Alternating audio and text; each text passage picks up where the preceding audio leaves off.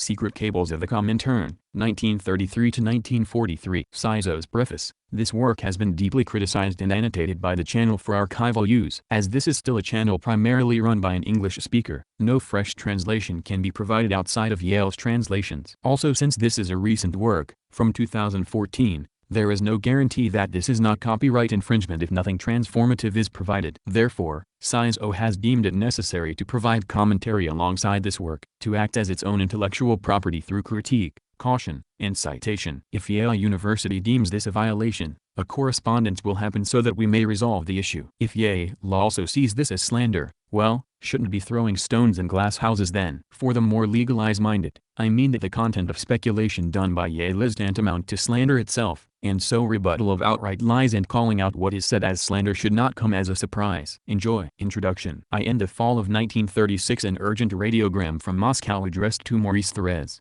head of the French Communist Party, asked him to do everything possible to send to Italy primarily works by Engels, since there are absolutely none of them in Rome. The bookseller is telling us that Marx's works cannot be sold without Engels's. Telegraph the results here. Rudolph.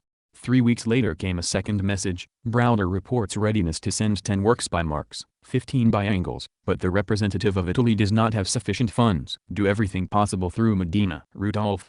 8 days later came the request to try to see to it through Medina that the Italian representative in the United States gives money to buy Marx and Engels. Rudolph. That same day a response from Spain asked Rudolph to tell Browder, "We have told the representative in Washington immediately to agree to the purchase." Of 10 works by Marx and 15 works by Engels. These radiograms had nothing to do with the situation on the Italian book market or the need to find Marxist books to ship to Mussolini's Italy. A telegram wired to Moscow on 19 November by a Comintern employee sent to New York to assist the leaders of the U.S. Communist Party in rendering assistance to Republican Spain give a hint to the real meaning of the earlier messages. I can get 10 motors heavy stuff carriers and 15 up-to-date speedy pursuit planes. Lee. The 10 works of Marx and 15 works of Engels were, in fact, bombers and fighter planes. These coded dispatches were part of the one huge cipher correspondence of the Executive Committee of the Communist International, ECCI, with national communist parties around the globe. The collection of coded dispatches preserved in the Comintern archives for the 1933 to 1943 period includes 764 files containing communications with more than 30 countries, while the bulk of the Comintern archives, housed in the Central Party archives of the Institute of Marxism-Leninism of the Central Committee of the Communist Party of the Soviet Union, CPSU, were classified and virtually inaccessible to researchers throughout the Soviet period. Even the existence of this cipher correspondence was unknown to everyone but the staff of the archives. Although the senior author of this book, Friedrich Firsov, worked for more than 30 years as a staff member in the institute, he learned of the existence of these materials only in early 1992. In carrying out planned projects, he was never provided with any of the cipher correspondence. He could not independently select and order other documents of interest to him but relied on a staff member of the archive section who selected materials for the researchers and bore full responsibility to ensure that the researcher did not receive any document containing information that, in the interests of the CPSU, was not to be made public. Even the researcher's notes containing excerpts from the documents he was allowed to see had to be vetted by the archives staff. Excerpts from documents written by or about Leon Trotsky, Gregory Zinoviev, Nikolai Bukharin, and other enemies of the people automatically generated objections. Comment. They definitely were enemies of the people, as they worked to overthrow the Soviet Union not by ballot but by bullet. End of comment. That they had played a leading role in the creation and activity of the Communist International rarely proved persuasive, and such materials were usually removed from the researcher's notebook. Any notebooks containing excerpts were regarded as classified documents. An archive representative conducted periodic and random checks on how the notebooks were maintained, and they had to be returned eventually to the archives for destruction. After the failed communist coup against Mikhail Gorbachev in August 1991, the party archive housing the Comintern documents became a state archive and was renamed the Russian Center for the Preservation and Study of Documents of Contemporary History, Artis Kidney. Many previously off-limits documents became accessible for study, and plans were formulated to publish materials of prime importance for the history of the 20th century. Not everyone was enamored of the new commitment to openness. Accustomed to the old methods of work,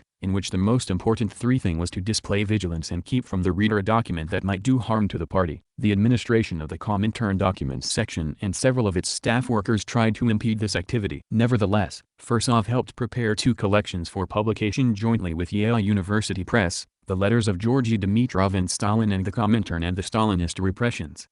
Comment. repressions which were necessary to preserve the Soviet Union, which has been documented on the channel. End of comment. Other editions of documents were also produced. 1. Entitled The Comintern and the Failure of German October, done jointly with a German researcher, Dr. Bernard H. Bayerlein, dealt with the attempt of the Central Committee of the Russian Communist Party, as the Soviet Party was then titled, and the Comintern to organize a revolution in Germany in 1923. While he was compiling materials for another project on the anti-war policy of the Comintern, Fursov came across the hitherto unknown Comintern cipher correspondence. Both Russian and foreign researchers soon were given limited access to this unique source. Several publications subsequently made use of these Comintern cipher telegrams. Fursov's efforts to prepare a thorough and comprehensive account of this material, however, soon hit a serious roadblock. The director of the archives, Kirill Anderson, ordered all these documents returned to the storage facility. He explained that the Federal Security Service, FSB, heir to the Soviet KGB, had reclassified them. The alleged reason was that the addresses and the times the coded dispatches had been sent, indicated at the top of the documents, could assist in the deciphering of Russia's modern secret codes. Since British counterintelligence had long ago deciphered the encryption system used by the Comintern, this excuse had little validity. Some foreign scholars were able to receive photocopies, albeit without the supposedly sensitive upper portion on which the alleged material was located. Fursov was subsequently able to persuade the archives administration to send Yale University Press the materials of the cipher correspondence between the Comintern and the U.S. Communist Party, some of which were used by Harvey Clare and John Haynes in the Soviet World of American Communism. Other ciphered materials were included in the series VKPB, Kominternakite,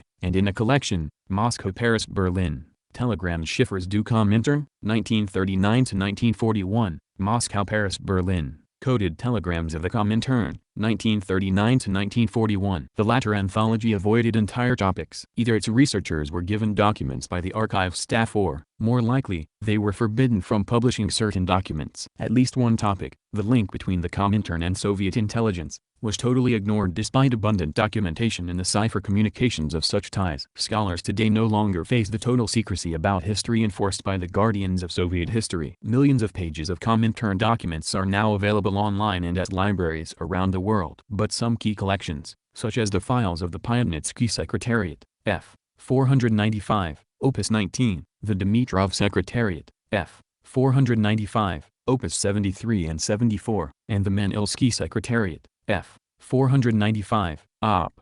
10a, are no longer being shown to researchers, although they are key to an understanding of the nature of the Comintern. Several sections of the Comintern archives have never been shown to researchers, including the materials of the Personnel Department of the ISI, the Personnel Commissions of the Communist Parties, and the Department of International Communications of the ISI. Comment. Something else to note is that we'll also be doing a release of the Stalin-Dimitrov correspondence, as this work has yet to be published online. However, such a book rendition may be published with only the correspondence in place. It just depends on what we decide. End of comment. Does it make any significant difference that these closed files and partially open files remain out of the reach of scholars? Given the richness of what has been released, how much would our understanding of the Comintern be changed? Of course, by definition we cannot know how our understanding might be reshaped by materials we have not seen. But the significance of the Comintern in shaping world history is a powerful argument that what we do not know about its operations distorts our knowledge of an important slice of the history of the world from 1919 to the mid-1940s. The Communist International existed for less than a quarter of a century and disappeared from the political arena in the summer of 1943. Its sections were active in most countries of the globe. In some countries, including much of Europe, communist parties were key players in national politics. Their decisions had a profound impact on internal stability, foreign policy, and the struggle against fascism. In other places where communism never became a mass movement,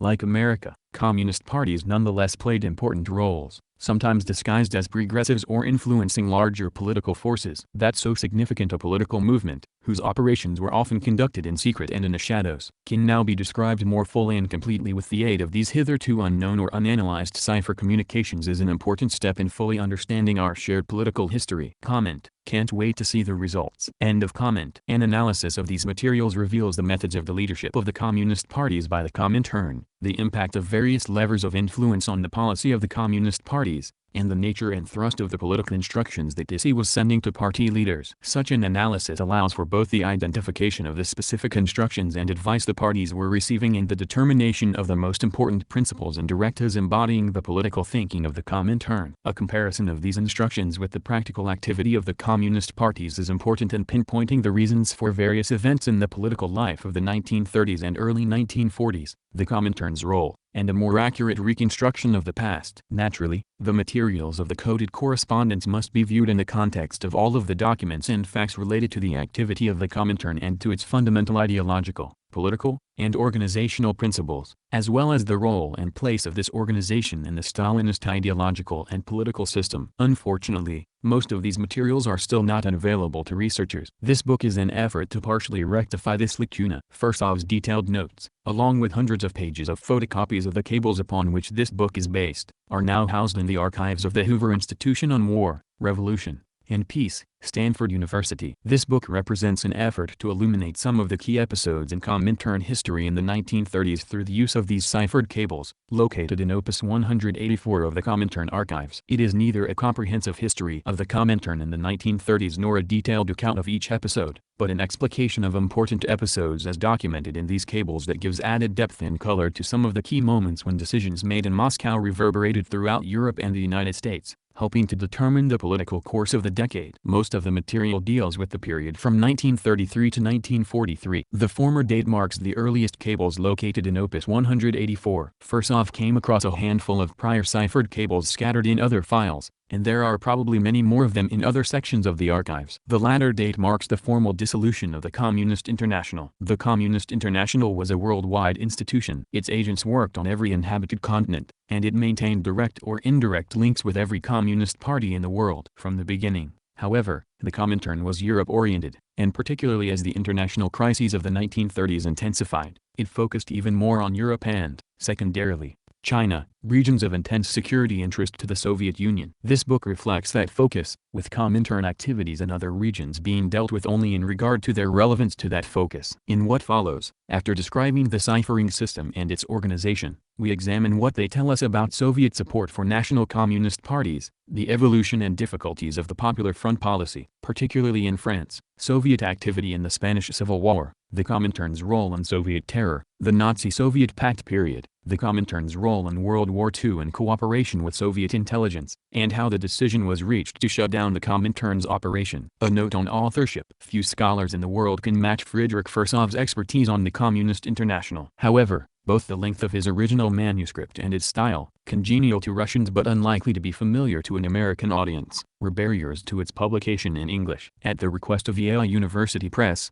Harvey Clare, and John Earl Haynes, with whom Fursov had collaborated on an earlier book, were asked to work with Fursov to transform his translated Russian manuscript into a book more accessible to historically minded readers in the United States as well as more generally to the English-speaking world. Although Clare and Haynes have not themselves examined the cables or Fursov's original notes, relying on Linvison's translation of Fursov's original Russian language book, in the process of rewriting and reorganizing his original manuscript of more than 1,000 pages, they have consulted with him frequently and comprehensively to ensure that they were not misreading, misinterpreting, or taking documents out of context. The result is a book that is likely to be the most thorough glimpse into an important cache of Comintern documents that we will have for many years. Comment. This can however be biased towards the neoliberal lens of modern bourgeois academics, whose job it is to keep the beast of communism dead in its grave. Henceforth, it needs to be understood that this caveat of being acceptable to the English-speaking world could also be code for agreeing to the narrative Yale has in mind for us. However, without being Russian readers ourselves,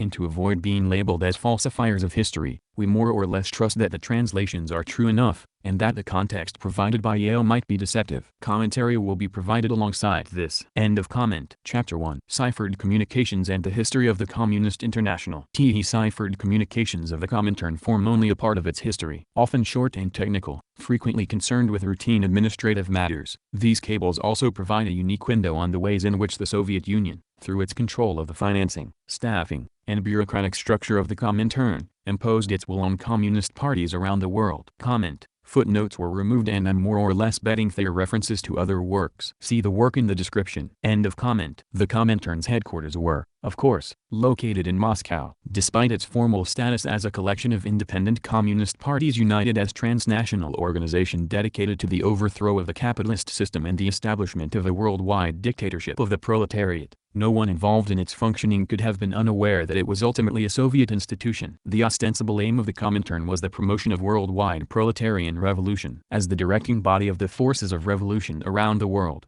the Communist International provided guidance and support for parties struggling to duplicate the success of the Bolshevik Revolution. The vast bulk of the cipher communications may have dealt with prosaic matters such as financing, personnel, and resources, but the communications also enabled Comintern leaders to monitor and direct the activities of its constituent parties to ensure that they complied with the general political line whose contours were laid out in the documents of the congresses and plenums of the EC and in various declarations and appeals. The cipher correspondence also demonstrates in detail how the core of the Comintern's policy was its support for and defense of the USSR. The theoretical basis for the uniting of ranks of the communist parties around the Soviet Union was the provision of the platform of the Comintern, adopted at its first Congress in March 1919, concerning the need to subordinate so-called national interests to the interests of international revolution.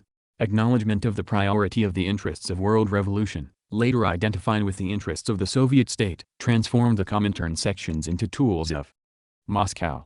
Comment: I will also be uploading companion videos of older books on the Comintern as we dig deep into the history of the Comintern this upcoming few weeks. Stay tuned, comrades. End of comment. Everything that served the interests of the USSR was of fundamental importance. The program of the Comintern, adopted at its 6th Congress in August 1928, triumphantly proclaimed that the international proletariat, which has its sole fatherland in the USSR, the major bastion of its achievements and the major factor in its international liberation, is duty-bound to promote the successes of socialist construction in the USSR and through all possible measures to protect it from attacks by capitalist powers.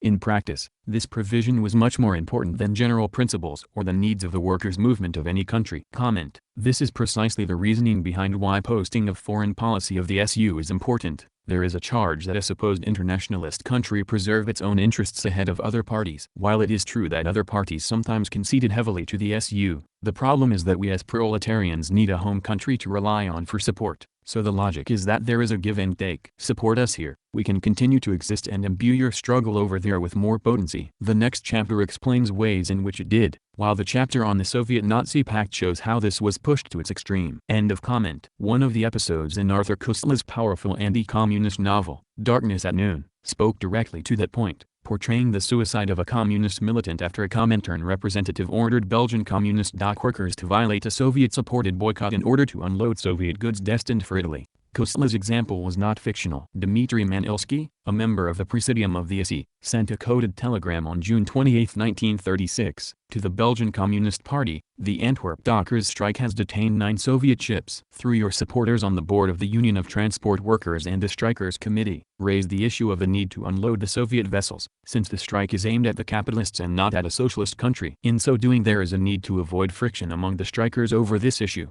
Alexander Lazovsky, head of the Profintern, Comintern's trade union arm, added his endorsement, noting that the issue was to be raised orally, so as not to leave a paper trail. Comment: this never provided proof that they acted against the interests of the striking dock workers. End of comment. Acting on the international stage as an advocate for and champion of the Soviet system, encouraging acts of solidarity with Soviet policy, the Comintern played the role of the USSR's foreign policy bulwark. It acted as an integral part of the ideological and political mechanism used by Stalin and his entourage to give a stamp of approval on behalf of the world proletariat to the policy conducted by this regime. Such a role was particularly noticeable in the SE dispatches every year on the anniversary of the Bolshevik Party's seizure of power in Russia. Communist parties were ordered to pay particular attention to propaganda touting the achievements of the Soviet Union. A typical message, sent to the Greek CP, instructed, in carrying out the campaign for the 16th anniversary of the October Revolution, there is a need to stress the difference between the situation of the broad masses of workers and peasants living under the dictatorship of the bourgeoisie, regardless of its democratic or fascist form, and the dictatorship of the proletariat in the USSR.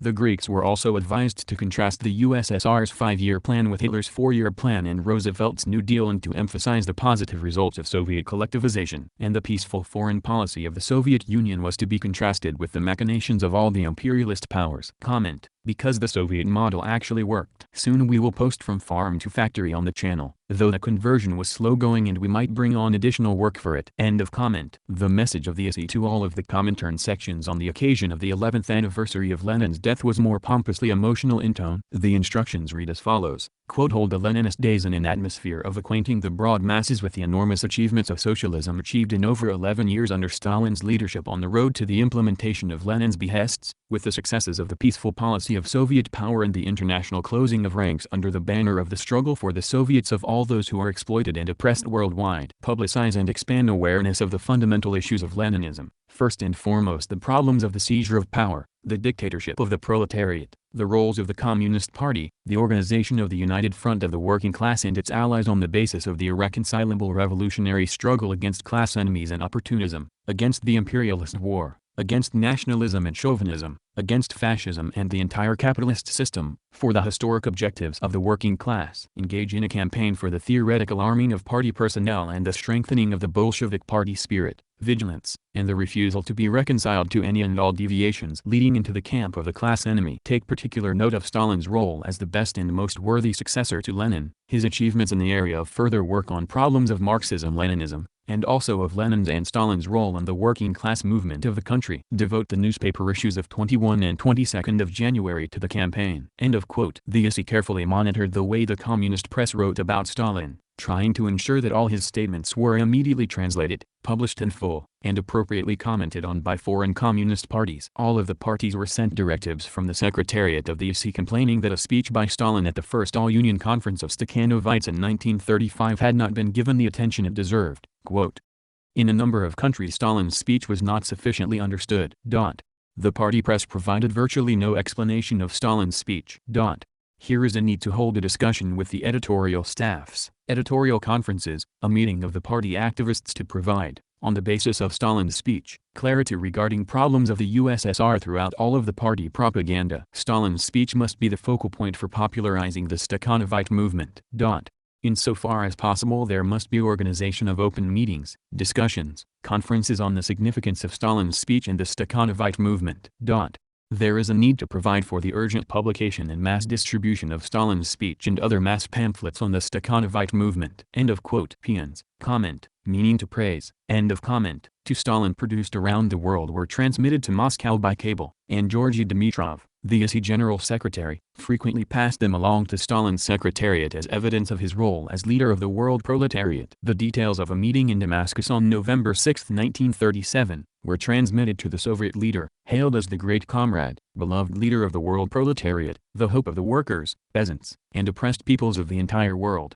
Comment, Stalin himself often said that such a praise is better left to quote the working class, its party, and its state unquote. See Bill Bland's The Cult of the Individual for more information. This work was not published to the channel because the video already exists in a human read voice. It avoids redundancy. Let me know in the comments if you want to see it anyway. End of comment. Syrian CP leaders reported, quote, on the victories won by the USSR during the 20 years under your wise leadership, a leadership of genius. The meeting sends you, who laid the first mighty cornerstone in the cause of freeing all the oppressed peoples of the world, heartfelt greetings and their most sincere and warm wishes. The practice of capitalizing you and your messages to Stalin was common in Comintern communications. We note with pride that under your leadership our Soviet fatherland has succeeded in achieving its goal of a socialist life. We note with pride and joy that thanks to you Soviet power has succeeded in crushing the gang of spies and traitors, the agents of world fascism, the Trotsks, Bukharins, and Tukhachevsks. We wish you, our dear and great comrade, long life, so that you may lead the land of the Soviets to communism and help the working masses of the entire world to free themselves from capitalist exploitation, fascist barbarism, and the imperialist yoke. End of quote. The essay demanded emphasis on the process of writing and adopting the new Soviet constitution. In instructions to all sections of the Comintern sent on June 15, 1936, the essay secretariat insisted on the publication in full of the draft constitution in party newspapers and as a separate published brochure. There is a need, no matter what, to create a situation in which the constitution of the socialist state indeed becomes the property of millions of the masses. The message emphasized its distribution and explanation among the social democratic working masses is particularly important. There is a need to have it made available for discussion by the mass meetings of workers, other strata of workers, the intelligentsia, all friends of peace and human progress, to systematically publish in the newspapers the resolutions of meetings, letters of workers, responses and comments by noticeable figures, to interview them, to organize appeals from participants in the meetings, individual organizations of workers,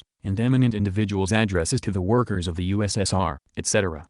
Several coded dispatches contained criticism of the Communist parties for having published only excerpts from the Constitution and for having failed to emphasize it sufficiently. One dispatch, sent on November 25, 1936, insisted that the front pages of party newspapers write about the Congress of Soviets at which the Constitution was adopted, publish daily articles by party leaders with reactions from workers and public figures, and republish Pravda articles. Stalin's report in text Constitution must reach millions through publication of special newspaper supplements, mass pamphlets, utilization of all connections to trade unions and other press.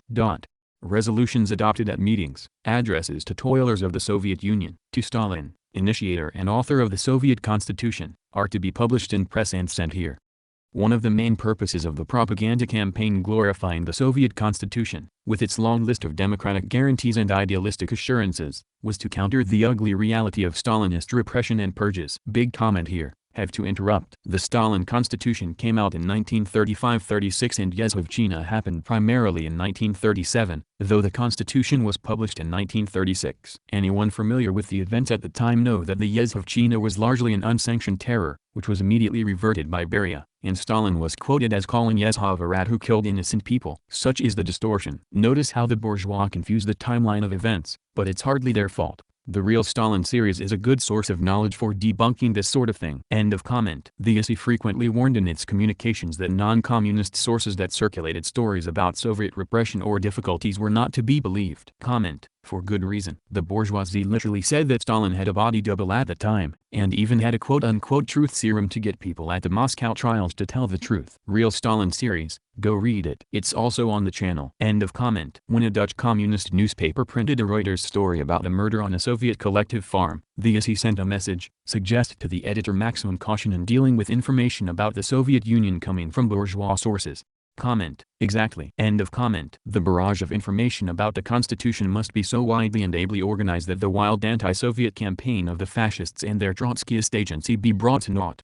Comment. The Trotskyites had lied consistently about the series of events in the USSR. Helteris about 300 or so times Lenin mentioned Trotsky's dishonesty. I might put that up on the channel as well, though it might take additional work. End of comment. Unlike most of the governmental bodies through which Soviet power and control were exercised, the Comintern had a public persona that suggested it was truly an international organization. Some of its most powerful figures in the 1930s, ranging from Georgy Dimitrov, Bulgarian, to Wilhelm Pike, German, were not Soviet citizens. Many of the cadres who worked at its headquarters had been dispatched to Moscow by their respective communist parties. Others were political exiles from around the world. Even its technical experts, responsible for translation, producing forged passports and other official papers, and setting up means of contact, included a significant number of foreigners. Numerous books and articles about the foreign communists who were among the most successful and glamorous Soviet intelligence officers have emphasized their facility with languages and their cosmopolitan flair, which enabled them to blend into different European or Asian societies and recruit assets by finding appropriate ways to appeal to those in a position to provide information. The Comintern had its own cadre of world travelers. The traits necessary for a Comintern operative were not dissimilar from those required for intelligence work. Living under false identities, crossing international borders with doctored papers,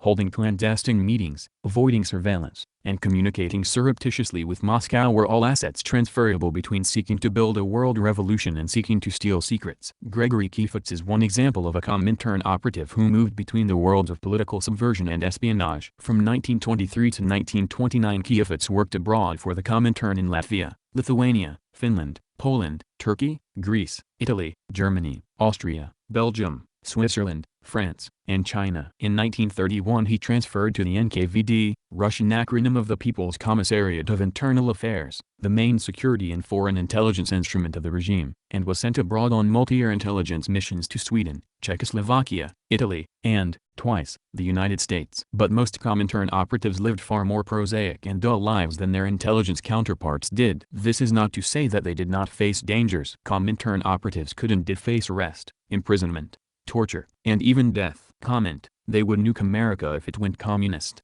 100 years ago children were getting their limbs torn off at work sites. Do not trust the pigs. End of comment. Particularly for those tasked to assist local communist parties involved in armed revolts or uprisings or assigned to countries with few or no legal protections for someone charged with political subversion, a Comintern assignment could be fatal. Most Comintern emissaries, however, were paymasters and conduits for passing along instructions and requests, enabling communist parties to carry out their activities in accordance with plans developed with the approval of the Soviet Union. They were the eyes and ears of Moscow on the ground in New York, Paris, London, Prague, and numerous other locales, a constant reminder to American, French, British, or Czech communists that not only were their political struggles part of an international campaign, but they were also being watched and judged by people beholden to a bureaucracy in Moscow and totally unaccountable and unknown to the vast majority of the local party's members. And for many Comintern workers the most dangerous part of their assignment was that they were very likely to run afoul not of capitalist police or executioners, but the NKVD, the sword and shield of the Soviet state. Far more Comintern employees died in the cellars of the Lubyanka prison than abroad. The Comintern,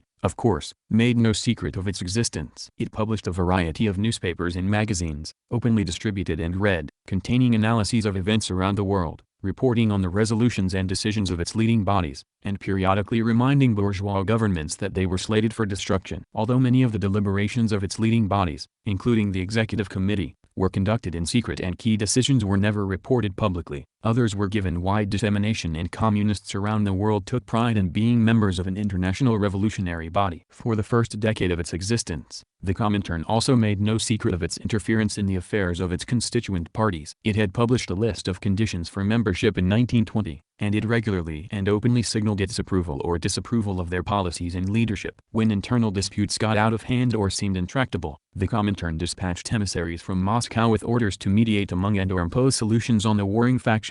On occasion the decisions were published in the party press with no effort to conceal the key role of the Moscow plenipotentiary. Behind the scenes, however, an extensive Comintern apparatus, headquartered in Moscow, sent money and instructions to specially selected emissaries around the world through coded communications. Staffed by a diverse group of communists recruited from exiles and battle-tested militants, as well as veterans of the Bolshevik cause in Russia, the center dispatched men and women with false papers and a variety of pseudonyms to cities where they lived shadowy lives, meeting surreptitiously with Communist Party leaders to provide financial resources, advice, and orders about policies, personnel, and plans, and to receive reports and news. Within the IC, the Department of International Communications, DIC, was in charge of maintaining contact with foreign communist parties. After the 7th Comintern Congress in 1935, it was renamed the Communications Service CS of the Secretariat of the IC. The ciphered materials from 1933 to 1943 indicate that more than 40 people, excluding typists, were involved with the technical details of sending and receiving messages, translation, enciphering and deciphering, and verification. The work was shrouded in secrecy since they were dealing with documents considered top secret. If one person translated a dispatch, another enciphered it, and a third checked up on their work. Often more than 3 people worked on one dispatch. Employees took turns at the various tasks, and speed was often of the essence. Items were usually dispatched the same day they were enciphered, although the date of verification was occasionally later. Messages were typically deciphered the same day they were received. The documents were received and sent in many languages but primarily German, English, and French. The cryptographers and translators were kept busy. The materials for the 1933 to 1943 period encompass 764 files, organized by country. Many of the largest files deal with the most important communist parties in the Comintern's purview. There are 60 dealing with China, 90 with France, 4 Taiwan with Czechoslovakia, and 40 with the United States. But correspondence with the tiny Danish Communist Party filled 38 files because Copenhagen, where the Communist Party was legal, if insignificant, was used as the communications center with illegal parties such as that of Germany. The individual messages themselves varied in length. Incoming messages were generally brief, often no more than 1 page. The 20-own files of ciphered communications from Moscow to New York include 3,005 sheets,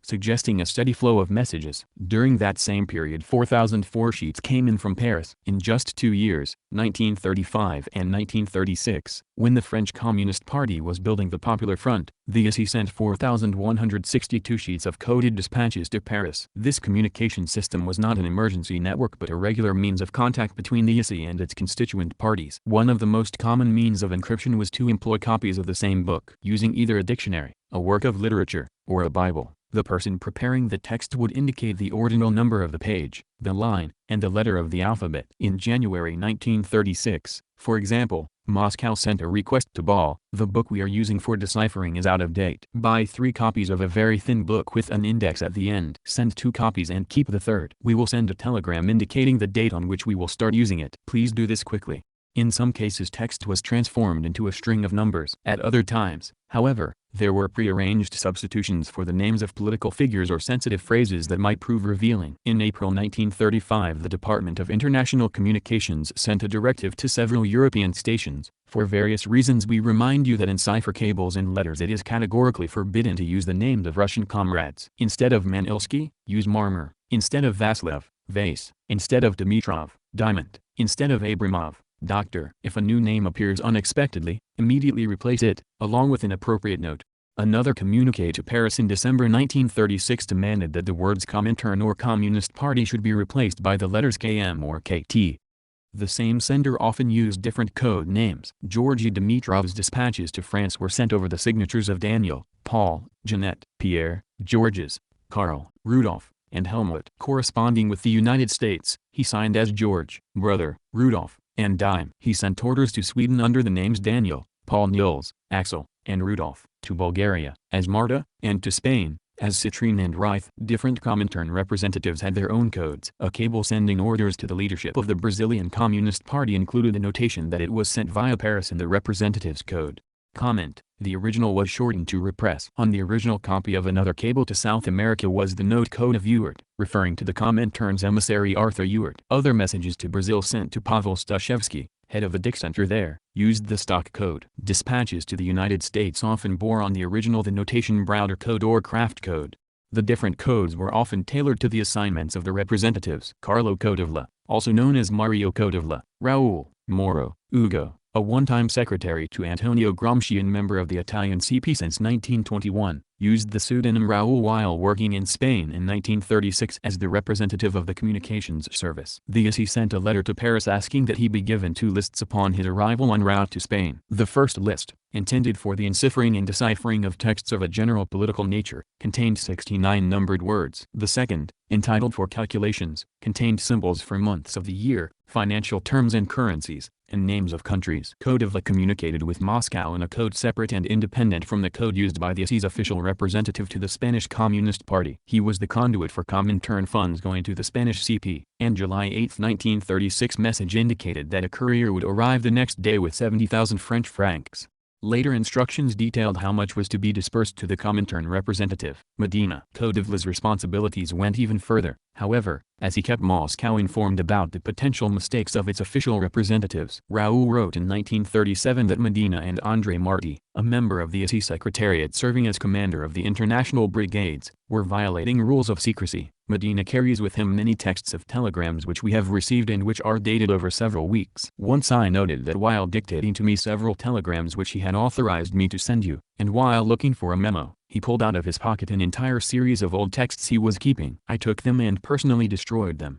Marty was even more careless. Despite our instructions, he is continuing to write all the telegrams through his secretaries. After I once noted that the text contained typical Anglicisms, and since André's secretary at that time was British, I once again went to see him to remind him of the instructions regarding the sending and keeping of telegrams.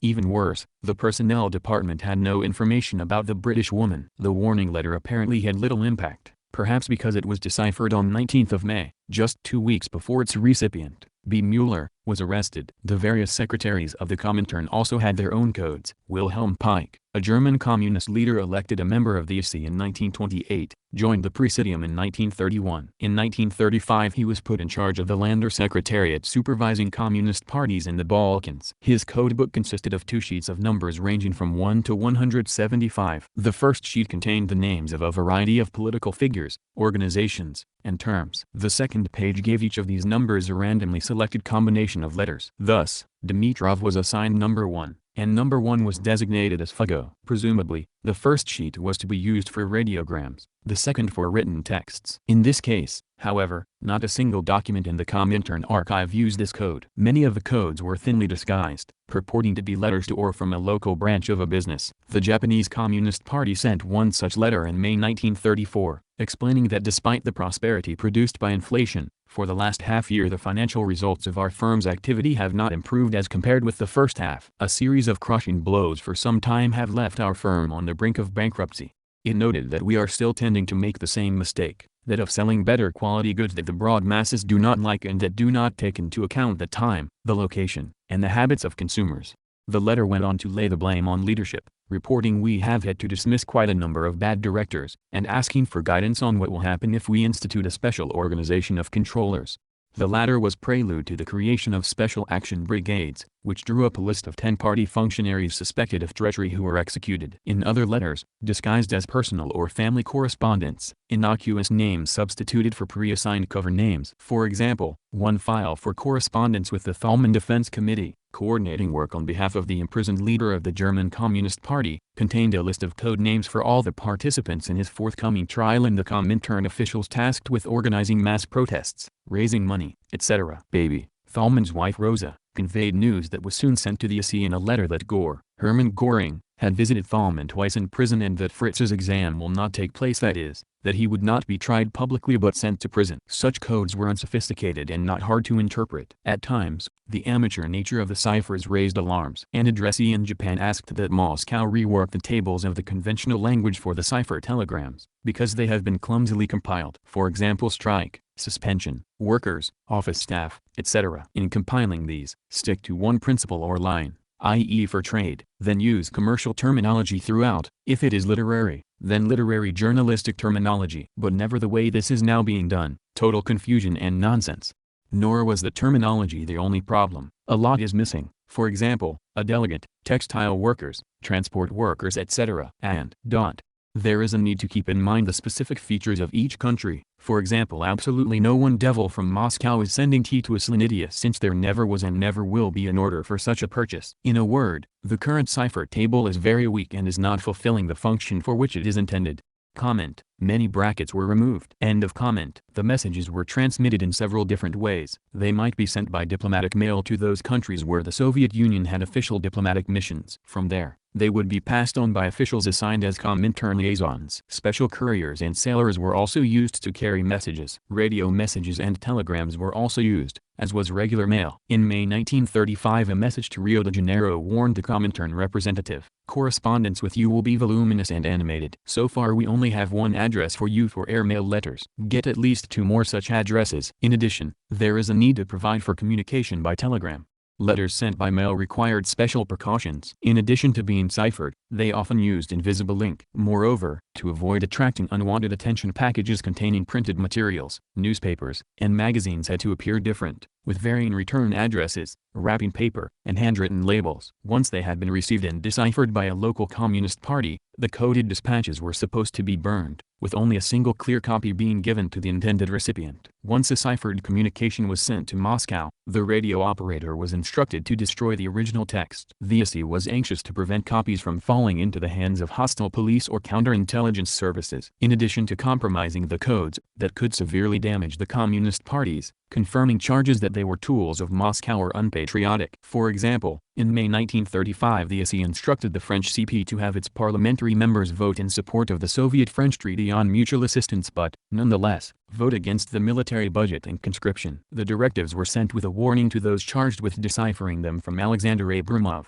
the head of the DIK, from June 1926 to October 1936. The addressees are to study this text thoroughly, but do not leave the document in their hands. Once it has been read, you are personally to destroy it. The repeated instructions to destroy these dispatches once the addressees had read them, however, were continually ignored. The SE sent the secretaries of the central committees of the communist parties in New York, Paris, Madrid, Prague, Stockholm, and Zurich a directive in December 1936 on the handling of the coded materials. All ciphered material is to be read by the addressee only. If other comrades must be informed on the contents of a dispatch, the secretary himself informs them orally. It insisted that after reading, the coded dispatches are to be destroyed immediately by the addressee personally. If there was a need to share these directives with the party organizations or to give them to other individuals, they were not to receive exact copies of the documents but paraphrases to avoid reproducing the text of the original. Outgoing coded dispatches were to be typed by the sender personally, only one copy, and any drafts were to be immediately destroyed. Receipt of dispatches was to be acknowledged. All old archives containing coded materials were to be destroyed. The credentials of all individuals serving as conduits between the illegal communications center of the Comintern and the party leadership had to be verified. These instructions must be applied anywhere where there is a ciphered correspondence. There were still lapses. In March 1937, Abramov's successor, Boris Melnikov, using the pseudonym Mueller, sent a dispatch to Lydia Dubai, who headed the communication service in Paris. In enciphered letters from you, secret words and phrases are often written openly. I call that to your attention. Please encipher short letters in full. Send the numerical text on a separate sheet, not on the same sheet with the open text. The Comintern had good reason to worry about the security of its communications. The most serious compromise of its messages, however, did not stem from the sloppy tradecraft or carelessness on the part of its employees. Instead, it was a function of underestimating just how vulnerable its radio contacts with its sections were to interception. The British Government Code and Cipher School, GCNCS, today known as GCHQ, responsible for collecting and trying to break ciphered communications, started intercepting a rash of messages in 1930 that was quickly determined to be between Comintern headquarters in Moscow and clandestine radio stations abroad. Several months were required to trace the British end of the operation to a house in Wimbledon owned by a British communist, who was promptly put under surveillance in order to learn of the path through which Comintern money and instructions were passed along to the leadership of the Communist Party of Great Britain, CPGB. GCNCS had managed to largely break the codes by 1933, enabling it to pass on to MI5, responsible for counterintelligence, the identities of secret members of the British CP, the identities of couriers coming from and going to Moscow, the names of British and colonial communists studying at the Lenin School in the USSR, and details about Soviet subsidies to the CPGB. The obscurely phrased traffic hindered full understanding of the messages. Even the British communists often did not fully understand what was communicated and had to ask for clarification. The British decryption project, codenamed Mask, collected so many messages that many were not given detailed analysis. By 1937, with messages indicating that the Comintern was seeking to moderate British communists' revolutionary fervor as part of the Popular Front and facing a severe shortage of staff, MI5 discontinued Mask, thereby missing some obscure clues that, if followed up, would have exposed elements of the Comintern's operations linked to Soviet intelligence. The Mask material, released by the British government in 1997, is a perfect match for a portion of the Opus 184 ciphered communications, illustrating how vulnerable the Comintern codes were to exposure. The British read 1,571 decrypts, reflecting the secrecy of the effort. Even the United States did not learn of this project until 1946. The Mask decryptions were an invaluable and decisive tool that gave MI5 a virtual window into the clandestine operations of the British CP. By following the radio operators as they passed along the secret messages, it was able to construct a picture of the underground apparatus of the party, headed by a Scotsman, Bob Stewart. The British operation used Treasure Island as a codebook. One of its chief radio operators, William Morrison, who deserted from the battlefront in Spain, later cooperated with MI5 and provided copious details about the operation, including the names of dozens of British and American radio operators with whom he had worked at the Lenin School. Many, if not most, of the DIC employees abroad who received and sent the encrypted messages were veterans of the Lenin School, where they had obtained not only Comintern training designed to ensure the requisite ideological loyalty to the Soviet Union, but also training in methods of propaganda and, in many cases, clandestine operations, including wireless communication. Upon returning to their native lands, they were available for deployment in sensitive positions such as liaisons between Moscow and their local communist parties. Rudy Baker, for example, who directed the conspiratorial apparatus of the Communist Party of the United States, CPUSA, in the late 1930s and during World War II, had studied at the Lenin School from 1927 to 1930. After his return to the United States, he worked in the Pan-Pacific Trade Union Secretariat on the West Coast, supervising clandestine Comintern operations in China and Japan before succeeding J. Peters, who had briefly supervised American students at the Lenin School, as head of the party's most secret unit. Access to cipher correspondence was strictly limited at the Moscow end as well. In addition to the technical staff who worked directly with these documents, they were usually read by the overseer of the DIC, Mirtralizer, codenamed Mikhail Moskvine, who supervised the Comintern's communications service, also initialed coded dispatches. Trelizer's name often appears in Western literature as Mikhail Trelizer. In 1937 the encryption work was removed from the communications service and given to a separate part of the IC apparatus, which then was made directly subordinate to Georgy Dimitrov. Dimitrov himself wrote many drafts of these dispatches, signing those sent as an official order with Secretariat. During his absences Dmitry Mandelsky or Pomro Togliatti performed this function. In such cases the cipher message was sent either under Togliatti's or Mandelsky's pseudonyms. On October 27, 1935 a dispatch to Spain stipulated, "From now on make the following substitutions in all cipher correspondence, telegrams and letters, in place of real names of leading employees: Dimitrov, Dios, Moskvine, Monaco, Kosainen, Gupon, Pike, Piloto, Ercole, Epocha, Gottwald, Grazia, Mandelsky, Mayer, Abramov, Dr. Marty, Madras, Wang Ming, Vancouver." We will do the same thing in sending our dispatches. A December 1936 coded directive to Paris went even further, replacing Willy Munzenberg's pseudonym, Herfurt, with HF, and Maurice Thorez's code name of Maurice with MC. The concern about exposing Comintern leaders or using the names of communist figures in plain text was a rational response to the activities of counterintelligence agencies eager to obtain incriminatory or useful information about communist activity. The obsession with secrecy, however, even extended into the Soviet Union, particularly once the Stalinist purges began to take their toll among those working in the communications service. Osip Pyatnitsky, supervisor of the DIK, was removed from his position in 1935 and replaced by Mikhail Moskvine, Mir Trelizer, former head of the Foreign Department, i.e., Foreign Intelligence, of the OGPU, Russian acronym of the United States Political Directorate, which was included in the NKVD in 1934. Trelizer played a key role in purging the Comintern in 1936 to 1937 as a member of the Special Commission to investigate employees of the IC apparatus, declaring at a party meeting on June 22, 1937 that both the new and the old communications leadership had been part of an intensive infiltration of the enemy. Moskvin developed a special code to communicate with Dimitrov in 1938 while the Comintern's general secretary was on vacation in Kislovodsk, a vacation and spa city in the North Caucasus. The cipher replaced people's names and some place names with numbers. Comrade 111 reports that the directives of the Secretariat about 162 were broadly discussed in 195 and began the mobilization of the party and other forces to carry them out. The only people receiving or sending messages in this cipher were Moskvine, Mandelsky, Kosainen, and Dimitrov himself, who called this the Moskvin code. Dimitrov pestered Moskvin for the code, writing on 18 September, "I am awaiting the promised code," and on 24 September, "I have not yet received your code."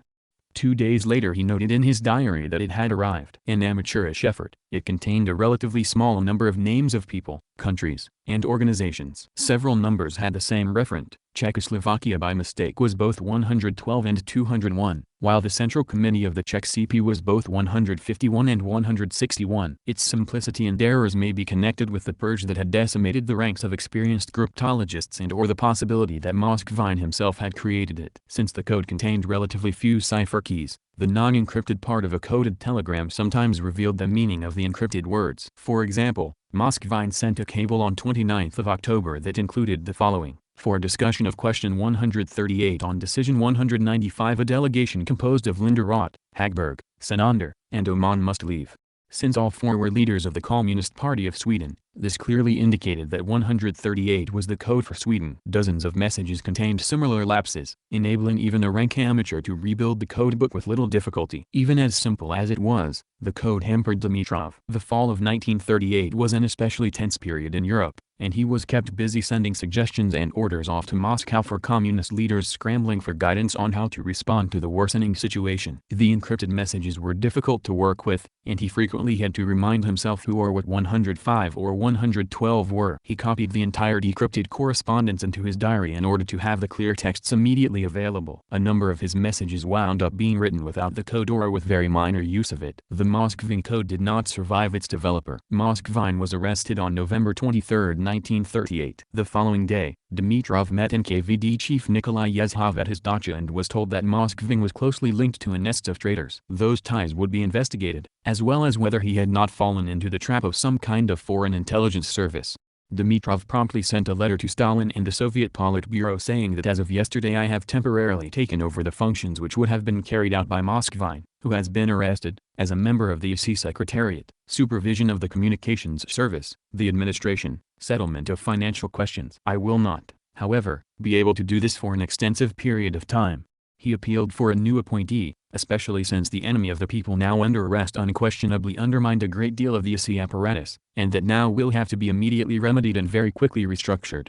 Dimitrov received no answer. Moskvine was convicted on February 1, 1940 and shot the following day. The same day he received Dimitrov, Yezhov was removed as People's Commissar for Internal Affairs. He was arrested in April 1939 and shot 2 days after Moskvine. The following month Dimitrov received Yezhov's dacha. The plethora of codes was a recipe for confusion. To maintain some control and consistency, the headquarters copy of every message contained a control section where the intended recipient, the means of communication, telegram, letter, via a third country, and the code being used were noted. The text of the cipher correspondence was typed on special blanks, bearing a warning in the upper left corner, the making of copies is forbidden, and in the right corner, top secret.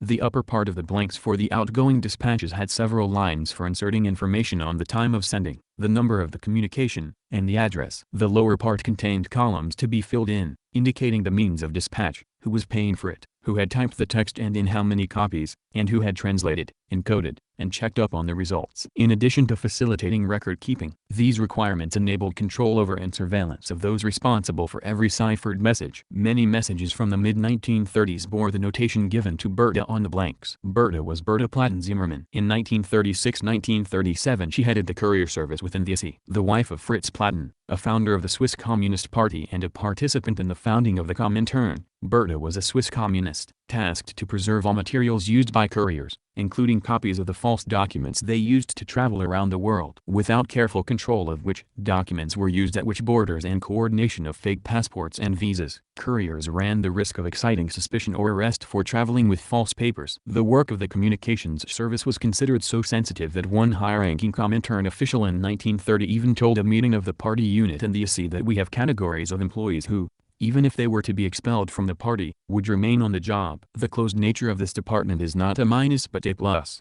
That pledge turned out to be incorrect. By the end of the decade, expulsion from the party became a death sentence for many of the employees of the section. Whether because of its secrecy or in spite of it, the communications service bore an even heavier brunt of the Stalinist purges of the Comintern than other sections. A meeting of the party organization of the SE apparatus in June 1937 heard a report that the largest number of enemies was arrested there. A September 1939 document with lists of those arrested in the SE apparatus included 39 people employed by the communications service, dwarfing any other division. The wave of arrests that battered the SE apparatus during the period of the Great Terror struck the communications service with particular force. A letter of October 10, 1937 from Dimitrov and Manilsky to the Central Committee of the VKPB, All-Union Communist Party Bolshevik, the title of the Soviet CP at the time, stated that as a result of the arrests, the SE apparatus was no longer able to carry out its work. NKVD organs have recently exposed a number of enemies of the people, and a wide-ranging espionage organization in the Comintern apparatus has been revealed. The communications service, the most important department in the Comintern apparatus, turned out to be the one most saturated. It is now necessary to completely abolish this and to proceed without delay to organize this department anew with fresh, carefully selected and verified workers. Since the arrests had cut off the SE from the various communist parties by interrupting the flow of communication, Dimitrov and Manilsky urgently requested the submission of new names for employment. Both the communications service and the cryptography division were assigned new personnel. The cryptographers and translators came from various countries and included men and, primarily, women of various ages and backgrounds. Each was carefully vetted by the Soviet secret services. All belonged to the Communist Party unit of the Comintern apparatus, although several people remained members of their own communist parties. Most had long histories of devoted service to the communist cause. None of these factors prevented a wholesale purge on grounds ranging from Trotskyism to inappropriate friendships. Penalties ranged from execution down to reprimands. Some people were shot, some were arrested and imprisoned, and others were just fired, their alleged party disloyalty having disqualified them from working in a secret apparatus. Anna Jansen, along with her husband Karl, known in the United States under the pseudonym Charles Scott, had been active in the Latvian Federation of the Socialist Party, one of the mainstays of the early communist movement in America. When her husband came to Moscow in 1921 to represent one of the several American communist parties competing for Comintern recognition, she accompanied him. They both remained in the USSR, taking on various Comintern assignments. Anna began work as a cryptographer in 1934 but soon fell under suspicion. She was included on a list compiled in September 1936 of members of the VKPB, former members of other parties with Trotskyist and rightist leanings, and also those reprimanded by the party. Sent to the leadership of the Comintern, the personnel department of the ISI, and the NKVD, the list precipitated Jansen's arrest in October 1937 and expulsion from the Communist Party as an enemy of the party and the people. Rosa Gardman, the pseudonym of Irina Benz, Anagis, and Lore, pseudonym of Berta Daniel, had all been members of the German Communist Party since the mid-1920s and had worked for the Comintern apparatus beginning in the late 1920s or early 1930s, before becoming cryptographers. Gardman and Gis were ousted from the Communist Party and fired from their jobs in August 1937 and arrested a few weeks later. The former was shot on 1 November, the latter in March 1938. Lore was arrested in April 1937 and sentenced to 8 years imprisonment, with an additional 10 years added on in 1942. In June 1957 she was allowed to return to Germany. The speed with which someone could go from trusted cryptographer to enemy of the people was breathtakingly quick. Eugenia Komarova, a member of the Soviet Communist Party since 1920, was one of the rare cryptographers entrusted with translating and deciphering telegrams on her own. On October 12, 1937 she did both with a message from Togliatti on a meeting of representatives of the Spanish Communist Party with the Spanish leader, Juan Negrin. Dimitrov immediately gave the telegram to Stalin. 2 weeks later, on 26 October, a party committee decided to expel Komarova for ties to enemies of the party and the people and as not deserving of trust. Although the expulsion was later replaced by a reprimand, she was finally expelled in January 1938. Reprimands and dismissal from work frequently followed the arrest of someone's relatives, friends, or acquaintances. One cryptographer, Elena Trottenberg-Nikova, was reprimanded and fired for stubbornly insisting on her anti-party views, i.e., defending a convicted counter-revolutionary, the saboteur Trottenberg. Her former husband, Nadezhda Smirnova, shared the same fate for failure to render assistance to the party in unmasking her former husband. So did Praskovia Kochkina-Lehman, who had failed to report on an acquaintance now exposed as a counter-revolutionary in a timely manner. A handful of cryptographers managed to ride out the storm. One of the most prominent was Siggy Bamatter, a protégé of Willy Munzenberg and a longtime Comintern representative in Europe and the United States. He briefly served as head of the Swiss Communist Party from 1929 to 1931, after which he became a Soviet citizen and moved to the DIK. Although professions of loyalty to the regime were often futile, Bamatter's declaration at one party meeting in early 1936 may have helped him survive. We must be extraordinarily vigilant toward each other. We must know each other not only at work, regarding our production activity, but also regarding our social and private lives. We cannot pass over anything we hear in the conversations of our comrades and anything that seems dubious to us. Each party member must be on the alert. At any time and in any post he must be an employee of the NKVD, and we must be proud to help the organs of the dictatorship of the proletariat. In the fall of 1937 he moved to a job in the German-language service of Moscow Radio. Long service on behalf of the Comintern apparatus was no protection from denunciation. In fact, it increased the chances that evidence could be developed to prove guilt. One of the more prominent victims of the purges among those with major responsibility for sending ciphered communications was Gregory Jerish, who headed the bureau of the Secretariat of the ISI, with responsibility for implementing the body's work. Along with Abramov, he initialed the ciphered messages sent to communist parties around the world. A member of the Socialist Party in the United States, Jerish was among the founders of the communist movement in America and belonged to it from 1919 to 1923 before returning to Russia. He served on the party committee in the ISI apparatus and on various commissions that investigated suspicious individuals. In October 1936 he called for increased vigilance. Above all, we must know our comrades. It is the task of the party committee and the party group to study each member of the party and those who are not party members. In the past we studied and checked up on our comrades through reports on them. The enemy can reveal himself at work, but outside of the apparatus we are not studying each comrade to see how he is living and with whom he is meeting.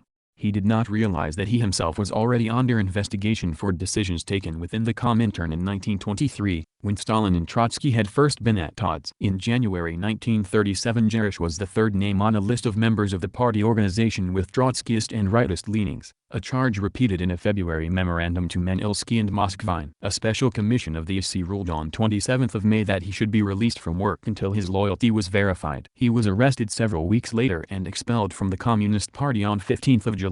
Sentenced to death on October 14, 1937, Jerish was immediately shot. Despite this supposed nest of traitors in the heart of the Comintern apparatus in Moscow, with access to all the codes and ciphers used to communicate with foreign parties, there was no evidence that any Comintern secrets were exposed at the Soviet end of the network. For all the precautions taken in Moscow to protect the integrity and secrecy of the correspondence of the ISI with foreign parties, the security regime abroad was far more problematic. After all, in Moscow all the state's police powers were available to thwart carelessness, infiltrators or saboteurs, or other threats. The recipients of the ciphered communications, however, functioned under wildly differing political conditions. If a communist party was illegal, even receiving messages via the postal service carried enormous risks. Clandestine radio stations required elaborate and time-consuming efforts at concealment. Even in those circumstances when a communist party functioned openly and legally, the messages, containing confidential information, some of which could be politically embarrassing, some of which could lead to prosecution for offenses ranging from using false passports to illegal money transfers, had to be concealed from the prying eyes of counter-espionage organizations, counter-subversive agencies, and political enemies. The techniques for receiving and sending ciphered correspondence were specific to each country. In cases where the Communist Party was legal, the DIK, later the CS, sometimes sent its messages by mail or telegram directly to Communist Party offices. Albert Vassrat, the former secretary of the Central Committee of the French Communist Party who was responsible for his party's communications with the Comintern, recalled, from 1931 to 1935 telegram communications between the Comintern and the French Communist Party were conducted through the ordinary post office in the suburb of Saint-Denis, near the Gare du Nord.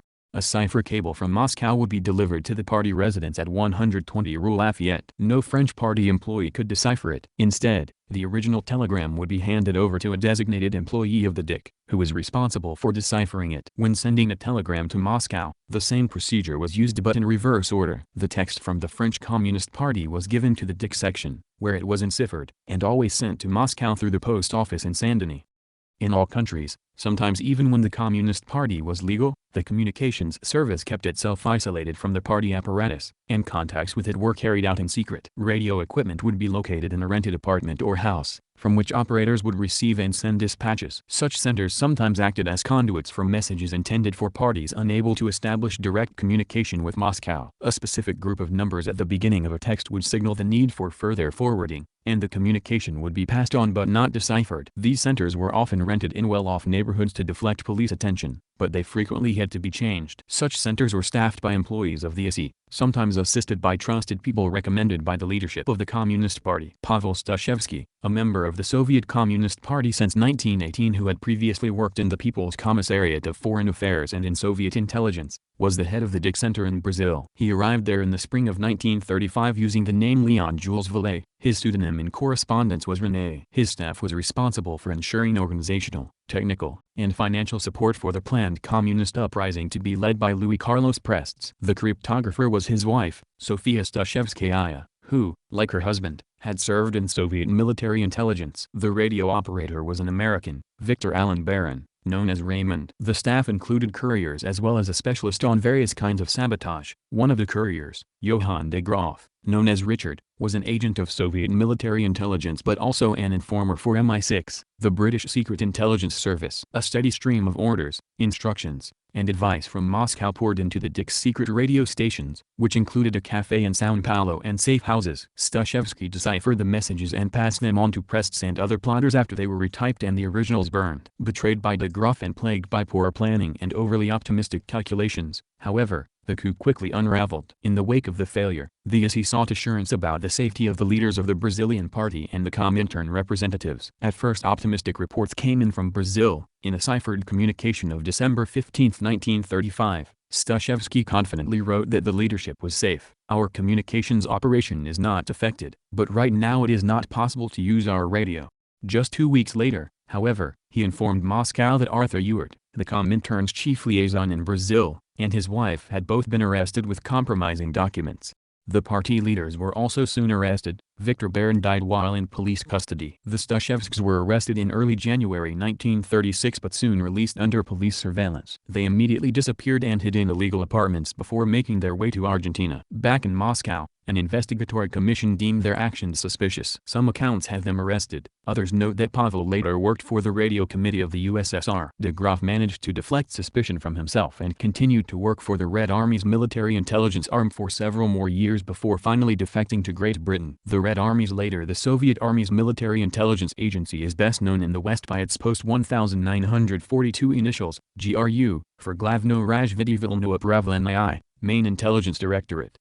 The Paris Communications Center of the DIC played an extremely important role in the Comintern network, in particular after Hitler came to power in Germany in January 1933. Several international organizations associated with the Comintern were located in France, along with several others that, while formally independent, were in fact under its sphere of influence. Moreover, many communist parties illegal in their own countries had both their organizational apparatus and their leadership in Paris. Through Paris, the ISI maintained contacts with the communist parties in Latin America and Asia. All the various threads of the links with these organizations and parties came together in the apparatus run by the DIC. From 1932 to 1936, the Comintern Communications Center in Paris was run by Arthur Kovkin, whose pseudonym was Siegfried Walter. The son of a wealthy manufacturer from Lodz, Walter had become a communist before 1920. During that decade he worked in the illegal organization of International Red Aid in Poland. In 1932 he joined the staff of the DIC of the ISI. He was a focal point for the constant stream of messages dealing with the intricate and complicated negotiations about the French CP's organization of abroad, Anti-Fascist Popular Front. In addition to policy issues relating to France, Walter was a conduit through which representatives of a variety of parties and organizations received money, instructions, and papers. The Communications Center had a hand in obtaining documents for those in France illegally, arranging their accommodations, and setting up meetings with couriers,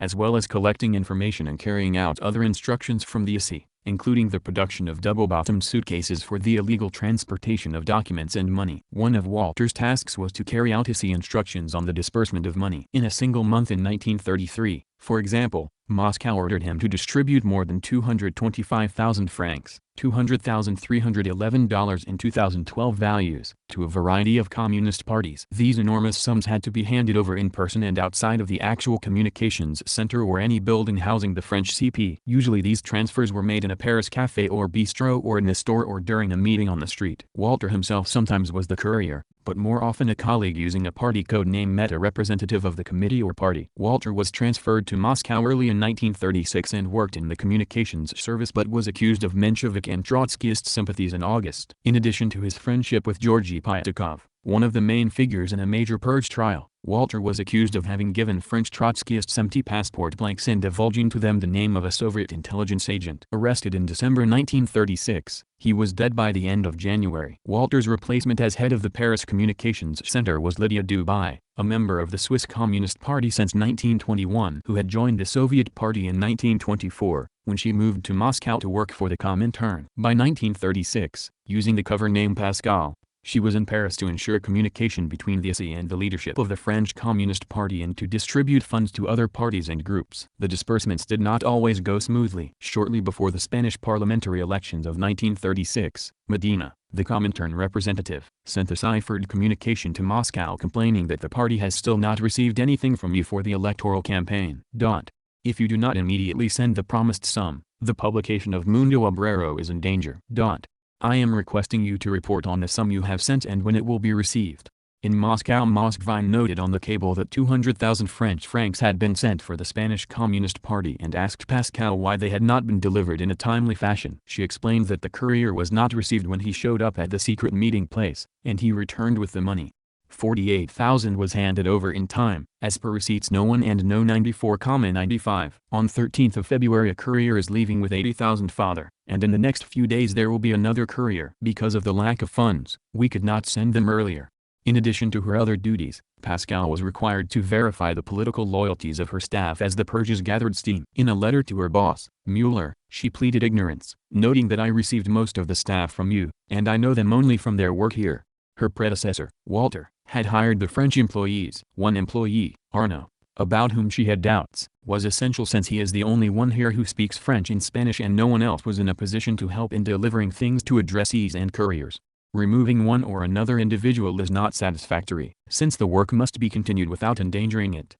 Pascal was also tasked early in 1937 with a reorganization of the secret communication work in Paris. Her apparatus, whose jobs included links to the communist parties of France, Spain, and Belgium, as well as transit communications and transit to the French and Belgium colonies and authorization of tasks linked to the British CP, was supplemented by an independent apparatus headed by Karl, probably Leo Flieg, a member of the German CP. It was given responsibility for links with the remaining clients, organizations which do not belong to your functions, and transit links and transit not included in the functions of your apparatus.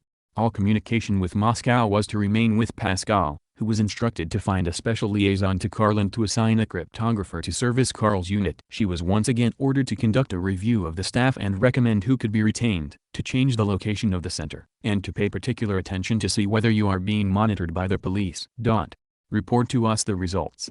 Dubai had no time to carry out this assignment. At the beginning of June 1937 she was summoned to Moscow, on 5th of August she was arrested, and on 3rd of November she was shot for alleged participation in the anti-Soviet Trotskyist organization and for spying for Japanese, French, and German intelligence. Karl was also recalled in June. In March 1938 he was arrested by the NKVD and shot a year later. Not all Dick foreign representatives fared so poorly. Solomon Michelson Manilov managed, barely, to escape the purges. A Bolshevik since 1914, he lived for many years in Great Britain and the United States, joining socialist parties there before returning to Russia in 1918.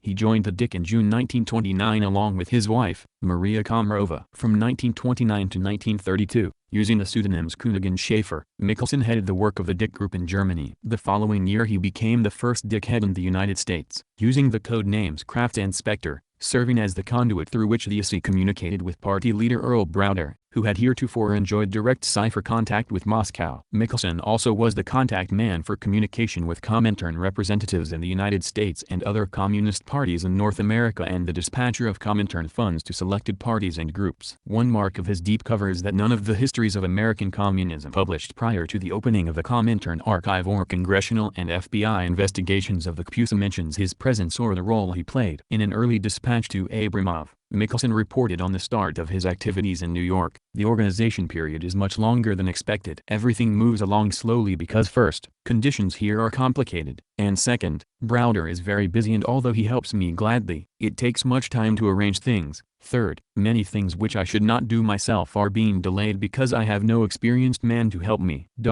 There is yet very much to be organized, but I was able to organize that necessary minimum which makes it possible to start activity and begin to execute your orders. Have already organized 1. Address for money.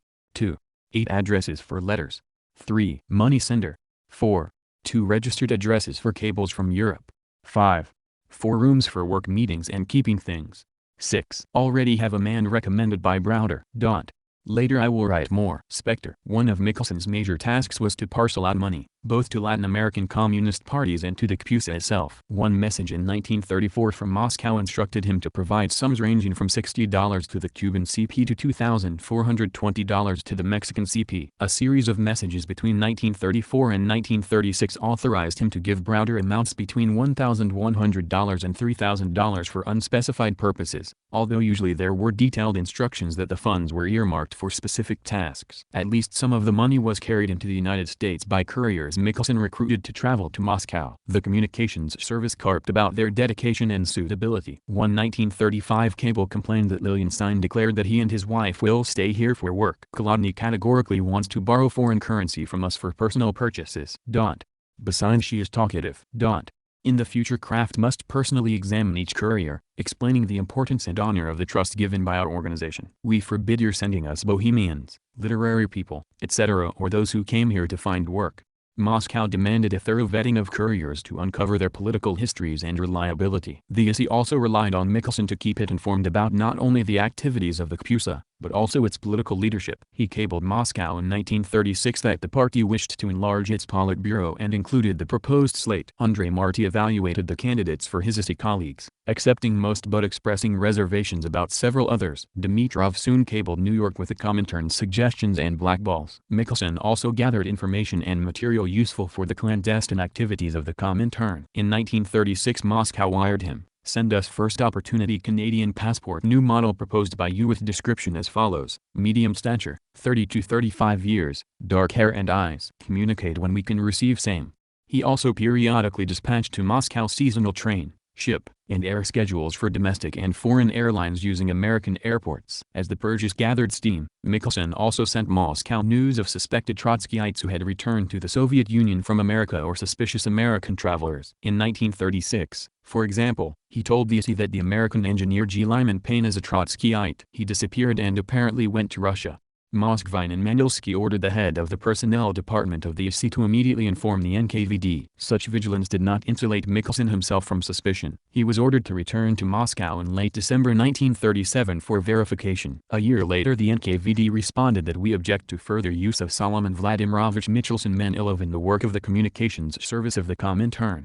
Though such a conclusion usually presaged an arrest, Michelson escaped punishment, perhaps because of confusion following Yezhov's arrest or simple bureaucratic error. Comment: another cope. Usually, but this time it had a different outcome. Anyone familiar with Yezhovshchina knows that the NKVD was overly punishing of people, and after Yezhov's removal things eased up. See the Real Stalin series. End of comment. Early in February 1939 the new head of the communications service, Konstantin Sukharov, sent another memo to the NKVD listing former staff members who had been arrested and had previously worked with Michelson. Despite this prompt suggesting that he should be arrested, Michelson escaped again. Perhaps concluding that he had protectors, Sukharov soon addressed a letter to the Central Committee of the Soviet CP requesting assistance in getting new jobs for Michelson and his wife. Carefully phrasing, as a result of isolation and a lack of control over their work.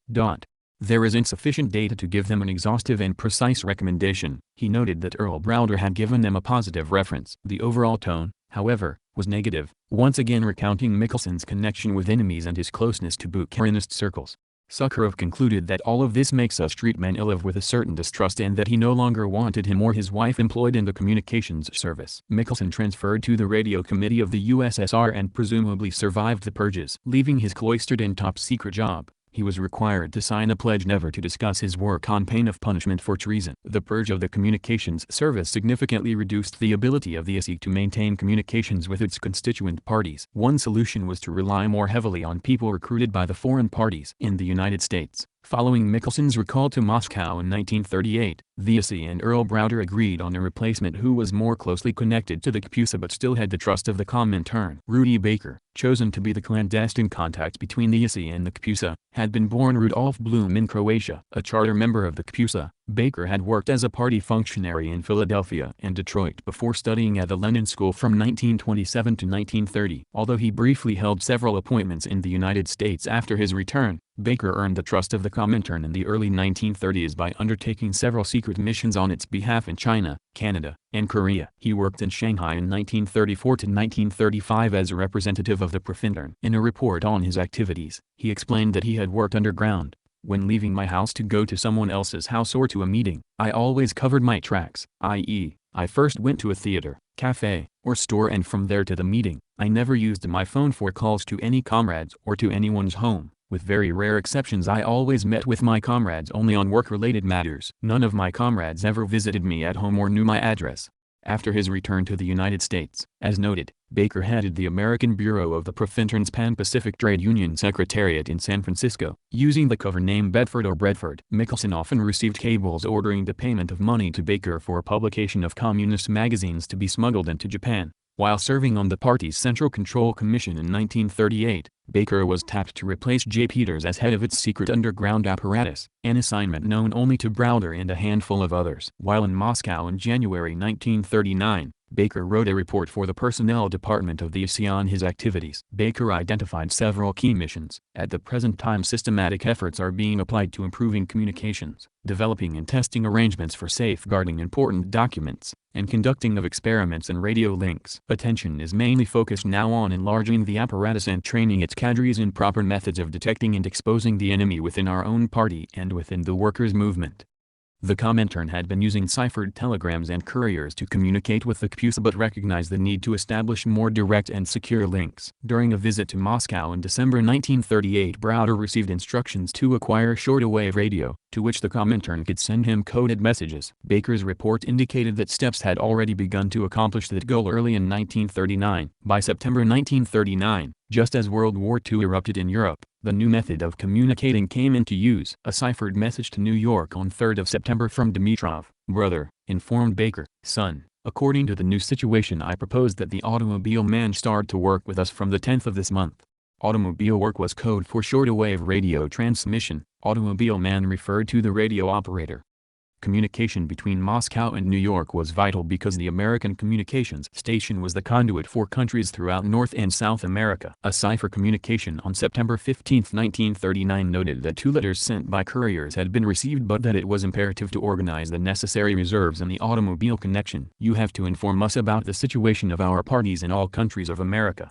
And couriers were a painfully slow method of communicating. A message from New York sent on 12th of September was not received in Moscow until 13 October. It warned that in the critical situation caused by neutral regulation and by the position of the party, only vital information would be sent via cable. Everything else would be sent through secret writing and the use of microdots. Baker sent a ciphered cable on February 22, 1940 seeking assurances that the new method was working. Please acknowledge receipt and visible micro understamps. Letters in future examine all envelopes. Some of them will have micro underflaps of postage stamps.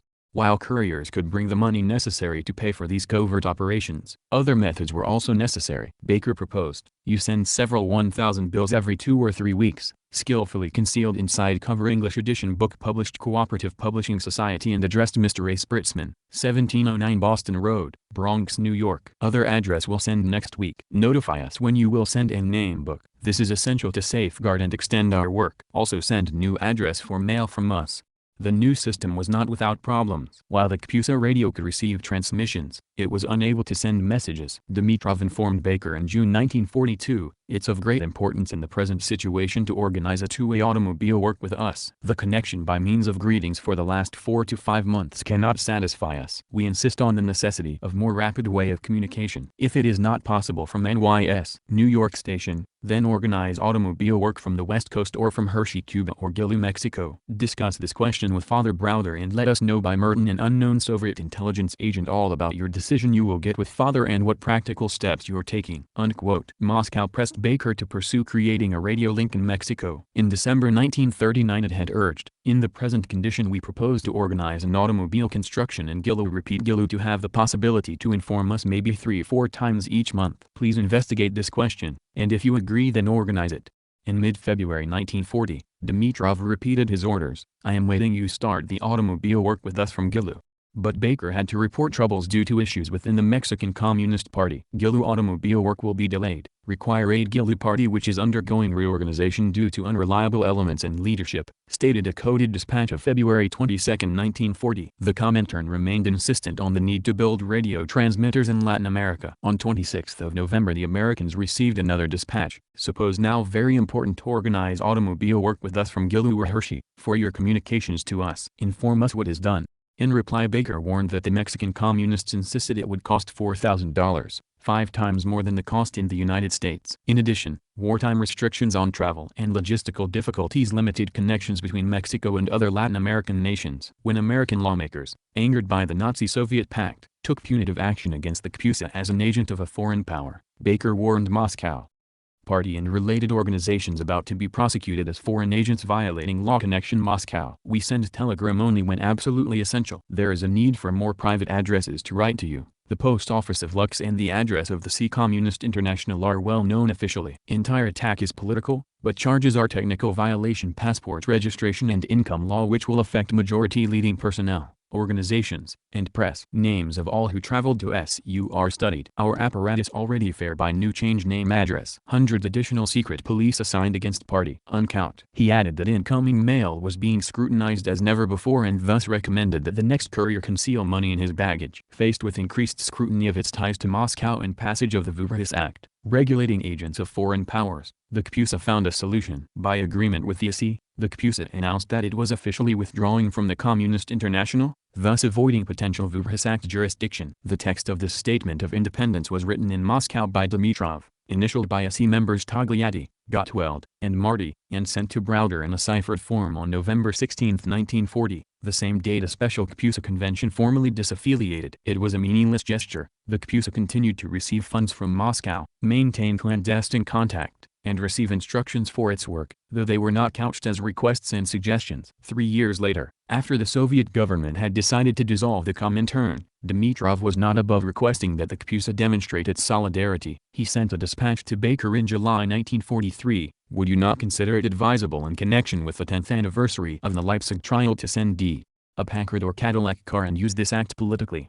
There is no indication in the files of an answer. Chapter 2. Subventions. Very few communist parties could have survived, much less prospered, without the infusion of large amounts of money from the Comintern. Comment. Already vindicating the earlier point made. This is precisely why one should be cautious of bourgeois history. It is riddled with contradictions that take things to unnecessary extremes. This is not to say that these distortions are intentional. Historians, in order to not lose their job, have to conform to the consensus. Additionally, misconceptions, memes, are stronger on people's minds on the interworking of historiography than people think. This phenomena of common memes affects the psyche of the historians to a lesser degree. No one expects a kind and forgiving Stalin, so when such a thing is presented, it is seen as radical, Stalinist, apologetic, and a distortion, even if there is truth to it. In a sense, the meme of a terroristic Stalin is stronger than the historical evidence of a dictatorial Stalin. This is also precisely the case made by David Graeber's The Dawn of Everything, in which many honest historians simply reporting the facts, try to conform these facts into a common historical narrative, that is, the primitive people of the earth lived miserable hunter-gatherer lives and were savages with no concept of organizing. Yet the field, at least according to Mr. Graeber, is riddled with more exceptions than this norm. I'm also off the cuff remembering this, so the actual work itself might be better to pull from to see this effect impact other historical fields. We on the channel might make a critique, not audiobook, of this very work to affirm historical materialism, but that is for another time. For now, however, the point of this tangent is that even historians are not immune from their own culture, and their own memes. End of comment.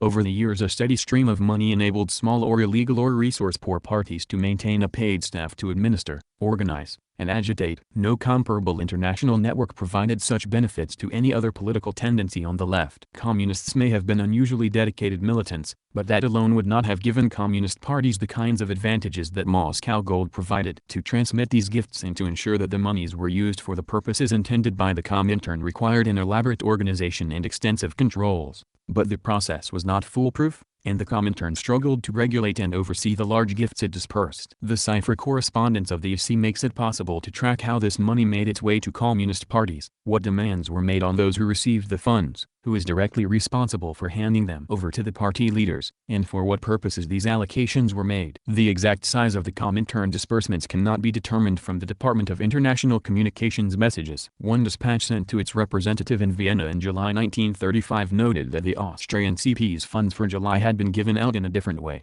Portions of many parties' budgets were paid by other Comintern bodies. Information about the Comintern budget and the annual payments to the communist parties are found in the materials of its major organs: the Budget Commission of the EC, the Budget Commission of the Central Committee of the VKPB, the Politburo of the Central Committee of the VKPB, and other sources. The total Comintern budget for 1922, as drawn up by the Politburo of the Central Committee of the Communist Party, was 2,950,600 gold rubles. With a rate of exchange of 10.5 gold rubles, the equivalent of $5, the budget was approximately $1.4 million in 1922 dollars, $19.1 million in 2012 values. Allocations to different parties ranged from 500,000 gold rubles to the Germans, $3.3 million in 2012 values, 352,800, $2.3 million in 2012 values, to the Americans, and 327,600, $2.1 million in 2012 values, to the Czechoslovaks, down to 196,560, $1.3 million in 2012 values, to the British in 155,763, $1 million in 2012 values, to the Italians. The budget rose and fell over the years. In 1925, the Comintern was allocated 4,180,450 gold rubles. In 1938, however, the Politburo approved the EC's budget of only 1,342,447 gold rubles. In the 1930s, the Communications Center in Paris was one of the main disbursement points for Comintern subsidies. On September 27, 1933, for example, Siegfried Walter received a cable from Moscow ordering him to pay out October subventions of 9,780 French francs, $8,706 in 2012 values, to the Belgian CP, 115,380, $102,721 in 2012 values, to the Italian CP, 2,625, $2,336 in 2012 values, to the Luxembourg CP, 94,467,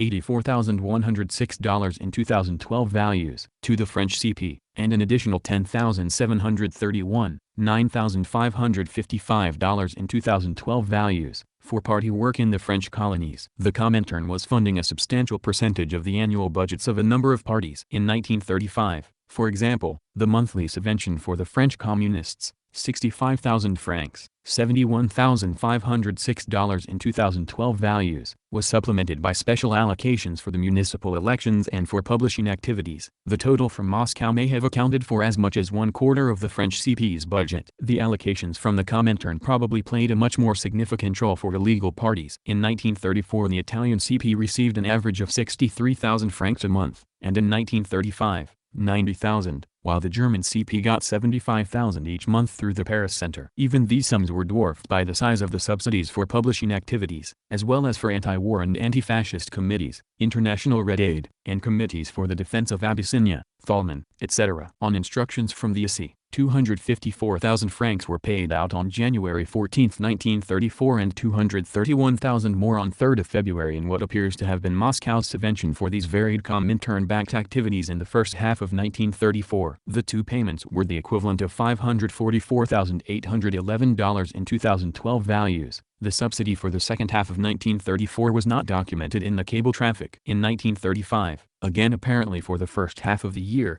payments of 339,000 francs on January 1, 1935, 353,000 more on 3 March, 584,000 on 22 April, and another 600,000 by the end of May, $2,063,649 in 2012 values, were authorized for distribution to these Comintern-supported tasks. One detailed set of instructions for payments to a variety of parties and organizations was sent in early August 1936. The Communications Center representative in Paris was ordered to hand out 523,680 French francs for September, $528,170 in 2012 values. 5 communist parties received a monthly stipend ranging from 84,000 francs to the Italians down to 2,100 francs to Luxembourg. In Précaire, a Comintern newspaper, received 174,400 francs, $175,897 in 2012 values, while 4 other organizations also got subsidies. The Comintern's communications service representative in Sweden was told to give 2,420 Swedish krona to the Norwegians, $10,228 in 2012 values, and pay the British 23,750 Dutch guilders, $252,620 in 2012 values. In London, Harry Pollard got detailed instructions to parcel out the money received from Sweden for expenses for work in Ireland and India. The communications service representative in Prague distributed 422,388 French francs, $426,010 in 2012 values, to communist parties in Austria, Bulgaria, Hungary, Germany, Romania, Czechoslovakia, and Yugoslavia. Comment: many brackets were removed from the work. End of comment. The distribution of the money occurred in several ways. Couriers carried caches of money from Moscow to communist parties in any number of countries. In September 1936, Alexander Trachtenberg, head of International Publishers in New York, returned from Moscow with $25,000 in cash, $412,400 in 2012 values, which he gave to Mikhail Manilov, who, in turn, gave it to the KPUSA. In October 1936, the IC learned that Clarence Hathaway, a party leader, had handed over $16,000, $263,937 in 2012 values, he had received in Moscow to KPUSA officials. Comment: still complete vindication of the point made earlier. End of comment. In addition to party leaders in Moscow consulting with Comintern leaders or attending meetings, there was a cadre of anonymous couriers who ferried money from Moscow around the globe. Among the names that pop up in the coded cables are a number of obscure figures who have never surfaced in histories but were used to courier money. Among the Americans involved were Evelina Strand, Jenny Feldman, Eisenberg, Louis O'Shantz, Simon Feldman, Emma Richter, and Isaiah Lidvikov. Of all nationalities, these couriers traveled with suitcases, preceded by cables announcing their arrival. On March 5, 1936, a cable to Paris noted that the preceding day the Swede Peterson departed. Will give the small suitcase in which are 15,000 Amer. And 40,000 Swiss francs. Acknowledge receipt immediately. He will receive Soviet visa in Stockholm. These sums were the 2012 equivalent of $247,000 and $199,190 respectively. Comment: imagine a party with that kind of money today. End of comment. That same day Paris also got a similar message about the Norwegian Ackermann, following the same route with the same amount of money. At the end of the month it was the English woman Taylor Evelyn going through Vienna with 30,000 Swiss francs, $149,405 in 2012 values, and 20,000 Dutch guilders, $212,733 in 2012 values, on her way to Paris. Sometimes Soviet embassies received the funds and passed them on to representatives of the Comintern's communications service through clandestine contacts. In Paris, the Soviet diplomatic mission transferred Comintern funds to the French CP. Gabriel, a pseudonym of Maurice Triand, the representative of the communications service in Paris, cabled in 1939 that he had received 100,000 newspapers, through friends, a reference to the Soviet embassy. It is unclear if these funds were dollars or francs. On 5th of February Dimitrov let Triand know that we have sent through the friends twice as many magazines as previously. Organize receipt. Acknowledge. Sometimes the money was transferred via Soviet intelligence agencies. In 1928 the military intelligence arm of the Red Army sent a letter to Osip Pyatnitsky, then a member of the ISI, reminding him that in accordance with your instructions. Our apparatus in Harbin sent to Shanghai for your line 2000 dam. Military intelligence, of course, wanted its money back. When it received no response, Military Intelligence Chief Jan Berzin wrote again, complaining that the head of the DIK in China had received $6,000 in total, which had yet to be repaid. That letter did the trick, and the Comintern reimbursed the sum. In 1933 the DIK representative in China informed Moscow that neighbors, a term used to refer to organs of Soviet military intelligence and also to the Foreign Intelligence Service of the NKVD, had provided $20,000, $354,000 in 2012 values. The NKVD and Soviet military intelligence were also used to send money to American communists. One unidentified agent, Merton, delivered money to Rudy Baker in 1940 to 1941. A message from Dimitrov told him to please meet Merton. Repeat Merton known to you at the reserve meeting place. He has to deliver you some goods from me. Another message noted that we are sending 20,000 goods. Acknowledge receipt. We ask you to help Merton, by recommending him to 3 non-party members who will be able to help him in his work. But all this has to be done with precaution. He will give you the money in 40 days. A later message detailed how to distribute the $45,000, $698,982 in 2012 values, he was bringing. $25,000 was for Trachtenberg's publishing house, with lesser amounts for the Communist parties of Chile, Mexico, Argentina, and Brazil. When the money was picked up in Soviet embassies or delivered by intelligence agents working under legal covers, it could be carried in small bundles or wands of cash. When Vasily Zarbin, codenamed Cooper, visited Steve Nelson in California in 1943, he handed him a number of bills while American counterintelligence agents listening to a wiretap heard Nelson tell the Soviet diplomat, who was actually the head of the NKVD station in America, "Jesus, you count money like a banker."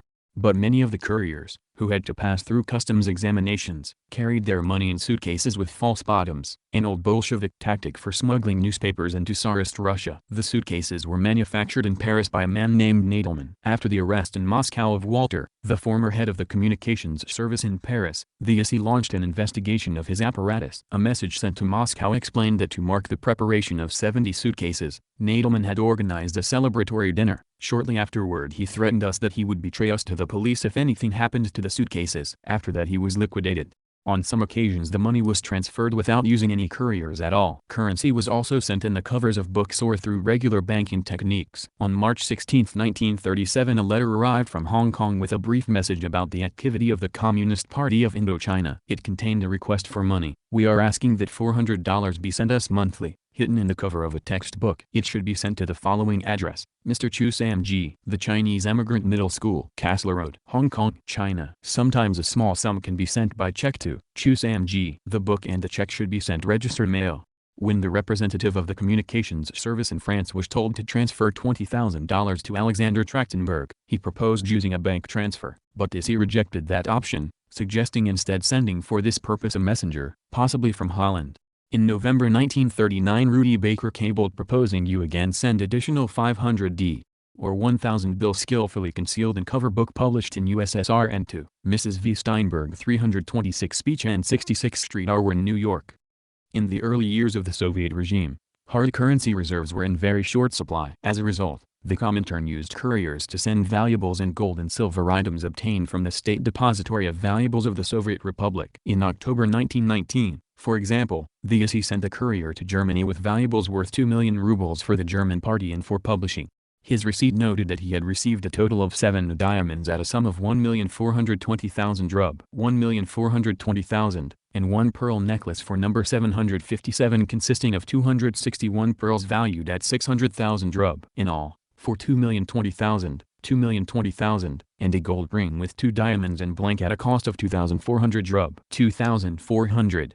Around the same time another receipt noted that the AC had arranged for a number of diamonds worth 1,011,000 rubles to be sent to the United States. Comment, blank meaning illegible. End of comment. By the early 1920s money had replaced jewels and precious metals. Allocations, however, were often irregular and in response to particular pleas from party leaders facing budgetary shortages or some kind of emergency. By the 1930s the process had become regularized. Instead of a series of isolated and random transfers of large sums of money to the leaders of the parties in answer to their requests, a more systematic kind of financing was put in place, so communist parties typically received part of their budget monthly. In addition, specific allocations were made for various purposes and for publishing. The Comintern's own funds, in turn, were allocated by the Central Committee of the Soviet Communist Party. Although it received an annual budget, with funds dispersed periodically throughout the year, the ISI also occasionally appealed to the Soviet authorities for additional resources. In October 1937, for example, Georgy Dimitrov wrote to the Secretary of the Central Committee, Andrei Andreev, that at present we have exhausted all resources available to us, and to avoid extremely serious difficulties in the work of our sections and to provide for the publishing activity of the Communist International and the functioning of the organs of the ISI, we are in urgent need of additional funds to implement the fourth quarter budget. According to our calculations we require funds on the order of 900,000 gold rubles until the end of the year. If necessary, Moskvin will provide you with appropriate detailed explanations. I request you to give the necessary instructions to the Narkomfin People's Commissariat for Finances to provide credits for us as per the sum indicated above. The Comintern did not have a free hand to pay funds to the communist parties in particular currencies but was dependent on what the ISI received from Soviet financial institutions. It sent money abroad in dollars, French or Swiss francs, Dutch guilders, or Swedish krona and instructed representatives of the communications service not only how much to dole out, but in what currency. Telling the CS representative in France to pay monthly subventions in dollars, one cipher communication warned against converting currencies. From now on pay only in the currency indicated in our instructions. Exchange rates sometimes complicated the accounting. The ISI allocated $300,000 for the Chinese Communist Party in 1940, $4,899,358 in 2012 values. Part of the subsidy had been paid out in pounds sterling because the Comintern had calculated that each pound sterling was worth $4 and it was actually worth only $3 in China. The Chinese CP protested that it had actually received only $213,000. But that was hardly the only problem with receiving British currency. The Chinese Central Committee complained in November 1940 that Zhou Enlai had received $43,287 and 11,500 British pounds. Since British currency at present is not in use in China, we have therefore sent back to you via the Soviet ambassador all the pounds we had and request that instead of the British currency you pay us in American dollars. The Comintern repeatedly demanded strict accountability for the funds it furnished. From its earliest days Lenin had insisted that accepting Comintern money obliged the recipients to abide by a strict code of accountability, not only to the Comintern, but also to the Soviet Communist Party. Any person taking money from the Communist International is warned that he is obliged to implement absolutely scrupulously all instructions of the ISI and especially to implement scrupulously all rules and conditions required for providing unconditionally full, rapid, and correct information to the Central Committee of the Russian Communist Party regarding each kopeck of funds spent. Giving the Communist Party's monthly allocations helped to ensure that funds were not frittered away or spent too quickly on temporary whims. In January 1939 Dimitrov gave instructions for $23,500 to be given to Thomas Spell, leader of MOPR, International Organization for Aid to the Fighters of the Revolution, aka International Red Aid, to cover arrears and current MOPR expenses, along with $15,000 to Bruno Kuhler to organize the evacuation of German communists from the Sudetenland. But he warned that Kuhler and Tom should not be given the entire sum at once, rather, it should be doled out depending on real need. By keeping the parties dependent on month-to-month disbursements, Dimitrov and the ISI could maintain a tighter leash on their activities. In a telegram to Maurice Driand in May to June 1939, Dimitrov made the restraints clear, warn the recipients of the funds that these sums have been firmly set for this year. All expenditures exceeding these sums can be paid only with our preliminary consent. As a rule, Pay out only that sum planned for the month and only in exceptional cases large sums, but not for more than 2 months. Aside from the German CP, none of the enterprises has submitted a report on the funds spent which were allocated for 1938. Warned that if the reports are not submitted by 15th, we shall be forced to terminate the further release of funds. The ISI gave representatives of the Communications Service instructions to be transmitted to leaders of communist parties at the end of 1936. For the year 1937, decisions on subventions will not be taken before we get cash balance of party cash for 1936. This order was to be communicated orally, not in writing. While Lenin considered financial allocations to foreign communists an act of solidarity, they were also a lever for exerting influence and ensuring subordination. Sometimes the messages specified both the sum of money allocated to one or another party or organization and the smallest details on how the money should be spent. In August 1933, for example, Harry Pollitt, leader of the British Communists, was sent a coded dispatch informing him that he would receive $10,411, $184,226 in 2012 values, to be distributed among the CPGB, its newspaper, the CP of Ireland, and the Anti-Imperialist League. The latter organization was to get $285 per month, of which $220. For the central apparatus, approximate allocation as follows: the secretary, $65, the typist, $50, rent, $40, messenger, $25, telegrams and mail expenses, $40, and $65, for the English section of the League. Established in 1927 to fight against imperialism and colonial oppression, the League's headquarters had been moved to London in 1933, sending 50,000 French francs, $44,521 in 2012 values, to its leader, Willy Munzenberg. The ISI warned that the money could be spent only to organize a counter-trial to combat the forthcoming Nazi trial of communists accused of burning the Reichstag. Munzenberg was informed that the funds cannot be spent for other purposes. You will be held responsible for accounting for this sum. A directive to the representative of the Dick in Prague was even sharper, warned the Communist Party of Romania that these funds must be sent in their entirety as designated and cannot be spent for any other purposes, and that we demand an accounting of the activity of these organizations and financial reporting. If the report is not sent, the subvention will be terminated. The ISI compared the information on the sum sent from Moscow with the reports of the CS representatives and parties regarding the receipt and use of those allocations. If there were differences between these figures, it demanded an inquiry. Noting that the Communist Party of Spain is showing a remaining sum of 25,849 French francs with no indications on what it has been spent, the ISI demanded an accounting for that sum. A directive to the representative in Copenhagen demanded to know to whom, how much, and for what month monies had been paid out for the Communist parties of Poland and Western Belarus. According to our calculations as of 1st of January, you did not pay out for November and December 39,552 Swiss francs. For January and February there should have been payments of 77,822. You paid out in January 100,000 French francs, 23,855 Swedish krona, and 19,300 guilders. Consequently, the sum still not paid out to the Communist Party of Poland and to the CPWB as of 1/3 is 37,289 Swiss francs. Check on our calculations and inform us of the results. Even small inaccuracies in the accounting and discrepancies in the figures prompted critical comments from the ISI. In July 1933, the ISI learned that a leading American communist, Max Biedicht, had delivered $1,900 upon his arrival from Moscow. Earl Browder quickly received a query. Biedicht had from us $3,000. Do not understand why he delivered only $1,900. Clear up and get remainder from him. Wire. The CPUSA responded that it was all a mistake. It had received the full amount. While the ISI required information about the receipt of money, it demanded that both Dick employees and communist parties ensure that no documentary evidence remained of the receipt of funds from Moscow. If they could not be sent to Moscow, receipts or other materials were supposed to be destroyed in the presence of a reliable witness. One telegram from Mikkelsen Manilov reported that receipts documenting a variety of subventions were controlled and destroyed in the company of Earl Browder. The ISI's fear of documentary evidence of monetary allocations prompted immediate inquiries whenever Comintern personnel or local communists involved in the transfer of money were arrested or recipient organizations came under scrutiny. On learning that the New York police had searched the offices of Tourist, a branch of the Soviet tourist organization, Dimitrov asked Browder to do all necessary that you can in the question of the goods which Alexander Trachtenberg received in 37, Moscow. It is of great importance that any documentation not be utilized by our enemies, and all the necessary measures are to be undertaken by you in this direction.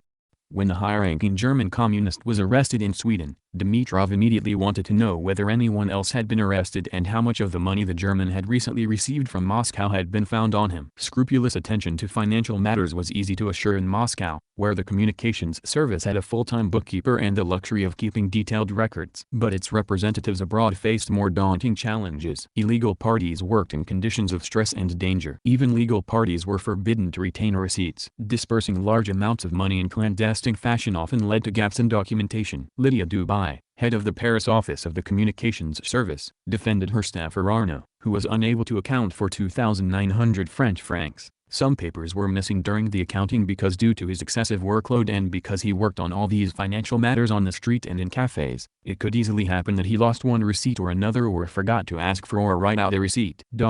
He worked for 3.5 years, sometimes in very difficult conditions, had more than 20 meetings a day, and in our work it is impossible to ensure complete order in the cashier's office.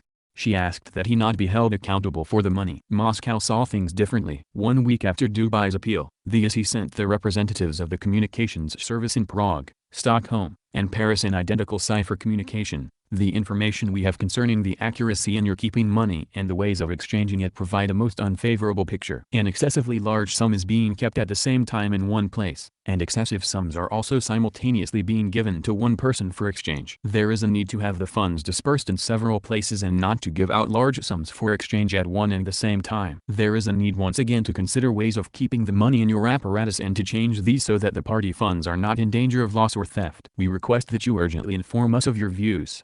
As Europe spiraled toward war at the end of the 1930s, the Comintern recognized that the transfer of money across borders would become even more difficult and dangerous. To prepare for the day when neither couriers nor Soviet representatives would have the ability to travel freely, Dimitrov began to create reserve funds of hard currency in Sweden and France. A cipher cable from Moscow to Dimitrov on September 30, 1938 stated that Karl Fritjof Luger, a member of the Politburo of the Swedish Communist Party, had left that day for Stockholm, the first attempt to send with him the reserves so far modest in size. In France, Dimitrov made Maurice Triand, once head of the Personnel Commission of the Central Committee of the French CP and at the same time the representative of the Comintern's communications service in Paris, the trustee for the monetary reserves. In his diary, Dimitrov noted on December 17, 1938 that he had established the sums which Triand will be paying out through our account. Have confirmed the rules for the communications apparatus in Paris. Triand left with $70,000 him. Not even the leadership of the Communist parties knew about the monetary reserves. In a cable sent to Paris in late November 1940, the ISI gave Triand permission to inform the French CP leadership about the fund in case of urgent need.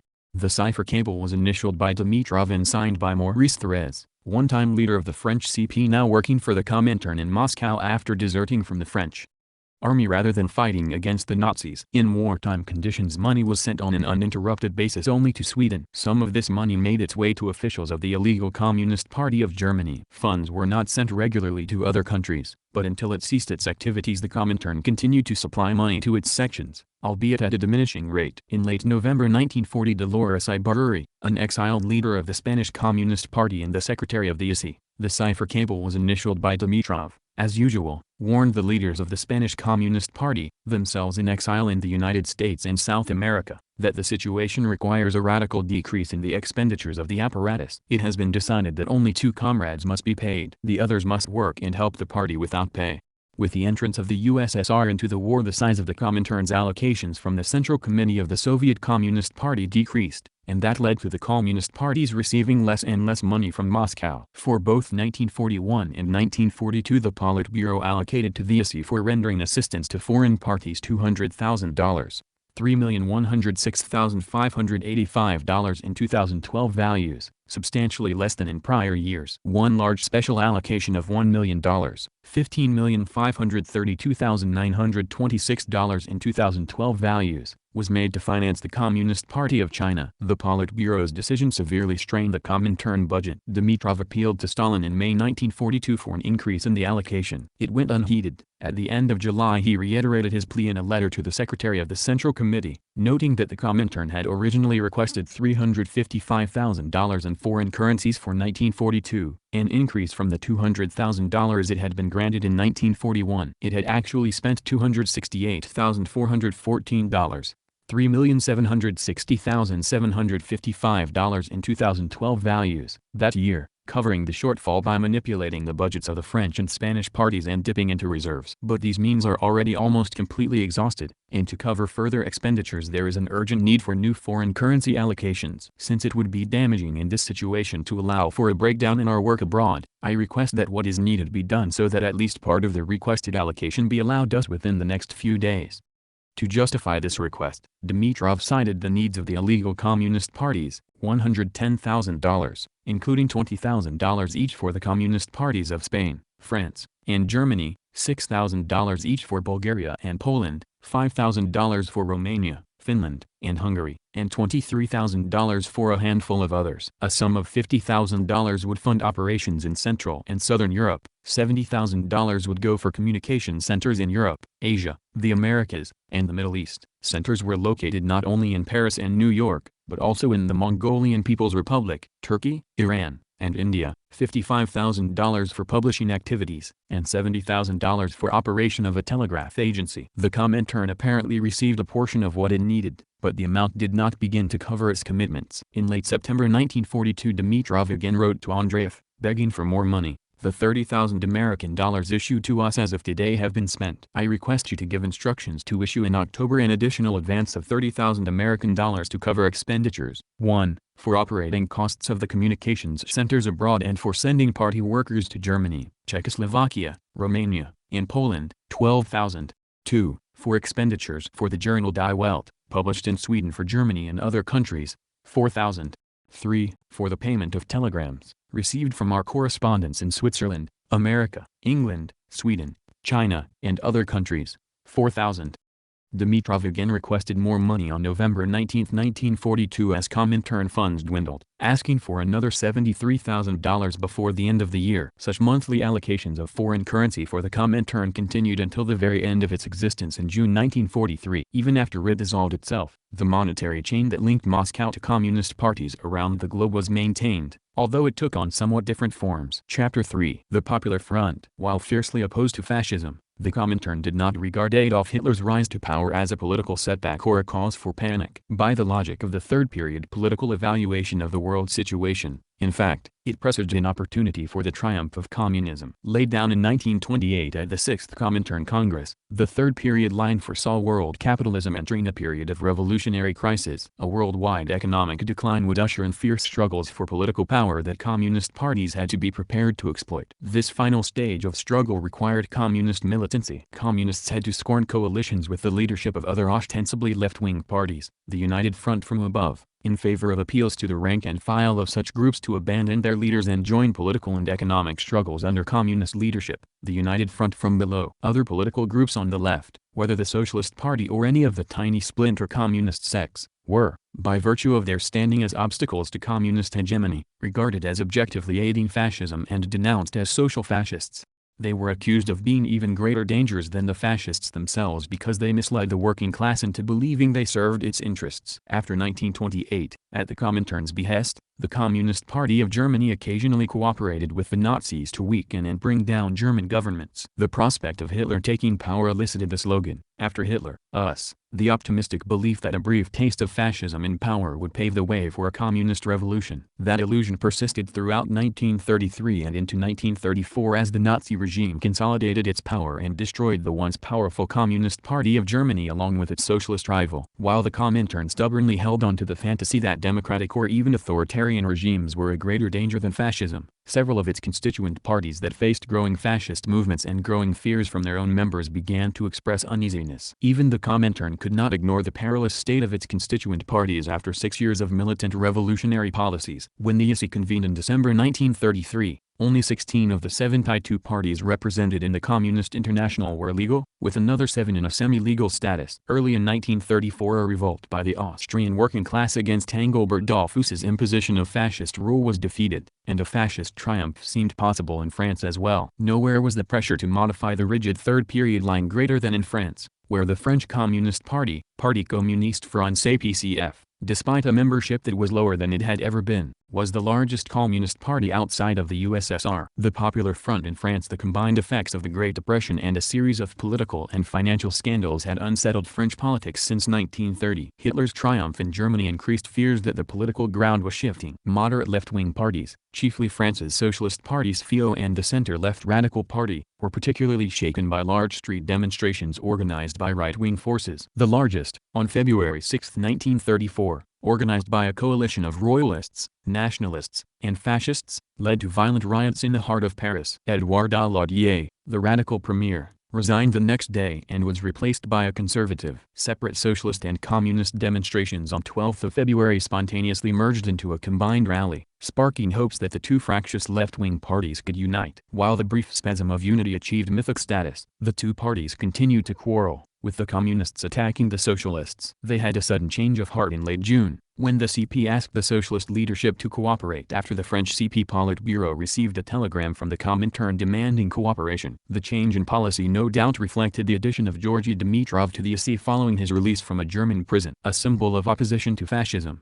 Dimitrov accumulated power throughout 1934, being appointed to head the Central European Länder Secretariat in April and quickly becoming a leader of the Comintern and reducing the influence of such exemplars of the third period line as Osip Piatnitsky, Wilhelm Norin, and Balakan. Comintern representative Eugene Fried mediated relations between the French CP and Moscow. A native of Slovakia, Fried had been a left-wing critic of the Czechoslovak party leadership before being recalled to Moscow in 1931 and assigned to Comintern work. Using the pseudonym Clément, he served as the permanent representative to the PCF. Although he kept a low profile, he played an extremely powerful role in the PCF from 1931 until the end of 1942. He then worked in Belgium until the Gestapo killed him in 1943. Fried worked very closely with Maurice Thorez, since 1931 the most important figure in the French communist movement. At least some of the initiative for the Popular Front alliance of socialists and communists came from Thorez, who struggled to decipher in what direction the Comintern wanted him to move. Summoned to Moscow in late April 1934, he was upbraided by the EC Presidium in May for his obduracy against an alliance with the socialists, a position entirely in accord with the strong third period line opposing united fronts from above.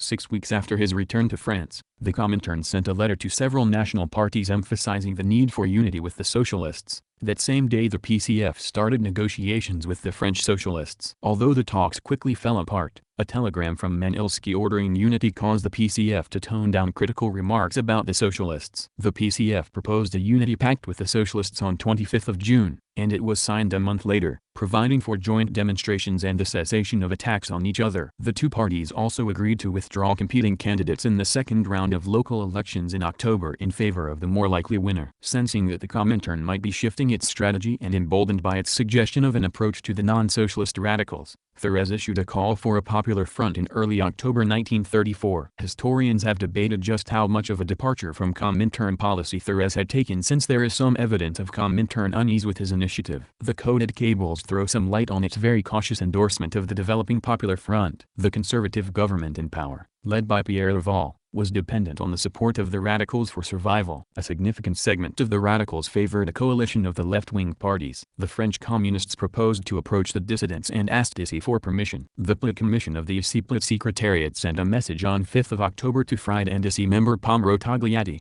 then in France, endorsing a limited appeal to the Radical Party. We agree with your proposal regarding the involvement in the anti-fascist front of those radical groups which disagree with the policy of their party and are in fact fighting against fascism and the national government. It chastised the PCF for sending Julien Ricamond, a member of the PCF Central Committee and a trade union leader, to a secret meeting with Radical Party leader Edouard Daladier, calling it a wrong step. We advise against a repetition of the negotiations. That message suggests that the Comintern thought Thorez would appeal only to disaffected radicals, not the Radical Party mainstream led by Daladier. Such an interpretation is supported by its harsh reaction to the publication of a Thorez speech entitled "At All Costs Defeat Fascism, for a Wide Anti-Fascist Popular Front." A Comintern delegation led by Togliatti met with Thorez on 24 October to try, unsuccessfully, to dissuade him from continuing his initiative at a meeting that day of a Radical Party conference. That Togliatti spoke not only for himself is confirmed by a dispatch of 31 October addressed to Togliatti, Fried, and the Politburo of the Central Committee of the PCF that warned against the opportunist danger that, in the view of the EC, threatened the French party as a result of the Popular Front slogan. The telegram made clear that the coalition it had approved was an anti-fascist front of workers. Any participation by the bourgeois parties in the anti-fascist front must be excluded in advance. The groups that have split off from these parties, however, which are linked to the peasant masses and accept the program of the anti-fascist front, can be involved in the anti-fascist front. The message emphasized the traditional ideological principles and political goals of the communist movement, based on the proletarian revolution and Soviet power, whose propaganda was to be merged with the anti-fascist struggle. In fighting for the creation of the anti-fascist front and its program, the party must take great care not to sidestep the radical difference between communism and social democracy, between the policy of irreconcilable class struggle and the policy of class cooperation with the bourgeoisie. On the contrary, in the process of that joint struggle the party must, using specific examples, conduct ongoing educational work on these issues. The party must step up its propaganda for Soviet power and the dictatorship of the proletariat, for the proletarian revolution as the sole path to truly free the workers from capitalism, from the threat of fascism and war. At a Comintern Presidium meeting in Moscow on December 9, 1934, Thérèse defended the French initiative and won support from Manelsky and, ultimately, Stalin. Soviet foreign policy also played a role in gaining approval for his action. A reluctant Premier Laval signed a Franco-Soviet pact in May 1935. Stalin may well have calculated that it would not survive without a more left-wing French government in power, and that, in turn, was dependent on detaching the radicals from their alliance with the conservatives. Immediately after the signing, the ESI sent a coded message with orders: the FCP French Communist Party will vote in Parliament in support of that treaty. But it added that since the army is in the hands of the bourgeoisie, the French party will vote against the budget, military loans, and 2-year military service.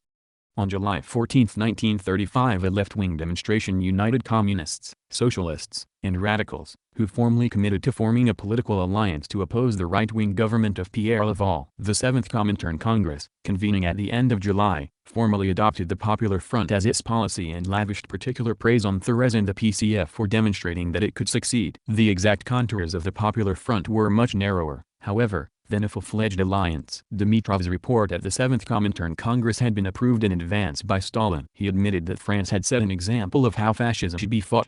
The anti-fascist Popular Front was to be built on the basis of the United Proletarian Front. Parties and organizations dominated by peasants and the urban petty bourgeoisie could also be brought into the coalition. The Congress was not yet ready to subordinate the idea of a communist revolution to halting the advance of fascism. However, it contemplated the possibility of a united front government, communists and socialists, arising from the collapse of the ruling class. In that case, the communists must promote radical revolutionary slogans, for example, control of production and of the banks, the disbanding of the police and its replacement by an armed workers' militia, aimed at even further weakening the economic power of the bourgeoisie and reinforcing the strength of the working class, isolating the parties of compromise and prompting the masses to move immediately toward a revolutionary seizure of power. Such revolutionary fantasies, however, bore no relation to what was actually occurring in France. On October 16, 1935, the ESI Secretariat authorized Aaron Nougaro and André Marty to draw up a letter which must contain advice on the question of participation in the government of the Popular Front, on the question of political unity, work in various trade unions, trade union unity, and the danger of the party being banned.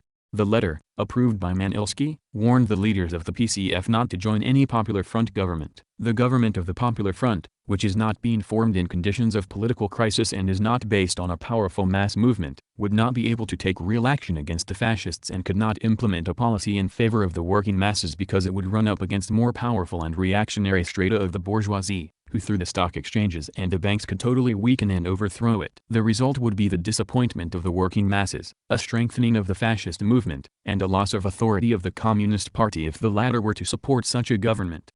Whether that message reached Thérèse is unclear. He made a statement that suggested that the PCF was prepared to take responsibility for a Popular Front government. The ESI Secretariat quickly authorized Manelsky to prepare a telegram for the Central Committee of the French Communist Party on the tactics of the party regarding the government of the Popular Front.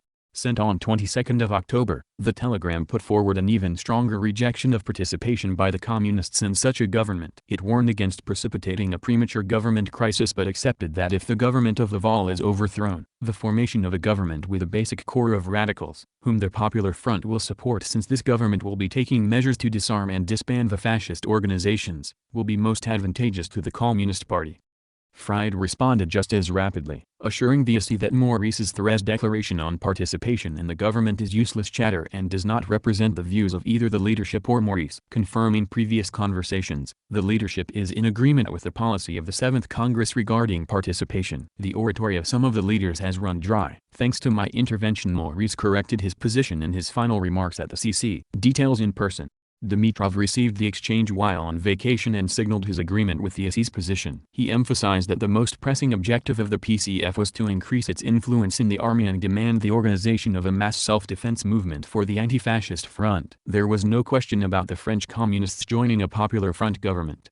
The radicals, communists, and socialists reached a formal agreement in January 1936. In the ensuing parliamentary elections in April and May, the communists tempered their militancy, advised by the SE Secretariat that at the present time the most important issue is the victory of the anti-fascist Popular Front, which had set its goal as curbing fascism, preserving peace, and satisfying the vital interests of the workers and not the creation of Soviet power, as the reactionaries would have this appear.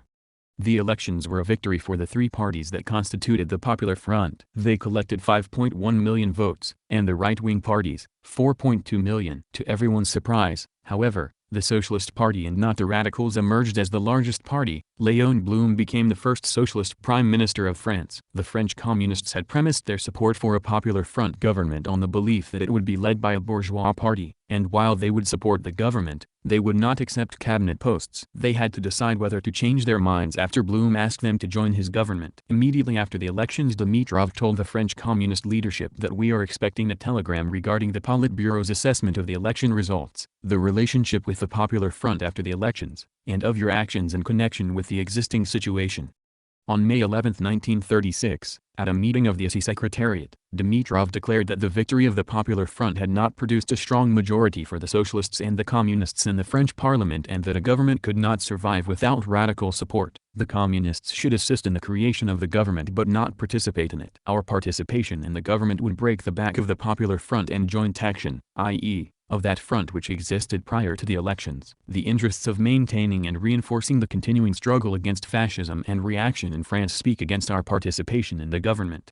He also worried that communist participation in the government would lead to even more opposition to the government but did not exclude the possibility that in the future a situation might be created in which it would be advisable to participate in the government. That would require further mass mobilization, an increase in communist influence, and even more intense governmental conflict. Dimitrov endorsed the position of the PCF that it would decline Blum's invitation to join the government but would support it in the parliament. The concern that it would inspire more hostility to the Popular Front was less important than the Comintern's assessment that since the radicals held the balance of power, the communists would have limited influence on the government but would have to compromise their long-term commitment to Soviet power and be responsible for running a bourgeois government beholden to the bourgeoisie. The Comintern's insistence on this point for the next year suggests just how concerned it was that a direct government role for the French Communist Party might cause problems. Fried reported from Paris that Blum had repeated his plea that communists join the government and that the National Council of the Socialist Party had reiterated the proposal. While Thérèse and Jacques Duclos, a senior member of the PCF Central Committee Politburo, had once again said no, there is a movement in favor of participation among the masses who voted for us. When the Comintern learned that the leadership of the French socialists had decided to send a delegation to Moscow to press the issue, Dimitrov sent a telegram to Thérèse that he would respond that the 7th Congress had transferred operative leadership to its sections, and therefore the issue of participation or non-participation of the CP in the government and other similar questions are decided in Paris by the leadership of the French CP, the very same party to whom it was sending directives demanding that it not join the government. The SE Secretariat once again discussed the French issue on 19th of May. Dimitrov emphasized that the Blum government is not yet a government of the Popular Front in the sense that we meant at the Congress. We need to give thought to a more accurate name for it. There is a need to take into account the difference between this government and the government of the left bourgeoisie, between the social democratic government and the bourgeois one. But there was no doctrinal reason the communists had decided to stay outside of power. The question of participation or non-participation in such a government is a question of political expediency. If the Blum government could turn out to be insufficiently protected, then a movement might be created around the struggle of that government which would lead to a government of the Popular Front with our participation. Similar wording characterized the directive sent to Thérèse and to the Politburo of the Central Committee of the French Communist Party, quote, "The participation of the communists in the government, resulting in an electoral victory of the Popular Front, in the present situation in France is not a question of principle but a question of political expediency. We consider that the party's position of non-participation in the government is correct, but it should support the government against the rightists in carrying out the program of the Popular Front."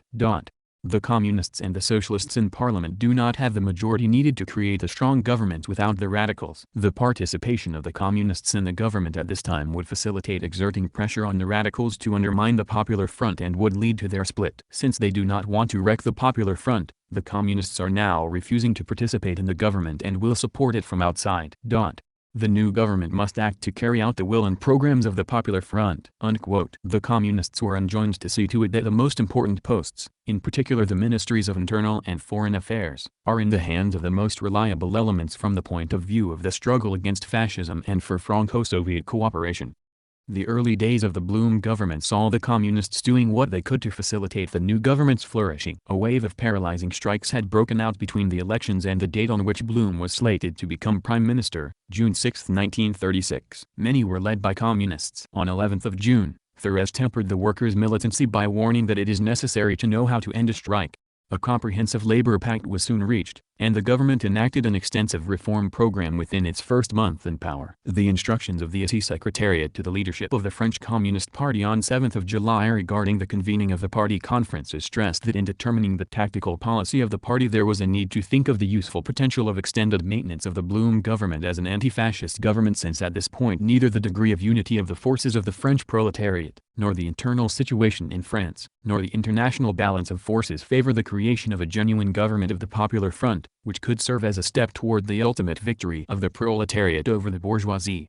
The euphoria about the Popular Front did not last long. Inflation eroded wage gains. Talks with the Soviet Union about strengthening the Franco-Soviet Mutual Aid Pact made little progress, stalled by the resistance of the French General Staff. Even more consequentially, the military revolt against the Spanish Republic, begun on July 18, 1936, precipitated a request to France for arms and planes for the government. Although Blum was sympathetic, fierce conservative opposition forced him to announce a non-intervention policy in early August. The Communists were bitterly critical, although their absence from the cabinet had increased the influence of those opposed to shipping arms to the Loyalist government. On December 4, 1936, the Communist Party had its representatives abstain in Parliament on a vote of confidence in the government. It is unclear if the party leadership had received a directive from the Assise the day before with instructions that under the present circumstances it is not advantageous to the French working class to intensify a government crisis and even less so to overthrow the Blum government. Stalin himself had approved the directive. A week later Dimitrov let Stalin know that there was now a possibility that the Blum government might fall, leading to the creation of a new government, still headed by Blum but no longer dependent on the Communists' support and even hostile to them. The Soviet leader issued ambiguous instructions. They must continue the present policy, criticize Blum without reaching the point of breakdown. While continuing to criticize Blum, the French Communists did become less strident. The Popular Front government in France collapsed in the spring of 1937. The economic situation had worsened, police had fired on leftist demonstrators, and Blum resigned in June, replaced by a radical prime minister. Thérèse offered to join the new government but was rebuffed. As the political situation lurched from crisis to crisis, the Comintern remained resolute in insisting that the French party remain outside of the government. Giving instructions to the Spanish Communist Party in February 1938, Stalin explained, "Support for the government, but not participation in the government, that must be our goal at this stage." The same is true for France. In March 1938 the radical government collapsed, and Blum proposed a national unity government. The Assise Secretariat again warned the leaders of the PCF not to accept the invitation to join the government. Its instructions stated, "In connection with the governmental crisis we once again are warning the party regarding attempts to involve communists in the government. In the light of the international situation and the situation in France there is a need to fight for the government of the Popular Front without the communists." Thérèse cautiously expressed his disagreement in his message to Dimitrov the following day. The position of the party regarding possible participation is a specific kind of tactic designed to prevent a collapse, of the Popular Front and a slide to the right. At the same time, taking the telegram into account, do everything possible to have a government of the Popular Front without the participation of the communists. The issue must be discussed very soon. A few days later he was more explicit, explaining the dilemma the communists faced. The political circles in France are rushing to prepare for the formation of a government of national unity made up of representatives of all the parties, except for small pro-Hitler groups. The Communist Party will definitely be invited to join the government. This proposal will be made within the next few days, and if the international situation deteriorates still further, the question of the reorganization of the government will be raised much sooner. We believe that cooperation with the parties is inevitable, without joining the Popular Front, since if only parties of the Popular Front are in power, This will mean a continuation of the bourgeoisie's policy of sabotaging the economic and political measures of the Popular Front and undermining of its actions to defend the country. We are clearly aware of the danger of the participation by the communists in the government, but a refusal to engage in such participation will either destroy the national concentration of forces, or else that concentration will take place despite us and against us. We must take into account that if there is a breakdown of the national concentration of forces, the country will be faced by the Hitlerite threat. It will be fragmented, insufficiently armed, and, if war breaks out, will be risking defeat. Acceptance of the proposals regarding the formation of a government of national concentration, however, will strengthen resistance to Hitler and facilitate the struggle of the Popular Front. We are awaiting an answer. We shall consider the lack of any response as indicating approval of the policy of participation by communists in the government. If you disapprove of this, inform us of what tactic to take. In that case, should we send you a delegation for joint discussion of the question? Dimitrov and Manilsky decided to obtain Stalin's opinion and sent him a translation of Thérèse's message, along with the comment that this telegram was sent by him after we gave instructions to the French Communist Party not to participate in the Blum government and after the party had carried out those instructions. We are requesting your advice and instructions. The answer was not long in coming. The Comintern leaders sent a coded dispatch to Thérèse on 19th of March. No to your involvement in any combined government. There is no need for your trip here. A longer dispatch was also sent explaining that the Secretariat is against the participation by the Communists in the government of national unity since it would compromise the party. Only if a Popular Front government would agree to arrest the fascists, crush their organizations as traitors to the nation, seriously improve the situation of the workers, peasants, intelligentsia, not tag along behind the reactionary elements of the British conservatives, and conduct their own national anti-fascist policy would communists join it. If the government does not encroach on the existing rights of the working masses, if it renders active assistance to Republican Spain, actively steps up the defense of the country and carries out a consistent policy against external fascist aggression, then communists would support it while remaining outside of it. Only in case of war would communists join a national unity government. Swallowing all the warnings he had previously given, Thérèse was obliged to surrender. He sent a message to the ESI indicating that he had received his instructions and agreed regarding non-participation in the government and shall act accordingly. The Comintern went even further. Just a few days later. The ESI demanded that the party work to create a government whose axis would be the Popular Front, accompanied by representatives of the anti-Hitlerite groups of the Chamber of Deputies and the Senate, with a clearly determined supporter of assistance to Spain at its head instead of Blum. Despite the fantasy that the communists could push Blum aside while still remaining outside the government, the proposal took no account of the lack of support for intervention in Spain from either radicals or socialists. By the fall of 1938 the government of Daladier had come under Comintern attack for its support of the Munich Agreement dismembering Czechoslovakia. The ESI supported the French Communist Party, which demanded the resignation of the government. A coded message sent from Moscow agreed that Daladier's policy was not a policy of the Popular Front, and he was an accomplice of reaction. It specified, however, only that Daladier himself must be ousted. Since the Popular Front was predicated on an alliance of socialists, communists, and radicals, the withdrawal of support for the leader of the Radical Party seemed to presage the breakup of the Popular Front, or at least the illusion that it might stand in the way of fascism. A message sent to Thérèse on 2nd of October recognized that as a consequence of Lenoir's Daladier's treachery we predict the emergence of pessimism about its continuation, but it called for a struggle to explain to the masses that Daladier's policy has nothing in common with the Popular Front and that only the Popular Front could allow France to avoid a disgraceful collapse. Dimitrov echoed that sentiment in a message he sent while on vacation to Manilsky and Moskvine. He acknowledged that the split with the radical government was a dangerous fissure which threatens to undermine the Popular Front itself. Only mass pressure from below could save it. Early in 1939 the Communists launched a campaign with the slogan, "No, Mr. Daladier, the Popular Front is not dead." In fact, it was. The Politburo of the PCF asked ESI in April for advice on what to do. Dimitrov and Manilsky wrote Stalin, suggesting that the PCF should call for the ouster of the Daladier government and the creation of a government of national defense. They admitted that the Popular Front was in tatters and the best hope was a government committed to collective security and opposition to aggression. When no answer was received, Dimitrov pressed Stalin at a meeting and received the brusque response that he was busy and the Comintern should decide on its own. Early in May, the ESI Secretariat passed a resolution calling for the replacement of the government with the creation of a government of national defense, based on all groups of supporters of a firm policy directed against the aggressors and based primarily on the Popular Front and a struggle for restoration, strengthening, and expansion, which the party will intensify in all possible ways.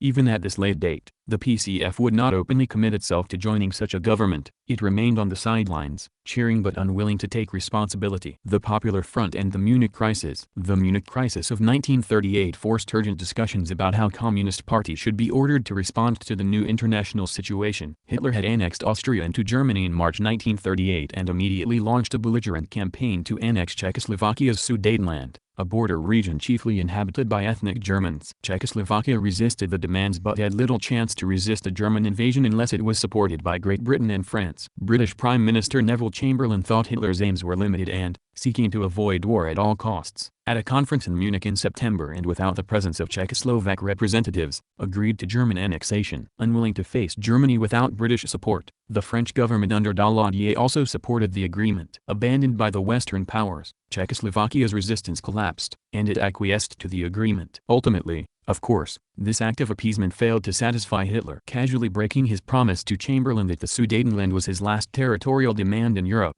In March 1939 he occupied the Czech provinces as a German protectorate and sponsored a fascist puppet state in Slovakia. In the weeks leading up to the Munich Agreement, which was signed on September 30, 1938, Dimitrov fired off messages to Moscow from his vacation retreat imploring Moskvin and Manilsky to urge various communist parties to issue statements of solidarity with the Czechs and denunciation of the Germans. Despite the weaknesses of the Popular Front policy, illustrated by the political weakness of the communists in France, Dimitrov clung to the illusion that resolutions of solidarity might impact the situation. He thought that widespread publication of such a statement by the Japanese Communist Party would help the international campaign and would have a certain impact on the masses in Japan itself. Just more than a month after the AC Presidium had dissolved the Communist Party of Poland, thoroughly purged of most of its leadership as spies and provocateurs, Dimitrov successfully demanded a statement to the press giving guidelines to communists and for the worker and peasant movement in Poland about how to respond to Czech events. On 18 September Dimitrov proposed launching a campaign for an international workers' conference, composed of all representatives of the working class, to devise a unified policy toward fascism and to coordinate responses. He thought that the initiative for convening the conference should best be given to the French Confederation of Labour and the English trade unions. He reiterated the need to convene such a conference in another message to the Comintern leadership on 24 September. The reply from his comrades in Moscow assured Dimitrov that the instructions to take the initiative had been given to the leadership of the French Communist Party, which was to ensure an advance support for this initiative from the British trade unions. The campaign was to be conducted under the banner of the mobilization of the masses in defense of Czechoslovakia and the undermining of the Chamberlain-Daladier plan. In France under the banner of the struggle to get rid of Daladier and French Foreign Minister Bonnet, and in England, of the departure of Chamberlain. The French communists quickly punctured the illusion that there was any possibility of a communist-socialist mass mobilization. Maurice Thérèse and Marcel Cauchin, a member of the PCF Central Committee Politburo, had consulted with the chairman of the Socialist International about joint action on both Czechoslovakia and Spain. Informing Dimitrov that the discussion had yielded negative results, Manilsky noted that nonetheless resolutions calling for such a conference would be adopted in France, Great Britain, and the United States, and that Spanish and Czechoslovak workers' groups will be appealing to the international proletariat and we will act over the heads of the socialist leadership. Even as the final details of the Munich Agreement were being negotiated, Dimitrov continued to insist that the communists take the lead in convening a conference of all working-class groups. Just hours before its announcement, Dimitrov sent a message to Moskvin and Manilsky: "Have you received any advice, indications, or comments from 101 Stalin and from the comrades from 195 Communist Party Politburo regarding our work in the present situation? I hope that you are informing 101 of the most important actions we have undertaken." The response was no doubt discouraging. Moskvin cabled on September 30 that up to now we have not yet established contact regarding our work in connection with the situation with either Stalin or the Politburo. Nevertheless, Dimitrov that day directed his compatriots in Moscow to turn the meeting that is being convened in Paris into a strictly closed conference of representatives of many of the European Communist parties, which would reaffirm Comintern policy and issue an appeal to the international proletariat and to workers of all countries with a definition of the position of the working class and an appeal for a united and vigorous struggle against the fascist aggressors and their henchmen and, if war did break out, to ensure the ultimate destruction of fascism.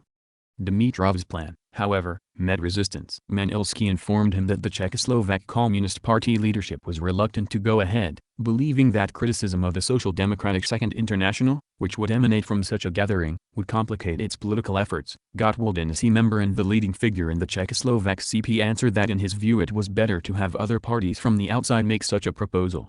Dimitrov responded that he thought it was a serious political error that the Communists had not pushed the Socialists on the issue. Criticism of the leaders of the Second International and the opponents and saboteurs of the United Front must be fully utilized to clearly and compellingly demonstrate their historical responsibility. They must be backed up against the wall as never before and tried in a court of public opinion. When the representatives of the various communist parties did meet in Paris in mid-October 1938, they did not issue a call for a broad conference. In a report to Dimitrov, Togliatti noted that there was a fair amount of disarray in the communist ranks. At the start of the gathering there was a certain sense of confusion on the fundamental problems. Thérèse somewhat painfully reacted to criticism of the communist response to Munich in France by José Diaz and Dolores Ibárruri of Spain and a member and Comintern Deputy General Secretary Pomero Togliatti himself. Togliatti attacked the French communists for being late in exposing to the masses the treason of the French government and insisted that it should have earlier and must now more clearly expose capitulation and treason. He chastised the French communists for not directly facing the masses with vital problems out of fear of damaging unity or complicating the activity of the government. Although denouncing the Munich Agreement, the PCF faced problems since the Socialists had supported it. Blum reluctantly, communist parties lacked a clear understanding of the need for the expansion of the independence of the working class in order to impact on and lead democratic forces, prevent treason, drive out traitors.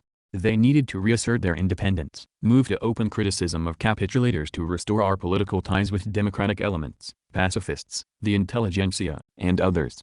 Dimitrov was undaunted by the inability of communists to organize a workers' conference. Writing to Moskvin about the proclamation for the anniversary of the October Revolution, he proposed including an appeal to hold the meeting. Considering it as the most immediate task of the international workers' movement and of the anti-fascist Popular Front, he insisted on the need to convene an international conference of workers' organizations and the conduct of a unified policy of the international proletariat. He returned to Moscow on 31st of October, and 3 days later the Secretariat of the Comintern sent a cipher cable to Thérèse demanding that the communist parties of Britain, France, Belgium, and Scandinavia begin preparatory work. They had to conduct the campaign with ruthless exposure of capitulators, opponents of unity and of the Popular Front as accomplices of fascism.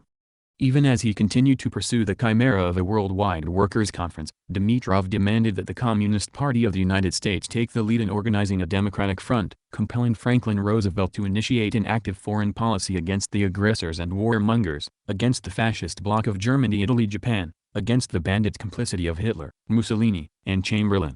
In a telephone conversation with Dimitrov, Moskvin assured him that these instructions had been conveyed to Earl Browder. Dimitrov continued to push the idea of a workers' conference into 1939. On 27th of January he sent a ciphered cable to Thérèse, exhorting him to step up the campaign for the convening of the International Workers' Conference.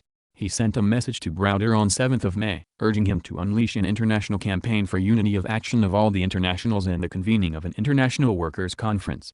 In June he assigned the Swiss Communists the task of campaigning for its convening. Nothing came of any of the initiatives. Chapter 4. The Spanish Civil War. FEU issues took as much Comintern attention or resources as the Civil War in Spain that broke out in 1936. The developing conflict with fascist Germany, the difficulties of implementing a popular front, and the political and logistical difficulties of supervising a large-scale military operation generated a continuous barrage of messages between Moscow and Western Europe. Comment: the USSR was the only country in the world supporting the Popular Front in Spain. All other countries either ignored and left them to their plight, or participated on the fascist side. End of comment. The political situation in Spain was difficult. Not only was the Republic fighting a civil war against a right-wing nationalist coalition led by General Franco, but also the Popular Front supporting the Republic was deeply divided. Its leading political formations included the Spanish Socialist Workers' Party, PSOE, the Communist Party of Spain, PCE, the Workers' Party of Marxist Unification, POM, an independent Marxist party hated by the Communists, the center-left Republican Left, led by Manuel Azaña, President of the Republic, and the centrist Republican Union Party. Galician and Catalan nationalists, the socialist-aligned General Workers' Union, UGT, and the anarcho-syndicalist trade union, the National Confederation of Labor, CNT, also supported the government. Complicating the Spanish situation was the shifting view of the Comintern on the question of the entry of the PCE into the Popular Front government in the fall of 1936. Just a week after the outbreak of civil war, the Comintern sent a coded message to the leadership of the PCE warning that vacillation on the part of the government can destroy the cause of the Republic. Therefore, if the government vacillates, despite the mass support shown it by the Popular Front, the question should be raised of the creation of a government for the defense of the Republic. and the salvation of the Spanish people, with the participation of the parties of the Popular Front, including the Communists and Socialists. Just 4 days later, however, new instructions arrived. Among the urgent recommendations was the caution that as long as it is possible to do without the direct participation of the Communists in the government, it is advisable not to join the government, since that way it is easier to preserve the unity of the Popular Front. Participate in the government only in an extreme situation, if this is absolutely necessary to crush the rebellion. Before sending the message, Dimitrov urgently asked Stalin for his comments and received approval. PCE leader José Díaz responded that our tactics consist in the consolidation of the Republican government, and we have rejected the proposal of the Socialists for the formation of a government of the Popular Front. With our participation. The question of Spanish Communist participation in the government arose again in August 1936, when Socialist leader Largo Caballero demanded the resignation of the government led by José Guerrero, leader of the Republican Party. Caballero was anxious to form a socialist government. Díaz and Vittorio Codevilla, an Argentine communist of Italian origin and the representative of the ISI to the PCE, sent Dimitrov a message that Caballero was insisting on the need for our participation. They had told him that we consider his position as wrong. Because of the tense international situation, we find it necessary to work together with the Republican government, this one or with another one. If Caballero did form another government, the Communists proposed supporting him only if he included representatives from a variety of other left-wing and regional parties, and that the new government make a clear statement to the effect that it will operate within the framework of a democratic republic, that is, not attempt to enact a socialist agenda as Caballero wished to do. The future composition of the Spanish government was discussed at a Soviet Politburo meeting in the Kremlin. In his diary, Dimitrov recorded that with Stalin on the telephone, the leadership agreed to the transformation of the Guerrero government into a government of national defense, headed by Guerrero with a majority of Republicans, with the participation of the Socialists and of 2 Communists, also representatives of the Catalans and Basques. The ISI Secretariat then sent Díaz his instructions. We recommend the transformation of the Guerrero government into a government of national defense, which will still be headed by Guerrero and in which the majority would belong to the Republicans. It would be advisable for such a government to include, in addition to the representatives of Catalonia and the Basques, 2 socialists, for example Prieto and Caballero, and 2 communists. Early in September that message was transmitted to the Spanish Communist Party, but the ISI quickly learned that its orders could not be carried out. Díaz, Jacques Duclos, the French communist sent to Madrid to help the Spanish party leadership, and Codevilla reported that despite our efforts, it was not possible to avoid the government of Caballero. They had kept Guerrero in the government, which now consisted of 4 Republicans of all stripes, 3 socialists of each type, and 2 communists. They had been compelled to make this decision to prevent major difficulties and to avoid creating a very dangerous situation. At the end of February 1937, André Martí, sent to Spain by the Comintern to organize the international brigades, returned briefly to Moscow. He met with Stalin, Vyacheslav Molotov, a member of the Politburo of the VKPB and chairman of the Soviet government, Kliment Voroshilov, a member of the Politburo of the VKPB and the People's Commissar for Defense of the USSR, Lazar Kaganovich, a member of the Politburo of the VKPB and secretary of the Party Central Committee, Togliatti, and Dimitrov. On 13th of March, Stalin spoke in favor of the unification of the Spanish Communist Party and the Socialist Workers' Party into a single party that, if the Socialists insisted, need not be included in the Comintern. Referring to the strained relations between Largo Caballero and the Communist Party, Stalin declared, "No need to overthrow Caballero. There is no more suitable figure to serve as head of government. Get Caballero to renounce the post of Minister of Defense, and appoint someone else Commander-in-Chief." During a possible reconstruction, the Communists can demand greater participation by the party in government. If there is a decision for foreign forces to leave Spain, the international brigades are to be disbanded and left in the rear, as production workers, and so forth. Continue the recruitment. In accordance with Stalin's instructions, a directive was sent to Díaz with advice about how to deal with the Spanish government, to unite the forces of the working class, strengthen the Popular Front, and establish the required correct relations with Largo Caballero and his supporters. We consider advisable the merger of the Communist and the Socialist parties into a single party to be called something, approximately, the United Socialist Workers' Party of Spain. We recommend making the appropriate inquiries and engaging in negotiations with Largo Caballero on this issue. Talks on the unification of the 2 parties continued for some time, but no merger followed. Meanwhile, news was coming in from Spain about the military defeats of the Republicans and the deterioration of relations between Largo Caballero and the Communists. On 23rd of March, Dimitrov sent Stalin a report from Ivan Stepanov, one of the Comintern representatives in Spain, dealing with the difficulties in organizing resistance to the nationalists, the factional struggle within the government, and its weaknesses. Largo Caballero was described in negative terms, and his conflict with the Spanish Communist Party was explained as due to the fact that the influence and authority of the Communist Party is increasing. Dimitrov, however, insisted in a directive to Spain on the need to keep Spock Caballero as the chairman of the government.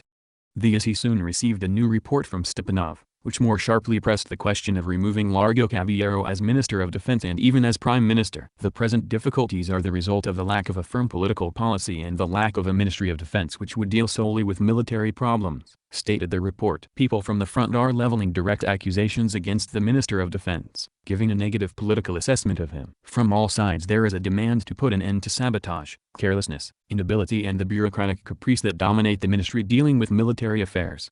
Recounting the growing influence of the Communist Party in the army and emphasizing that the military apparatus at the front was in the hands of the Communist Party or under its decisive influence, the report stated that the leadership of the party was increasingly moving toward the conclusion that, despite all the conditions working toward a victory, Caballero and his group would lead the republic to defeat. The party is awaiting your advice on these questions. The situation is complex, very complex, and your point of view will be extraordinarily valuable. In sending the report to Stalin on 14th of April, Dimitrov noted that it expressed the mood, view, and position of the Politburo of the Central Committee of the PCE. He reiterated that the ISI Secretariat in its advice to the Central Committee of the PCE had recommended working in every possible way to achieve viability and authority for the Republican government, the separation of the post of head of the government from Minister of Defense and Commander-in-Chief, and the handing over of the latter post to another reliable individual while not breaking with Largo Caballero or engaging in a policy of eliminating him. In so doing, Dimitrov showed that Stalin's instructions on maintaining Largo Caballero as head of government had been transmitted to the Spanish side. At the same time, making use of Stepanov's report and referring to the view of the Spanish Party Politburo, he hinted with great caution that it would hardly be possible to fulfill Stalin's wishes, through a reference to the danger of further deterioration in the relationship between Caballero and the Communist Party and in the form of a request to get advice from Stalin. 3 days later Dimitrov forwarded to Stalin the actual text of the resolution of the Politburo of the Central Committee of the PCE of 27th of March. He once again drew Stalin's attention to the spreading campaign among elements of the Popular Front coalition against the Communist Party. This campaign and many other things point to the fact that Caballero and his circle, together with the majority of the anarchist leaders, are conducting a policy of pitting the UGT Socialist Trade Union Federation and the CNT Anarcho-Syndicalist Trade Union Federation against the Communist Party, are working to undermine the Popular Front and create a Caballero government based on the trade unions and independent of the Communist Party. The letter ended with a request to provide advice to the party and the Comintern. In May, Largo Caballero resigned and the political crisis that followed fighting in Barcelona among various Republican militias and Republican government forces. The new government was headed by the socialist Juan Negrin, who had previously been the Minister of Finance and was closer to the Communists than Caballero. One sign of the importance attached to Spain by the Comintern and its concern about the delicate political situation was its dispatch of Palmiro Togliatti to the war zone to oversee its operations. Next to Dimitrov, Togliatti was the most influential non-Russian in the leadership of the Communist International and, while operating within the bounds of Stalinist orthodoxy, among its most politically realistic and astute figures. One of the founders of the Communist Party of Italy, he became its secretary in 1927 and remained its dominant figure until his death in 1964. While in exile in 1935, he was elected a member of the ISI and was appointed Deputy General Secretary of the Comintern. Beginning in the summer of 1937, coded dispatches sent to and from Ercole, his pseudonym, bore the notation in special code. The idea of sending Togliatti to Spain first came up in November 1936. Dimitrov, who was vacationing in Kislovodsk, received a telegram from Togliatti, Moskvine, and Manilsky in Moscow. The situation regarding Madrid has deteriorated due to the attempts at disintegration by the Durati Column anarcho-syndicalist militia unit and the squabbles of the various groups. After discussion we propose to send your deputy there immediately, with Maurice Thérèse Duclos, to take urgent measure on site. Dimitrov, however, deemed this inadvisable. He answered, under present conditions a trip by my deputy there will not be of much assistance, and there is a very great danger of losing him. I agree that he can go to Paris and contact our people in Spain and together with Maurice and Duclos discuss and take all possible urgent measures. He himself, however, should not go. As the internal situation in Spain grew more fraught and the Comintern's involvement more extensive, the question of Togliatti's travel to Spain came up again the next summer. Preparations were underway in June 1937 for a meeting of a Comintern delegation with representatives of the Laboring Socialist International, the Social Democratic rival to the Communist International, in order to assist Republic in Spain. On 13 June, Dimitrov informed Stalin that the SE Secretariat was planning urgently to send Erkli Togliatti to Paris to personally instruct and assist the delegation, and requested instructions. Travel with a political mission outside the Soviet Union by someone of Togliatti's rank required Stalin's permission. Togliatti's August trip from Paris to Valencia, then the site of the Spanish government and the Central Committee of the Spanish Communist Party, also received Stalin's authorization. Early in August, Dimitrov sent a cipher cable to Bohumir Smrl, a staff member of the Comintern who was working for the SE Secretariat in Paris. If the Italian friend has not yet left for Valencia, he should immediately go there. He must stay there for a lengthy period of time, until we summon him. The next day a message from Dimitrov was sent to Valencia to José Diaz, head of the Spanish party, and to other Comintern representatives. Vittorio Codevla, who had worked in Spain under the pseudonym Luis Medina since 1932, and Ivan Stepanov, tell our Italian friend that he must remain with you and help you politically for a longer period of time, until we summon him here. We ask that he also pay particular attention to Edition Blasco. He should keep us regularly informed.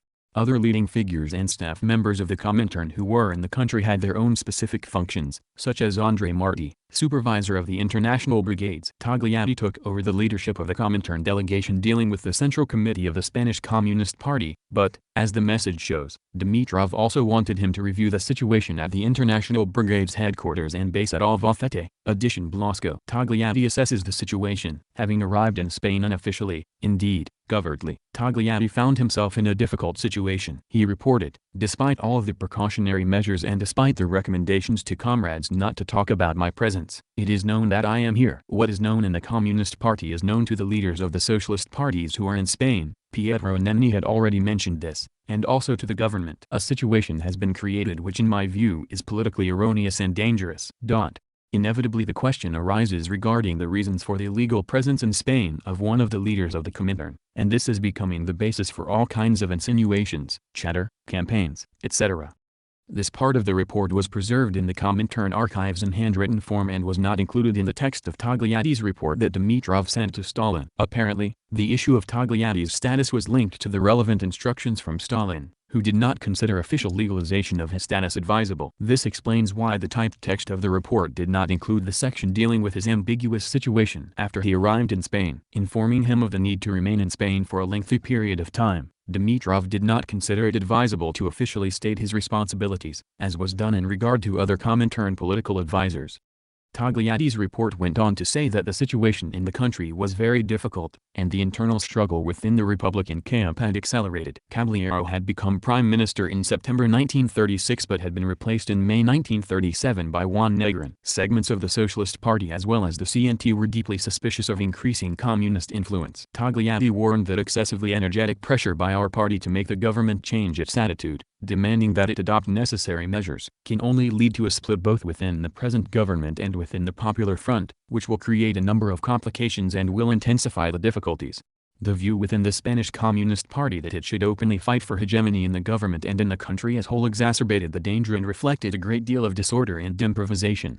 He attributed part of the responsibility for this undesirable situation to representatives of the Comintern, particularly Codevla. Togliatti recommended that he demand that Codevla hand over operative work to the Spanish comrades, that he stop being an individual without whom no one does anything or knows what to do. Codevla had returned to Moscow, along with Pedro Chica of the Spanish Communist Party, for consultations. Togliatti and Stepanov asked the SE not to allow him to return. They noted that the Spanish party was attempting to rally together socialists and all groups of the Popular Front and the working class, in particular the socialists, against Caballero, his clique, and the Trotskyites. This required persuading local units and the party press that errors of sectarianism be corrected and that a political line appropriate to the Popular Front be followed. We are making use of Luis's Codevla's absence to convince and assist the leadership of the party in beginning a radical change in methods and in the political and daily work of the leadership. Togliatti and Stepanov took advantage of every opportunity to reiterate that Codevla's return was undesirable. Regarding the discussion in the Politburo of the Central Committee of the PCE on the preparations for a forthcoming political campaign to extend the Popular Front and at the same time isolate such enemies as the Trotskyists, Communists regarded the poem as Trotskyist. They asked Dimitrov to do everything possible to have Chika return with your instructions prior to the Central Committee meeting. Regarding Thomas Kodevla, it is our joint view that he should return only if his presence seems to us absolutely necessary. We consider it preferable for the Uvers Communist Party's center to work for a period of time without him. Togliatti was even more definitive in his report of 15th of September. He insisted that Comintern representatives stop thinking of themselves as the party bosses, that they stop considering the Spanish comrades as people who are totally incapable of doing anything, and that they not act on their behalf on the pretext of doing things better and faster, etc. This criticism refers to Luis. If the latter cannot change his methods of work, it would be better for him not to return. Every day I am increasingly convinced that this is correct. His presence is harmful to the party. The ISI Secretariat was unwilling to withdraw Kodevla and decided instead to assign him a different mission. It adopted a decree on 3 October assigning him to organize the recruitment of volunteers and the international campaign to support the Spanish Republic without interfering in the operative leadership of the party. Having succeeded in greatly narrowing Kodevla's authority, Togliatti also tried to get rid of Marti. A cipher message from Togliatti, Stepanov, and Diaz to Manilsky stated, "Everyone agrees in considering that André's return to the Blasco Publishing House International Brigade's base in Albacete not only would fail to improve the situation, but would create a lot of worse things, compounding objective difficulties with a deterioration of the relationship between the party and the government." There was no response to this proposal. Marti had Stalin's support. Without his direct authorization, no one in the ISI leadership would have dared to deprive Marti of his post. Searching for a solution. The extent of Soviet interference in the internal affairs of Spain is starkly illustrated by a series of cables dealing with the issue of elections for a Spanish parliament. On September 16, 1937, Dimitrov wrote Stalin, including a document on the most important tasks of the party. It was worked out together with the Spanish comrades after the discussion with you. 4 days later, the ISI Presidium declared the need to hold elections in Spain to be among the most important tasks of the Spanish Communist Party. Communists and socialists had to reach agreement on the need for elections, the way they were to be held, and the major points of the electoral platform. Even more improbably, all anti-fascist parties and organizations should agree on a single united program and a single list of candidates. Pedro Chika and Vittorio Kodevla, in Moscow for consultations, presented a document to the ISI warning that given present conditions in Spain, it is not considered possible to hold elections, since the most active part of the population is at the front. Togliatti expressed a similar view in his report of August 30, 1937, the parliament already represents almost no one in present-day Spain, and on the other hand, in this situation it is now pointless to think about re-electing it. Dimitrov sent Stalin both objections, but neither the views of the Communist Party of Spain nor the Comintern representatives there could trump Soviet desires. The ISI decree also contained instructions about the internal makeup of the Republican government, particularly the need to replace the present Minister of Justice Irujo, who is linked to fascistic elements and is an agent of conservative British circles. Irujo was suspicious of the communists and unsympathetic with their suppression of the poem. Togliatti informed Moscow on 12 October that Chika and 2 other Spanish communists, Dolores Ibarruri and Jesus Hernandez, had met twice with Prime Minister Negrin, who is not rejecting the idea of elections. He thinks it possible to begin with a renewal of the Catalonian parliament and with a more intensive study of the potential for general elections. Negrin also agrees to get rid of Irujo, but wants to wait until all the members of the old Basque government have returned to Spain. While he was not opposed to the participation of the CNT in the government, he wanted it to give guarantees and serious proof of loyalty. Dimitrov forwarded this message to Stalin. By the beginning of 1938, the Republic was on the brink of disaster. Togliatti reported on a growing struggle within the government between Negrin, on the one hand, and, on the other, President Manuel Azana, who was increasingly pessimistic about the possibility of victory, and Minister of Defense Indlicia Prieto, who wanted to limit the influence of communist political commissars in the army. He warned that the situation at the present time is very dangerous. A second cipher message from Togliatti described the increasing pessimism of leading Republican figures. The situation is becoming more critical. Corona Zana has declared to our ministers that he does not see the possibility of victory, that the duration of the war means moving toward disaster and that now it is time to seek a way out. He urges to request the Council of Ministers to raise the general problem of the prospects of the war. Blanche Negrin says that if Corona raises the question of capitulation there would be a crisis in the printing plant government. Blanche says that he agrees with us on all issues, but insists that our ministers not exacerbate relations with Bruquier Prieto, who is declaring that he also considers an immediate military victory impossible unless he quickly obtains airplanes and weapons. The socialist leadership is demoralized. Despite the pressure, Blanche is hesitant to accept our proposal for joint work, mobilization of the Popular Front, trade unions and the masses, to assist the government in quickly creating new reserves, to increase the production of barbed wire, political work at the front and in the rear.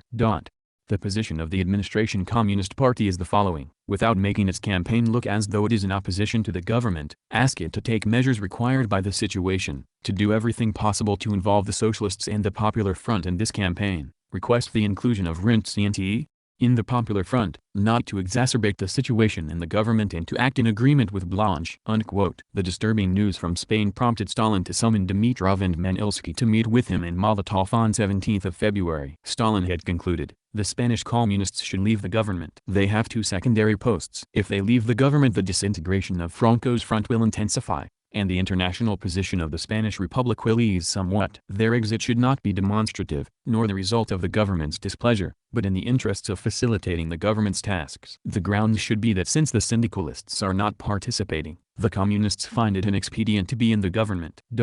Support the government, but not participate in the government. That should be our stance at this stage.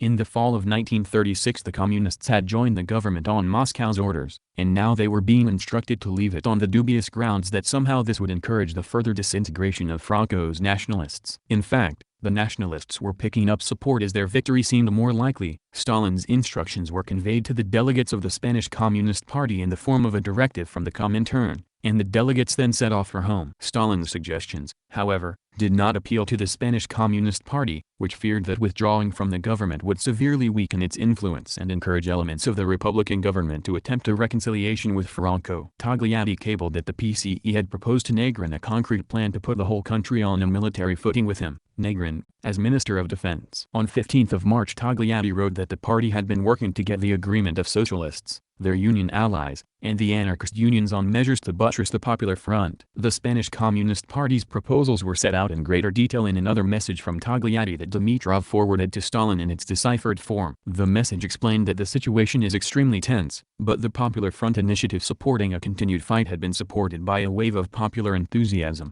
Even though the anarcho-syndicalist CNT had taken a reasonable position, anarchist provocateur elements could still cause trouble, and a military defeat in Aragon had been provoked by the sabotaging work of the Trotskyite scoundrels. The communist goals included to fight by all possible means against compromise and to pressure Negrin's government to implement an energetic war policy with him as Minister of Defense with a communist General Commissar of the Army. As a last resort the party supported the formation of a new government from the representatives of the Communist Party and the trade union organizations of all stripes.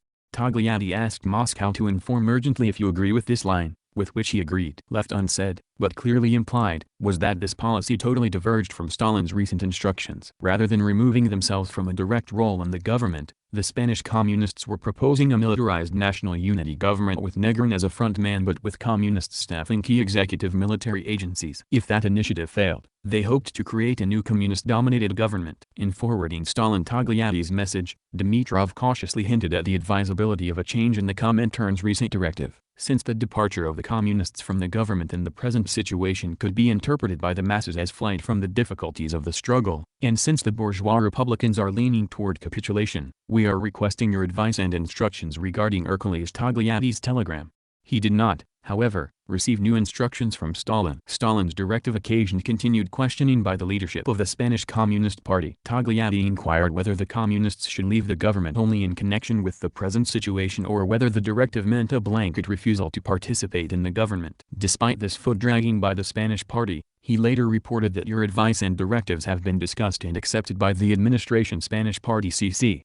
One communist goal was reached in late March, when Defense Minister Enrique Prieto, a critic of the communists, was relieved of his duties. One of the two communist ministers also left the government. At the end of April, Togliatti wrote a lengthy account of the government crisis and once again rationalized the Spanish communists not fully carrying out Stalin's instructions. Your tactical advice, even though it has not been implemented since the present situation does not allow for that, has forced the comrades to understand that more than any kind of judgments, reasonable advice, etc., they were risking losing a correct political orientation, even if they did not eliminate the wrong tendencies of which I spoke to you. In practical terms, your advice was of decisive assistance in untying our hands during the maneuvering to speedily resolve the ministerial crisis.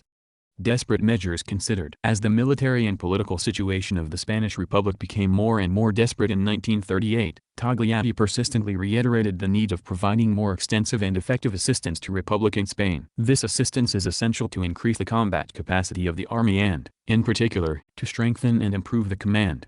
He reported on Negrin's intention to declare martial law. Forwarding his telegram to Stalin, Dimitrov voiced support for the idea. Regarding the possible proclamation of martial law, we think our friends should not oppose it on condition that the necessary freedom for political work and agitation is assured, in order to intensify the struggle against fascism and its agents in Republican Spain. We are asking for your advice. There is no record of Stalin's response, and martial law was only declared on January 18, 1939. Conditions in the shrinking regions of Spain controlled by Republican forces continued to deteriorate, and on July 22, 1938 Togliatti wrote that drastic food shortages were developing. There was a need to considerably increase the sending of food supplies, prompting the ISI Secretariat to send Communist parties directives regarding the organization of food assistance to the Republic. On 28 August Dimitrov and Manilsky sent Stalin and Molotov a memorandum requesting that the government of the USSR provide food assistance to the Spanish Republic on favorable credit terms. That same day the ISI Secretariat adopted a decision on practical goals designed to provide the Spanish population with vital food products. All of the members of the communist parties were to make special contributions, and monthly contributions were to be dispersed by the trade union organizations. An international loan was to be issued and a campaign begun to have food loans made to the Spanish government by the governments of France, Great Britain, North America, the social democratic governments of the Scandinavian countries, and others. As the Republic's military and economic circumstances weakened, so did its diplomatic situation. The once sympathetic French government quietly opened negotiations with Franco as Republican forces retreated from Catalonia. Togliatti reported that in reaction to that initiative, there is a need for a major push to strengthen the political campaign in favor of Spain. In response, the ISI Secretariat ordered communist parties to mobilize public opinion, front groups, and sympathetic figures to prevent the villainies being perpetrated. Despite the deteriorating military and political situation in Spain, Togliatti devoted a good deal of attention to the translation into Spanish and publication in Spain of Stalin's History of the VKPB, short course. Togliatti proposed to the ISI Secretariat that this book be retranslated into Spanish on his responsibility and under his direct control, sent the text for typesetting a pilot copy, and wrote that the book would be published in 25,000 copies. At the same time Togliatti informed the ISI that preparations were in progress in Spain for the trial of the leaders of the POM. While the POM had supported the Popular Front, it clashed frequently with communists and their allies in the Republican government, and in May 1937 government forces, pushed by the communists, suppressed the POM and arrested its leadership and murdered Andrés Nin, its chief figure. Togliatti sent a copy of the indictment of the POM's leadership to Moscow and urged that it be published in all the major languages. He insisted that anti-fascist organizations of various countries should address the Spanish court with demands for inexorable justice and the exposure of the activities of Trotskyites in all countries. Despite the efforts of the Comintern and its representatives, the Spanish Republican court rejected the accusations of treason and espionage against the POM, although 5 of its leaders were sentenced to prison terms of varying lengths. Subsequently Togliatti was forced to acknowledge the scandalous result of the POM trial, which ended without any significant sentences. The end comes. As Republican troops lost control of Barcelona in January 1939, the Comintern continued to demand resistance and offer increasingly untenable and unrealistic suggestions about how to avoid defeat. A message to Maurice Thorez urged him to communicate to Togliatti our instructions to hold on in the territory of Catalonia with all their might. Another cable to Thorez explained that the entire population had to be made to participate in this struggle, new recruits had to be added to the army, people who have lost their courage must be replaced, and communists must increase their influence in the government and capitulators be pushed out. Togliatti reported on 28 January that faced with general demoralization that is threatening disaster, we have decided that the Spanish Communist Party shall through its own people directly take over the organization of the last line and last efforts at resistance through draconian, firm, and strict measures and discipline. He was confident that Prime Minister Negrin would agree. Dimitrov cabled his approval of the plan to strengthen the leading role of the communists. With the fall of Barcelona, the Republican government's control was reduced to Madrid and a region stretching south to the Mediterranean. Togliatti cabled the bleak news to Moscow on 1 February that while the communists had taken some steps to restore morale and order, the head of the Spanish Republican Army no longer thought the situation salvageable. Even Negrin has shown an indication of serious weakness. The senior Soviet military advisor thought the Republican army could not hold out much longer and was convinced that disaster was inevitable. Togliatti, still in Catalonia with Republican forces retreating toward France, continued to believe resistance remained an option, although he admitted that reorganizing the government was very hard, since it is extremely difficult to find employees who are better than the present ones. Our intention is to continue resistance until the stabilization of one front on the territory of Catalonia. We consider this plan as feasible if there is a quick and general restoration of order and discipline. He admitted, however, that with Negrin demoralized, he was afraid that the majority of the present Clery government will come out in favor of capitulation. This was Togliatti's last message from Catalonia. He crossed the French border and, after a short time in Toulouse, returned to Madrid. At the beginning of February all of Catalonia was occupied by Franco's troops. Undaunted, the ISI Secretariat urged continuation of the struggle on the Madrid front, cabling Thérèse to inform the Spanish communists that they needed to replace the elements in the government unwilling to keep fighting. Immediately after arriving in Madrid, Togliatti reported that desertions were increasing and there was a total lack of energetic leadership within the government and military. The Spanish Communist Party, he reported, was increasingly politically isolated. After reporting the pessimism with the government and military, Togliatti asked Moscow if the Communist Party and its trade union allies should take over by force all the agencies of power and the leadership of the war, with the threat of virtually complete political isolation in the future, the possibility of resistance, and the risk of the loss of leadership and personnel. Your views will be needed, insofar as possible. Even as he and the Spanish Communists contemplated a coup d'état, Togliatti communicated Negrin's request for additional Soviet military aid. He asked Dimitrov if he, Togliatti, could serve as an intermediary with him on this question. Even as Negrin was moving toward the Communists, the danger of a mutiny of military professionals and the collapse of the government had grown. If that occurred, do you find it acceptable for us to take all power and the leadership of the war into our hands? Dimitrov phoned Marshal Voroshilov, whose answer was, in practical terms, it will hardly be possible to render such assistance. Dimitrov sent Togliatti a message conditioning additional Soviet aid on several demands that were impossible to meet. On the evening of 6 March the Republican military launched a coup against the Republic, claiming it was aimed at heading off a seizure of the government by the Communists. Togliatti reported that the situation is catastrophic. I foresee great difficulties in the evacuation of the leadership and the party personnel.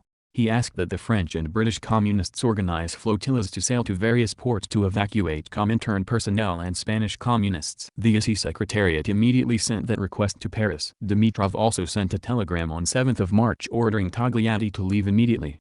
Informed that Togliatti and Pedro Chica were trying to organize the new leadership, Dimitrov reiterated his demand on 17 March, telling Thérèse, take all measures to have personnel depart, first and foremost Alfredo Togliatti and Chica. On 24 March Togliatti, together with several leading officials of the Spanish Communist Party, flew from Cartagena to Algiers and then proceeded to France. The defeat of the Spanish Republic led to a series of recriminations that continued to reverberate in the communist world for more than a decade. Many of the Soviet and foreign communists who had served in Spain became victims of the Stalinist purges in the late 1930s and again at the end of the 1940s and early 1950s. On April 8, 1939, Dimitrov gave Stalin a set of documents on the last few days of the Republic and the position of the Spanish Communist Party. It included a letter from C. Alfredo Togliatti to Com. Dolores and other members of the Politburo of March 12, 1939, from Valencia. Recounting the last days of the Republic, Togliatti in this letter accused Negrin of complicity with the Republican military officers who organized the coup. He was forced, however, to acknowledge that as for the masses, at least during the first days the anti-communist campaign had some success, as the result of the extreme fatigue of those masses, who long above all for peace and considered the party as an enemy of peace and to blame for the new civil war. In Spain, hopes by backers of the coup that they could negotiate an end to the war came to naught when Franco demanded unconditional surrender. With the Republican army no longer willing to fight, nationalist forces entered Madrid virtually unopposed on March 27, 1939, while most international brigades and Comintern personnel, including Togliatti, had been withdrawn. Those who remained faced imprisonment and, often, execution at the hands of vengeful nationalists. In France, Togliatti continued to deal with the problems of the Comintern and Spanish communist refugees. But after France went to war with Nazi Germany and in the wake of the Hitler-Stalin Pact, French authorities arrested Togliatti for the use of false documents. He was imprisoned for several months, but the USSR was able to win his release in early 1940. Togliatti wanted to remain in Western Europe, working with the exiled Italian CP, but Dimitrov thought his plans to operate underground from Belgium were unsafe and insisted on a return to Moscow, and he reached Moscow by mid-1940. Despite the Comintern's and Soviet authorities having worked ardently to get him released and safely to Moscow, Togliatti's position was precarious. On July 19, 1941, just over a year after Togliatti arrived in Moscow, Dimitrov spoke with José Diaz, the exiled head of the Spanish CP with whom Togliatti had worked in Spain. Dimitrov's diary records the following. Diaz is here. He expresses political mistrust of Ercole Togliatti. He bases his suspicions on his work and behavior in Spain. Dolores Ibarri also states that she has less than full confidence in Ercole. She feels there is something alien about him, something unlike us, although she cannot substantiate that concretely. Before, too, there was a signal in that regard from Gramsci's family. We agreed to use Ercole for the time being only in radio and other propaganda, not admitting him into especially secret business. Togliatti, indeed, spent the next several years making propaganda radio broadcasts from Moscow. In 1944 he returned to Italy to take the leadership of the Italian Communist Party in the aftermath of Mussolini's downfall. Under his guidance it became the largest communist party in Western Europe. Chapter 5. The International Brigades in Spain. Comment. It is reassuring to find common ground even in Yale to call the International Brigades heroes, though we suspect it's probably just because they support the liberal part of Republican Spain. No mention is ever made by bourgeois press of the heroic communists of France helping to liberate the country. End of comment. No part of the Comintern's activities in Spain has received as much attention as the International Brigades, IB, a multinational force of 30,000 to 40,000 soldiers credited with a heroic dedication to anti-fascism. The IB was lauded in literature, song, and the media. Credited with saving Madrid from nationalist assault in the early days of the Civil War, it also became the symbol of the Popular Front. During the Civil War, the Comintern and the communist parties who recruited the great bulk of the fighters played down the communist theme in favor of propaganda stressing anti-fascism and humanitarianism. While the Comintern's role in organizing the IB has been extensively documented by historians, the cipher correspondence contains previously unknown information that sheds new light on the Comintern's attitude to the volunteers and on its general attitude to the events in Spain. Communist volunteers who were either in the country at that time or had come in order to defend the Republic participated in the fighting from the very first days of the military uprising against the Spanish Republican government. July 18, 1936, led by Generals José Sanjurjo and Francisco Franco. In addition to giving political instructions to the leadership of the Communist Party of Spain, organizing a propaganda campaign in defense of the Republic, and providing assistance for the purchase of required materials, the Comintern tried to help by sending military experts to the country, recruiting volunteers and organizing the brigades. On August 11, 1936 the ISI Secretariat sent a cipher message to the United States, urging Earl Browder to recruit pilots. The governmental army in Spain is in a great want of aviators. If you have aviators who sympathize with the party, necessary urgently to send them to Spain. A week later Browder was asked if he had located any. Inform us whether you succeeded in sending aviators to Madrid. Hasten, every minute is dear. Browder quickly answered, 6 pilots ready to leave for Spain via Paris, send immediately connection and instruction. Even after the pilots arrived in Spain, the ISI continued to monitor their deployment, demanding that Vittorio Codevla do everything necessary for their use. Maurice Thérèse and André Marty informed Dimitrov that they were sending pilots, machine gunners, and artillerists from France who had been asking to fight. Then Marty wrote that their departure had been delayed. 2 pilots and 2 machine gunners have not yet left. They had apparently been sent, but the message of Thérèse and Marty indicated the appearance of new problems. The French pilots are complaining that there is no plan for proper use or correct maintenance of the equipment. This complaint was a constant one, and the Communist International soon discovered that a modern army with aircraft, artillery, trucks, and the complex machinery of modern warfare required more than willing volunteers who could do little more than carry a rifle. And with much of the professional Spanish army in revolt, the Spanish government had only limited ability to provide the organizational and logistical support needed by the international volunteers rushing to Spain. Nonetheless, the Comintern began systematically to organize the dispatch of volunteers following the receipt of instructions from the Politburo of the Soviet Communist Party. Dimitrov's diary of 28 August contains an entry stating that the Politburo meeting that day discussed the question of aid to the Spanish, possible organization of an international corps, but he did not indicate whether a decision was taken. The Secretariat gave orders to expand the recruitment of volunteers only on 18 September. Calling for engaging in the recruitment of volunteers with military training among the workers of various countries, in order to send them to Spain. The Comintern then moved swiftly to recruit volunteers via the communist parties and to organize them in Spain as a Comintern-controlled army, the International Brigades. The directive was sent to communist parties in early October, along with instructions on the recruitment and transfer of volunteers to Spain. The Comintern's intervention marked a major step in the internationalization of the Civil War. Though both sides in the Civil War had been relying on foreign political and material assistance and the nationalists had received significant assistance from Italy and Germany, the organized dispatch of foreign volunteers raised the stakes. An introduction to published Comintern documents on Spain noted that the Comintern's intervention became yet one more factor exerting a decisive impact on the internationalization of the Civil War in Spain and strengthening the ideological polarization of the conflict, excluding any possibility for compromise. The first efforts came even before the formal Comintern request. By 28 September Thérèse was writing from Paris, "Have commenced implementation of the task assigned us. The group of volunteers and transportation for the first 1,000 have been provided with necessary personnel and funds."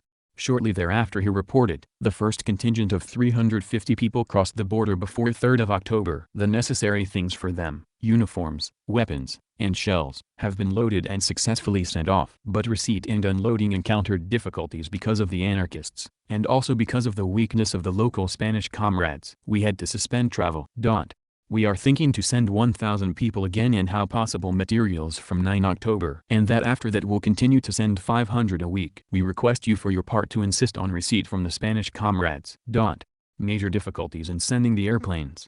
In subsequent correspondence with the Comintern, Thérèse and Marty informed it about the number of postcards or open letters, volunteers, the French Communist Party had sent to Spain by either regular mail, land, or air mail, sea. Recruiting and sending volunteers and the purchase of airplanes and other equipment required money, and the EC often received requests for needed funds. On 21 October Thérèse and Clément, Eugene Fried, the Comintern's representative to the French party, reported, "Debts and a lack of funds are forcing us to seek a loan. The situation is critical. We ask you to take the necessary measures in keeping with your promise. The sending of postcards may be disrupted." The Comintern cabled back, "Instructions have been sent to transmit you 100,000 francs." The pressure on the leaders of the French Communist Party was particularly strong because France was the hub for recruitment and transport of the volunteers to Spain. The French Communist leadership was given their responsibility to coordinate recruitment from other communist parties. On 27 October Thérèse received a message to take superhuman measures to speed up the sending of postcards. Send immediately trusted persons to Czechoslovakia and Belgium to reach agreement with Gottwald and Xavier Relicama, secretary of the Central Committee of the Belgian Communist Party, about the publication transport of postcards in these countries. In early November the EC sent another directive to Thérèse and Clément that demanded they redouble efforts to recruit volunteers in France and throughout Europe and send reliable people to carry out the task. Former soldiers and war veterans were especially desired due to the lack of trained or experienced fighters in Spain. These entreaties did produce an upsurge in the number of volunteers sent to Spain. On 5 November Thérèse reported that in the prior week 817 postcards had been sent by regular mail and 250 by airmail. The total at present numbers 3,663. 3 days later he claimed 3,720 men had been sent and estimated that another 1,000 would be on their way within days. The EC asked Clement Gottwald to send 2,000 Czechoslovak volunteers by 20 November. The courier chosen to deliver the message was told to remain in Prague until arrangements have been made. Once that assignment had been completed, he was ordered to go to Paris to take care of the order from London and other countries. The EC thought the recruitment of volunteers in Britain was not progressing satisfactorily. On 11 November Dmitry Manilsky sent Thérèse and Clément a directive, "Need to receive 1,000 English postcards at any price." The political importance here is enormous. Telegraph whether Harry Pollitt agrees to this obligation. Clément answered, "Pollitt has promised 500 postcards, but emphasizes major difficulties." Later he wrote, "Pollitt refuses to follow precisely the advice for sending postcards, promises only to try to find 200. The Comintern also instructed Earl Browder to organize the supply of volunteers and weapons from the United States and through him exerted pressure on the communist parties of Latin America. In late October 1936 instructions were sent to the central committees of the communist parties of Mexico, Cuba, Puerto Rico, Colombia, and Venezuela via the United States. Strengthen all means campaign support Spain. Protest against use Latin American embassies and consulates in Spain for support fascists. Send to Spain highly qualified military specialists and airmen. Strengthen collection of funds, food, and clothes. Browder was also told to send to Mexico an energetic comrade to urge. Mexican party send a few scores of volunteer officers to help Spanish people. The Central Committee of the Mexican Communist Party received the same demand directly. In mid-December Browder confirmed that recruiters had been dispatched to Cuba and Mexico, where the possibilities were good. The Comintern sent Leonardo Enos, an employee of its communications service, His pseudonyms were Lee and John Peterson, to assist in recruiting volunteers for Spain. Browder also coordinated his efforts with Fernando de los Rios Urruti, the Republic's ambassador to the United States. On 19th of November, Browder reported, "I have connected Los Rios with 3 West Point officers on vacation who offer to take 40 skilled under-officers for minimum 6 weeks, openly declaring they go to fight for democracy and give fundamental training. Also, skilled anti-aircraft unit offers service." Later he asserted that the volunteer officers had been sent through Grant Los Rios. "We are sending 50 to 100 cabins volunteers and casks officers next week to Paris." Cooperation with the Spanish ambassador, however, proved difficult. A coded dispatch from Browder on 11th of December stated that he was shipping 100 cabins well qualified in 10 days. Set quota 500 more, in 30 days. "We are very disturbed by methods work Grantman Los Rios and his assistants, and if we fail to obtain correction from Grant we'll telegraph you fully soon."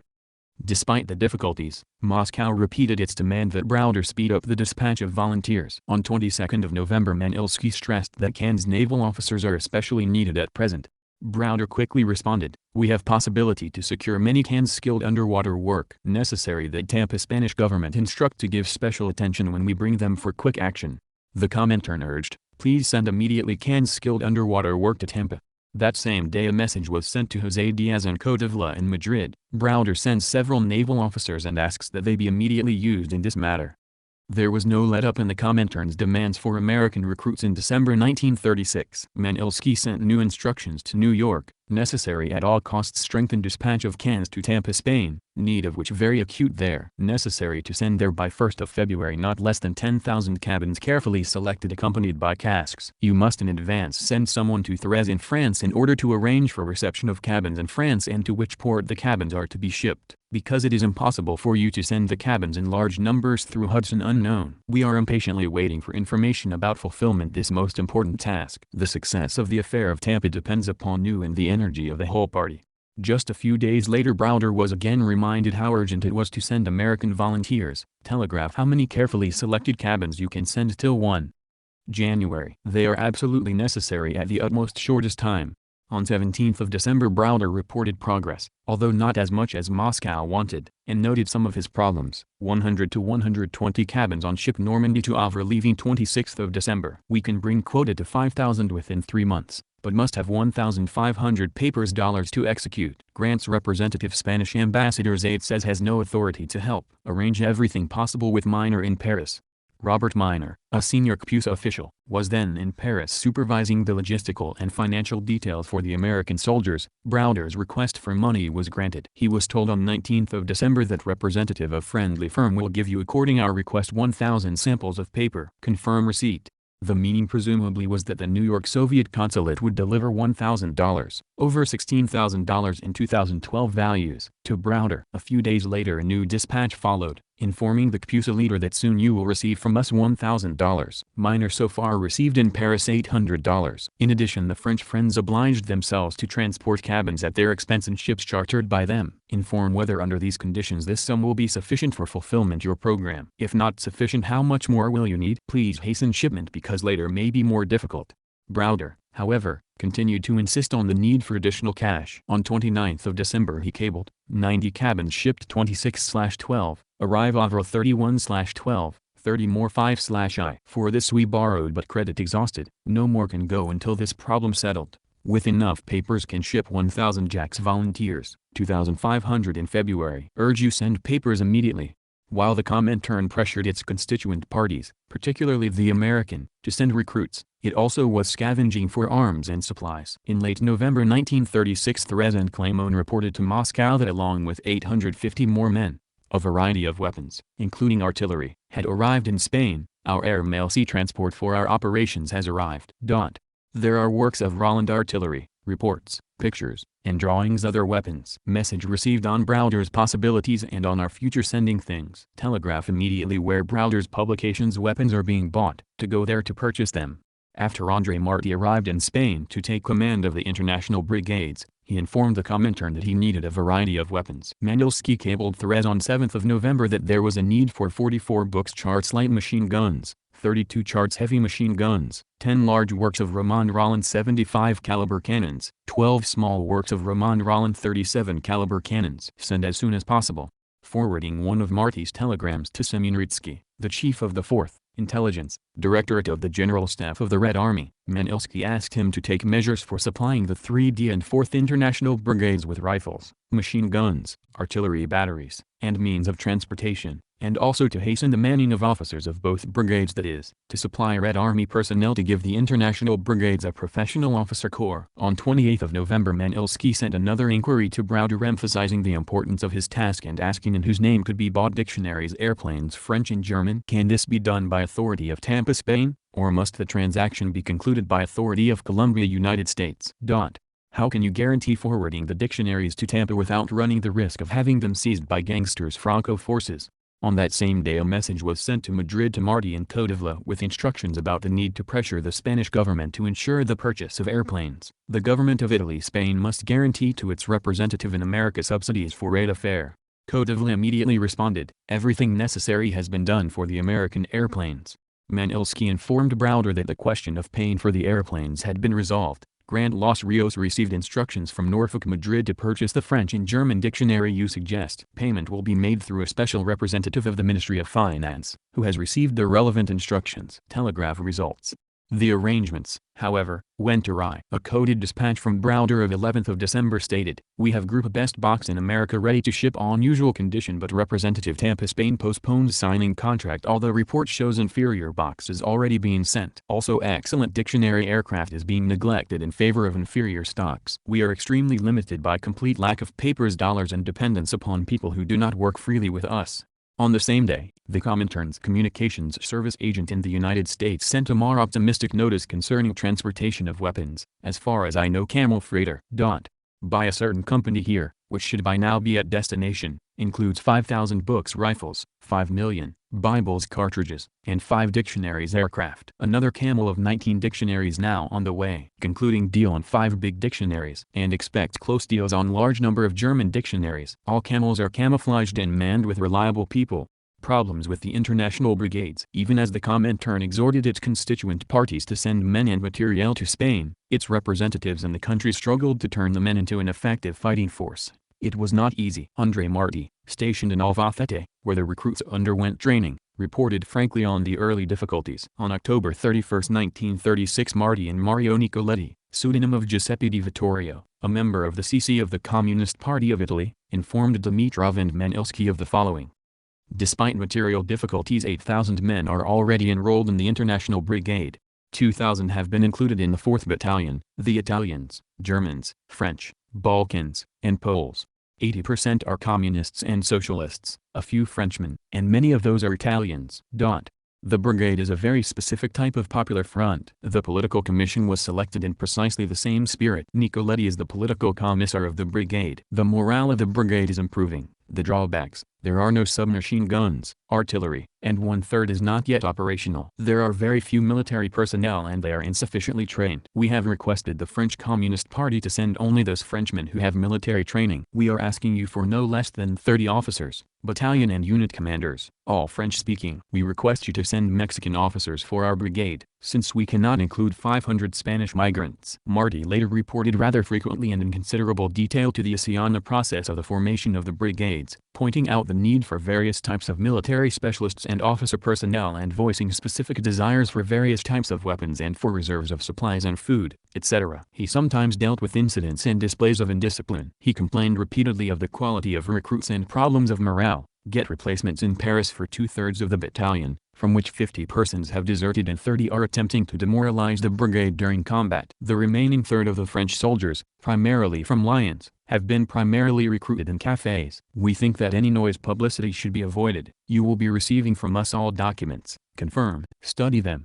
One cable from Manilsky suggested that only 1/4 of the brigade should actually be foreigners, with the rest being Spanish troops. Moscow had already sent similar instructions to Martí on October 29, 1936, but these had not been immediately carried out. But by the end of the year the international brigades included both foreign volunteers and Spanish soldiers, with the latter eventually becoming the majority. Despite the Comintern's impulse to use the international brigades to buttress the communists' prestige, there were risks involved with too prominent a role for the international brigades and foreigners in what was a civil war. The controversy over one particular Soviet soldier illustrated the dilemma. On the advice of Spanish communist leader José Díaz, Largo Caballero, head of the Spanish Republican government, appointed Emilio Kleber as commander of the International Brigade's 1st Brigade. Kleber was the pseudonym of Manfred Stern, a veteran of the military intelligence agency of the Red Army who had worked in the ISI apparatus from 1935 to 1936. His Comintern pseudonym was Fred. Kleber had been working for the Spanish Communist Party on the staff of the People's Militia, a communist-led militia formation that had played an important role in reviving the Spanish Republican Army after Franco's revolt. In that position he had a falling out with the Soviet diplomatic representative Marcel Rosenberg. As Kleber wrote after his return from Spain, this appointment was received by Rosenberg with dissatisfaction and ridicule.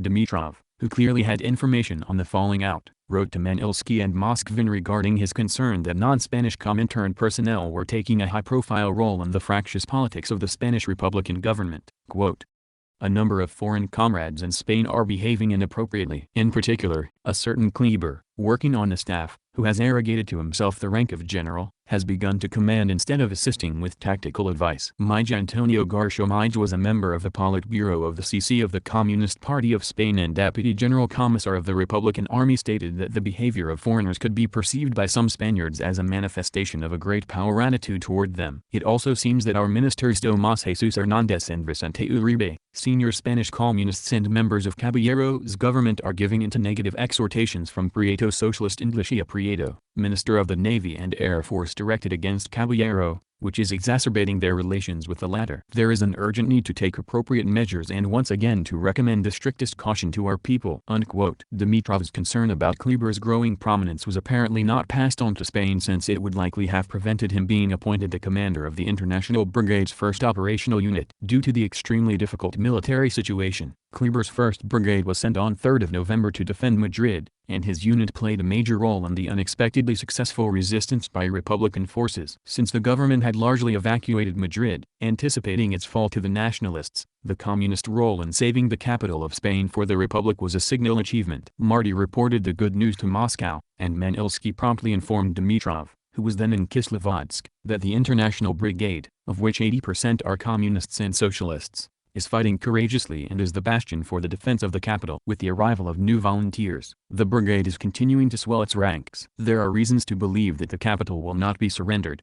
Heartened by this message, Dimitrov decided it was time for the international brigades to take a higher profile. He replied, "The time has come when absolutely everything possible must be done to reinforce the international brigade, to transform it into a shock brigade of the Republican Army and hold Madrid. Now there is nothing to be ashamed of. As widely as possible, popularize the international brigade, its actions, fighters, and outstanding role as a powerful means for ensuring the active solidarity of the international proletariat with the Spanish people. There is a need also to make use of outstanding historical examples of the behavior of revolutionary volunteers, including the British and the intelligentsia in general, for example Byron in the Greek people's struggle for liberation." Unquote. This message was taken as an unequivocal order to reveal the previously secret participation of the Comintern in sending volunteers to Spain. Around the same time, Germany and Italy, who had been rendering Franco major assistance in weapons and in transporting his troops from Morocco and other locations, became more directly involved in the conflict. On 6 November the Condor Legion, a German unit, nominally manned by Luftwaffe volunteers, landed in Seville and provided the rebels a better trained air force with equipment superior to the Republicans, although modern Soviet fighter aircraft would later partially restore the balance. The Condor Legion also included small German artillery and tank units. At the end of November larger Italian infantry, tank, artillery, and aviation units, well trained and well equipped, entered Spain, eventually growing to nearly 60,000 Italian troops. On 18 November Germany and Italy formally recognized the nationalists as the government of Spain. After his battlefield success the newspapers began writing extensively about Kleber. In particular, an article by Mario Nicoletti, the political commissar of the International Brigade, emphasized Kleber's key role in the defense of Madrid and distorted or embellished several facts regarding his life. To correct these distortions, Kleber gave an interview to the correspondent of the newspaper Claridad. The hullabaloo in the press intensified André Marty's ill will toward Kleber. He sent a denunciation to Moscow, ascribing to Kleber the desire to become the paramount Republican military commander. Since one of the major propaganda points emphasized by the nationalists was the lack of patriotism of the Republican leadership, the sudden high profile of Kleber, obviously not Spanish, was a political problem. It also provided justification for Franco's acceptance of German and Italian aid for his forces. A message arrived from Moscow calling Nicoletti's article about Kleber inadmissible and demanding that further publications of this type be avoided. The following sharply worded coded message was then dispatched to Martí, Codevilla,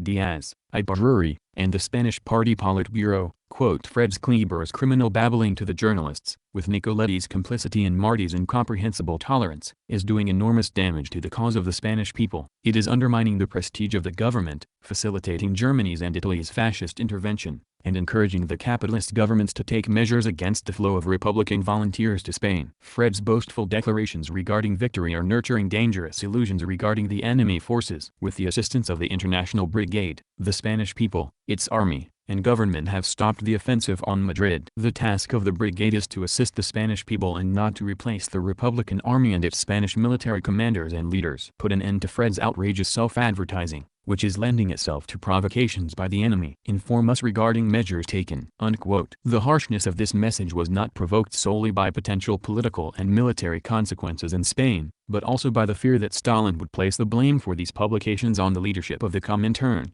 which had briefly urged more publicity for the brigade's role as the defender of Madrid. Dissatisfaction with Kleber on the part of Caballero and José Asensio, the assistant to the Minister of Defense, who had repeatedly interfered with Kleber's military orders, was well known. Comment: Yes, fear the Stalin. End of comment. Moscow was trying to preserve good relations with Caballero, who is both head of the Republican government and its Minister of Defense. Martí hastened to report that Kleber had been relieved of his duties and accused him of various political and military errors. He wrote that Kleber's strategy had been identical to the poor Spanish strategy of sending units out to places where they came directly under fire, with no awareness of possible results. Kleber allegedly every evening abandoned his command for trips to Madrid, for behind-the-scenes maneuvers. The leaders of the Spanish Communist Party, whose support had landed Kleber in his position, hastened to state their agreement. We share your point of view regarding the role of the international brigades. In the future we intend increasingly to unite the international brigades with the Spanish army, to create a large popular anti-fascist army. On several occasions we have condemned Fred's Kleber's self-advertising and several of his views regarding the Spanish military leaders. Fred's policy is threatening the policy of the Popular Front, and we have therefore decided to remove Fred from the Madrid front and to send him to the Malaga front. We have taken this decision bearing in mind that, despite his shortcomings, Fred is a bold comrade with military capabilities. The Malaga front is in need of an energetic commander, and Fred could render service. Telegraph your agreement. Moscow approved this decision, emphasizing that it was insisting on strict control over him Kleber in the future. The ultimate result was a directive from the Secretariat of the EC on 26 December, in popularizing the International Brigade as a clear expression of international solidarity with the Spanish people who are fighting against fascism. Our press should not show the brigade as the basic force in the defense of Madrid. That is inadvisable and politically harmful. More must be written about the heroism of the Spanish fighters and the popular masses of Spain, who with unprecedented and dogged zeal are resisting the fascist intervention. The newspapers must also refrain from a popularization of General Kleber and not publish his photo, interviews, etc. Thus, on orders from Moscow, in November to December 1936 the man who had played such a vital role in the defense of Madrid was deprived of his post and consigned to oblivion. On October 1, 1937 he returned to Moscow and again worked in the EC apparatus. But on July 23, 1938 he was arrested and on May 14, 1939 was sentenced to 15 years imprisonment. He died in a Gulag labor camp on 20 February 1954. Kleber was not the only communist leader who ran afoul of André Martí. Marty's leadership was a constant problem for the international brigades. An inflexible micromanager who harshly punished any deviation from his wishes, Martí was given the nickname the Butcher of Albacete because of his cruelty. The Spanish Party Politburo made an attempt to limit Martí's autocratic rule over the international brigade's headquarters at Albacete and to make fundamental changes in his methods of leadership. A message from Codevilla and Diaz of December 17, 1936 stated the following: After consideration of the situation in the international brigades at the front and in Albacete we have come to the conclusion that many of the unexpected recent difficulties were the result of a lack of collective leadership in the command and of a lack of flexibility on André's part. He is personally interfering and is taking decisions on all issues, including the most trivial ones, since there is no body that regulates technical and military issues. After a meeting with André, decisions were taken in order to improve work, and we will communicate these separately. At a meeting of the PCE's Politburo, a decision was taken to make Martí, Díaz, and Codevla a collective political leadership over the base in Albacete, with the participation of representatives of the communist parties of Germany and Italy. The Politburo decided to create a staff in Albacete to deal with all of the technical training of the international brigades and a special propaganda division in foreign languages, primarily German and Italian, and to organize infiltration into the enemy ranks. Gallo, senior Italian communist Luigi Longo, was appointed General Commissar for the international brigades. It was proposed to Martí that he focus on political work without the distraction of minor organizational problems, meaning running the international brigades, and that he maintain contacts with the representatives of the socialist leaders, Pietro Nenni and Julius Deutsch, to preserve the international nature and the nature of the Popular Front in the international brigades.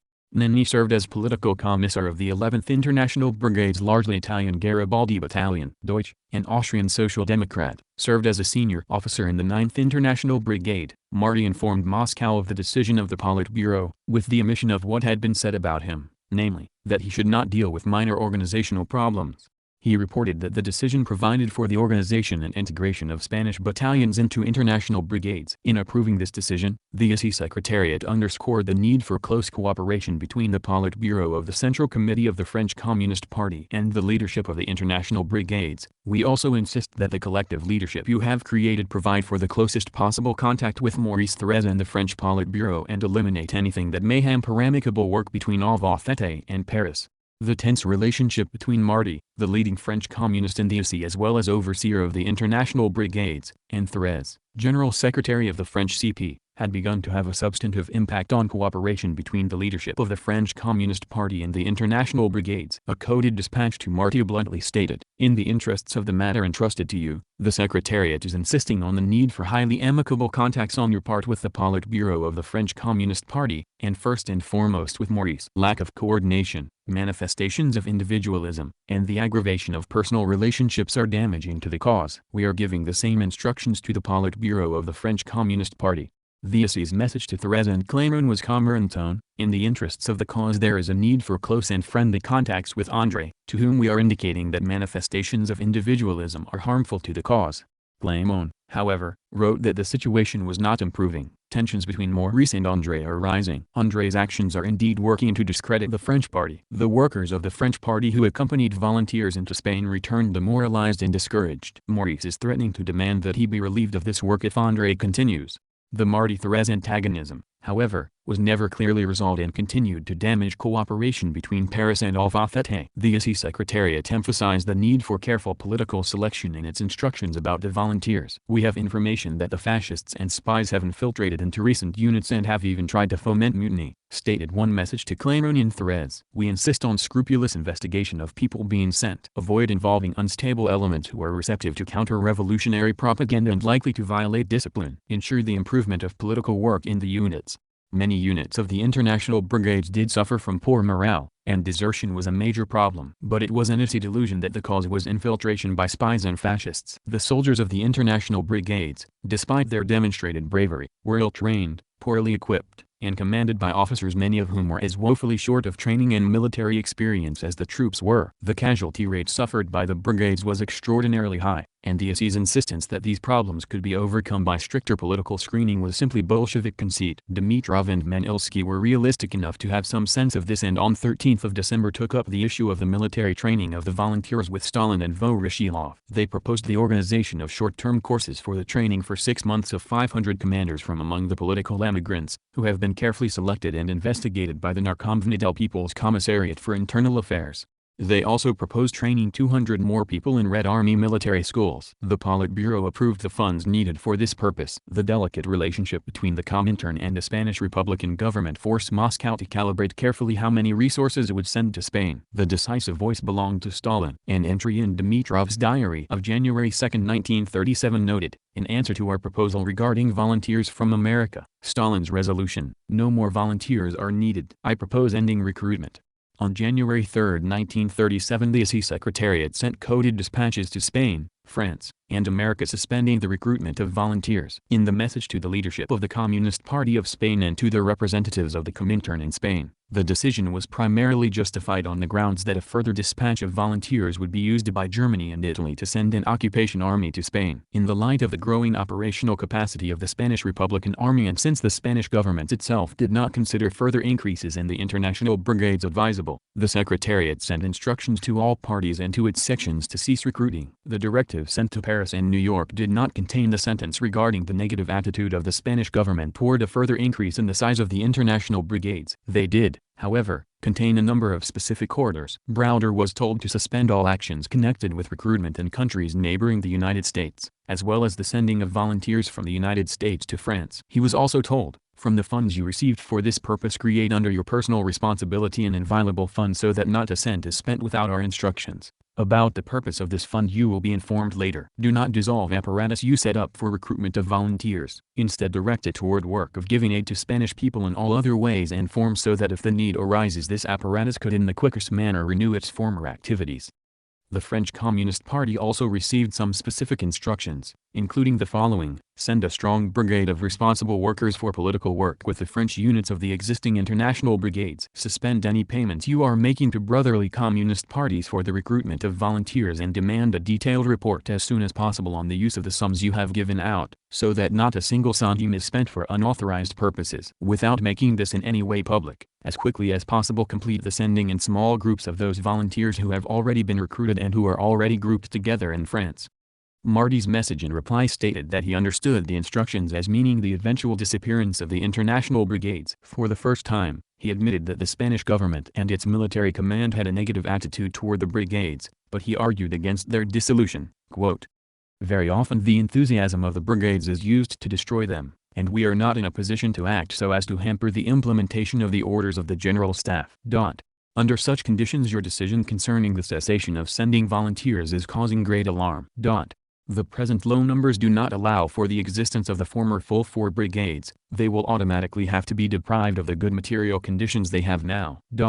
In addition to all this, the positive role played by the brigades from the point of view of the popular front and unity, and a good military example, already held up as one to be imitated, will disappear. The enemy is everywhere stronger than we are, militarily speaking. At least 10,000 volunteers and another 4 brigades are needed to strike a serious blow at the enemy." Unquote. In another coded dispatch, Marty repeated these arguments, asking the Comintern to review the question of suspending recruiting and to give the opportunity to recruit up to 10,000 new volunteers.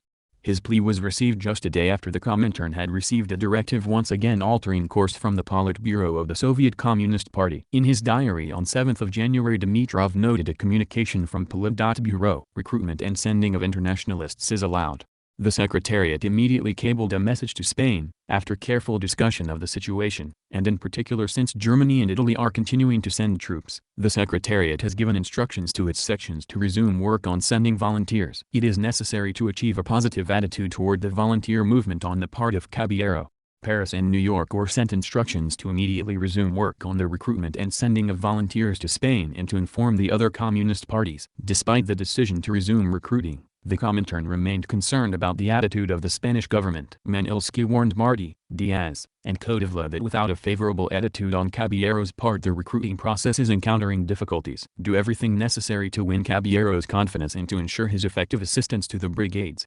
On orders from the Politburo of the CC of the Spanish Party, Codevla met with Caballero and managed to smooth over some of their disagreements. Caballero wanted a better selection, since in the last group there were many kinds of provocateurs and people undermining the cause, who had abandoned the front.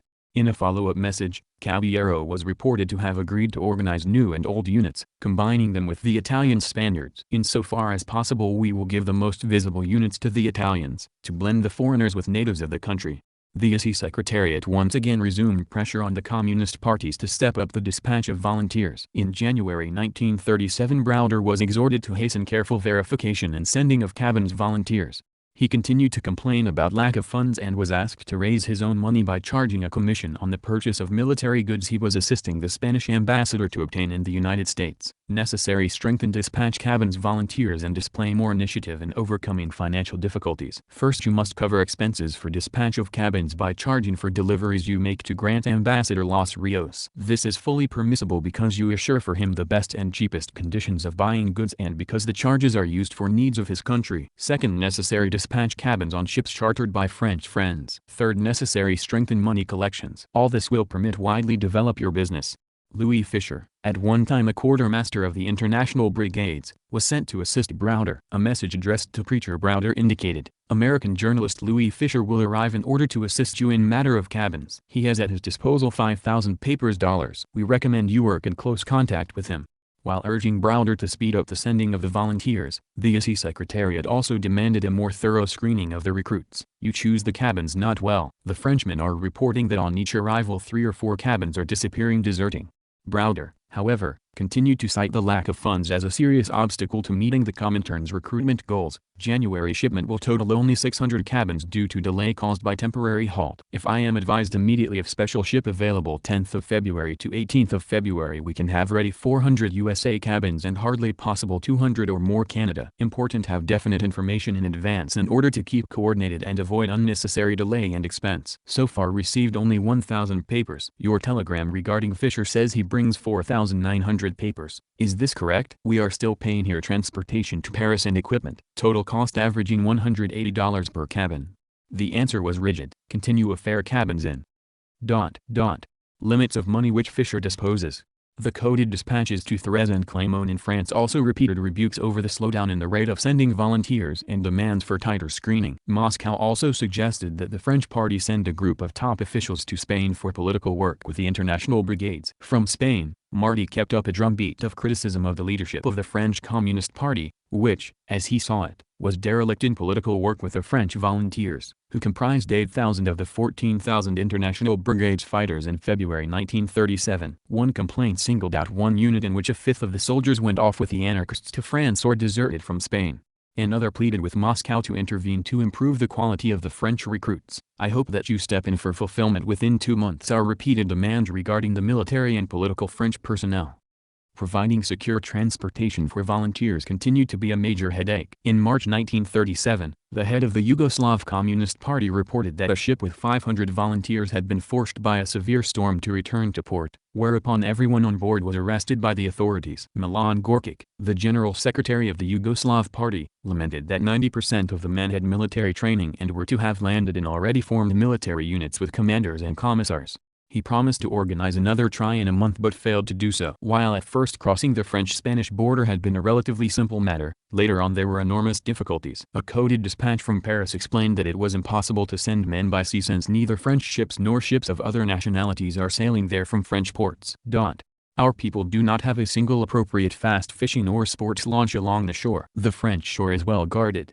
A small fishing boat carrying 25 American volunteers had been intercepted. Only speed boats suitable for sailing were useful. One was available for 50,000 French francs. Togliatti sent a report to Moscow on the international brigades on August 29, 1937. On 11th of September Dimitrov forwarded it to Stalin. It painted a bleak picture, admitting that the general situation in the international brigades cannot be described as good. There is a need to take a number of measures to improve the situation. Fatigue is making itself felt in the brigades.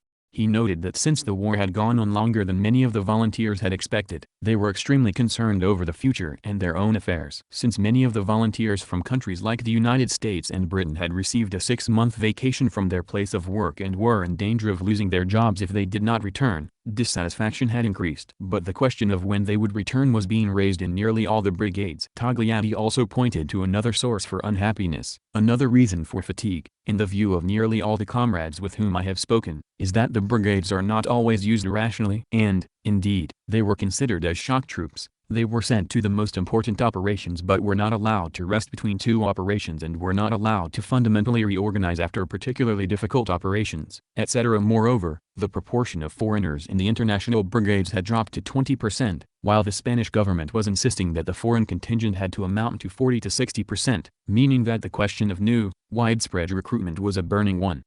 The report took note of the shortcomings in the leadership of the brigades, difficulties in relations with the commanders of the base, the trend toward acting independently of the Republican government, and distrust on the part of the Spanish Republican military command toward the international brigades. Togliatti also noted the problems caused by the role of the various communist parties. The problem of the internal organizations of the brigades is exacerbated by various kinds of interference in their activities from the fraternal parties. Each representative of a party, naturally, is primarily interested in the personnel from his party and tries to promote and protect them. That is right. But given the lack of centralized leadership that would coordinate all of this work, all this is leading to disorder. He also cited information on the membership of the international brigades. Of the 18,216 foreign volunteers who had arrived in Spain, 2,658 had been killed, 696 had disappeared, 1,500 had been evacuated, and another 3,287 had been wounded. The total losses amounted to 8,141 people. The personnel of the international brigades at that point included 3,155 men in deployed units, another 3,657 at the headquarters, supply, and training base in Albacete, and the rest spread among other Republican military units, cavalry, artillery, medical units, etc. Reinforcements in April had totaled 1,103, in May, 1,203, in June, 1,341, and in July, 895. Along with Togliatti's report, Dimitrov sent Stalin the report of the visiting delegation of the Spanish Communist Party, which included Pedro Chica and Vittorio Codevla. While they praised the international brigade's military accomplishments, they identified the flaw as the lack of ongoing methodical political work. The various party representatives attached to the brigades are all insufficiently connected to the leadership of the Spanish CP, insufficiently informed regarding the political and the military situation in the country to carry out the political work needed in the international brigades to deal with relevant problems.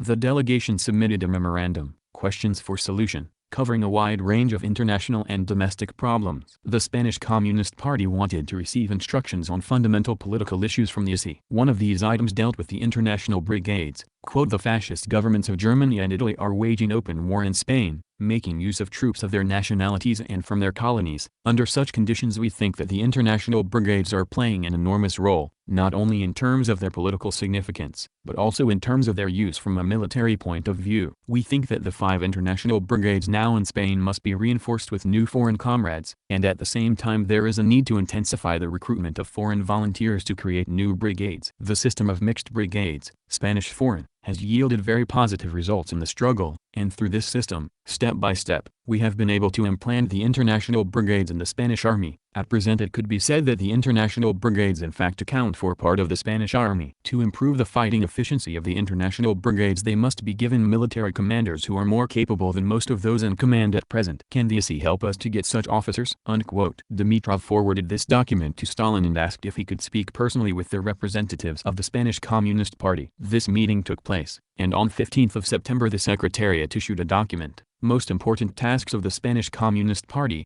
as guidance for the PCE. Dimitrov sent this decree to Stalin on 17th of September with a request to communicate your remarks and corrections of this document, if any, so that we can promptly forward them to the CC of the Spanish Party.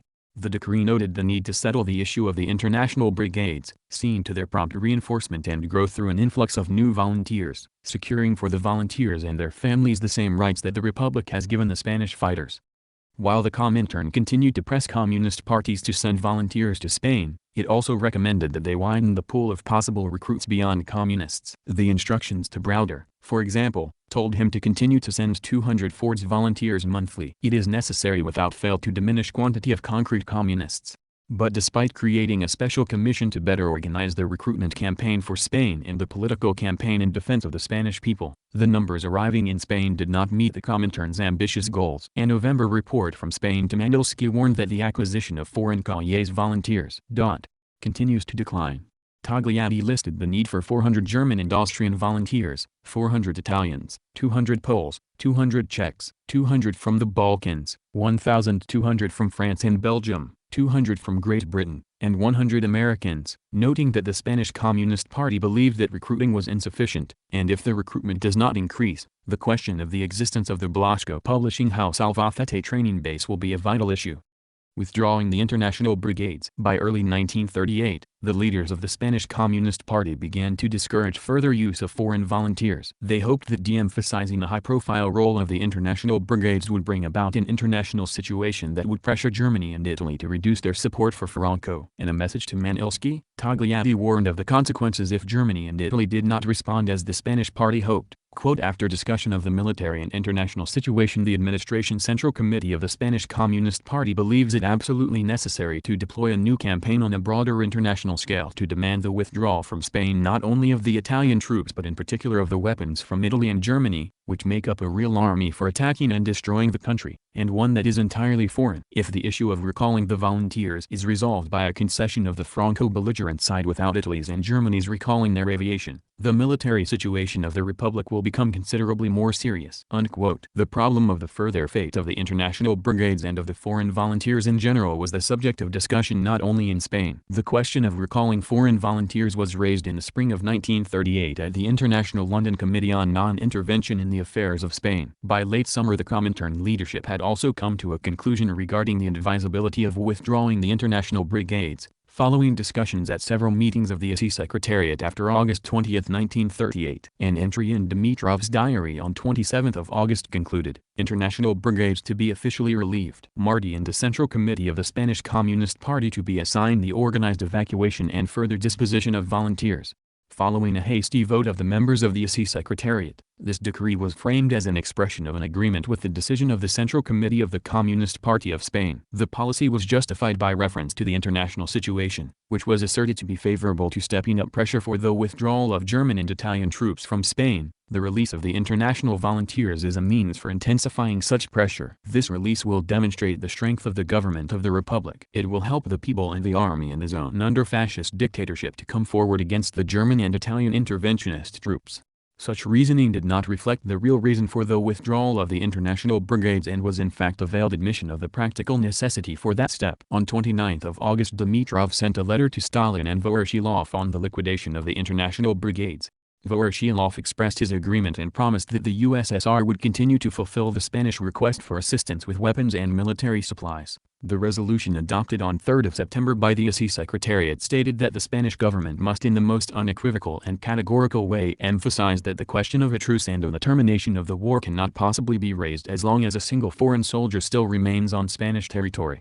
Juan Negrin, chief of the Republican government, officially announced the recall of the foreign volunteers from Spain in his 21 September speech at a session of the League of Nations. Hopes that the same recall would take place in the camp of the Republic's enemies, however, were not fulfilled. New military units continued to arrive in Spain from fascist Italy. It still remained necessary to organize an orderly withdrawal of the volunteers that did not look like a defeat. On 29 September, Dimitrov received a telegram from Moscow that practical measures have been drawn up and agreement reached with both the CC of the Spanish Party and Marty, covering matters organizational and technical, equipment of the camp for those released, clothes for them, etc., the sequence of the evacuation, the order of the evacuation, opportunities for those who wish to stay in the country to obtain citizenship are being planned, and in individual cases to have specialists remain on a volunteer basis. A major issue was the fate of volunteers who were political émigrés or who had entered Spain illegally from countries with fascist regimes. Early in 1939, Togliatti asked Moscow urgently to report to Robert Minor of the CPUSA that 1,500 of 1,591 former volunteers of the brigades will be going to Mexico in a few days. These are Germans, Austrians, Italians, etc. Advise the Mexican party to organize for meeting them and to think about sending them onward. They will be arriving around the 20th in Veracruz after passing through Havana. Browder was quickly sent instructions and warned to ensure that no sympathizers of Trotsky should be assisted, informed the Mexican Communist Party that they will meet warmly with and organize the help to the German and Austrians volunteers going from Spain to Mexico. It is necessary for you and Laborde Hernan Laborde, Secretary General of the Mexican CP, to take all measures not to admit any disintegrating corrupt propaganda of Trotsky among them. Volunteers from Czechoslovakia faced difficulties due to their country's dismemberment, and Togliatti asked for the advice of the ISI. Given the new political situation of Metz Czechoslovakia, we are seriously concerned by the sending of the former volunteers to their country. We wish to receive precise instructions from Guy Clement Gottwald. There are about 800 volunteers from Metz. Of them 300 will go to Venice, 100 to the democratic countries of Europe. What should we do with the remaining 400?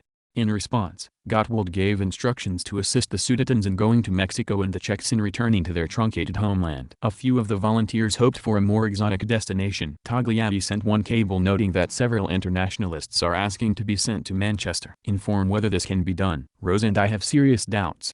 These men were not hoping to land in Britain. When Moskvin forwarded this to Dimitrov in his own code, he replaced Manchester with 164 and Dirkeli and Rose with 111 and 193. 164 was Moskvin's code for China. When Dimitrov copied the decrypted cable in his diary, he indicated that Togliatti and Marty were dubious about the desire of some internationalists to go to China. Dimitrov agreed, telling Moskvin that in my opinion, only those internationalists particularly qualified for this purpose can, as an exception, be allowed to go to China. It would also be good to consult with Comrade Voroshilov on this issue.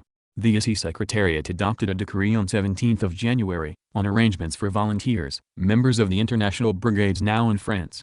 The Communist parties and the Committee of Assistance to the Volunteers were instructed to facilitate the return to democratic countries of those volunteers who had previously been legal residents in those countries. The committee was authorized to commence a campaign for the legalization in France and Belgium of people from the Balkans and fascist countries, for some of the volunteers from the Balkan countries to obtain permission for residence in the Scandinavian countries, and for the remaining volunteers from fascist countries who were unable to remain in France to obtain permission for residence in Canada, Cuba, and Chile. The Communist parties of Britain, the United States, Canada, the Scandinavian countries, France, Belgium, the Netherlands, and Denmark were directed to carry out an effort to raise 600,000 francs for resettlement. The ISI Secretariat sent the Communist parties directives demanding that permission be obtained for the entry of former volunteers who could not return to their native countries. ISI instructions to Therese and Kodivla stated, a campaign must be begun to protect the former volunteers in all countries of Europe. The objective of the campaign is to find secure places in democratic countries for former volunteers who are citizens of fascist countries, to raise 15 million francs to assist the families of the volunteers, and to obtain humane conditions in the concentration camps. The same cipher message was sent to Sven Linderod of the Swedish party. A similar cipher message to Browder listed specifically the United States, Mexico, Chile, Argentina, Cuba, and Uruguay as countries appropriate for settling the former volunteers. Some 2,374 men were sent to democratic countries. A considerable number of internationalists, however, continued to remain in the internment camps in France. Dimitrov requested the Politburo of the Soviet Party on 10 January to allow those volunteers belonging to foreign communist parties who either had their families in the USSR or were Soviet citizens whom the Comintern had sent to Spain to return to the USSR. A month later he repeated this request in a letter to Stalin. In connection with the events in Spain, the ISI had sent from the USSR 589 members of fraternal communist parties, who had previously immigrated to the USSR for political reasons. The majority of them had worked as commanders and political workers of the international brigades. Some perished on the Spanish fronts. There are now 466 surviving volunteers in France. We have taken measures so that all the volunteers who can arrange to stay in other countries do not return to the USSR. There remain, however, some 300 volunteers who are under death sentences or are threatened with long-term prison sentences and therefore cannot return to their countries and cannot remain in other capitalist countries because of the danger that they will be handed over to their fascist governments. Moreover, these are people who have families in the USSR, 203 persons, and who are also Soviet citizens, 115 persons. It therefore would be right to allow the return of these volunteers to the USSR. The appropriate lists and materials on this question have been submitted to the Central Committee of the party." Unquote. On 14 February the Politburo of the Central Committee of the VKPB resolved to permit the re-entry to the USSR of 300 persons, formerly sent by the ISI as volunteers to Spain, and now located in France. The Soviet embassy in France was directed to arrange their travel after appropriate investigation. The volunteers who were unable to return home or find refuge elsewhere were interned in France, and by February 1939, 6,400 people were housed in French camps. Some of the volunteers, however, were still on the territory of the Spanish Republic. At the end of January the Republic was on the verge of military collapse. Togliatti sent a message, due to the extremely serious military situation the government has decided to send to the front those of the internationalists who are still here and who wish to do so, without making this known in any way. Tomorrow 2,000 will go to the front. The government is also discussing the possibility of summoning a new contingent of international volunteers from abroad. A coded dispatch was immediately sent to Therese, to save Geneva, Spain, and in particular Greece, Madrid, We propose immediately, without any fanfare, to send to Greece a significant number of trade union cards volunteers, with a knowledge of technology, selected from among sportsmen communists and supplied with stamps and envelopes weapons. At the same time take measures so that the company Confédération Générale du Travail and the musicians socialists also take similar actions. If your proposal is rejected, this work can be done by the workers' trade unions that are under the influence of the sportsmen. Devote all forces and all energy to this work. A day later the demand for sending volunteers was reiterated. Dimitrov also informed Stalin, "We are also taking a number of measures to intensify the campaign to assist the Spanish Republic, including the quiet resumption of the international brigades and the sending of new contingents of volunteers." This final initiative, however, fizzled out. On 26 August Dimitrov and Manilsky informed Stalin that more than 3,500 former volunteers remained in French internment camps, with no prospects whatever for receiving asylum in any other country. Having exhausted all possibilities for obtaining the release of the volunteers, stated the letter, "We are appealing to you, Comrade Stalin, to discuss whether to allow the admission of 3 to 3,500 former fighters of the international brigades into the USSR, having subjected them to thorough preliminary investigation."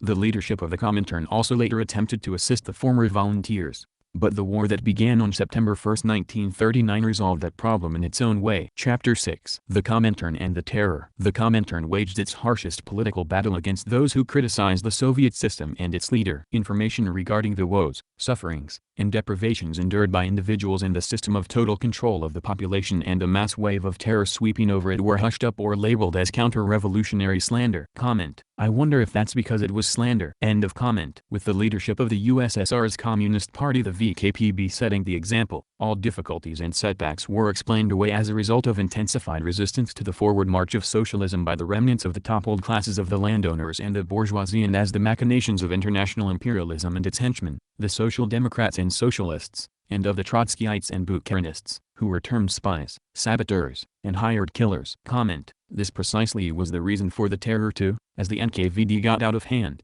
as said previously. But this also doesn't dismiss the widespread sabotage happening within the USSR, even among the NKVD. End of comment. Leon Trotsky had been second only to Lenin in the leadership of the Bolshevik Revolution, but Stalin defeated him in the struggle for leadership after Lenin's death in 1924. Comment: this also was a mistake on Yale's part. Trotsky was famous, but he was also not a Bolshevik until 1917, after trying to be better than Lenin. Stalin didn't crush Trotsky. Trotsky simply just wanted to be king. Look at how he behaved when he didn't get what he wanted. He showed up to meetings with a book, while behind the scenes orchestrating a coup, pretending like he had no power. This is why.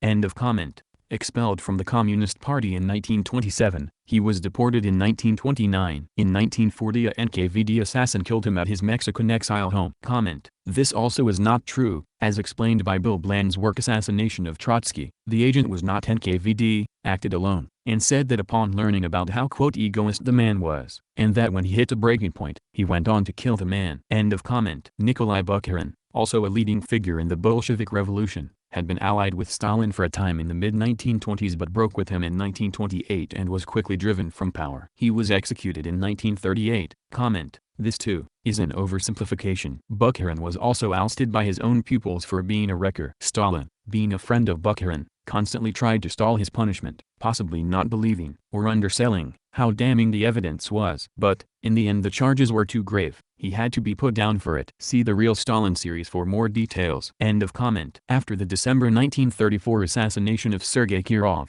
a member of the Politburo of the CC of the VKPB and chief of the Leningrad Communist Party organization, the NKVD quickly executed more than 100 former White Guards. But this bloody reprisal against those who had opposed the Bolsheviks more than a decade earlier in the Russian Civil War, none of whom had any association with Kirov's killer, was just the beginning of a massive state-sponsored killing spree that all communist parties and friends of the USSR were called upon to enthusiastically endorse. In a coded dispatch of January 9, 1935, the Political Commission of the UC Secretariat called for foreign communist parties to explain that the violence undertaken in the interests of the protection of millions of workers from a brutal class enemy is in fact an act of genuine humanism.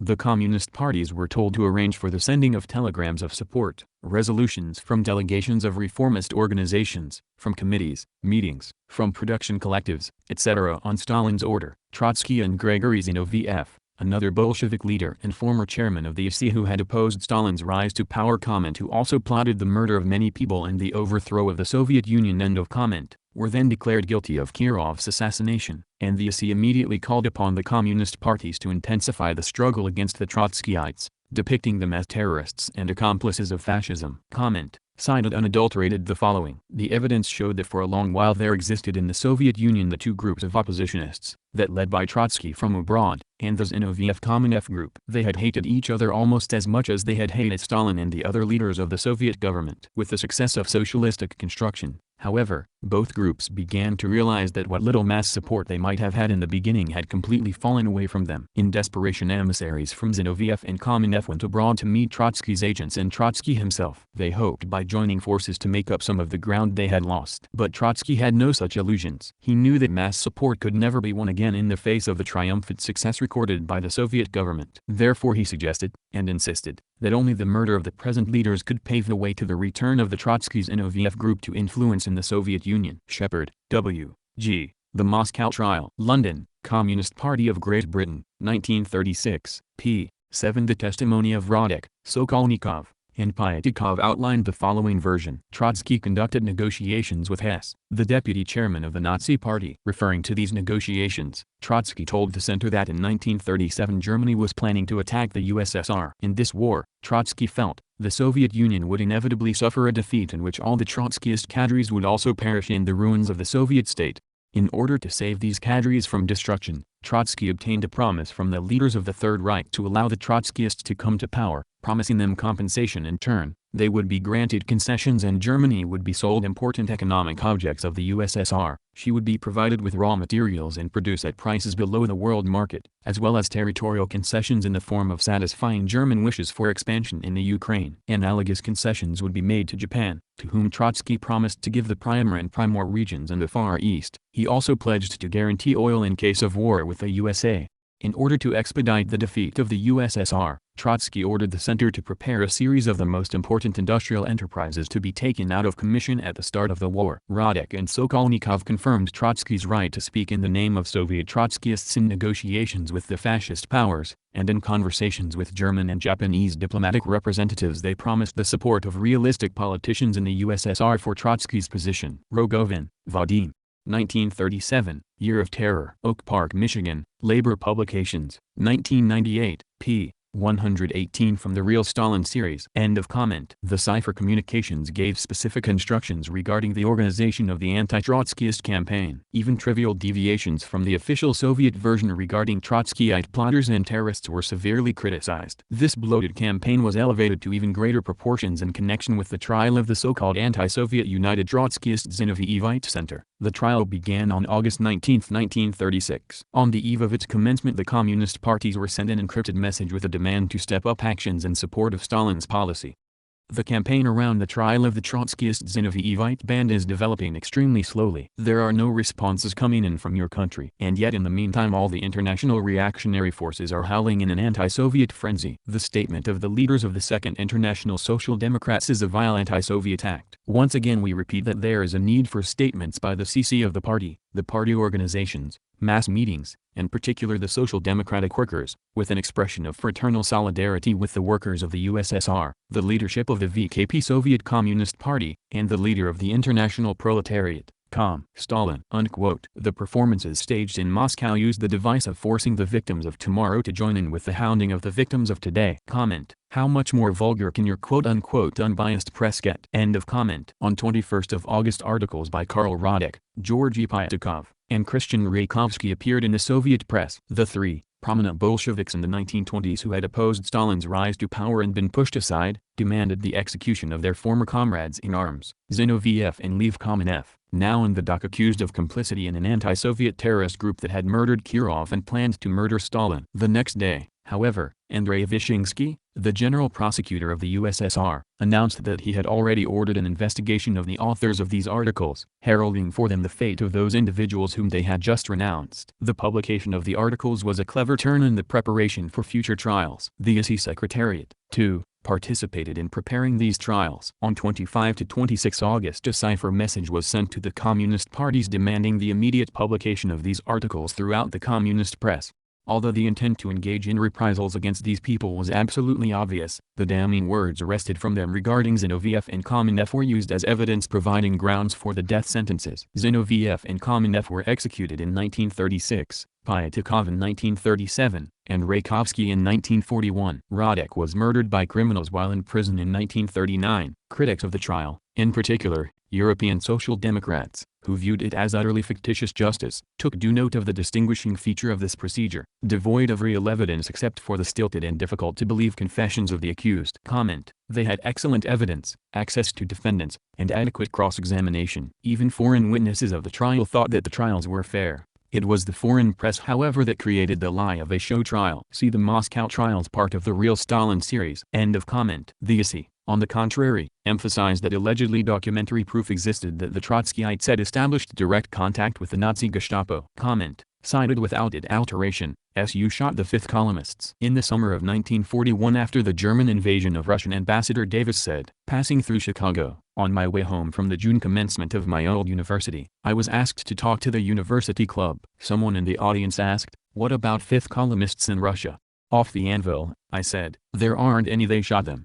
On the train that day, that thought lingered in my mind. It was rather extraordinary, when one stops to think of it, that in this last Nazi invasion, not a word had appeared of inside work back of the Russian lines. There was no so-called internal aggression in Russia cooperating with the German High Command. Hitler's march into Prague in 1939 was accompanied by the active military support of Hanna Ein's organizations in Czechoslovakia. The same was true of his invasion of Norway. There were no Sudeten Hanna Eins, no Slovakian Tisos, no Belgian de Grelles, no Norwegian Krislings in the Soviet picture. None of us in Russia in 1937 and 1938 were thinking in terms of fifth column activities. The phrase was not current. Davis, Joseph E. Mission to Moscow, New York, N. Y. Simon & Schuster, C. 1941, p. 272-273. Yet the trials were important, and not only because they revealed Russian weakness as so many experts thought. When Hitler marched into Russia there were no Quislings, and no organized fifth column. Every European country conquered by Hitler had traitors in high places. In Russia there were none. It is clear now that Stalin had eliminated the potential rivals. Davis, Jerome. Behind Soviet power. New York, N.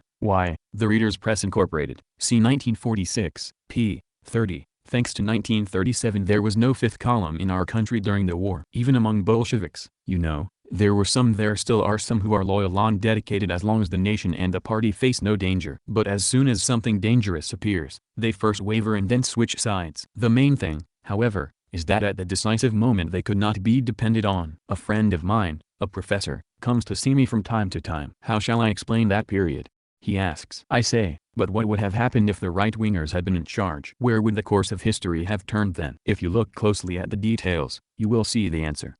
Chuev, Felix. Molotov remembers. Chicago, I.R.D., 1993, p. 254. In the summer of 1941, after the German imperialist attack on the USSR, Davis commented, on the train that day, that thought lingered in my mind. It was rather extraordinary, when one stops to think of it, that in this last Nazi invasion, not a word had appeared of inside work back of the Russian lines. There was no so-called internal aggression in Russia cooperating with the German High Command. Hitler's march into Prague in 1939 was accompanied by the active military support of Hanna Ein's organizations in Czechoslovakia. The same was true of his invasion of Norway. There were no Sudeten Hanna Eins, no Slovakian Tisos, no Belgian de Grelles, no Norwegian Krislings in the Soviet picture. There were no fifth columnists in Russia in 1941. They had shot them. The purge had cleansed the country and rid it of treason. Cameron, Kenneth Neal. Stalin, Man of Contradiction. Toronto, NC Press, C. 1987, p. 67. From J.S. Fuller, 1939 to 1945, World War II Foreign Literature Publishing House, Moscow, 1956. Even on June 29, the Volkshuber Obakta carried an article saying, before the war with Russia the German intelligence service counted, to a large degree, on the fifth column. But in Russia the fifth column was not existent, although there were dissatisfied people in the country. Zhukov, Georgy I. Memoirs of Marshal Zhukov. London, Cape, 1971, p. 306. Hitherto German intelligence had largely relied on the fifth column assistance. In Russia, though there were to be found discontented people, there was no fifth column. Zhukov, Georgy. Reminiscences and Reflections Volume 1. Moscow, Progress Pub, C. 1985, p. 411. Additionally, the Trotskyites did indeed work with the Nazis. Cited here, Trotsky headed the Nazi fifth column in the SU. From the moment Hitler took power in Germany, the international counter-revolution became an integral part of the Nazi plan of world conquest. In every country, Hitler mobilized the counter-revolutionary forces which for the past 15 years had been organizing throughout the world. These forces were now converted into the fifth columns of Nazi Germany, organizations of treason, espionage, and terror. These fifth columns were the secret vanguards of the German Wehrmacht. One of the most powerful and important of these fifth columns operated in Soviet Russia. It was headed by a man who was perhaps the most remarkable political renegade in all history. The name of this man was Leon Trotsky. Sayers and Kahn. The Great Conspiracy. Boston, Little, Brown,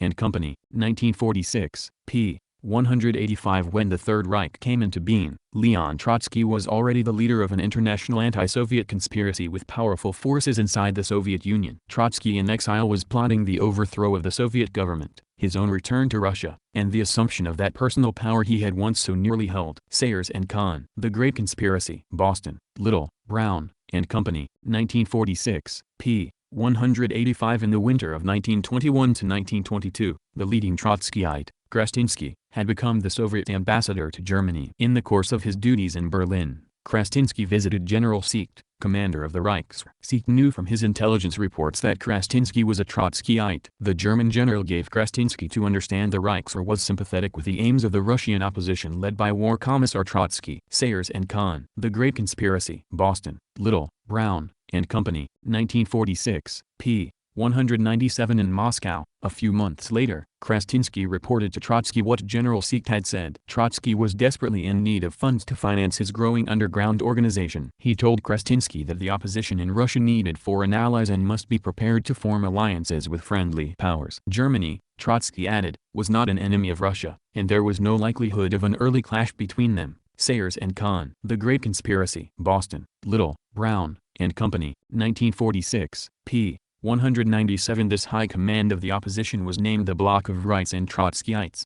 It was constructed on three different levels or layers. If one of the layers was exposed, the others would carry on. The first layer, the Trotskyite Zinoviev Terrorist Center headed by Zinoviev, was responsible for the organization and direction of terrorism. The second layer, the Trotskyite Parallel Center, headed by Pyatikov, was responsible for the organization and direction of sabotage. The third and most important layer, the actual Bloc of Rights and Trotskyites, headed by Bukharin and Krestinsky, comprised most of the leaders and highest-ranking members of the combined opposition forces. The entire apparatus consisted of not more than a few thousand members and some 20 or 30 leaders who held positions of authority in the army, foreign office, secret service, industry, trade unions, party and government offices. Sayers and Kahn. The Great Conspiracy. Boston, Little, Brown, and Company, 1946, p. 232-31. The conspiratorial apparatus of the Trotskyites, Rights, and Zinovievites was, in fact, the Axis fifth column in Soviet Russia. Sayers and Kahn. The Great Conspiracy. Boston, Little, Brown,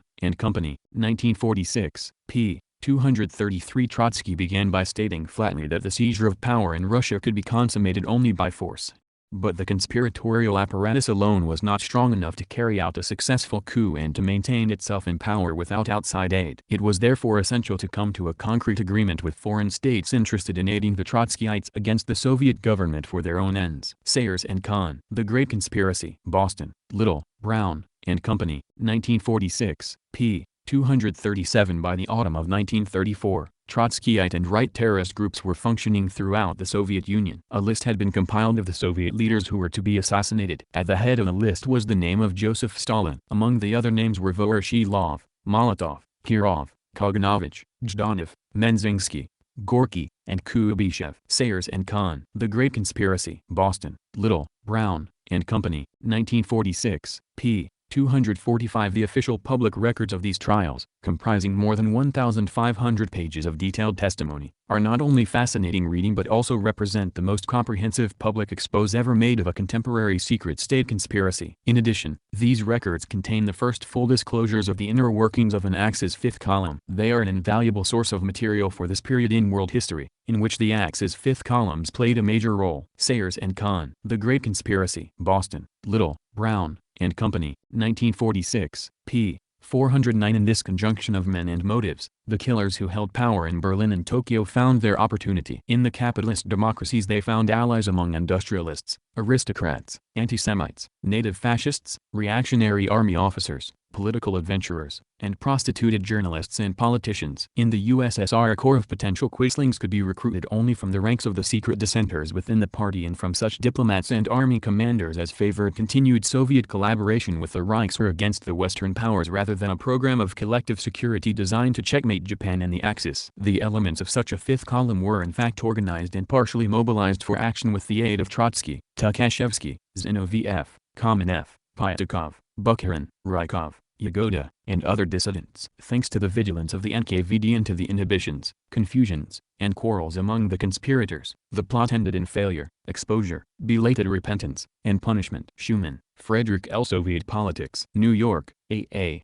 Knopf, 1946, p. 267. Had the plot not been exposed and crushed, the Soviet Union in the early 1940s would have suffered the fate of Spain, Czechoslovakia, Norway, the Netherlands, Belgium, France, Yugoslavia, and Greece. The Nazi technique which prepared 16 other countries for occupation, subjugation, and partial extermination between 1938 and 1941 was precisely the technique set forth in the confessions of the accused in the Moscow trials. Had the conspiracy not been ruthlessly suppressed, Hitler and Hirohito would have won their war not only against Soviet Union but against Britain and America as well. Schumann, Frederick L. Soviet Politics. New York, A.A. Knopf, 1946, p. 268. The truly shocking result that Trotsky, whose services to the revolution had been magnificent and honored as such by Lenin, became in the last sad end the chief tool of his country's foes. Durante, Walter. The Kremlin and the People. New York, Rennell and Hitchcock Incorporated. 1941, p. 72. The testimony of Radek, Sokolnikov, and Pyatakov outlined the following version. Trotsky conducted negotiations with Hess, the deputy chairman of the Nazi Party. Referring to these negotiations, Trotsky told the center that in 1937 Germany was planning to attack the USSR. In this war, Trotsky felt, the Soviet Union would inevitably suffer a defeat in which all the Trotskyist cadres would also perish in the ruins of the Soviet state. In order to save these cadres from destruction, Trotsky obtained a promise from the leaders of the Third Reich to allow the Trotskyists to come to power, promising them compensation in turn. They would be granted concessions and Germany would be sold important economic objects of the USSR. She would be provided with raw materials and produce at prices below the world market, as well as territorial concessions in the form of satisfying German wishes for expansion in the Ukraine. Analogous concessions would be made to Japan, to whom Trotsky promised to give the Primor and Primor regions in the Far East. He also pledged to guarantee oil in case of war with the USA. In order to expedite the defeat of the USSR, Trotsky ordered the center to prepare a series of the most important industrial enterprises to be taken out of commission at the start of the war. Radek and Sokolnikov confirmed Trotsky's right to speak in the name of Soviet Trotskyists in negotiations with the fascist powers, and in conversations with German and Japanese diplomatic representatives they promised the support of realistic politicians in the USSR for Trotsky's position. Rogovin, Vadim. 1937, Year of Terror. Oak Park, Michigan, Labor Publications, 1998, p. 118. Who was united under Trotsky's fascist banner? All the counter-revolutionary elements rallied under that banner. What means did the conspiracy use? High treason, the defeat of their own country, sabotage, espionage, and terror. Lacour, Walter. Stalin, The Glasnost Revelations. New York, Scribner's, c. 1990, p. 92. Trotsky talks with Hess. It was clear to Pyatakov that Trotsky had not invented this information. Trotsky now revealed to Pyatakov that for some time past he had been conducting rather lengthy negotiations with the vice chairman of the German National Socialist Party, Hess. As a result of these negotiations with Hitler's deputy, Trotsky had entered into an agreement, an absolutely definite agreement, with the government of the Third Reich. The Nazis were ready to help the Trotskyites to come to power in the Soviet Union. Sayers and Kahn. The Great Conspiracy. Boston, Little, Brown, and Company, 1946, p. 281. Trotsky had agreed, 1. To guarantee a generally favorable attitude towards the German government and the necessary collaboration with it in the most important questions of international character. 2. To agree to territorial concessions the Ukraine. 3. To permit German industrialists, in the form of concessions, to exploit enterprises in the USSR essential as complements to the German economy, iron ore, manganese, oil, gold, timber, and so forth. 4. To create in the USSR favorable conditions for the activities of German private enterprise. 5. In time of war to develop extensive diversive activities and enterprises of the war industry and at the front. These diversive activities to be carried on under Trotsky's instructions, agreed upon with the German General Staff. Sayers and Kahn. The Great Conspiracy. Boston, Little, Brown, and Company, 1946, p. 281. Pyatakov, as Trotsky's chief lieutenant in Russia, was concerned that this out-and-out deal with Nazism might be difficult to explain to the rank-and-file members of the bloc of rights and Trotskyites. Sayers and Kahn. The Great Conspiracy. Boston, Little, Brown, and Company, 1946, p. 281. Trotsky worked with the Nazis. In his writings published abroad he implied and in his letters to partisans in the USSR explicitly ordered that now the struggle against the party should resort to all means up to and including terror and wrecking within the country, and dirty, traitorous political deals with governments of bourgeois states, including Hitlerite Germany. Trotsky and others maintained ties with the intelligence services of bourgeois countries with a view to speeding up an armed attack on the USSR by the aggressive imperialist nations. Chuev, Felix. Molotov remembers. Chicago, I.R.D., 1993, p. 288. Many in the opposition worked with the Nazis. The Bolsheviks have always prided themselves upon their dialectic materialism, that is, upon an unbiased logical interpretation of facts. Their logic told them that Nazi Germany would attack them, and that the preliminary stages of this attack would be an attempt to win the support of every doubtful, disgruntled, subversive, and disloyal element in the country. What more fertile soil could be found than the former opposition, whose members combined personal hostility toward Stalin with the bitterness of defeat and the longing to regain lost power. All this may sound complicated and far-fetched, but in reality it is simple and true, and what is more, provides the only reasonable explanation of what happened in Russia. The Bolsheviks were caught by their own logic. Once they assumed, as they did assume rightly, as history showed, that the Nazis would attack them, it followed that there would be a German finger in every treasonable pie, large or small, cooked in Russia. If this wasn't immediately obvious, as in the Kirov case, it must be sought for and found. On that principle they proceeded, and found it because it was there. When Stalin and associates believed in 1933-35 that Hitler planned to attack them and would use the form or opposition or any other anti-Kremlin forces to further his ends, they were working to some extent on an hypothesis. As time went on, this hypothesis, which as I have said was already a logical conviction to them, was confirmed by fact after fact. Durante, Walter. Story of Soviet Russia. Philadelphia, N. Y. J. B. Lippincott Company, 1944, p. 215. End of comment. Apologies for any repeats. Continuing. It gave orders, however, to use solely the official material distributed by RUNAG, the Comintern's press agency. The leaders of the communist parties gave assurances that their parties were actively involved in the campaign. Joseph Jacquemot, the Secretary-General of the Belgian Communist Party, reported, "We are organizing a campaign, conferences, demonstrations, the press, brochures, to expose the Trotskyite murderers who are in the service of international fascism. We are organizing a protest in the organizations of the BWP Belgian Workers' Party, Social Democrats, and the YSG Young Socialist Guards against the position of the work. SOC, International Social Democratic Second International, and the Socialist Press. We have received the declaration of Fernand Brunfort, a member of the BWP, in which he declares his solidarity with the death sentence. We are trying to obtain similar statements from other socialist officials." The ISI called on the communist parties to distribute the materials of the trial and paid for the publication of pamphlets about the trial. Among the accused, in addition to Zeno V.F., were former staff members of the ISI apparatus and the Communist Party of Germany, Fritz David, Valentin Olberg, and Moses and Nathan Lurge. They were accused of preparing an attempt on Stalin's life, to which they naturally confessed. All were executed. Comment. Confessed is in quotations. So let's clear this up too. You can go read about this, you probably already know where, but essentially very few people didn't confess, and there was also no evidence of abuse, and except for military trials all trials were public even to foreigners. End of comment. The Comintern, demonstrating its total devotion to Stalin, required the leaders of the communist parties to step up the struggle against Trotskyism and with scrupulous care to investigate the members of their parties to see whether they might not be displaying positions incompatible with the principles of the Comintern. The directive of 26th of August, sent to the Communist Party of Lithuania, stated, "Make use of materials of the trial, expose the Trotskyites as linked to the Hitlerite security services and as sliding toward fascism. Great care must be taken to prevent the Trotskyites from infiltrating the party and the Komsomol Young Communists. Nor can those who directly or indirectly protect the Trotskyites and maintain contact with them be allowed to remain in the party."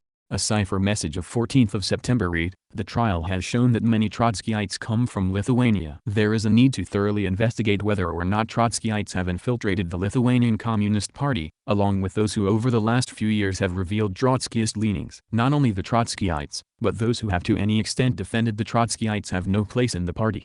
A dispatch of 27th of September stated, in exposing the link between the Trotskyites and the Lithuanian security services and the Gestapo, indicate the names of those Trotskyites who are linked to the security services, including some unknown, who after his arrest behaved like a provocateur. Instructions of 2nd of October stipulated, there is a need to carefully investigate the intellectuals who are assisting us, those around them, whether they may not have links to the Trotskyites and the security services. Finally, a directive of 23rd of December.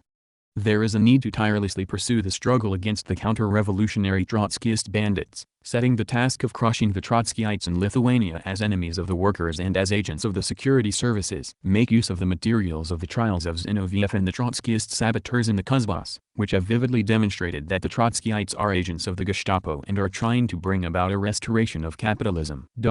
Make use of the counter-revolutionary activity of the Trotskyites in Spain, etc. In Poland, the security services are proposing to the Jewish Bund members that they speak out in defense of the Trotskyites. This is a fact, at a time when security services are openly taking up the defense of the Trotskyites. Work for a broader exposure of the connection between the Lithuanian Trotskyites and the security services and their counter-revolutionary work, their treacherous activity during the strikes. We are still not sufficiently vigilant. This is facilitating the Trotskyites' penetration into the Communist Party of Lithuania and the Lithuanian Komsomol, or at least to contact with our comrades and to conduct their counter-revolutionary work. Therefore, liberalism toward the Trotskyites must never have a place in the ranks of our party. Engage in a broader unmasking of the double-dealing devices of the Trotskyites, who are capable of various kinds of vile acts.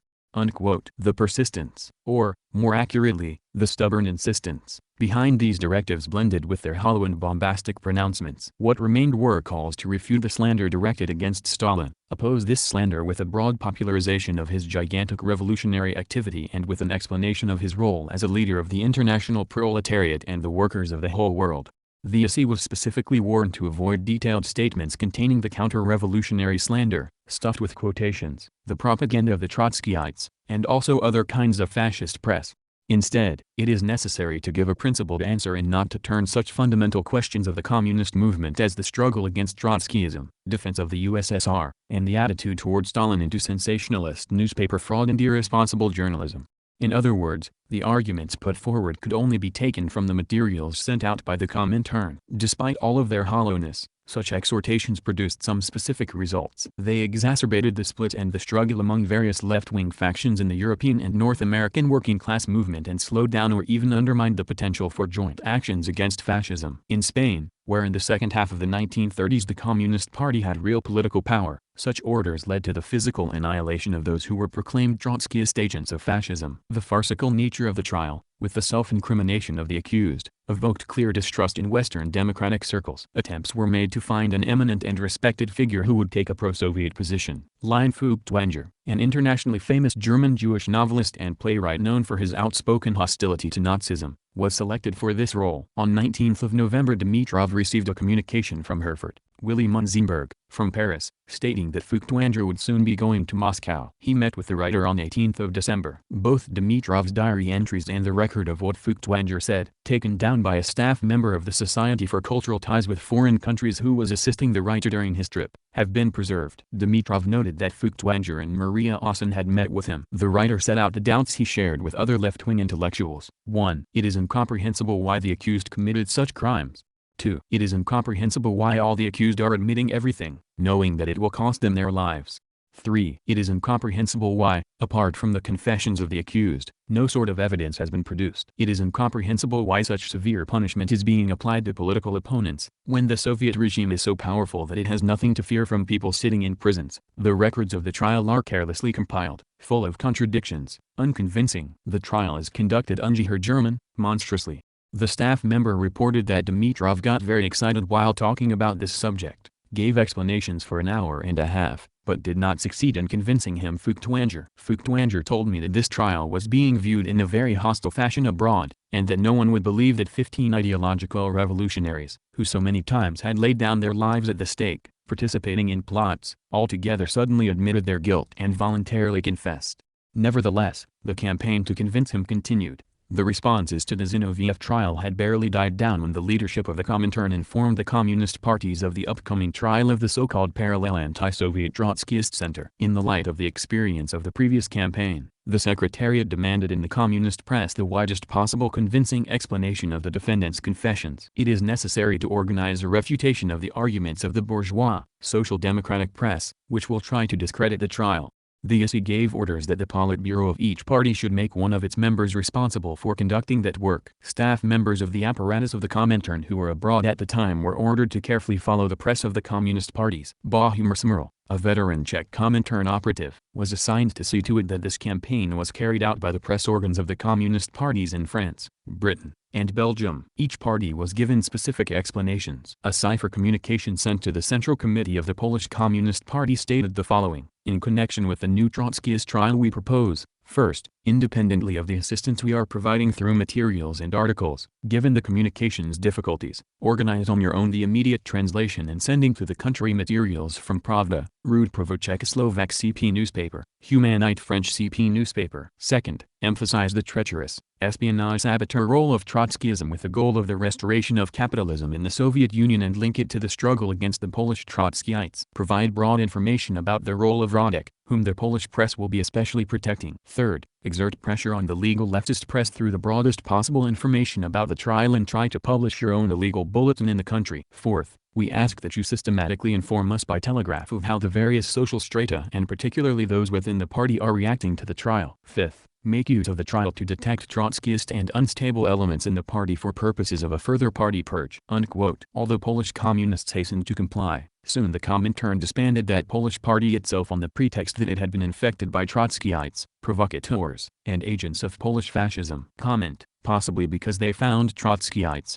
provocateurs, and agents of Polish fascism. End of comment. The ISI added that each communist party should work to convince people that the trial was taking place not only in the interests of the USSR, but also for the working masses of the given country, and that the Trotskyites were acting as agents of fascism and were preparing for war. The dispatch sent to the Communist Party of Greece stated, "Very soon there will be a resumption of radio broadcasts in Greek. The broadcasts of materials on the trials of the Trotskyites will be conducted daily. Take measures so that all the more people will hear them. Make use of the wealth of materials from the trial to once and for all expose the Trotskyist bands among the masses. Try to provide good information to the left bourgeois and intellectual circles going to the Popular Front. Make use of the testimony of the accused, to the effect that Trotsky gave Hitler a free hand for the conquest of Southeast Europe and the Balkans."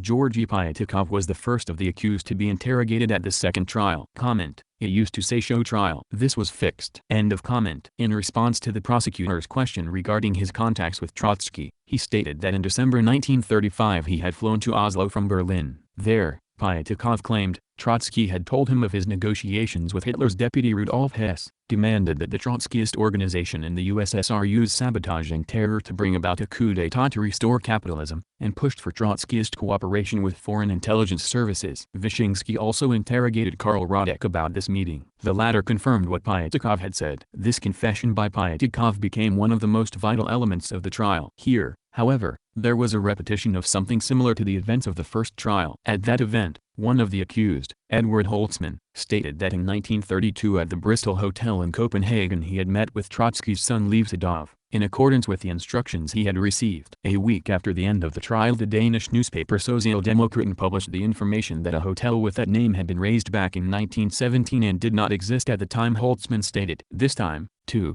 the falsification of events through a previously prepared scenario for the trial came to light. The day after Pyatikov's confession regarding his conversation with Hess, the Norwegian newspaper Aftenposten published a report that at that time not a single German plane had landed at Heller Airport in Oslo. The entire propaganda machine of the Comintern was thus compromised. The Norwegian party leaders asked the leaders of the Comintern for instructions. Pyatikov's declaration at the trial, that he had flown to Oslo on a German plane in December 1935, was disputed here. It is asserted that not a single German plane had then landed in Oslo. This is extremely important for us. Report on details of Pyatikov's visit to Oslo.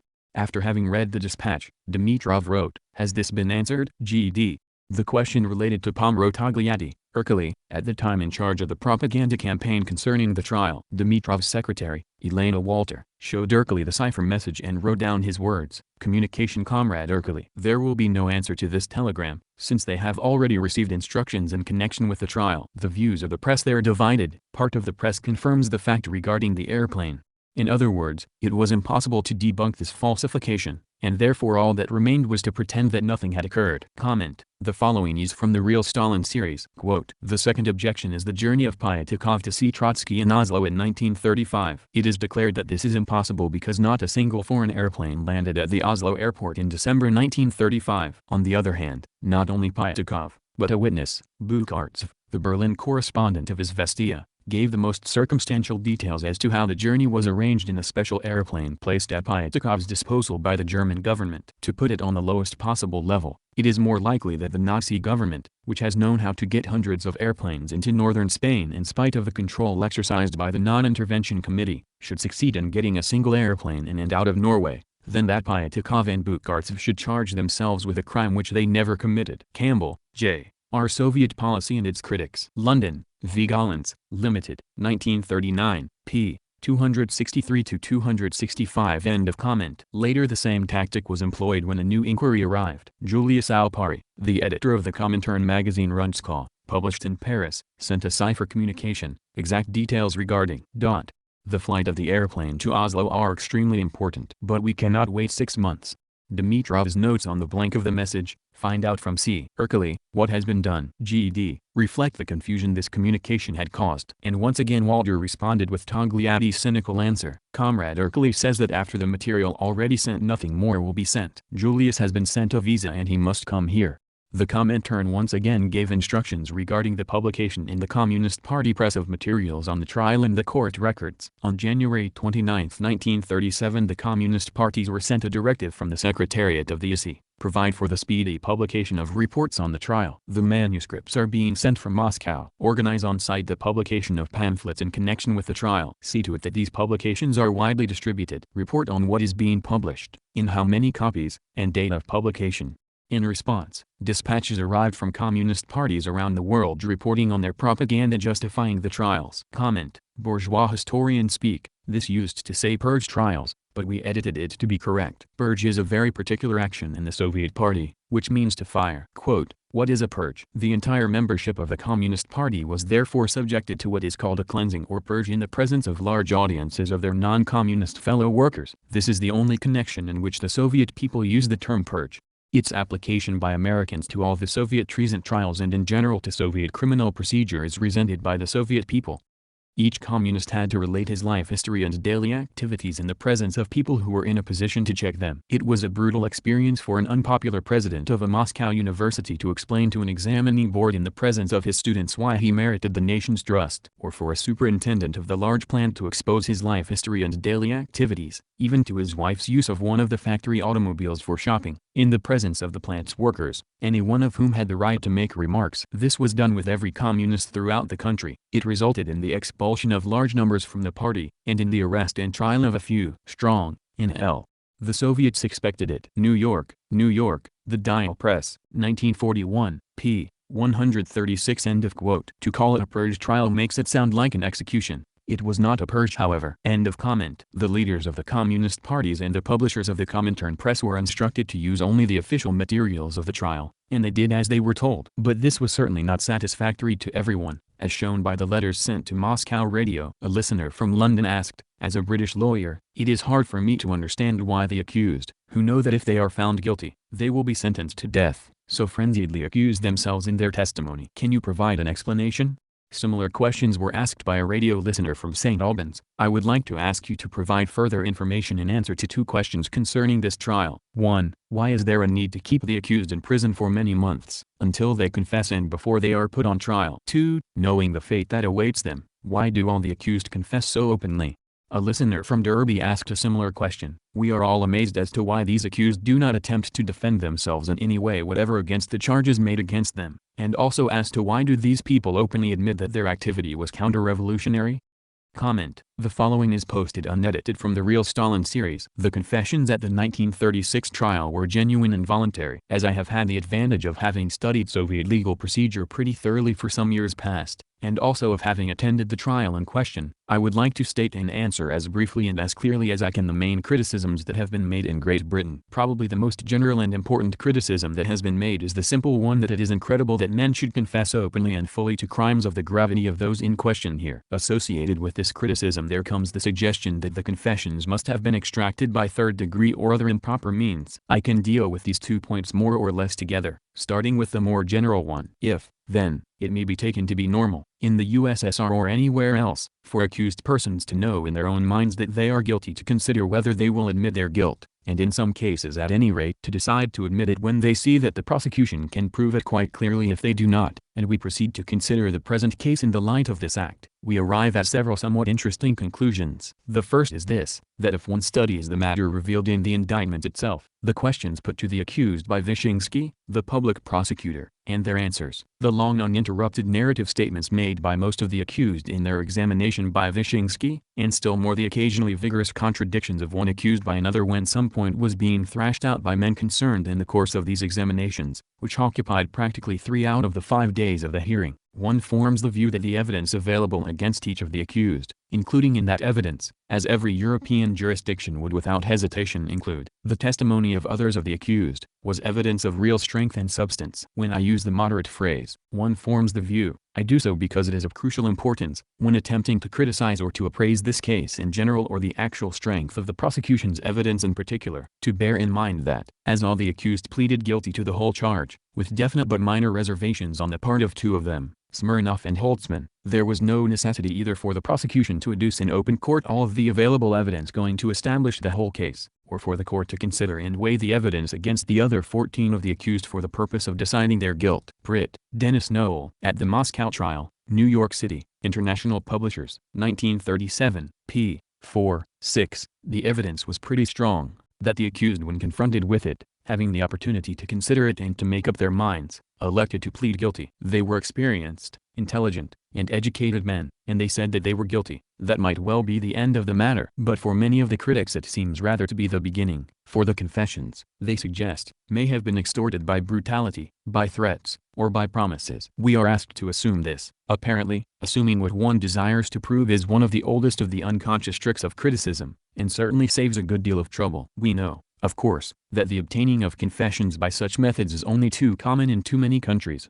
But what iota of evidence is there that anything of the sort actually happened in this case? Pritt, Dennis Noel. At the Moscow trial, New York City, International Publishers, 1937, p. 9. It is sufficient, I think, in this instance to confine oneself to considering the circumstances of the present case. It seems plain to me, on a number of different grounds, that anything in the nature of forced confessions is intrinsically impossible. In respect of most of the accused, it must be remembered that we are considering the case of stubborn and infinitely experienced revolutionaries, men who knew from the best of all sources, that of personal contact, most kinds of prisons and most kinds of investigations, and who were also fully acquainted above all with the mentality and outlook of the authorities who were dealing with this case. If it were the practice of the People's Commissariat for Home Affairs, which has taken over the staff and the functions of the GPU, to extract confessions by false promises of lenient treatment, which I do not know and do not believe, but which others who equally do not know are at liberty to believe, surely no one would be better able to estimate the complete worthlessness of such a promise under the circumstances of this case than the experienced revolutionaries whom I saw in the dock. If, again, it were the practice of this department to attempt to extract confessions by violence, which I do not think any competent observer believes,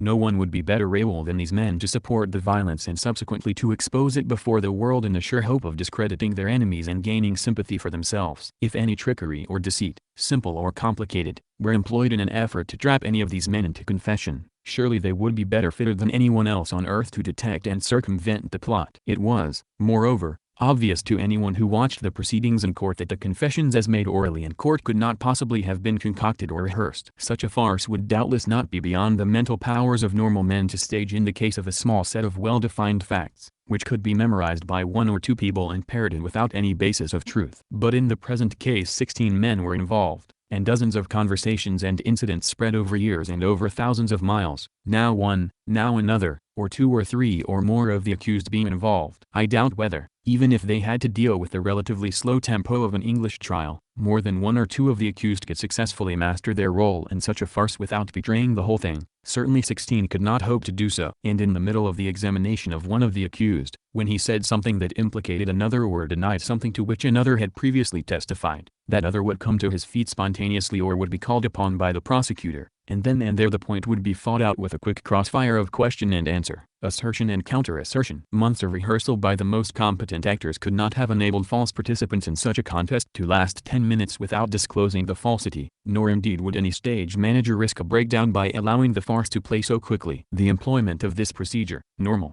of course, in the Soviet Union, without the keenest critic finding a false note, is a most convincing demonstration of the genuineness of the case. I observed in one eminent newspaper the statement that the accused seemed to be repeating a well-learned lesson as if hypnotized, but I am unable to understand how any correspondent, however far away he was from the courtroom, can have obtained such an impression. I am more impressed by the Moscow correspondent of a conservative Sunday paper, who reported, "It is futile to think the trial was staged and the charges trumped up. The government's case against the defendants is genuine." Brit. Dennis Noel. At the Moscow trial, New York City, International Publishers, 1937, p. 10. Another point of some substance in favor of the genuineness of the confessions is the complete absence of that very usual feature of proceedings in most countries, including England, in which it is common to allege that confessions have been improperly obtained, to wit, the attempt by the accused at some stage of the trial to withdraw all or part of his confession. One may repeat that if either intelligence or courage were needed for such withdrawal, the accused in this case possessed both. If experience or common sense were needed to make clear to the accused that, so long as their confessions stood unwithdrawn and unchallenged, the chances of, at any rate, most of them escaping the death penalty were infinitesimal, they, above all, possessed it. And it is worthwhile realizing the number of opportunities they had to make such a withdrawal. They could have done so after the indictment was read. If they chose to let that pass, they were each of them separately examined during the first 3 days, and could have made any withdrawal then. Moreover, throughout those examinations, each of the accused was allowed to come to his feet and address the court almost whenever he liked and for as long as he liked, whilst one of the other accused was really under examination, to explain, or contradict, or amplify, or modify. Further, when these examinations were over, and before the prosecutor's final speech, each of the 16 defendants was called upon, in accordance with the usual procedure, to state his defense. Naturally and reasonably enough, as they were not in the strict sense making a defense at all, and as the universal rule of Soviet procedure gives accused persons always the right to the last word, they preferred not to say anything at that stage, when the prosecutor would have a full opportunity to answer anything they put forward, but to reserve what they wanted to say until their last word should come. And finally, when the prosecutor had made his final speech, vigorous in substance, however quiet and well-controlled in form, each one of the 16 had the right of the last word, the right to address the court freely and at any length he desired. They exercised this right, of course. Some of them spoke briefly, some at length, some addressed themselves to the court, as it was their duty to do, some turned quite frankly away from the court and addressed the public in the body of the hall, without being called to order for doing so. Interruptions of the speeches by the court or the prosecutor certainly did not take up 1/10% of the time. If, with all these successive opportunities, these resourceful and experienced, and, however criminal, brave men did not even suggest, except to the extent that Holtzman at the outset stated that he, like Smirnov, denied direct complicity in terrorist acts, although during the investigation he had admitted it, that they desired to withdraw any part of their confessions, or that anything improper had gone to their procuring. And let it be remembered that if the old-fashioned trick of getting A to confess by telling him that B has already confessed were employed, and were not detected at the time, it would inevitably be detected at the hearing. And if, above all, this attitude of making no withdrawal continued at the end of the case, when the prosecutor had very emphatically asked for the death sentence as to all the accused, and the whole nature of the case made it impossible, save perhaps for one or two of them, to cherish the slightest hope of leniency, surely the inference is inevitable that they confessed because they were guilty, and without threats or promises, or third degree. Where is there any justification for the assertion of one well-known critic that the confessions were worthless in the circumstances? It is, above all, the circumstances that demonstrate how they must be genuine. Are we not to assume, of such men as these, that if they said nothing against the government and against the investigators, and nothing in favor of themselves, it was because there was nothing to be said? And where, we may ask still more cogently, is there any ground for the categorical assertion that comes from one very distinguished quarter, that the confessions were extracted by means which have not yet been properly disclosed? I understand how it is assumed, without proof, that the confessions were extracted, because experience has taught me how oddly even intelligent people will reason. But what is this complaint of non-disclosure? The accused, of course, might have disclosed how they came to confess. Indeed, they did in effect disclose that they confessed because they were guilty and could not hope to escape conviction. But apparently this critic demands that the means of investigation employed should be published to the world. Is it part of the duty of the judicial authorities to publish reports showing exactly how they have conducted preliminary investigations of which the persons who are at once most interested and best informed, viz. the accused, make no complaints? Can he tell us of any case in any country where this has been done, or even demanded? Brit. Dennis Noel. At the Moscow trial, New York City, International Publishers, 1937, p. 12. That answer, as to why these criticisms should be rejected, is to be found in a study of the more or less immediate past history of four of the accused, Zinoviev, Kamenev, Evdokimov, and Bakayev. The circumstances of this history demonstrate that these four men possessed, and exercised in very important circumstances, the tactical wisdom, when confronted with evidence which clearly implicated them, to confess exactly what they could not evade, and no more, however much more they might in fact have done. In the present case, of course, confronted with the evidence, they all confessed to being directly implicated in the murder of Kirov at Leningrad in December 1934, but it is important to follow the history of the discovery of their guilt, and of their confession of it, stage by stage. The first judicial proceeding in respect of Kirov's death was instituted by an indictment presented on the 25th of December 1934, against the actual murderer and some 13 other persons directly implicated.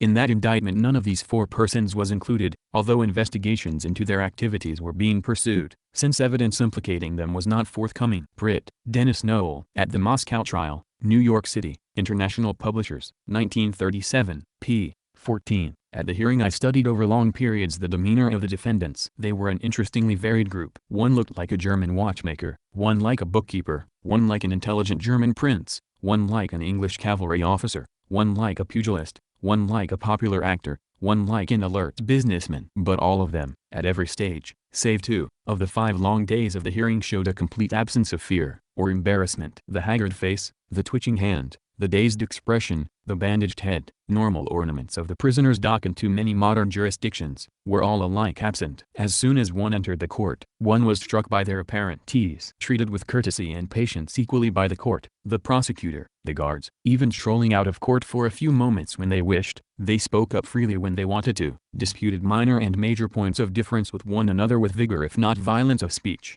and displayed no signs of pressure or repression. The 2 stages at which, as I have mentioned, this was not wholly the case were naturally enough, the one coming during the strong final speech of the prosecutor, and the other during the accused's own last words. In the first of these, always a depressing period for the accused in any criminal case, 4 or 5 of the accused sat with their eyes closed or their heads in their hands, not fidgeting but rather drearily motionless. The journalists present varied in their views as to whether they were sleeping, or merely bored, or greatly affected. For my part, as a lawyer, I was satisfied that they were undergoing the experience of many accused persons, however clearly they might have thought before that they realized the strength of the case against them and the peril of their position. The final speech of the prosecutor was bound to make that realization more clear and more depressing. In the other stage, the final speeches of the defendants, it was natural enough to find that some of them, but some only, were somewhat affected by emotion. On the whole, then, examining the 2 main and, at first blush, most weighty criticisms, it is incredible that men should confess openly and fully to crimes of the gravity of those in question, and the confessions must have been extracted by third-degree or other improper means. With all the care and skill that I can command, I confess that I can find no solid ground for either of them. Brit. Dennis Noel. At the Moscow trial, New York City, International Publishers, 1937, p. 16. Whatever impression may be made on the purely English mind by this curious psychical attitude of the defendants, it seems difficult on full consideration to see how it can, in the light of all the circumstances of the present case, convince any observer of the falsity of the confession, of the innocence of the accused, or of the existence of any impropriety in the preliminary examination of the accused. The next criticism that should be dealt with can be answered more shortly. It takes the form, briefly, that the whole story is simply incredible, and that nobody, least of all old revolutionaries, could possibly have behaved as these men are said to have behaved. There would be some weight in this argument if the men had denied the charge, and the evidence in support of it had proved to be weak, but in the circumstances I hope I shall not be thought flippant if I say that it reminds me of the man who, when first confronted with the Grand Canal at Venice in a beautiful sunset, bluntly said that he did not believe it. The odd thing, moreover, about this criticism is that it comes mainly from people who for years have been saying that both the government of Soviet Russia and its economic conditions are so bad, and its people in such a state of seething revolt, that only the most ruthless employment of force prevents a revolutionary outbreak at any moment. Such critics should surely receive news of plots to murder the heads of such a government as the most natural and inevitable thing in the world, instead of offering a blank incredulity which at once insults the Soviet judicial authorities and evidences the critics' real belief in the stability of the Soviet government. Still, it is well to answer the criticism by reasoning, so far as it is solid enough to admit of such treatment. In the first place, surely the most skeptical examination imaginable of the evidence available, both within the limits of this case and without, must convince anyone that Trotskyite and Zinoviev centers or groups of a more or less conspiratorial character had been in existence for some time, and the real question is as to how far some or all of these centers were prepared to go to achieve their aims. It is, alas, beyond question that some of them were prepared to go, and did go, as far as to arrange for and achieve the murder of Kirov. And if one takes account also of the confessions and of the mass of genuinely corroborative evidence which, as above mentioned, can be deduced from the indictment and from such evidence as was actually brought out in court, there is a good deal to show that the terrorist conspiracy did exist, and one does not need to be a student of psychology to realize how far, over long periods, a frustrated longing for power, or a sense of injustice or defeat, will ultimately demoralize ambitious men. Brit. Dennis Noel. At the Moscow Trial, New York City, International Publishers, 1937, p. 19. End of comment. How such questions resonated was also clear from several dispatches from the parties. The essay warned the Communist Party of Lithuania, quote, "The trial now underway of Pyatykov, Radek, and other Trotskyist bandits, who became fascists and agents of the Gestapo, confirms that they were attempting to undermine the military might of the USSR, to accelerate a military attack on the USSR, aided foreign aggressors in seizing territory of the USSR, worked for the overthrow of Soviet power and the restoration of capitalism." In connection with the trial there is a need to still more widely expose the counter-revolutionary activity of the Trotskyites so as to evoke the total contempt of the workers toward them. Increase vigilance and observe how members of the party are reacting to the trial in order to make it easier to identify enemies who have infiltrated the party. Inform us of the attitude of party members and the workers toward the trial. Unquote. The Lithuanian party's answer reflected the difficulty communists around the world were having in promoting the Comintern's propaganda line, quote, "The struggle against Trotskyites, especially after the trial started, has been especially accentuated in the press and in general during the whole 6-month period. Yet the issue of the Trotskyites has not been discussed in all the organizations. The explanatory work has also been weak among the non-party members. Our comrades in the factories frequently lacked courage to repulse the Trotskyist slander. The effort to draw concrete lessons is even worse. In Kovno, only Great Unknown has been expelled, and that was done on the sly. Although there is an understanding among party members that the Trotskyites and rotten liberals cannot be party members, one notes doubts among comrades about how the Trotskyites managed to sink to fascism and why they confessed at the trial the way they did." Unquote. A few days later a new communication hinted at some dissension. It looks as though not everyone has understood clearly enough that the Trotskyites qualify as agents provocateurs and as the agents of the fascist Okranka secret police. We are also emphasizing the need to review dubious elements and to unmask the Trotskyist elements that no doubt exist among them. In Pantsy, Kovno workers' suburb, 2 party members had earlier defected to the Trotskyites. Wherever we maintain our connections, there is no sympathy toward them, though some sharpness toward them is sensed not everywhere. We think that the Kovno organization is not exposing all those places where the Trotskyites are active. Those expelled from the party are being driven out of the non-party organizations. On the same day a new message arrived. In the circles of the Jewish and Lithuanian intelligentsia there is serious disbelief that the Trotskyites were able to do what they were accused of in the Soviet Union and that they confessed. We are pressuring the local party organizations to consider the struggle against the Trotskyites not as a short campaign but as systematic work. Among the messages of the communist parties to the Comintern such candid dispatches were rare. More often there were misleading claims of propaganda success or excuse-making references to the insidious work of social democratic leaders in undermining the acceptance of Moscow's views on the trials. Meanwhile, the Comintern had not given up on Leon Feuchtwanger. Stalin himself met with Feuchtwanger on January 8, 1937, and this conversation helped Feuchtwanger look at the trials from a different point of view. On 2nd of February Dimitrov again met with Feuchtwanger. At this meeting the writer stated that the second trial that he attended had eliminated his earlier doubts regarding the guilt of the accused. He continued, however, to have some critical views. Following this conversation Dimitrov wrote down Feuchtwanger's comments on the trial. 1. Diversionary actions, espionage, terror, proved. 2. Also proved that Trotsky inspired and directed. 3. Trotsky's agreement with Hess and the Japanese is based only on the confessions of the defendants. No evidence whatsoever. 4. The fact that Radek and Grigory Sokolnikov were not sentenced to be shot will be exploited abroad as evidence that they furnished such testimony deliberately in order to save their lives. 5. The abuse hurled at the defendants leaves a disturbing impression. They are enemies, deserving of destruction. But they did not act out of personal interest, and they should not have called themselves in German, scoundrels, phalange cowards, reptilian reptiles, etc. 6. Why such a great fuss over the trial? It is incomprehensible. An atmosphere has been created of extreme unrest among the population, mutual suspicion, denunciations, and so forth. Trotskyism has been killed. Why such a campaign? End of quote. Dimitrov's text indicated that Feuchtwanger also said he would write a pamphlet with factual material about the achievements in the USSR, without omitting the shortcomings.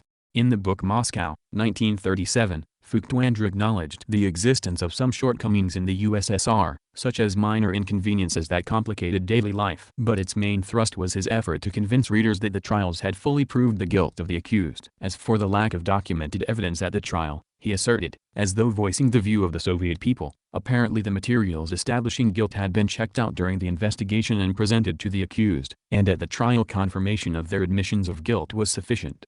Feuchtwanger's book in fact was in essence an apologia for Stalin and his policy. As it had done following the first trial, on 5 February the USI Presidium adopted a decree, Results of the Trial of the Trotskyites, which asserted that the trial had taken place in compliance with all possible guarantees of objectivity. It strongly condemned the position of the Social Democratic International, which had spoken out against the brutally harsh and unjust sentence. Anyone who is in solidarity with Trotsky, who undertakes to protect the Trotskyites, becomes an ally of the darkest forces of reaction, an accomplice of fascism in its work directed against freedom, peace, and the independence of all peoples. The Comintern set the eradication of Trotskyism as the highest priority for the parties. On 5 to 7 February the Secretariat sent to the Communist parties a directive, written by Togliatti and initialed by Dimitrov, regarding measures to be taken in connection with the conclusion of the trial. Quote, basing on results of trial, mobilize party, working class, democratic forces for entire smashing of Trotskyism, agency of German fascism, Japan militarism, most vile enemy of Soviet Union, fighter for restoration of capitalism, provocateur of war, enemy of liberty and independence of nations. Give concrete picture of counter-revolutionary activities of Trotskyism in capitalist countries, of his fight against the United Front, for the purpose of splitting workers' movement in interest of fascism especially in France, Spain, in your country. During campaign demand of workers' organizations, popular masses the expulsion of Trotsky from Mexico and to subject himself to a proletarian Soviet tribunal. Use pressure of masses effect, that organizations and persons influenced by Trotskyism denounce solidarity with Trotsky and his criminal activities. Organize meeting with reports on trial by comrades who are present at trial. Popularize in widest way resolution of Presidium on results of trial, reports of trial, and pamphlets on trial. More exact instruction follows. End of quote. Stalin, however, called the Presidium decree trifling, declaring that a letter to the parties would be better. He explained the spirit that should dominate the campaign and the type of letter to be sent, saying to Dimitrov, all of you there in the Comintern are playing right into the enemy's hands. In essence, Stalin himself played the role of the orchestra conductor of the campaign conducted by the Comintern. Stalin's objection was quickly met. On 17 February Dimitrov sent him a copy of a proposed letter to the communist parties that contained a request that Stalin give comments and instructions. Quotations from the defendants were used to prove that they had the full right to dispute, before the entire world, the accusations resulting from the preliminary investigation. Given the indisputable evidence, however, all of the defendants, many of whom for months had stubbornly denied the charges, could not disavow their crimes against Soviet power, the country and the people.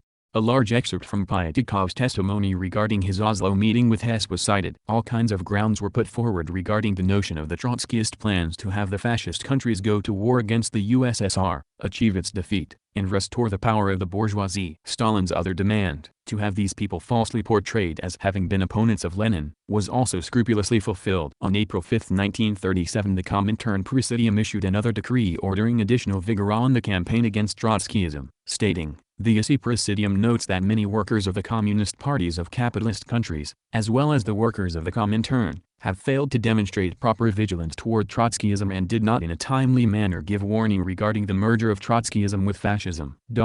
They also failed to notice in a timely manner that the capitalist world and first and foremost the fascist states are adopting new techniques in the struggle against the USSR and the international working class movement, in particular in building their espionage network of provocateurs by supplementing it with Trotskyist personnel.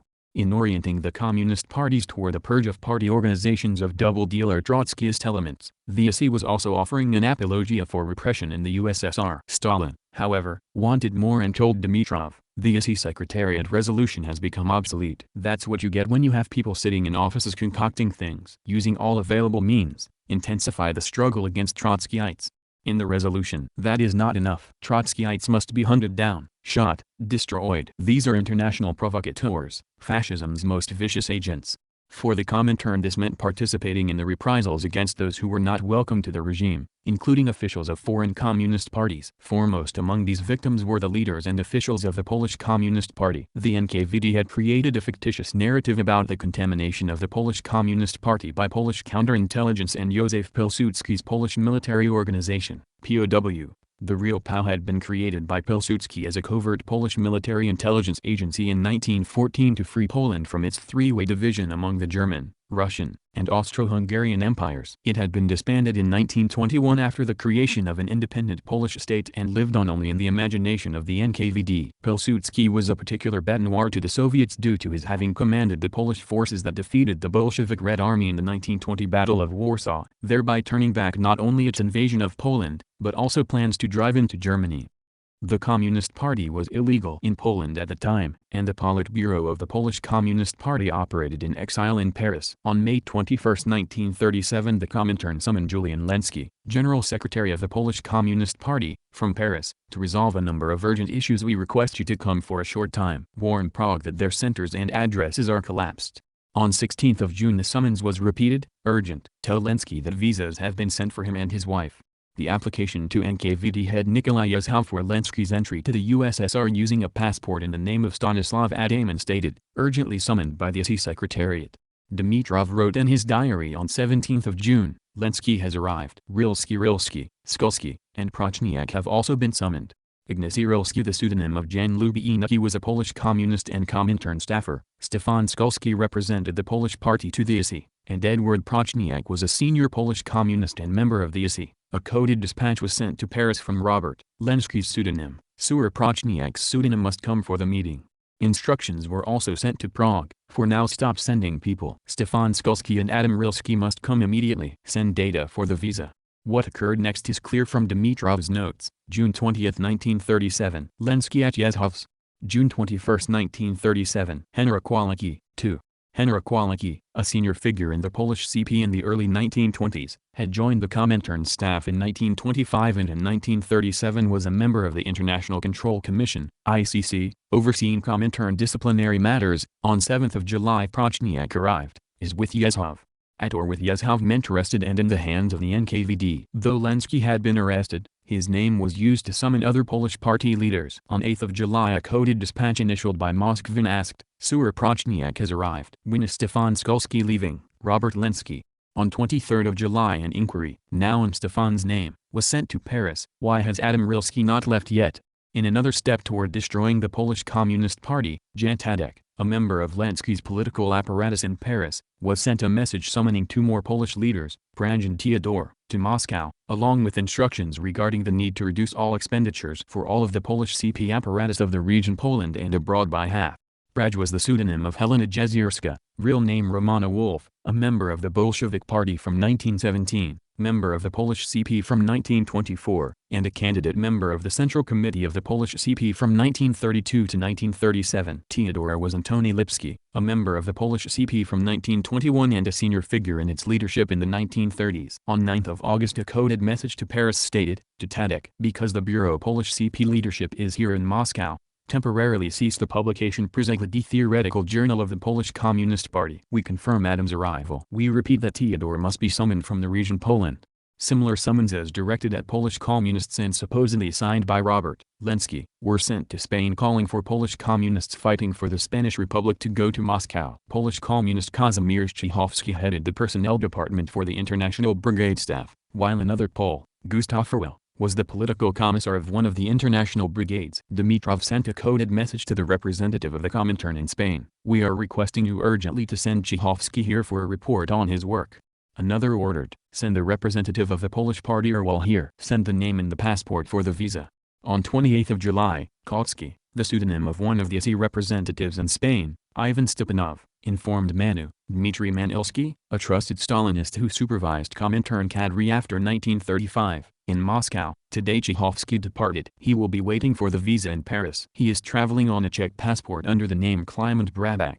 Both men arrived in Moscow, where they met the same fate as their arrested countrymen. These Polish communists were not naive. They knew that the Comintern was in turmoil and many of their fellow Poles were under arrest. Marcin Grz Igor Zmidl pseudonym of Franciszek Grz a member of the International Control Commission, wrote to Moskvin about some of their recent private conversations, quote, "On 13th of August of this year Chekhovsky, who had just returned from a business trip, came to the Polish CP mission. In the conversation, at which Bielski was present, Chekhovsky said that he had been passing through Paris, where he met at Fiedler's apartment Polish communist living in Paris with Karlowski.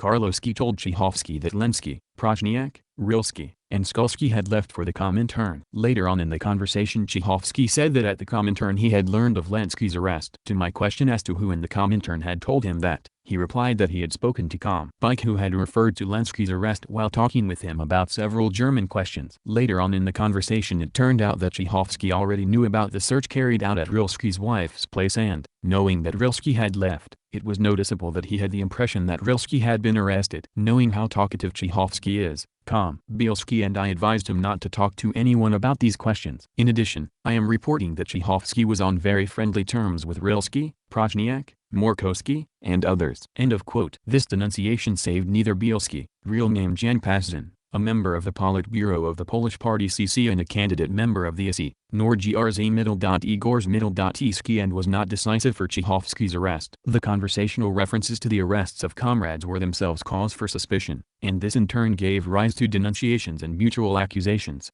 By the fall of 1937 the Polish Communist Party had been deprived of its leadership. Dimitrov was shown the materials of the investigation. 9 leading officials of the Polish CP, including Lenski, Rilski, Skulski, and Wałęsa confirmed that they had infiltrated the party in order to neutralize it and subject it to control by Pilsudski's POW. These testimonies spoke of the existence of an espionage organization within the Comintern. The self-slander of those arrested and the monstrously absurd nature of their admissions strongly suggested that these testimonies were extorted from them under torture. They also determined the fate of the Polish Communist Party, which they had headed. On November 23, 1937 Dimitrov, Manilsky, Otto Kasainen, Finnish communist, Moskvine, and Wilhelm Pike, German communist, prepared a draft decree of the SE on the dissolution of the Polish Communist Party. On 28 November Dimitrov sent it to Stalin. In proposing publication, he asked regarding this issue, whether this announcement will be expedient before the investigation of the former Polish party leaders under arrest is completed, or should we wait longer? The answer was brief: the dissolution is about 2 years late. It is necessary to dissolve the party, but in my opinion, this should not be published in the press.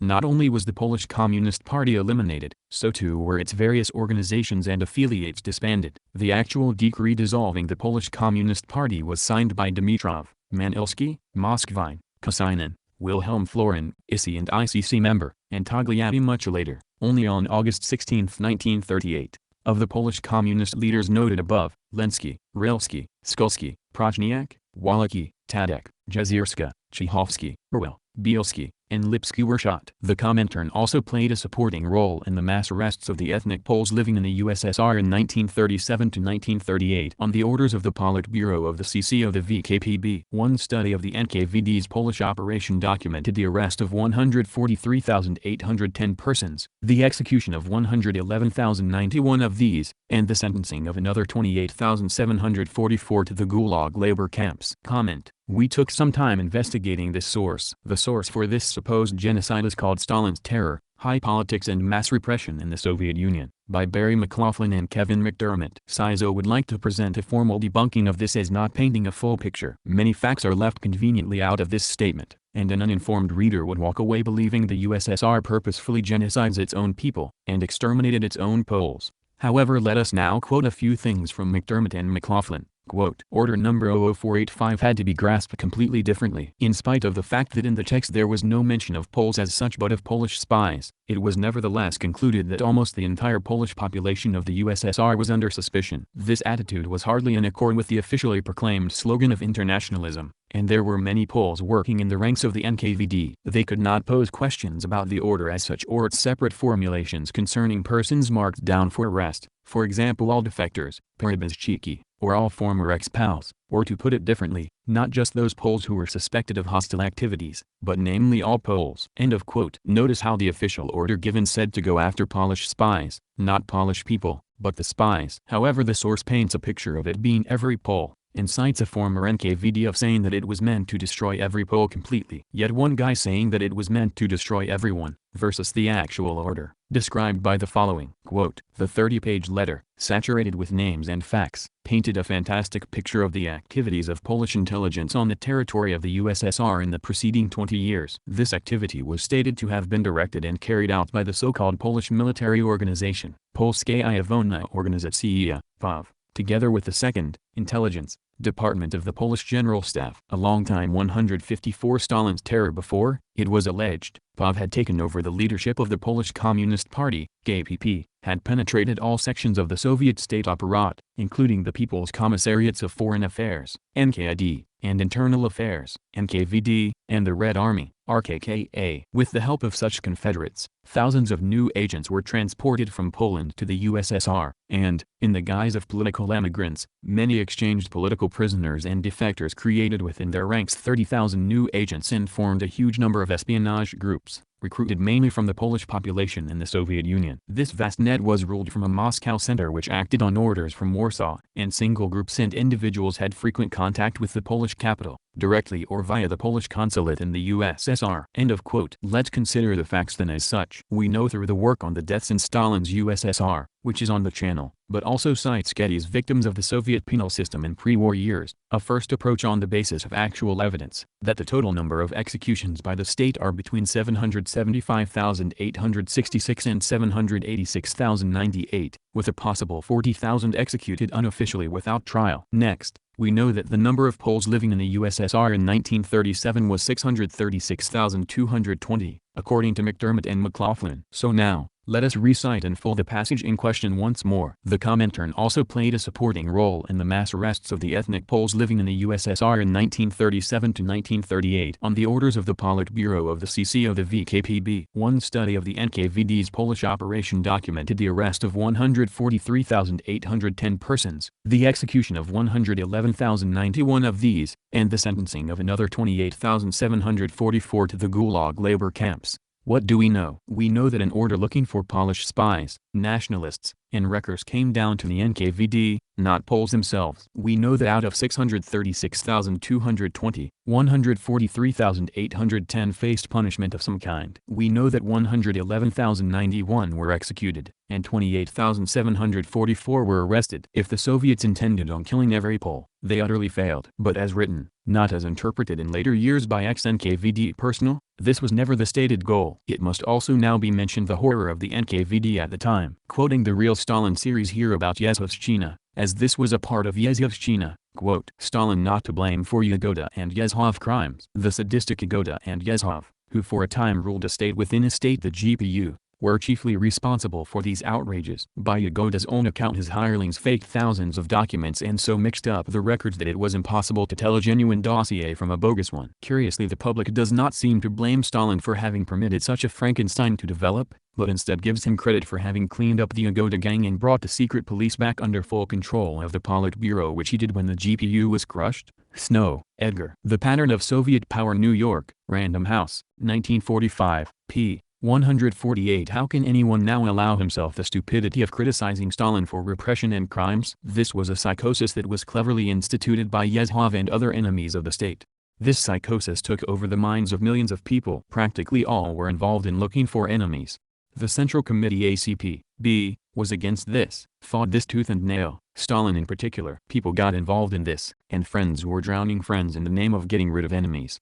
Of course, this cannot all be explained as a mass psychosis. In all the examinations that were conducted into this period, we had 30 to 40 people going over the same documents, but nowhere did we ever find the name of Stalin, or the command of Stalin, or the resolution to do these things which were undertaken by the real enemies of the Soviet people. No directives either of Stalin, Molotov, or Voroshilov were to be found in all of these documents. According to my way of thinking, Stalin also bears some blame because he was the head of the motherland. His fault was that he was always favoring collective decisions and thus was fooled by his comrades in arms. Yagoda, Malenkov, Khrushchev, Beria, and others. Yezhov, Stalin spotted from the start and took steps to stop him and get rid of him. Rybin, Alexei. Next to Stalin, Notes of a Bodyguard. Toronto, North Star Compass Journal, 1996, p. 80 arrests being made by people unqualified to do so. Anyone who feels like arresting does so, including those who have, properly speaking, no right whatsoever to make arrests. It is no wonder, therefore, that with such an orgy of arrests, the organs of state, having the right to make arrests, including the organs of the OGPU and especially of the police, have lost all sense of proportion. Central Committee Circular, 1933.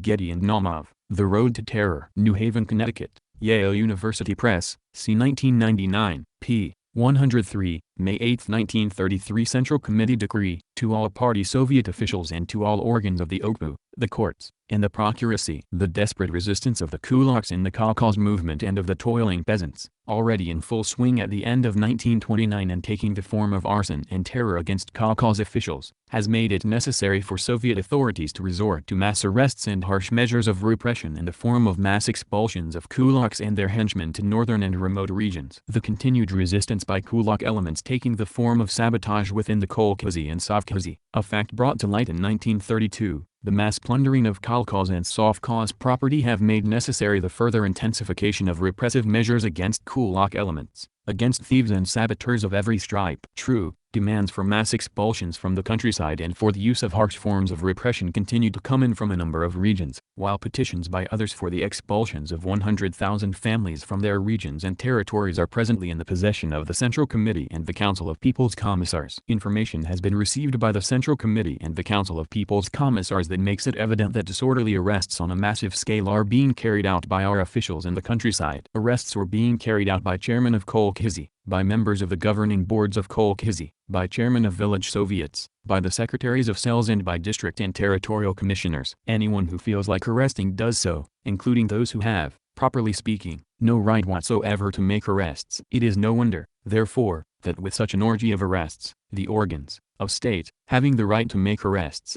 including the organs of the OGPU and especially of the police, have lost all sense of proportion. More often than not, they will arrest people for no reason at all, acting in accordance with the principle, arrest first, ask questions later. Getty and Naumov, The Road to Terror. New Haven, Connecticut, Yale University Press, c. 1999, p. 114. These comrades apparently do not understand that these tactics of massive deportation of the peasants outside their region has, in the new circumstances, already outlived itself, that such deportation can only be applied on an individual and partial basis and then applied only to the leaders and organizers of the struggle against the Kolkhozy. These comrades do not understand that the method of mass, disorderly arrests, if this can be considered a method, represents, in light of the new situation, only liabilities, which diminish the authority of Soviet power. They do not understand that making arrests ought to be limited and carried out under the strict control of the appropriate organs. They do not understand that the arrests must be directed solely against active enemies of Soviet power. The Central Committee and the Council of People's Commissars do not doubt but that all these errors and deviations from the party line and others like them will be eliminated as soon as possible. Getty and Naumov, The Road to Terror. New Haven, Connecticut, Yale University Press, c. 1999, p. 115. In Russia, for example, party regional secretaries had sought to control railroad personnel through mass arrests. One control commission representative said that tens, hundreds were arrested by anybody and they sit in jail. In the Bryansk railroad line, 75% of administrative technical personnel had been sentenced to some kind of corrective behavior. In Sverdlovsk and Saratov, Control Commission inspectors sent from Moscow reported that locals had completely baselessly arrested and convicted people and undertaken mass repressions for minor problems, sometimes for ineffective leadership, and in the majority of cases arrested and convicted workers who merely needed educational work. By insisting on the procurator's permission in order to make an arrest, the Central Committee was taking unlimited arrest powers out of the hands of regional party leaders. Getty and Naumov, The Road to Terror. New Haven, Connecticut, Yale University Press, c. 1999, p. 188. Stalin had to rein in police excesses. The vast majority of those executed during the storm of dekulakization and collectivization were victims of police troikas. On May 7, 1933, the Politburo ordered the troikas to stop pronouncing death sentences. The next day, a document carrying the signatures of Stalin for the Central Committee and Molotov for the government ordered a drastic curtailment of arrests and a sharp reduction in the prison population. Half of all prisoners in jails were to be released. The power to arrest was sharply restricted to police organs, and all arrests had to be sanctioned by the appropriate judicial procurator. Getty and Naumov, The Road to Terror. New Haven, Connecticut. Yale University Press, c. 1999, p. 113. The Central Committee of the All-Union Communist Party and the Council of People's Commissars decree, I, on discontinuing the mass expulsions of peasants. All mass expulsions of peasants are to cease at once. Expulsions are to be permitted only on a case-by-case and partial basis, and only with respect to those households whose heads are waging an active struggle against the kolkhizy and are organizing opposition against the sowing of crops and their purchase by the state. 2. On regulating the making of arrests. 1. All persons who are not fully authorized by law to make arrests, namely, the chairman of district executive committees, district and territorial commissioners, chairman of village soviets, chairman of kolkhizy and kolkhoz associations, secretaries of cells, and others, are prohibited from doing so. Arrests carried out by heads of police are to be sanctioned or revoked by the district commissioners of the OGPU or by the corresponding procuracy within 48 hours after said arrest. 2. Only persons accused of counter-revolution, terroristic acts, sabotage, gangsterism, robbery, espionage, border crossing and smuggling of contraband, murder, grave bodily injury, grand larceny, embezzlement, professional speculation in goods, speculation in foreign exchange, counterfeiting, malicious hooliganism, and professional recidivism may be taken into preventive custody. Getty and Naumov, The Road to Terror. New Haven, Connecticut. Yale University Press, c. 1999, p. 116-3. The organs of the OGPU are to obtain the prior consent of the Directorate of the Procuracy in making arrests, except in cases involving terroristic acts, explosions, arson, espionage, defection, political gangsterism, and counter-revolutionary, anti-party groups. Getty and Naumov, The Road to Terror. New Haven, Connecticut. Yale University Press, c. 1999, p. 117-3. Permission to arrest leading officials of the People's Commissariats of the Soviet Union and Union Republics and of the central institutions corresponding to them, heads of administration and directors of departments, managers of trusts and their deputies, directors and deputies of industrial enterprises, Sovkhizy, and so on, as well as permission to arrest engineers, agronomists, professors, and physicians employed by a variety of institutions and directors of scholarly, educational, and scientific research institutions is granted with the consent of the appropriate People's Commissars. 4. Permission to arrest members and candidate members of the All-Union Communist Party is granted with the consent of the secretaries of the district, territorial, and regional committees of the All-Union Communist Party, the central committees of the national communist parties, through the proper channels. Arrests of communists occupying leading posts in the People's Commissariats of the Soviet Union and in central institutions of equivalent rank are to be granted upon receipt of consent by the Chairman of the Commission of Party Control. Signed, Chairman of the Council of People's Commissars of the Soviet Union, Molotov, and Secretary of the Central Committee of the All-Union Communist Party, Stalin. Getty and Naumov, The Road to Terror. New Haven, Connecticut. Yale University Press, c. 1999, p. 188. Unquote. We will end the polemics here. Further contextualization will be required if you are not convinced, and we have resources here on the channel itself. However, the following will have to suffice. NKVD access is constantly happening, and at one point was stopped when the government checked up on Yezhov's NKVD, and found contradictions between what was approved and what was done. These contradictions proved that Yezhov, although operating with some orders from the Kremlin, also acted alone in many other situations. And additionally, because lying was detected on the NKVD's part, it's possible that the government put too much trust in Yezhov's apparatus when signing off on executions, and thus many innocent people were repressed who were signed off to be by heads of state, including Stalin. Hence, it is a bourgeois lie to lop these excesses onto Stalin alone, for he was a single vote in the government, and while popular, was not the one calling the shots. If blame is to be lopped onto the government, it is for not training in on the terror sooner. End of commentary. While Polish communists suffered the most, other parties lost leaders and cadre to the terror as well. Comment. This used to say Stalin's terror. End of comment. For example, on July 13, 1937, Dimitrov summoned the leader of the Yugoslav Communist Party, Milan Gorkic, real name Josip Cieszynski, from Paris. The directive stated that he must come here immediately for several days. Shortly after his arrival, Gorky found himself in the NKVD cells at the Lubyanka and was executed on 1st of November. Also particularly hard hit were foreign communists living in exile in the USSR to avoid repression in their native countries. No comprehensive accounting has been made, but likely thousands went to the Gulag labor camps and a significant portion died, either executed or perishing from overwork and maltreatment in the camps. A special case was the arrest and execution of nearly 1,000 Finnish Americans and Finnish Canadians, largely communists, who had immigrated to the Soviet Union in response to a Soviet-sponsored recruiting campaign in the early 1930s. Comment: probably because they were. Many people seem to forget that sabotage and spying was higher in the Soviet Union than any other country. But today we have to judge the USSR by its merits without reasonable consideration of its conditions. End of comment. By creating the image of the USSR as a state in which power belonged to the working people and served its interests, and by exalting Stalin in every possible way as the continuer of the work of Marx-Lenin, the genial organizer of the victory of socialism in the USSR, the beloved leader of the international proletariat, the Comintern and its sections on the international stage were serving as the ideological megaphones of the Stalinist regime. Comment: we know who's holding the megaphone here. End of comment. In regard to Stalin's Great Terror, the Comintern not only worked through the communist parties to provide a defense and justification for the Moscow trials, but also enticed leading foreign communists to come to Moscow so they could be arrested and executed by the NKVD, thus directly participating in the bloodiest phases of that campaign. Comment: already debunked thoroughly. End of comment. Chapter 7. The Comintern and the Chinese Communist Party, Divergent Priorities. Ciphered correspondence between the Comintern and the Communist Party of China, CPCH, in the late 1930s and early 1940s shows a considerable divergence between the Comintern's priorities and those of Mao Zedong and the CPCH. Comment: for more context you should see The Work-Class Struggle in China by Bill Bland. Additionally, we know that Mao differed from Marxism. Just read Lenin's State and Revolution alongside Mao's on the correct handling of the contradictions among the people. These will give the listener the best scope of why China was diverting, and why the USSR felt it necessary to put pressure on it. End of comment. From the mid-1930s onward, the Comintern, reflecting Stalin's priorities,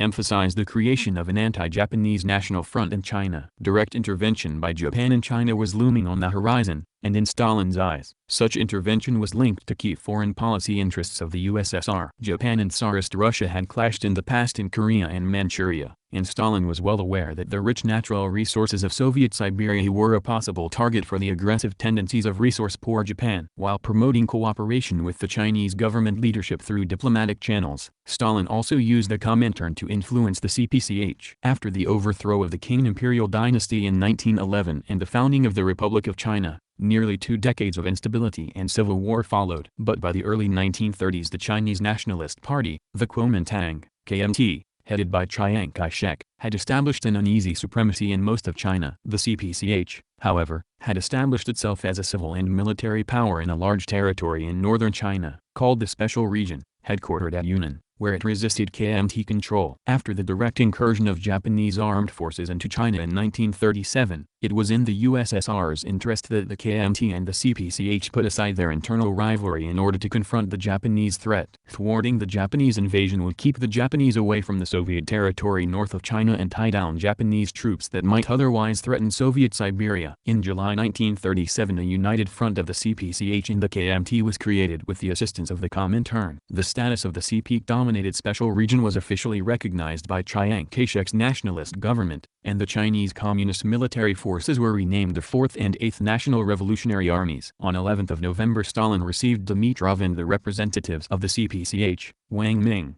Kang Xing, and Wang Jiaxiang. Jiaxiang had worked in the ISI apparatus under the pseudonyms of Zhengli and Communard. Directives were prepared for the active participation of the Communist Party in the anti-Japanese war. How the Chinese are to fight with the external enemy, that is the decisive issue, Stalin remarked. When that is over, then the question will arise of how they are to fight among themselves. He promised to assist the CPCH with weapons and technology. After his arrival in China at the end of December, Wang Ming informed the Politburo of the CC of the CPCH of the instructions he had received. On January 4, 1938 Dimitrov forwarded to Stalin a telegram from the CPCH. The instructions of the IC were unanimously adopted at a meeting. The results and lessons learned from conducting the United Front were analyzed and several tendencies in practical work were corrected. This message indicated that the CPCH was claiming to change its activities in order to promote specific forms of cooperation with the Comintern. Requests for financial assistance were a recurring theme in the messages from China. On January 10, 1938, Dimitrov reported to Stalin on a telegram from the CPCH that stated, "At the present time we are experiencing severe financial difficulties. All of our efforts to find a solution using our own means can only partially resolve the question. We are requesting that as soon as possible the promised funds be sent to Fanglin, and we have already sent our employee to Urumqi for that purpose."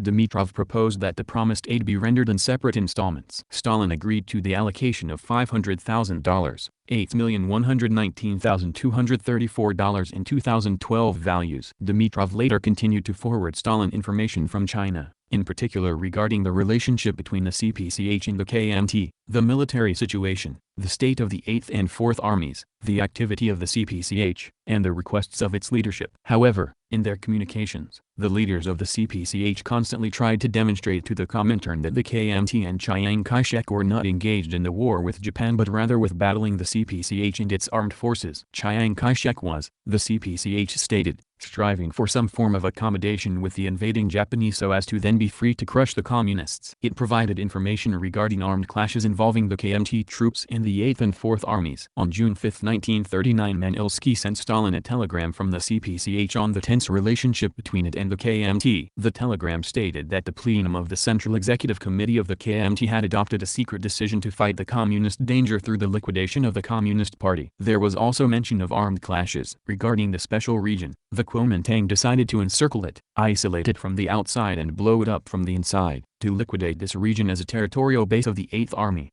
Along with military and financial questions, the correspondence also raised problems of an ideological nature. Pursuing one of Stalin's priorities, on July 15, 1939, Dimitrov sent a dispatch to the CC of the CPCH with an inquiry as to how the short course of the history of the VKPB was being disseminated. The book had been translated into Chinese, and 10,000 copies had been sent to China. The distribution and study of this book marks a turning point and is a powerful tool in raising the ideological level of the party, and an extremely forceful way of ensuring the penetration of ideas of Marxism-Leninism into the largest possible numbers of the masses. The dispatch stressed, the dissemination of this book in the fraternal parties has been extremely successful. In September, Zhuan Lai, a Chinese Politburo member, flew to Moscow for medical treatment. He brought with him 3 codes captured by the 8th Army during the hostilities with the Japanese. In a letter to Lavrenti Beria, a member of the Politburo of the VKPB and the People's Commissar for Internal Affairs, Dimitrov reported, "On the assumption that these codes may prove of interest to you, I am sending them to you annexed to this letter." Dimitrov informed Stalin that the Presidium of the AC had listened to and discussed Zhuan Lai's report. According to Dimitrov, the leadership of the CPCH needs advice on 2 major issues. 1. What the line of the Communist Party should be and how it should try to prevent the capitulation of the ruling circles in China to the Japanese imperialists. 2. What the line of the Communist Party should be and what measures it should take to further the struggle under the present circumstances, in particular considering the policy pursued by the leading circles of the Kuomintang of persecuting the Communist Party and liquidating the special region and the 8th Army. The letter ended with a request for advice and instructions. Dimitrov asked Stalin several times to receive Zhuan Lai, but Stalin refused to do so on the pretext that he was busy. He also stated to Dimitrov that the AC should take an independent decision on the Chinese question and promised to provide $300,000 to aid the CPCH, short of the $350,000 requested by the Comintern. The document adopted by the AC Presidium, Fundamental Political Directions of the Communist Party of China, intended for the forthcoming Party Congress, noted that the war against the Japanese in China, called the National Liberation War, was at a critical turning point. The central objective of the CPCH, stated the document, was the mobilization of millions of Chinese people to overcome the danger of capitulation. The document noted the need to overcome the friction with the KMT. The CPCH was instructed that it must implement the 1937 agreement with the KMT, recognizing the immutable authority of the national government and its head, Chiang Kai-shek, in the continuation of the war against Japanese imperialism and cooperating as closely as possible with all supporters of resistance to Japanese aggression. The Communist Party of China will make all efforts to establish fraternal relations with the troops of the Kuomintang in the struggle for the common cause of national liberation. All demands of a political, economic, and social nature were to be subordinated to the primary objective, organizing the rebuff to the Japanese imperialists and achieving victory in the National Liberation War. In a telegram to the CC of the CPCH, Dimitrov wrote, "Juan Lai is informing you personally about everything we discussed and have agreed on regarding Chinese matters. All of this must be given serious consideration, and final decisions must be taken completely independently. In case of disagreement with us on some issues, we request that you immediately inform and provide explanations."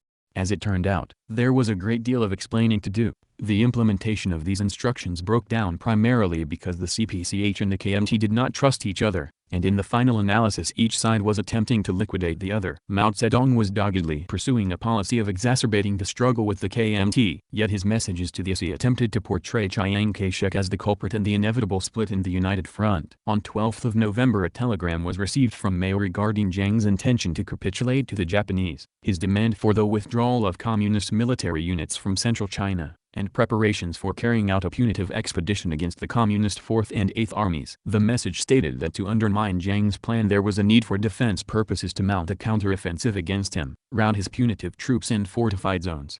Prior to taking a final decision, however, the leadership of the CPCH requested appropriate instructions. Dimitrov ordered copies of the telegram sent to Stalin, Molotov, and Semyon Timoshenko, Soviet Defense Commissar, and responded with a telegram to Mao. In view of the extraordinary complexity of the question, we will be able to provide an answer only after study of a number of important elements. You should be prepared, but we request that you wait in regard to a final decision. In early November Moscow received a copy of a secret directive of the CC of the CPCH. It stated the primary objective of the CPCH in ways that differed from the SC Presidium's formulation. The central task of our party at this crucial moment must be the struggle against capitulation and civil war. The main thrust of our struggle, which in the past used to be focused on the hardliners, must now be aimed against the pro-Japanese elements and the instigators of civil war.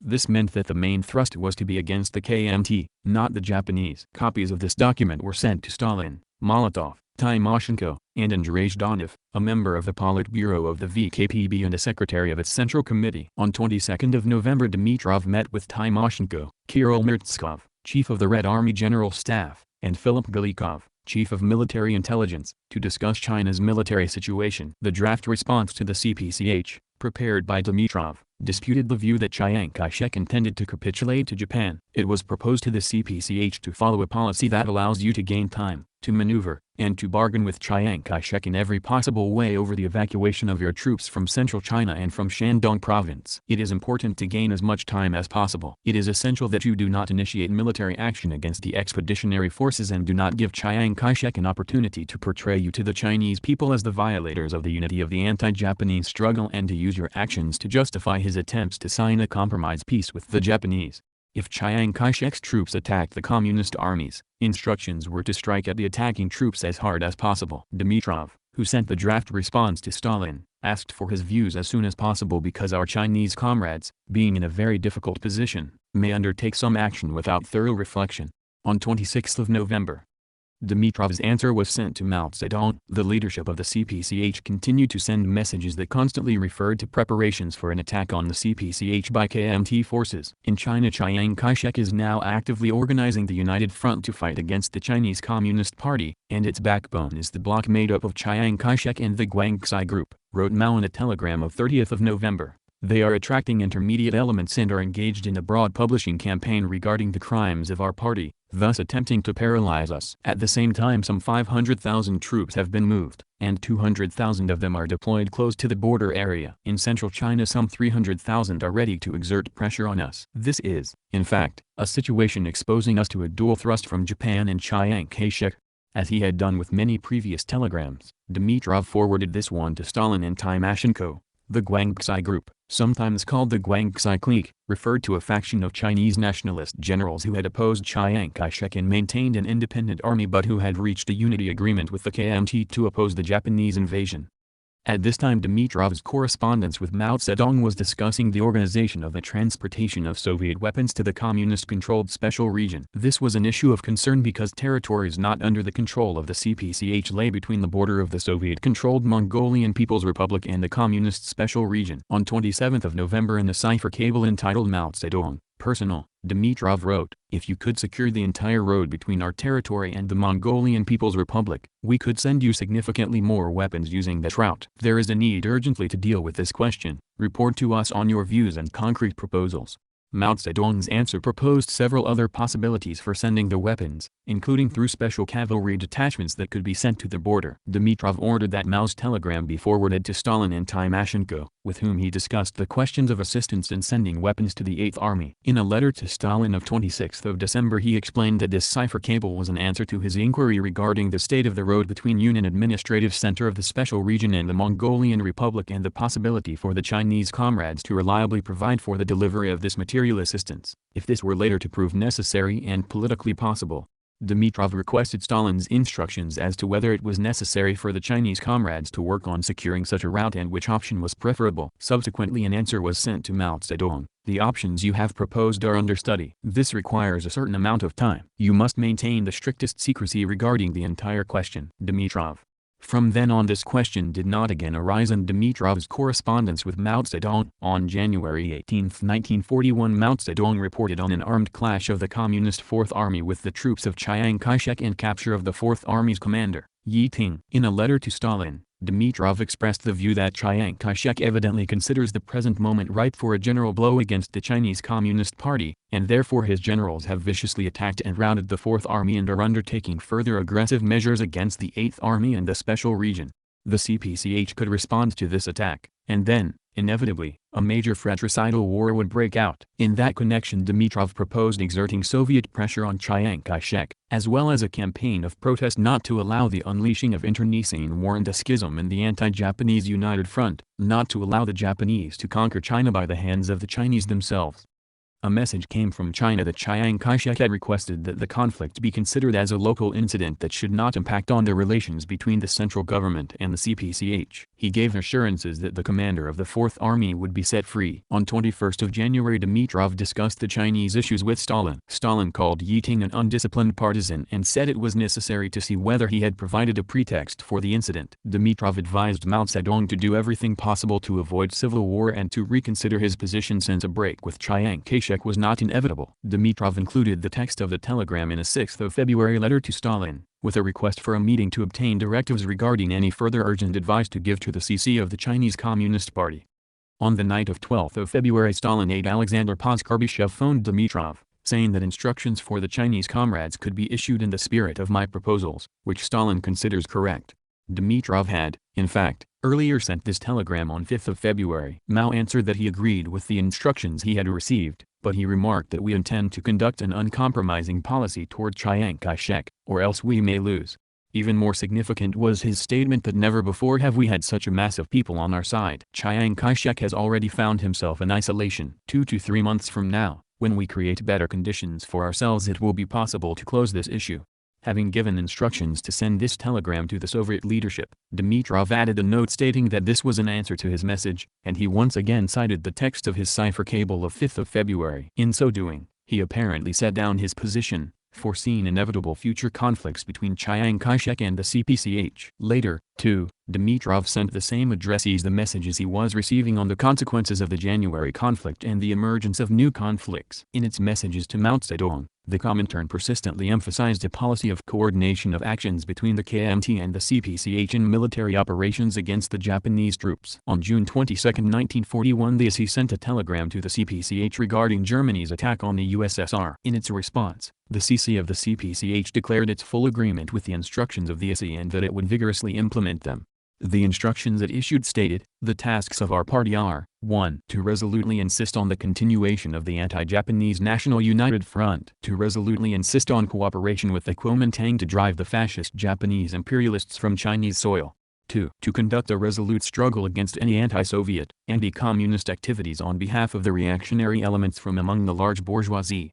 3. In foreign policy, to contact all the public figures in England and America who are struggling against the German, Italian, Japanese fascist enthrallers to struggle against the common enemy." Dimitrov sent these documents to Stalin, Molotov, Zhdanov, Voroshilov, Tymoshenko, and Beria. On 2 July Dimitrov requested financial assistance for the CPCH from Molotov and Georgy Malenkov, a CPSU Central Committee secretary. The next day he was informed that his proposal had been approved and that $1 million, $15,532,926 in 2012 values, had been allocated to the CPCH. This was a major increase over the prior allocation and explicable by the perilous war situation the USSR faced in the latter half of 1941. After the Red Army's enormous losses in the early days of the war and with the Wehrmacht driving toward Moscow, nothing would be more perilous to the USSR's survival than a Japanese decision to attack the USSR by striking north into Siberia. On 9th of July, Dimitrov sent the CC of the CPCH the general directive of the ISI regarding the expansion of the campaign in support of the Soviet Union. On 18th of July a response came from that CC on preparations for destroying the communications network in northern China in order to block the movements of Japanese troops and to expand the partisan war in their rear. It also stated that human and material resources were exhausted and that there was a paucity of ammunition and weapons. If we receive reinforcements of ammunition, machine guns, tools, and explosive ordnances, then the effectiveness of our actions will be significantly enhanced. Dimitrov sent Stalin and Molotov this message with a request to provide directive regarding the answer to give to the Chinese comrades, in particular, whether they can count on a certain amount of ammunition to step up broader operations against a possible attack by Japan against the USSR. Molotov replied that there was agreement regarding the line of conduct of the CC of the CPCH but not to make promises regarding ammunition. The answer reflected his caution. On 25th of July Dimitrov forwarded to the Soviet leaders the political information the CPCH leadership had sent to the local party organizations. It noted that some elements of the KMT were eager for a Japanese-Soviet war, reckoning that this would decrease the pressure from Japan on China. Mao Zedong's telegram placed particular emphasis on this argument regarding the anti-Soviet orientation of the KMT, pro-Japanese and pro-German elements. The organs of the Special Service and of the party organization of the Comintern consider that the USSR is certain to be defeated, Germany will unquestionably win, and Japan will definitely attack the USSR. They are therefore preparing anti-communist public opinion in advance, so that once there is a clash between Japan and the USSR a military offensive against us will begin immediately and liquidate our party on an all-Chinese scale. This was how Mao Zedong explained the reasons for the new deterioration of relations between the CPCH and the KMT. He wrote that in the future the CPCH would rebuff any attack on us by the Comintern. Dimitrov made a note on this document that he sent to the Soviet leadership. This telegram of C. Mao Zedong is an answer to the following question of C. Dimitrov of 20th of July. Inform us immediately as to the basis for the reports from Chongqing on new clashes between your troops and the troops of the central government and what measures you are taking to counter the possible aggravation of your relations with the Chinese government.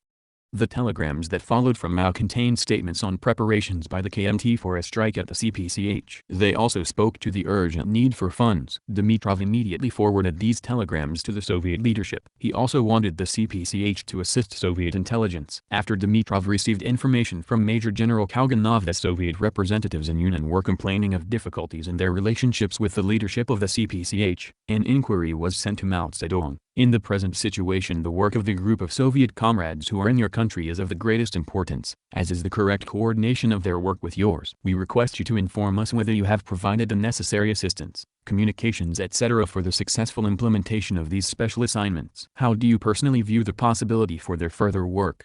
Clearly dissatisfied with the activity of the Soviet military intelligence agents in Yunnan, however, Mao Zedong responded, "We understand the great importance of the work being done here by the Soviet comrades. We have helped them in every possible way and will continue to do so. They are working very hard, but their work suffers from great shortcomings." Comrade Carr is a devoted comrade but his work methods are unsuitable. Moreover, he does not wish to take account of our opinion. Our representative will give you a report on the details of this matter on arrival at the ISI. Dimitrov forwarded the text of this message to Stalin and to the military intelligence chiefs Philip Gilikov and Alexei Panfilev. This was not the first time that Dimitrov had heard about these problems. Back on 12th of June he had received a warning from Gilikov. The Chinese leaders were not to know that the Comintern received information from Yunnan not only from the CC of the CPCH. Gilikov wrote in a letter, an employee of the Directorate in the Special Region, Colonel Comrade Kislenko has requested that when you give instructions to the leadership of the CPCH on the basis of the information sent by Comrade Kislenko, the source of information should remain unknown to Comrade Mao Zedong, otherwise Comrade Kislenko may be deprived of information from the Central Committee of the Chinese Communist Party and Zhuan Lai. As is clear from the discussion above, The central topic of the cipher correspondence of those years was the relationship between the CPCH and the KMT. In a letter to Stalin and Molotov of 13th of December, in connection with the start of the Pacific Ocean War, Dimitrov recommended that Mao Zedong contact Chiang Kai-shek directly in order to quickly eliminate existing misunderstandings between the Communist Party and the Kuomintang, to strengthen the unity of the Chinese people, to unite its armed forces, and to organize a bold offensive against the Japanese armies in China. In doing so, the Communist Party must demonstrate maximum reasonable willingness to reach agreement. In the correspondence with the leadership of the CPCH, Dimitrov persistently emphasized this policy. On March 17, 1942, a message was received from Soviet intelligence in Yunnan stating that the Chinese Communist 8th and 4th Armies for a long time had not been engaged in either active or passive actions against the Japanese. The line of the leadership of the CPCH on breaking with the Kuomintang is continuing, despite all the damage this is doing here to the cause of a war of liberation. Such actions are only playing into the hands of the Japanese, and this situation is giving rise to very serious doubt. It must be taken into account that for us the situation in the Far East is extremely critical. I believe that Moscow must through all available means force the leadership of the CPCH to change its policy regarding Chiang Kai-shek. On 16 June, a cipher cable was sent to Mao Zedong demanding an improvement in the relations between the CPCH and Chiang Kai-shek and the KMT. The present situation imperatively dictates that the Chinese Communist Party do all in its power for the possible improvement of relations with Chiang Kai-shek and for the strengthening of the united front of China in the struggle against the Japanese. We know that Chiang Kai-shek and the Kuomintang leaders are in all possible ways provoking the Communist Party to discredit and isolate it, but we cannot consider this correct policy if people are falling for these provocations instead of reacting to them intelligently. Mao Zedong replied that the armies functioning under the leadership of the CPCH faced nearly half of the entire contingent of Japanese troops located in China and the 300,000-strong army of Wang Jingwei acting in concert with the Japanese troops. Wang Jingwei, a rival of Chiang Kai-shek, broke with the KMT in 1938 and organized a collaborationist regime operating in Japanese-occupied China. Mao's messages were filled with information on the hostile activity of the KMT. He kept giving reassurances, however, that we are continuing to be cautious in all possible ways. We continually remind and order the local party committees to avoid friction with the Kuomintang. All of the numerous past instances of friction were begun by the Kuomintang. Dimitrov sent all these telegrams to Stalin. On December 11, 1944, Mao Zedong sent a letter to Dimitrov. It concerned the breakdown in the agreement signed by Mao Zedong and the representative of President Roosevelt, General Patrick Early, on the creation of a coalition government in China. If during the last several years the strength of the Kuomintang outweighed that of our forces, at the present time the situation is changing in our favor, and the balance of forces is moving toward parity. In reference to the operational capacity and quality of the CPCH and the KMT, the confidence of the masses of the people in the CPCH and the KMT. Events are moving toward a situation in which the operational capacity of our party will gradually exceed that of the Kuomintang. At present our party has become the active, decisive factor in the anti-Japanese war and the salvation of the state. These confrontations foreshadowed the subsequent outbreak of a new civil war that developed as soon as the Japanese surrendered in September 1945. The Chinese Communists under Mao Zedong defeated the KMT, and in 1949 Chiang Kai-shek, several million KMT supporters, and the KMT's remaining troops withdrew to Taiwan, leaving all of mainland China to communist rule. But the subtle but stubborn Chinese communist resistance toward accepting Soviet directives also foreshadowed the tense relationship that eventually led to the Sino-Soviet split. Chapter 8. The Nazi-Soviet Pact. The Comintern blindsided and confused. On August 22, 1939, Moscow newspapers reported on the forthcoming visit to the Soviet capital of Hitler's Minister of Foreign Affairs, Joachim von Ribbentrop, to sign a non-aggression treaty between the USSR and Germany. On the same day, the SE Secretariat adopted a decree, sent to the Communist parties as a directive. It instructed the parties to go on the offensive against the bourgeois and socialist press based on the argument that the conclusion of a non-aggression pact between the USSR and Germany emphatically did not exclude the possibility or the need for an agreement among Britain, France, and the USSR to jointly rebuff the fascist aggressors. Since the mid-1930s the Comintern and communist parties around the world had called for Britain, France, and other democratic states to join with the Soviet Union in a defensive alliance against potential aggression by Nazi Germany and Fascist Italy. This support for collective security against aggression had been a key part of the Popular Front policies of that period. The Comintern decree of 22nd of August assured communist parties that the Soviet signing of a non-aggression treaty with Germany was not a repudiation of that collective security policy. The USSR was, the Comintern explained, conducting an independent policy, based on the interests of socialism and the cause of peace, and through its readiness to conclude a non-aggression pact with Germany. The USSR was assisting the small neighboring Baltic countries and was effectively promoting the strengthening of universal peace. The essay explained that the British and French governments were engaged in protracted negotiations with the Soviet Union on joint action against the aggressors and were attempting to use these negotiations as a means to reach a compromise with Germany at the expense of the USSR. British and French influence was also blamed for Poland's rejection of possible Soviet assistance. By signing a non-aggression pact, the USSR was undermining the plans of the reactionary bourgeois circles and the leaders of the Socialist International to direct aggression against the USSR, thereby splitting the aggressors and obtaining a free hand to work to assist the Chinese people in their struggle against Japanese aggression. Comment: This is precisely correct. End of comment. The Soviet-German negotiations, according to the Comintern, were a means to force the British and French governments to conclude a pact with the USSR. Simultaneously, it is necessary to show the parties the need to continue with ever greater energy the anti-fascist struggle against the aggressors, in particular against German fascism.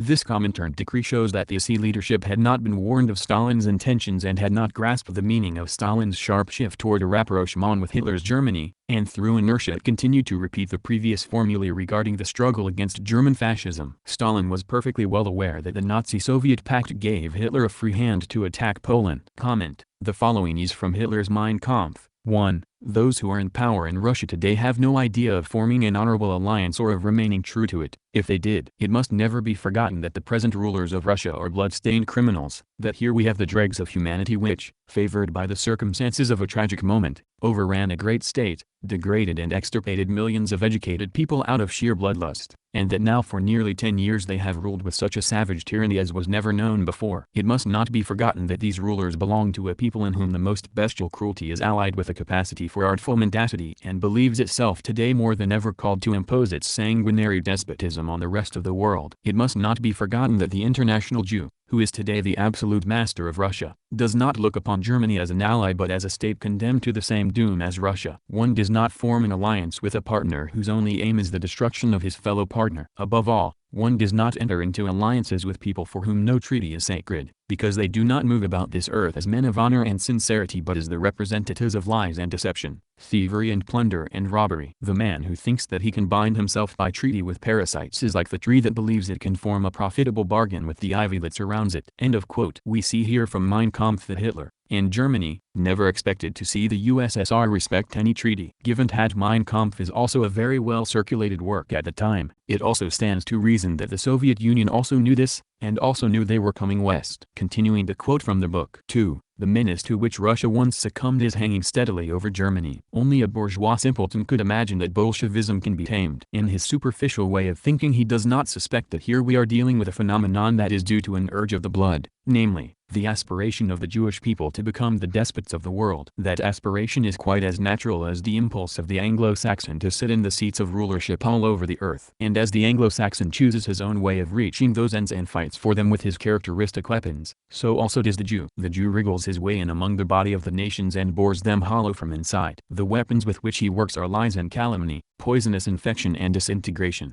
until he has ruined his hated adversary. In Russian Bolshevism we ought to recognize the kind of attempt which is being made by the Jew in the 20th century to secure dominion over the world. In other epochs he worked towards the same goal but with different, though at bottom similar, means. The kind of effort which the Jew puts forth springs from the deepest roots in the nature of his being. A people does not of itself renounce the impulse to increase its stock and power. Only external circumstances or senile impotence can force them to renounce this urge. In the same way the Jew will never spontaneously give up his march towards the goal of world dictatorship or repress his external urge. He can be thrown back on his road only by forces that are exterior to him, for his instinct towards world domination will die out only with himself. The impotence of nations and their extinction through senility can come only when their blood has remained no longer pure, and the Jewish people preserve the purity of their blood better than any other nation on earth. Therefore the Jew follows his destined road until he is opposed by a force superior to him, and then a desperate struggle takes place to send back to Lucifer him who would assault the heavens. Today Germany is the next battlefield for Russian Bolshevism. All the force of a fresh missionary idea is needed to raise up our nation once more,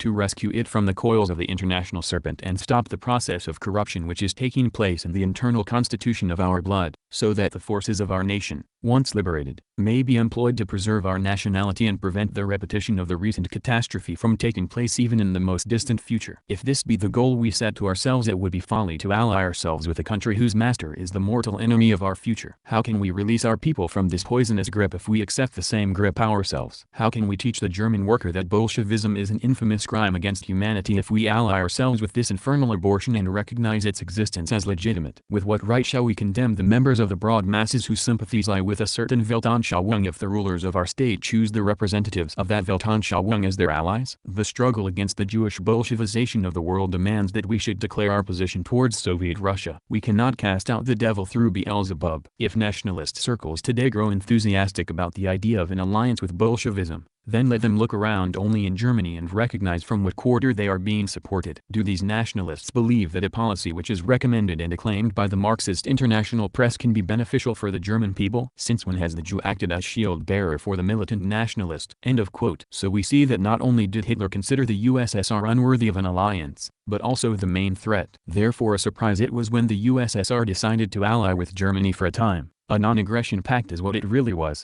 with economic concessions. Let's take a look back at our favorite work, the Real Stalin series, to see what it has to say on the matter. Quote, SU wants to sign peace pacts. The Soviets were the first to sign the Kellogg Pact, proposed by United States. They were the first to sign any international peace pact or proposal, sometimes before they were invited. Strong, in L.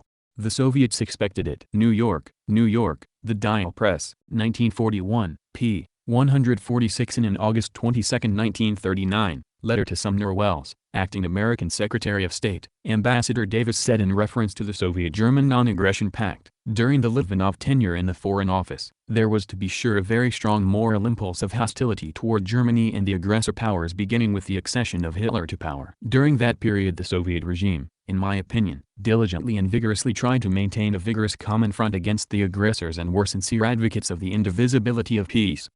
Litvinov's able battle for peace and democratic ideas at the League of Nations and the vigorous attitude of the Soviet government in being prepared to fight for Czechoslovakia were indications of real sincerity of purpose and a marked degree of high-mindedness. Beginning with Munich, and even before, however, there has been an accumulation of events which gradually broke down this attitude on the part of the Soviet government. During my tenure in Moscow I was much impressed with the fact that the Russians were undoubtedly severely irked by what appeared to be a policy of pinpricking and an attitude of superiority and talking down which diplomatic missions of the Western powers assumed toward the Soviet government. The Soviets are proud and resented this deeply. Davis, Josephine. Mission to Moscow. New York, N. Y. Simon & Schuster, c. 1941, p. 454. Stalin signed with Hitler because of Allied rejection. This, the masses having to choose between bourgeois democracy and fascism, continued until 1939, when the reluctance of the non-aggressor powers to ally themselves with the Soviet Union led Stalin to sign the Non-Aggression Pact with Germany. Murphy,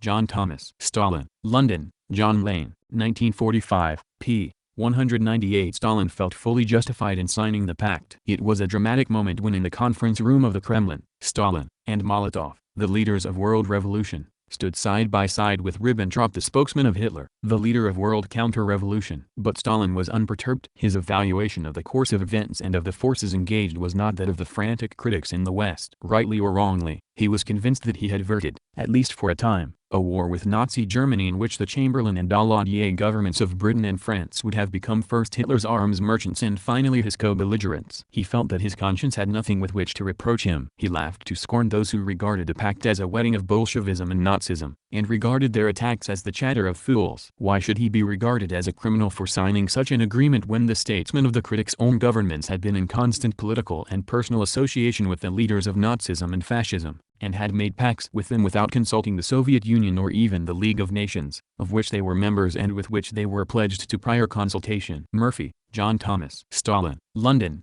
John Lane, 1945, p. 215-16. As for Stalin's decision to sign the treaty, that was also a political maneuver. He thought he was deceiving Hitler, turning him against the West. I don't think either Stalin or Hitler took the treaty seriously. Each was pursuing his own goals. Hitler's were those that we knew from Mein Kampf. Stalin understood correctly what Hitler was up to, but he thought he could deflect the blow of the German army away from the USSR and direct it at the West, and in that way buy time. Of course, the West, meanwhile, did everything it could to turn Hitler against the East. Schechter, Gerald. Trans and ed. Khrushchev remembers, the Glasnost tapes. Boston, Little, Brown, c. 1990, p. 50. These events served to feed the suspicion and arouse the dissatisfaction of the realistic Soviet leaders, including Stalin. Apparently they got fed up with attempting to stop the aggressors by participation in European affairs, and characteristically boldly reversed their attitude and decided to secure their own position by making a pact of non-aggression with Germany, which would assure peace for Russia, at least for a time, regardless of any possibility of war in Europe. Davis, Josephine. Mission to Moscow. New York, N.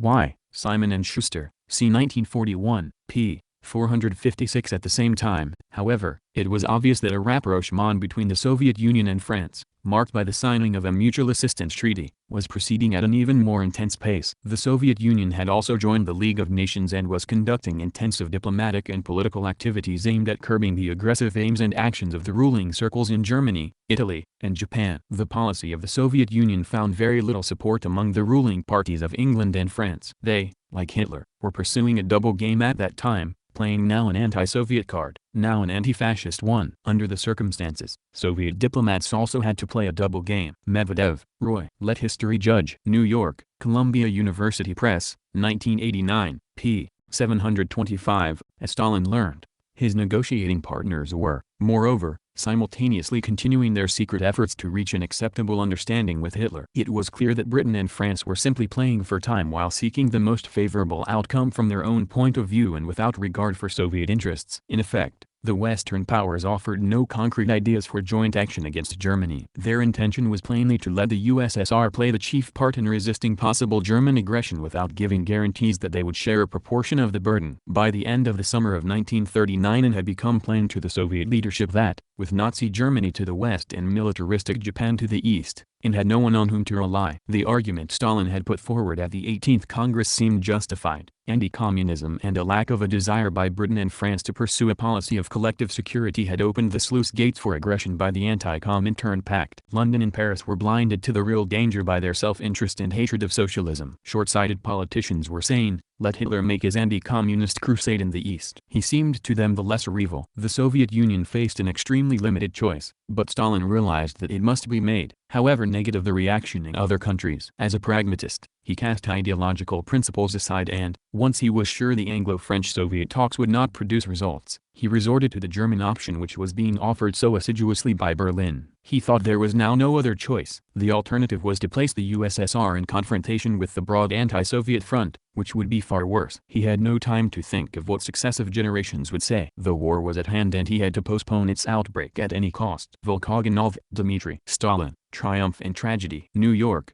Grove Weidenfeld, 1991, p. 351. Looking back, the Non-Aggression Pact appears extremely tarnished, and morally an alliance with the Western democracies would have been immeasurably preferable. But neither Britain nor France was ready for such an alliance. From the point of view of state interest, the Soviet Union had no other acceptable choice. A refusal to take any step would hardly have stopped Germany. The Wehrmacht and the nation were tuned to such a degree of readiness that the invasion of Poland was a foregone conclusion. Assistance to Poland was hampered not only by Warsaw's attitude, but also by the Soviet Union's unpreparedness. Rejection of the pact could have led to the formation of a broad anti-Soviet alliance and threatened the very existence of socialism. In any case, Britain and France had both signed similar pacts with Germany in 1938 and were conducting secret talks with Hitler in the summer of 1939 with the aim of creating an anti-Soviet bloc. It is commonly suggested that the pact triggered the start of the Second World War, while it is commonly forgotten that by then the Western powers had already sacrificed Austria, Czechoslovakia and Memel to Hitler, and that Britain and France had done nothing to save the Spanish Republic. Volkogonov, Dmitry. Stalin, Triumph and Tragedy. New York, Grove Weidenfeld, 1991, p. 356. After the war, the French communist leader Bonte stated that the Kemsley visit, along with knowledge of the clandestine meeting between Goering and the British businessman, had been the chief factors in influencing the Soviets to seek an agreement with Germany. While this is certainly an exaggeration, there can be no doubt that the undercover dealings did have a strong influence on Stalin, as well as on Hitler, who was convinced by them that Britain would not fight. How could the Soviet leader trust a government which continued to indulge in such underhand activities while supposedly negotiating seriously with him? Admittedly, he was himself talking to the Germans, but he could always justify this as insurance, in case the Allied talks failed. In keeping his options open until the very last moment, Stalin does seem to have been prepared to give the Allies every opportunity to succeed. Reed, Anthony, and David Fisher. The Deadly Embrace. New York, Norton, 1988, p. 230. To the people of the USSR and foreign communists, This Soviet-German pact was a blow. True communists were dismayed that socialist Russia should make a treaty with the archenemy Hitler. They regarded fascism as the most aggressive form of capitalism and imperialism. But Stalin had his answer. He called the unpopular pact a marriage of reason, and slowly the Soviet nation swallowed the pill, accepted their leader's explanation, and even began to agree that Stalin had made one of the wisest moves in history. Fishman and Hutton. The Private Life of Joseph Stalin. London, W. H. Allen, 1962, p. 131. At 6:30 on the afternoon of July 3, 1941, the day after his return to Moscow, Stalin spoke to his people. What did we gain by concluding a pact of non-aggression with Germany? We assured our country peace during 18 months, as well as an opportunity of preparing our forces for the event of Germany's attacking our country. This was a gain for us, and a loss for fascist Germany.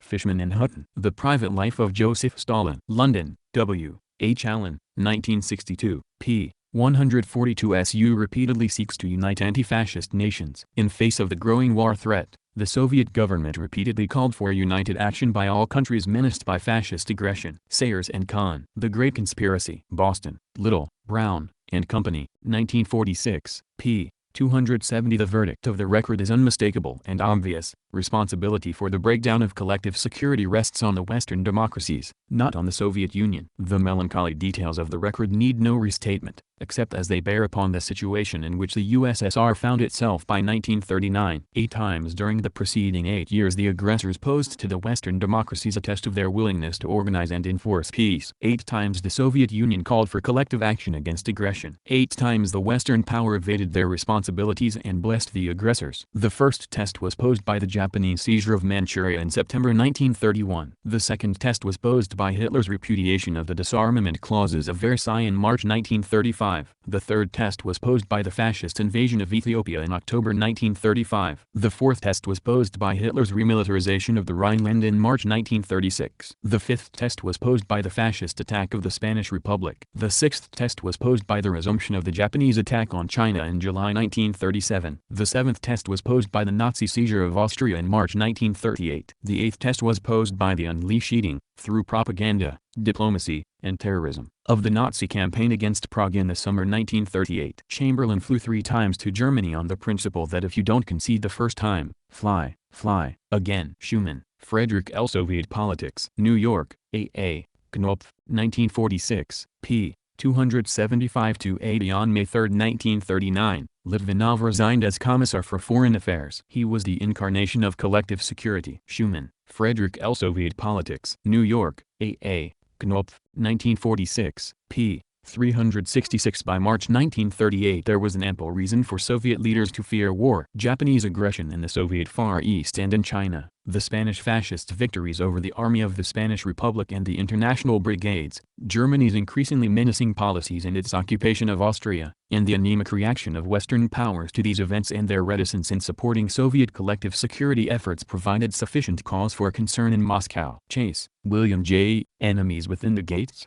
Translated by Vadim A. Staklo, New Haven, Yale University Press, c. 2001, p. 294. SU closely adhered to the Russo-German Pact. It was obvious that the Soviet Union must be ready to supply Germany's economic requirements. Especially it must be ready to supply strategic raw materials. This was the price not only of the peace enjoyed by the Soviet Union, but of its territorial gains. And Stalin delivered the supplies, carefully keeping to the agreements. Only in this way could he keep war away from his frontiers. Basaches, Nicholas. Stalin. London, New York, Staples Press, 1952, p. 348. Stalin was clearly determined, from the very start of the alliance, that nothing should be done which might in the slightest degree offend or upset his new partner. Reed, Anthony, and David Fisher. The Deadly Embrace. New York, Norton, 1988, p. 296. SU fulfilled League efforts against aggressors. On September 18, 1934, in order to identify herself absolutely with the idea of European stability and peace, the USSR entered the League of Nations. Alone of all the members, she gave practical proof of a readiness to contribute more to the cause of peace than words and sympathy. When Mussolini sent his legions into Abyssinia, Moscow loyally fulfilled her obligations and welcomed the application of sanctions. Abyssinia was not Russia's concern. She had no interest in arresting Italian designs in the Mediterranean and no African colonies to protect. She acted because she had no desire to see aggression elevated into a successful principle. Cole,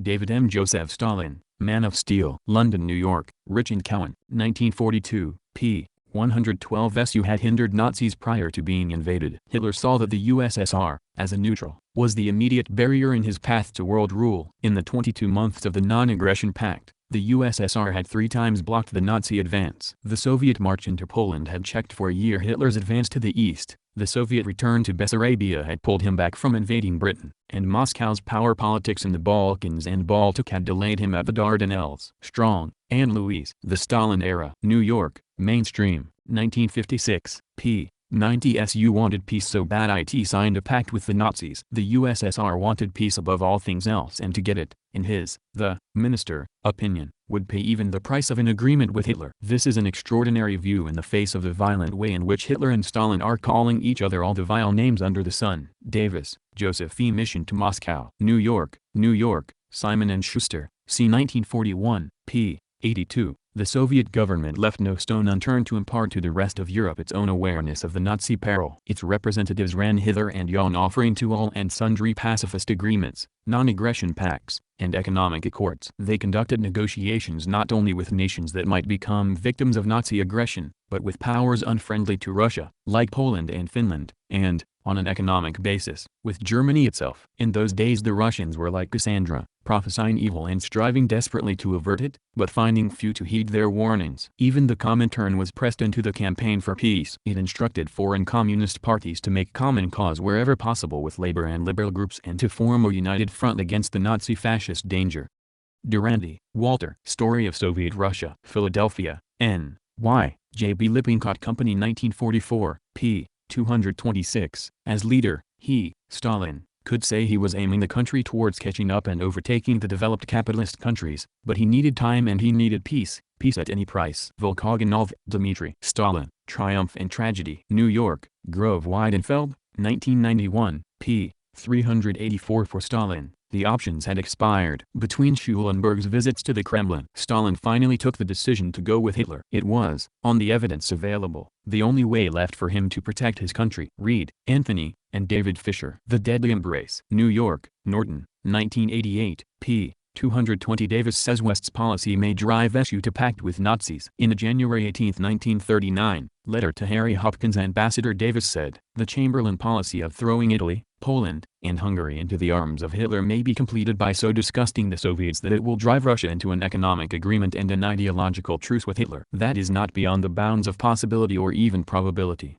Davis, Joseph E. Mission to Moscow. New York, N. Y. Simon & Schuster, c. 1941, p. 434. In a March 21, 1939, letter to Senator Keith Pittman, chairman of the Foreign Relations Committee of the United States, Ambassador Davis stated, "From information that I get from most responsible sources and that I think is reliable, Hitler is making a desperate effort to alienate Stalin from France and Britain. Unless the British and French wake up, I am afraid he will succeed. If he does, he can turn his attention to Western Europe without any concern as to an attack from behind." Davis, Joseph E. Mission to Moscow. New York, N. Y. Simon & Schuster, c. 1941, p. 439. Stalin gives up trying to sign pacts with the West. Stalin's speech to the Communist Party, delivered to the 18th Congress in March last, 1939, definitely indicated a disposition toward withdrawal of Soviet activities so far as Europe was concerned, and a tendency to be extremely cautious not to allow our country to be drawn into conflicts by warmongers who are accustomed to have others pull their chestnuts out of the fire for them.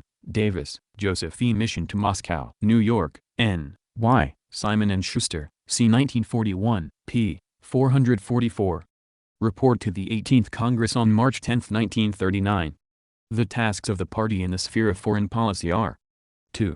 To be cautious and not allow our country to be drawn into conflicts by warmongers who are accustomed to having others pull the chestnuts out of the fire for them. Franklin, Bruce, ed. The Essential Stalin, Major Theoretical Writings. Garden City, New York, Anchor Books, 1972, p. 346. And at July 18, 1941, letter to Harry Hopkins, Ambassador Davis said, From my observation and contacts, since 1936, I believe that outside of the President of the United States alone no government in the world saw more clearly the menace of Hitler to peace and the necessity for collective security and alliances among non-aggressive nations than did the Soviet government. They were ready to fight for Czechoslovakia. They cancelled their non-aggression pact with Poland in advance of Munich because they wished to clear the road for the passage of their troops through Poland to go to the aid of Czechoslovakia if necessary to fulfill their treaty obligations. Even after Munich and as late as the spring of 1939 the Soviet government agreed to join with Britain and France if Germany should attack Poland or Romania, but urged that an international conference of non-aggressor states should be held to determine objectively and realistically what each could do and then serve notice on Hitler of their combined resistance. They claimed that this was the only thing that would stop Hitler's aggression against European peace. The suggestion was declined by Chamberlain by reason of the objection of Poland and Romania to the inclusion of Russia, and the disastrous unilateral agreements were then promoted and entered into by Britain. During all the spring of 1939 the Soviets, fearful that they were being used as the cat's paw to pull the chestnuts out of the fire and would be left to fight Hitler alone, tried to bring about a definite agreement that would assume unity of action and coordination of military plans to stop Hitler. Even as late as August 1939 the commissions of France and Germany were in Moscow for that purpose. Britain,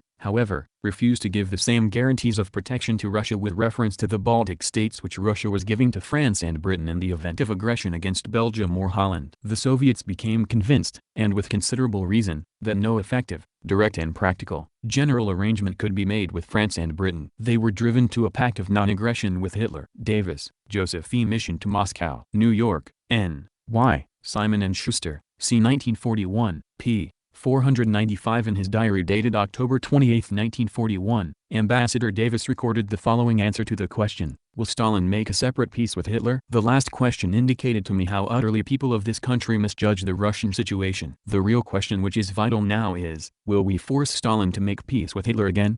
We, or rather the European democracies, forced Stalin into Hitler's arms in August of 1939. We, that is to say, England and America, could force Stalin into Hitler's arms again if Stalin were to believe that we were ready to let him down, use the Soviet army merely as a cat's paw and double-cross him in the way that Chamberlain and Daladier did before and after Munich and up to the eve of Armageddon. Davis, Joseph E. Mission to Moscow, New York, N. Y. Simon & Schuster, C. 1941, p. 509. The English and French representatives who came to Moscow to talk with Voroshilov didn't really want to join forces with us against Hitler at all. Our discussions with them were fruitless. We knew that they weren't serious about an alliance with us and that their real goal was to incite Hitler against us. We were just as glad to see them leave. That's how the Ribbentrop-Molotov Pact, as it was called in the West, came into being. We knew perfectly well that Hitler was trying to trick us with the treaty. I heard with my own ears how Stalin said, "Of course it's all a game to see who can fool whom. I know what Hitler's up to. He thinks he's outsmarted me, but actually it's I who have tricked him." Stalin told Voroshilov, Beria, myself, and some other members of the Politburo that because of this treaty the war would pass us by for a while longer. We would be able to stay neutral and save our strength. Talbot, Strobe, Trans. And Ed. Khrushchev remembers. Boston, Little Brown, c. 1970, p. 128. Stalin, however, was aware, as were all Marxists at the time, that the British and French ruling classes were split on the issue. Hence the Soviet government offered to honor their treaty with France to come to the aid of Czechoslovakia. This the French government, with Chamberlain's backing, turned down. The Soviet government then, April 1939, offered Britain and France a mutual assistance pact. This, too, was rejected. When it became clear that the right-wing, fanatically anti-Soviet sections of the British and French bourgeoisie were in political control, then, and only then, the Soviet government signed a non-aggression pact with Germany, August 1939. This pact gave the USSR a breathing space of almost 2 years to build up its armed forces for what it saw as an inevitable attack. At the time the pact was stigmatized by some as an alliance. If it had been, Britain would have been conquered and the United States put under siege. Churchill at the time considered the Soviet action as realistic in a high degree. Cameron, Kenneth Neal. Stalin, Man of Contradiction. Toronto, NC Press, c. 1987, p. 110. It is certain that the Soviet-German non-aggression pact delayed the Soviet Union's entry into the war by 2 years. Medvedev, Roy. Let History Judge. New York, Columbia University Press, 1989, p. 731 Stalin's speech of March 10, 1939, delivered to the 18th Congress of the Communist Party, was, however, a clear indication of his dissatisfaction with the democracies, and his impending withdrawal from their front. He pointed out that the Second Imperialist War had been going on since the Japanese invasion of Manchuria in 1931. He pointed out that the non-aggressor democracies were beyond doubt stronger than the aggressor states, but that nevertheless the democracies continued to give way to them. They surrendered Spain, Czechoslovakia, parts of China. Why? One reason he adduced was fear of revolution. Another was that the democracies, no longer interested in collective security, found that non-intervention, a policy of isolation and neutrality, served their best interests. Stalin indicated quite clearly that he could play this same game. Britain, he implied, played Germany off against Russia. Very well. Why should not Russia, in turn, play Germany off against Britain? Gunther, John. Inside Europe. New York, London, Harper and Brothers, c. 1940, p. 574. End of quote. We see now that this narrative of evil people getting together to make evil plans happen is a fantasy of the West. End of comment. Moscow was receiving such information from various sources, including Soviet intelligence. A message to Moscow of May 23, 1939 from a Soviet intelligence agent stated, "The Soviet Union is a factor slowing down the unquestionably aggressive intentions of Germany in regard to Poland." In the view of influential Berlin circles, at the present time the position of the Soviet Union is in fact the most important issue. A report from another intelligence agent on 2nd of May, based on a conversation with Ribbentrop's closest aide, stated, "The conclusion of Germany's preparations for war against Poland are timed for July to August. This entire project is encountering only one reservation in Berlin, that is the potential reaction of the Soviet Union." Stalin also had other information regarding Hitler's military plans. The secret protocol to the Nazi-Soviet pact contained the delimitation of spheres of interests of both countries and declared the admissibility of territorial political restructuring, which meant the forthcoming division of the territory of Poland between Germany and the USSR. Finland, Estonia, and Latvia were included in the sphere of interests of the USSR, as well as Bessarabia, then part of Romania, and much of eastern Poland. Stalin thus created favorable conditions for Hitler to attack Poland and was also planning to participate in this invasion. Germany attacked Poland from the west and north on 1st of September. The USSR's invasion from the east came on 17th of September, when Soviet troops embarked on the so-called Liberation March into what the USSR defined as Western Ukraine and Western Byelorussia, territories then part of eastern Poland. Comment: land that was taken by Poland during their war with the USSR years prior. But no need to mention that in a capitalist apologia work. End of quote. The leaders of the SA could not have known about any of this, but in the situation preceding the direct outbreak of war their directives served to cover up Stalin's complicity with Hitler and promote the disorientation of the communist parties. On 27 August Dimitrov sent Stalin, Molotov, and Zhdanov a set of materials on the responses of the communist parties to the signing of the pact. The letter of transmittal to Stalin stated, "We are sending you the material we have as of today, showing the position of the communist parties of France, the United Kingdom, the US, Italy, Sweden, Denmark, Belgium, Switzerland, and Holland concerning the non-aggression treaty between Germany and the USSR." These materials did not include even a reference to any kind of negative reaction among communists to this action by Moscow. The only documents sent were those that unequivocally showed support for and approval of this action, presumably considered as a success of the Soviet Union's in strengthening the cause of peace. On that same day, Dimitrov and Manilsky asked Stalin for advice on the position the French Communist Party should take in this situation. They wrote that the communist parties, above all the French and British ones, have taken the correct position on the Soviet-German non-aggression pact, which foils the plans of anti-USSR warmongers. The communist parties have reacted appropriately to the rabid anti-Soviet campaign in the bourgeois and social democratic press.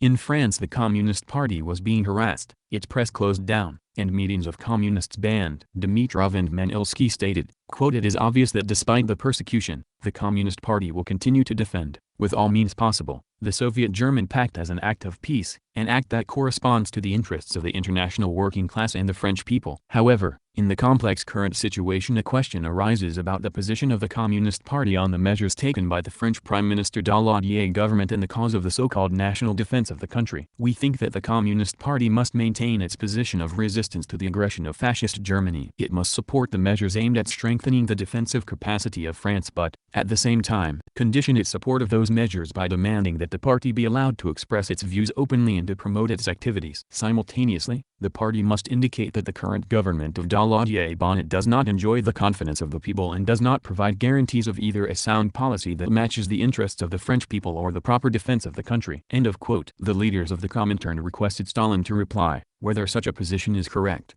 Dimitrov's letter did not receive an immediate answer. The letter's reiteration of the argument regarding acts of aggression by Nazi Germany shows that the leadership of the Comintern had not been able to quickly restructure its thinking and to fully grasp all the consequences of the Ribbentrop-Molotov Pact. This confusion continued even in the first few days after Hitler attacked Poland and after France and Great Britain had declared war on Germany. On 5th of September, the SE leadership began working on a draft of the conceptual framework regarding the war and the objectives of the Communists. The initial drafts described the war as unjust and imperialist, aimed on the one hand, the British-French-Polish side, at maintaining the borders of the forcibly imposed Versailles Peace Agreement, and on the other, the German side, at redistribution of the borders of Europe and the colonies.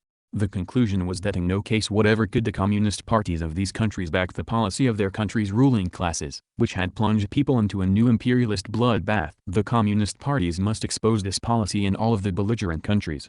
Under the illusion that Stalin's anti-fascist policies of the pre-pact period were still in place, the draft went on to assert that the victory of German fascism in the war presents the greatest danger for the international working class movement. It is therefore the duty of communists of all countries, and above all the German communists, to assist in defeating fascism.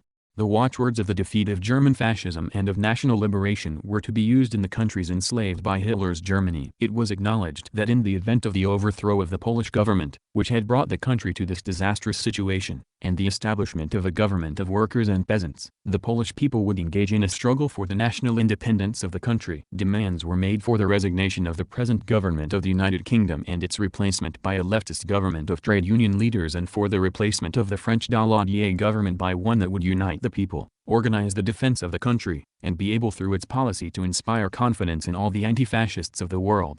This, in substance, meant that the new policy was to attempt to transform the war into a genuinely anti-fascist one. These Comintern assessments, however, badly failed to take into account Stalin's view of how the pact fitted with Soviet foreign policy. The initial attempt of the Comintern leadership to reconcile the pact with the anti-fascist policies of the Popular Front period was echoed by other communist parties. The Central Committee of the Bulgarian Communist Party, BCP, reported, quote, "The Soviet-German pact was received by all of us with joy and hope. The democratic leaders are embarrassed and discouraged. Some of us think that there is a need to change the attitude to fascism in general and to Germany in particular. We believe that in this situation there is a need to put forward the banner of neutrality and friendly relations with all the Balkan neighbors, relying on the peace-loving powers and above all on the USSR. The Palace Bulgarian monarchy and the fascist government are agents of Germany and Italy. Their neutrality is insincere. They represent a danger to the national and state independence of Bulgaria. Our goal is to organize the National Front to overthrow the fascist government, restore democratic rights and freedoms of the Bulgarian people, and provide for peace and for our independence from the fascist onslaught." Unquote. Thus the Bulgarian party continued to advocate anti-fascist slogans and to treat Germany as a threat to the independence of Bulgaria. The communist parties of France and Britain, as well as that of still neutral Belgium, took a similar position and continued to condemn fascist aggression. The communist parties demanded the organization of an effective defense against Hitler's aggression and the transformation of the war into a genuinely anti-fascist war. This demonstrated the impact of the anti-fascist movement of the preceding years, and, above all, a realistic assessment of the actual situation. At the same time, the communist parties had no doubts regarding the advisability of the Nazi-Soviet pact. They just did not as yet understand Stalin's intent. Stalin instructs the Comintern. On 5th of September, Dimitrov wrote a letter to Zhdanov, enclosing a copy of his in Manilsky's joint appeal to Stalin of 27th of August, noting that it was sent before the outbreak of the war, and the question raised in it is still facing the French comrades today, but now, of course, in connection with their position regarding the war.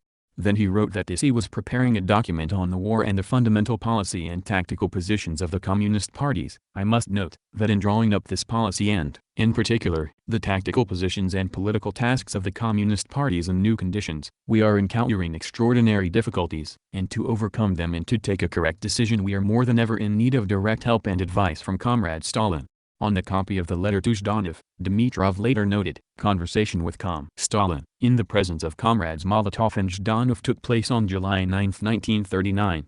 Dimitrov's diary reveals the nature of the instruction contained in the answer he received. A war is on between two groups of capitalist countries, poor and rich as regards colonies, raw materials, and so forth, for the redistribution of the world, for the domination of the world. We see nothing wrong in their having a good hard fight and weakening each other. It would be fine if at the hands of Germany the position of the richest capitalist countries, especially England, were shaken. Hitler, without understanding it or desiring it, is shaking and undermining the capitalist system. Stalin added, to the same degree the non-aggression pact helps Germany. The next step is to nudge the other side forward. He then said the Communist Party should be speaking out boldly against their governments and against the war. Before the war, opposing a democratic regime to fascism was entirely correct. During war between the imperialist powers that is now incorrect. The division of capitalist states into fascist and democratic ones has lost its previous meaning. The slogan of the Popular Front, said Stalin, had to be done away with. There was a need to expose the neutrality of the bourgeois neutral countries, which were supporting the war in order to obtain profits. During the conversation Stalin used the word fascism only in reference to Poland, and he let slip the plan for its dismemberment, noting, the annihilation of that state under current conditions would mean one fewer bourgeois fascist state to contend with. What would be the harm if as a result of the rout of Poland we were to extend the socialist system onto new territories and populations?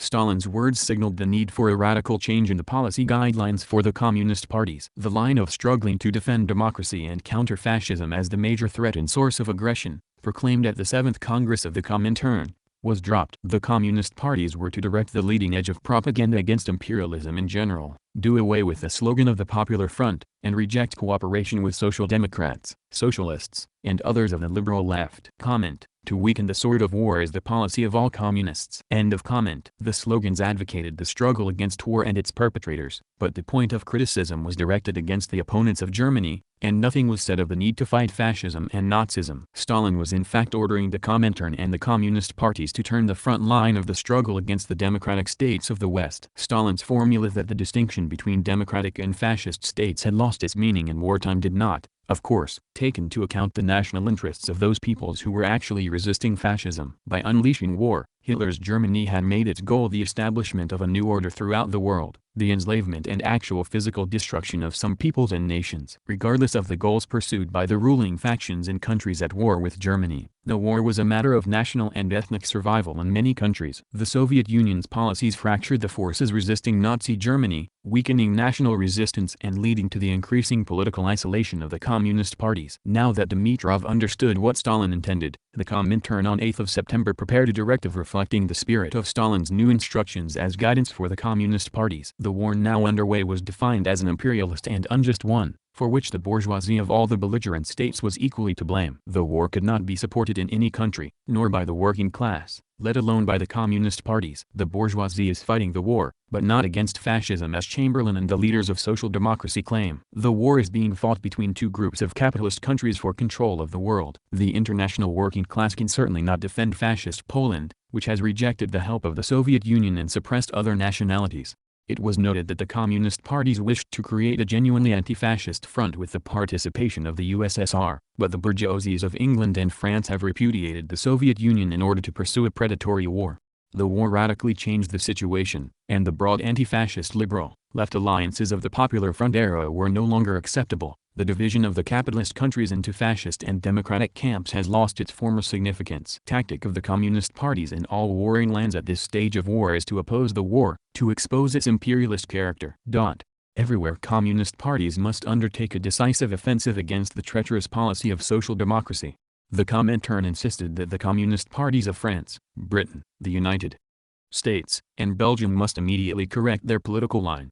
The ISI Secretariat saw to it that all the communist parties received this directive, demanded immediate confirmation, and worked to ensure its implementation. The ISI's lack of immediate communications with the leadership of the French Communist Party prompted it to try to make contact through the Belgian Communist Party. A coded dispatch to the Comintern's Dutch contact, Don Goulouz, stated, "We are requesting the leadership of our branch in Belgrade, Brussels to find out everything about the family of Armire Paris, where they are, what they are doing, and through you to provide information about themselves. We are also asking you to urgently transmit to the English branch the directive received yesterday and to keep in constant contact with it. I request you immediately to confirm when you have carried out these instructions." On 15th of September Goulouz reported that communications with Meyer Paris have been established through Belgrade, Brussels. Claim on is there. The party is legal. The press is banned. Thérèse. Legros-Drian have been mobilized. Discloses the secretary. Neither Thérèse nor the Central Committee are correcting the policy of the faction in the parliament.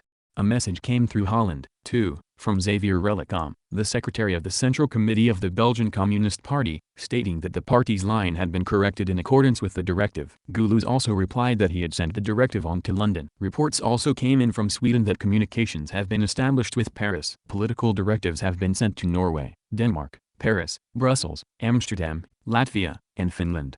A message also arrived from New York confirming receipt of the directive and voicing full agreement with it. The leadership of the British Communist Party, CPGB, however, did not immediately obey the IC's demand. Consequently, Douglas Springall, the British Communist Party's representative to the IC, immediately set off for London to put things right. Springall returned to Britain via Stockholm, and Dimitrov directed the Comintern's Swedish party contact, Karl Lager, to meet with Springall. The outbreak of the war had considerably disrupted established Comintern communications channels, and Dimitrov wanted to arrange better communications links from London to Moscow through Sweden. Directives were also sent to communist leaders in Stockholm and Amsterdam, by any and all means whatever, try to urgently inform the British friend about the directive on the war. That is extremely important and indispensable.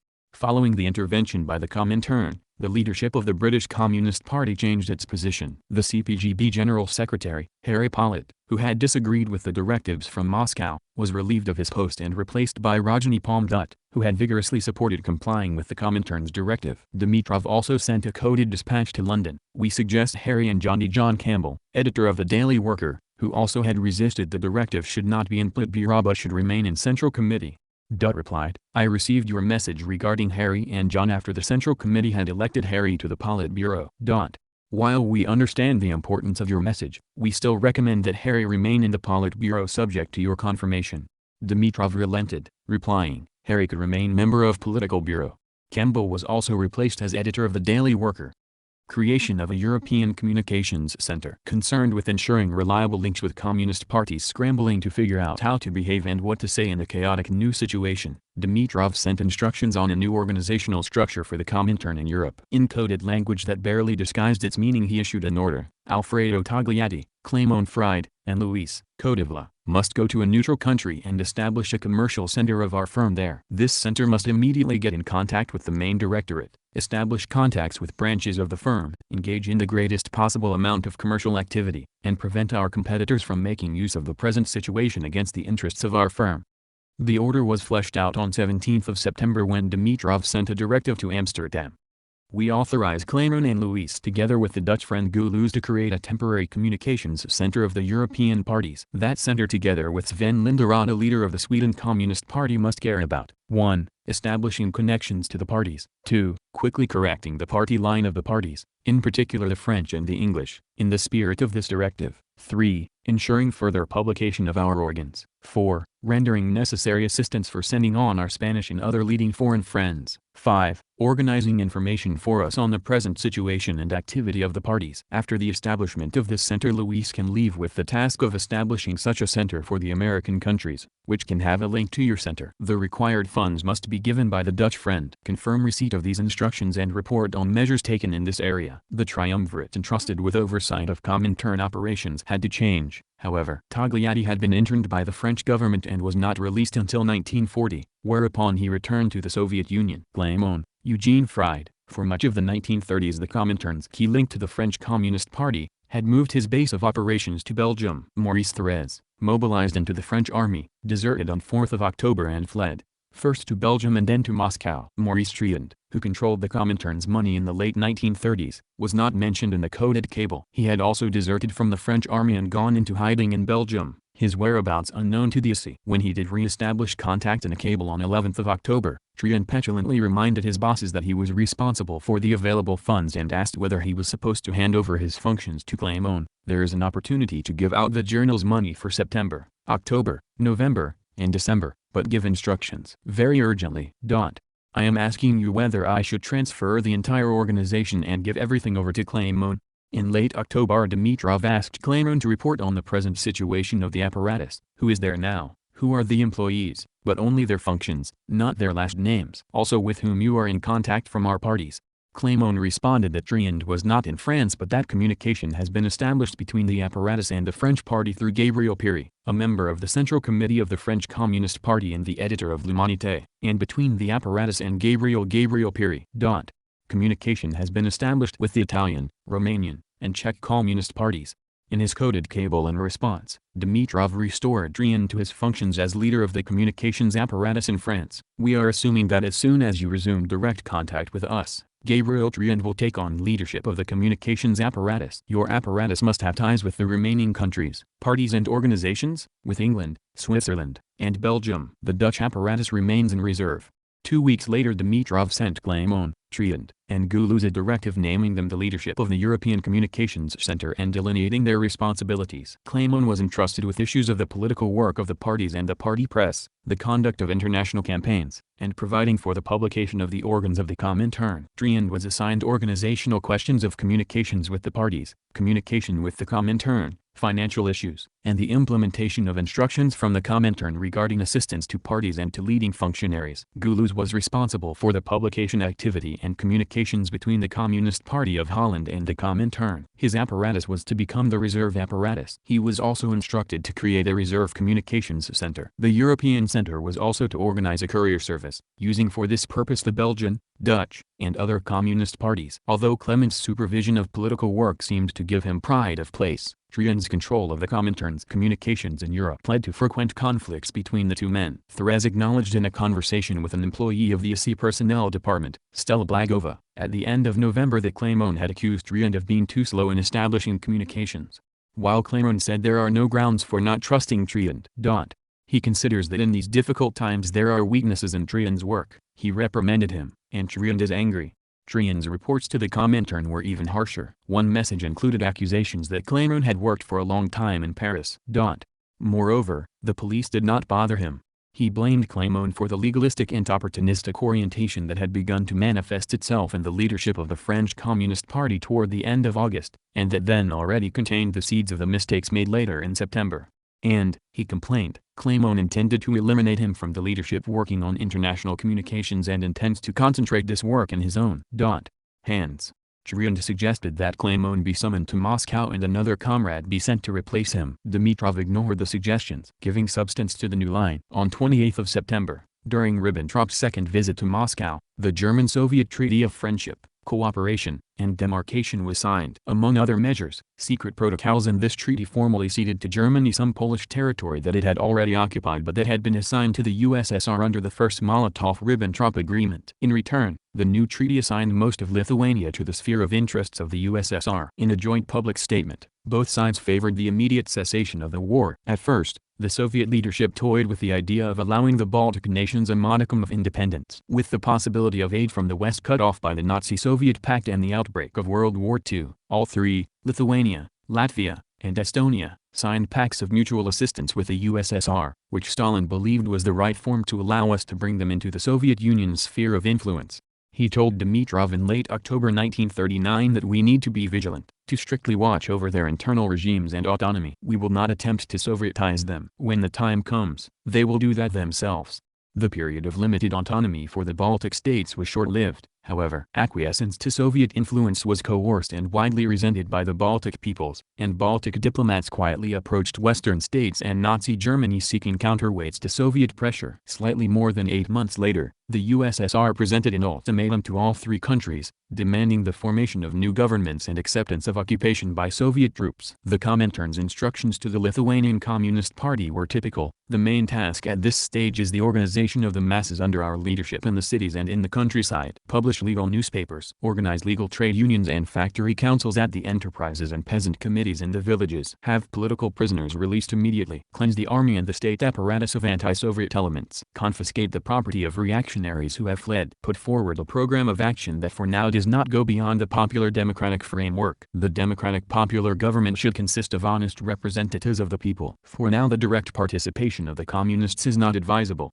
Emissaries from Moscow directed the process of Sovietization. In Lithuania, Vladimir Dekanizov, the Deputy People's Commissar for International Affairs of the USSR, played this role. Dimitrov wrote to the leaders of the Communist Party, "We recommend that Dekanizov's advice be taken into account in resolving important party questions." He has precise instructions.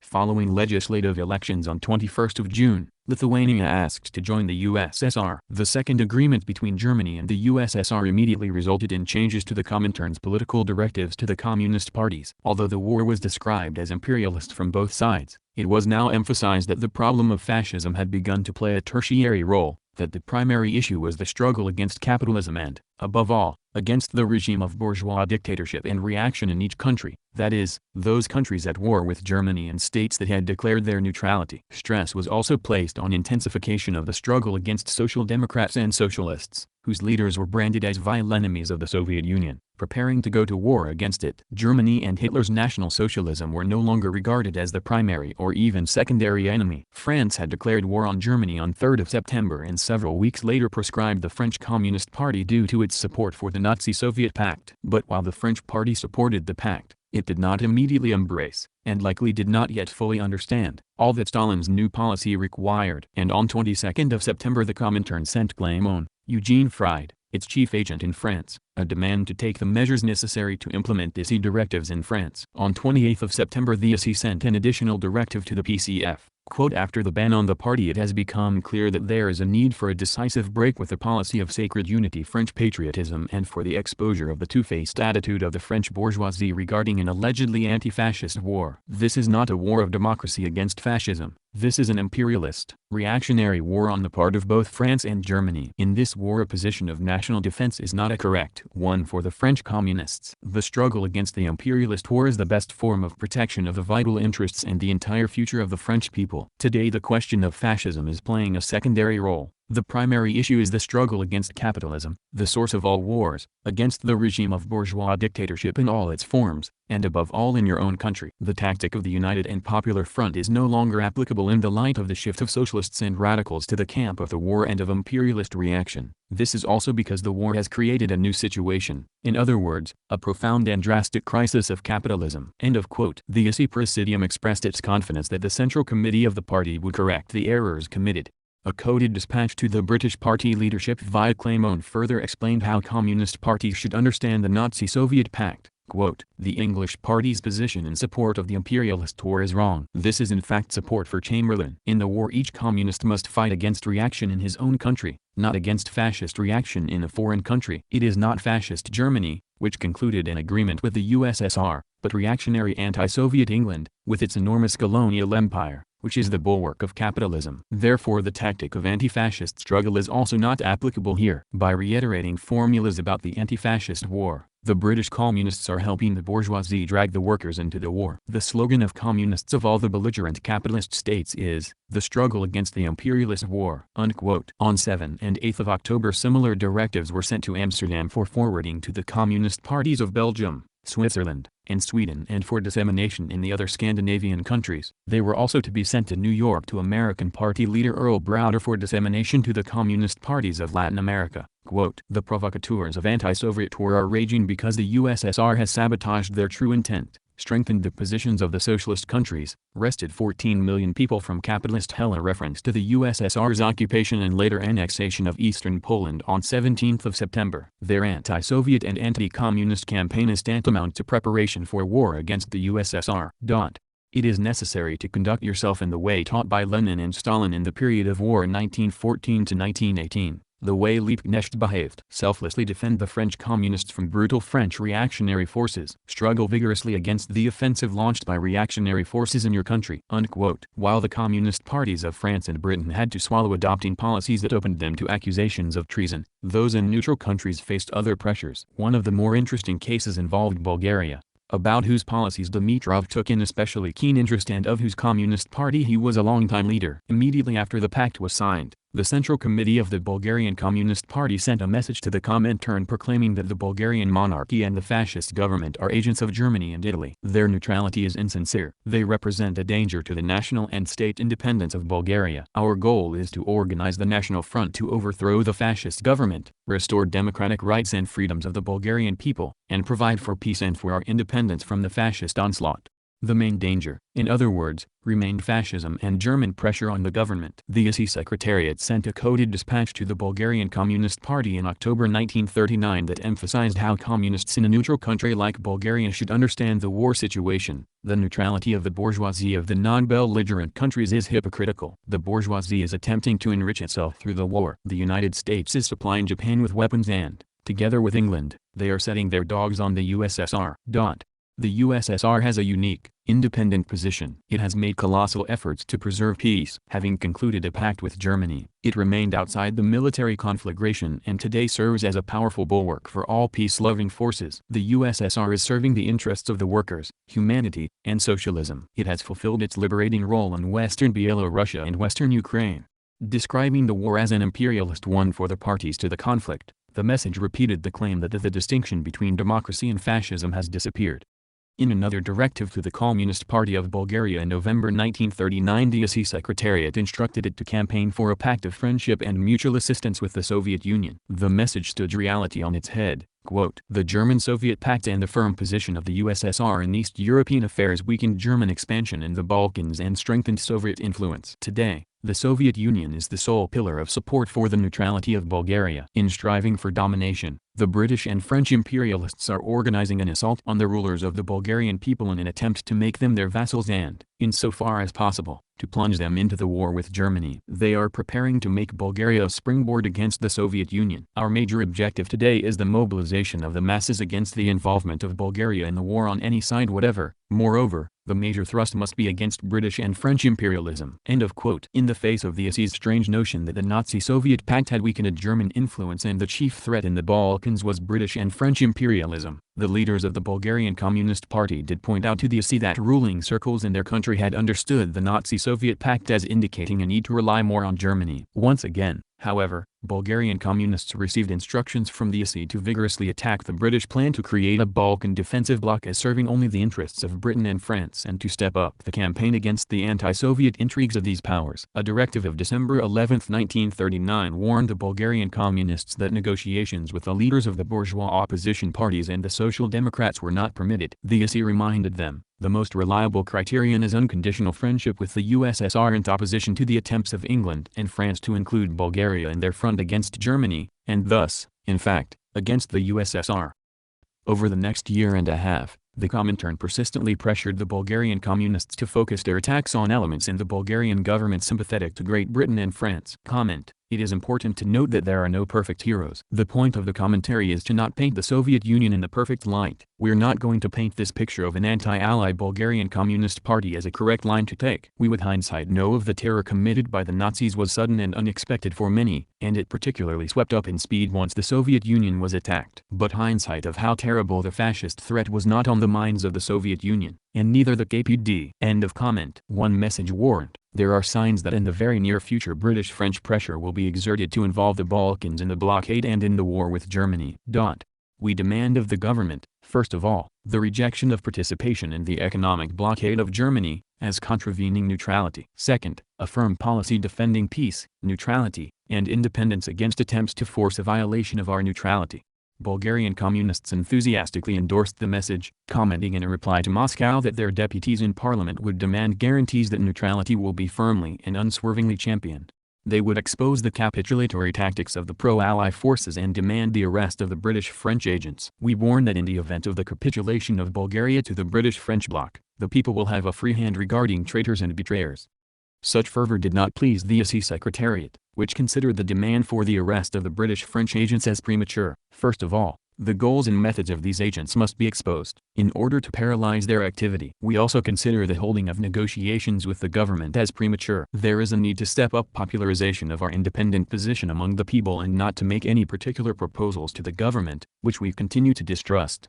After receiving that warning, the party leaders decided to protect themselves by obtaining more specific instructions. In a message from Sofia they asked, "In our propaganda we have been insistently raising the issue of the conclusion of a pact on mutual assistance with the USSR as the most important condition for the preservation of the independence of the Bulgarian people. Are we acting correctly, and is this position of ours in keeping with the policy of the USSR?" To protect himself, Dimitrov sent the Bulgarians' query to Stalin, summarizing what the party had done. While he thought the policy was correct inasmuch as it not only voiced the genuine attitudes and wishes of the overwhelming majority of the people, Dimitrov also believed the policy was a blow to the Anglo-French agents who are working ever more intensively in the circles around Tsar Boris and in the ranks of the government, and to the political and military officials of the country, who are attempting through any and all means to make Bulgaria into a tool of the Anglo-French bloc. He was eager for your advice on this question. Dimitrov also pleaded with Soviet Foreign Minister Molotov, for us to give an answer to the inquiry from our Bulgarian comrades. We badly need to know, from the point of view of the Balkan policy of the Soviet government, whether it is possible and advisable at the present moment to raise the question of the conclusion of the Mutual Assistance Pact between Bulgaria and the USSR, as is being done by the Bulgarian Communist Party. Even as the Bulgarian Communist Party faced increasing pressure inside Bulgaria from advocates of an alliance with Nazi Germany, the Comintern resisted any effort to align it with pro-British elements in the country. In late June 1940 the Bulgarians sent a warning to Dimitrov, quote, "German successes in the West and Italy's forthcoming entrance into the war are stirring up irresponsible nationalist elements, which openly favor moving Bulgaria toward the countries of the Axis." This surge of activity and the numerous German visitors are raising concerns in party circles regarding a possible heightening of the German-Italian danger in the Balkans. In our struggle for peace and against the war there is obviously a need to emphasize that we are not only opposing the Anglo-French warmongers, but also firmly oppose any military adventure on the part of Germany and Italy. We are in favor of remaining outside the war, and we are for friendship with the USSR. The Comintern acknowledged that the military defeat of France meant that the imperialist objectives of Germany and Italy should not be passed over in silence. Communists should express our solidarity with the French people, who have been betrayed by their bourgeoisie, and persistently work for the conclusion of the Pact of Friendship and Mutual Assistance with the USSR. Although the messages from Sofia contained more and more information on the growing influence of Nazi Germany on Bulgarian foreign policy, the ISI's assessments remained unchanged. On 21 September it approved the general line of the Bulgarian Central Committee but noted some serious errors, most notably the depiction of the German danger as the main one, while the danger from British imperialism is relegated to second place. The Communist Party was warned against contact with supporters of the Anglophile opposition since the major enemy today is British imperialism, and the major blow should be aimed at British agents. The key issue was the conclusion of a mutual assistance pact with the USSR. Although the BCP quickly and succinctly informed the Comintern that its directive was superb, we shall make use of it immediately. Less than 2 weeks later it had to acknowledge that there had been individual digressions from this line due to the fact that German imperialism in recent times has been on the rise in Bulgaria, and examples of this are so numerous and so significant that inevitably there is an emphasis on the struggle against them, the Germans. The Bulgarian party leadership nevertheless gave assurances that as a whole our line does not differ from yours. But again a mid-October 1940 message from Bulgaria acknowledged that while the general line was correct, in the practical work of the party a certain degree of underestimation of the British danger has recently been manifest. The party has above all focused the attention of the masses on the danger of German imperialism, and the struggle against this danger was conducted much more intensively. While Dimitrov sent a cipher communication to Sofia in mid-November expressing satisfaction that the Central Committee is correcting the shortcomings we had criticized in its political line, he also asked for information about who had participated in discussion of these questions in the Central Committee, what views had been expressed during the discussion, and by whom, and whether the Central Committee is accepting all our concrete proposals or is continuing to protest against some of them. At a meeting with Stalin and Molotov on November 25, 1940, Dimitrov learned that a formal proposal had been made to the government of Bulgaria for the conclusion of a mutual assistance pact with the USSR. He then recorded in his diary an extraordinary statement from Stalin. If Bulgaria signed, Stalin emphasized, we not only have no objections to Bulgaria's joining the tripartite pact, but we ourselves in that event will also join that pact. If the Bulgarians decline our offer, they will fall entirely into the clutches of the Germans and the Italians and so perish. Stalin added that it is important for that proposal to be widely known in Bulgarian circles. The Tripartite Pact, signed by Nazi Germany, Fascist Italy, and Imperial Japan on September 27, 1940, was an expansion of the 1939 Axis Pact between Germany and Italy. Stalin, then, was stating that under certain circumstances the Soviet Union would become one of the Axis powers. Dimitrov immediately sent a message to Sofia reporting the Soviet government's proposal about the Mutual Assistance Pact and the possibility of both Bulgaria and the USSR joining the Tripartite Pact. The Communist Party was authorized to take immediate and vigorous action to publicize this proposal inside Parliament and outside it, in the press and among the masses. He also informed Stalin that the Bulgarian CP had been notified. The Central Committee of the BCP sent a cipher communication expressing its support. "We have received particularly joyful news. We shall make use of all means and efforts to make it known in the most remote corners of the country, to mobilize the entire Bulgarian people for the implementation of the proposal by the Soviet government." Dimitrov sent the Russian translation to Stalin and Molotov. Subsequent dispatches from Bulgaria reported widespread distribution of the news and preparation for a mass demonstration to pressure the government to agree to the Soviet proposal. One report did mention some popular puzzlement about why the USSR needed to join the Tripartite Pact. The Soviet government reaction was not positive. On the evening of 28 November, Molotov called Dimitrov from Stalin's office and expressed dissatisfaction that in Sofia the communists were distributing leaflets about the Soviet proposal. A new message had to be sent, in which such actions were termed a mistake and instructions were given to halt them. This proposal must be made public through the deputies and other appropriate persons but not through printed documents and in no case on behalf of our organs. In response, the perplexed Bulgarians complained that they had no idea that propaganda was to be conducted entirely orally and requested to be informed how it was necessary to conduct the campaign. Dimitrov reported to Stalin and Molotov that the Central Committee of the BCP had acknowledged its error. While the Soviet Union was anxious to conclude the pact with Bulgaria, it was also wary of offending its German allies or providing them with a pretext for conflict. Dimitrov emphasized to his Bulgarian comrades that the purpose of the proposed pact was simply to prevent war. The campaign for the alliance, therefore, had to be conducted not on a class but a national basis. In no case could it be given an anti-bourgeois, anti-dynastic, or anti-German character.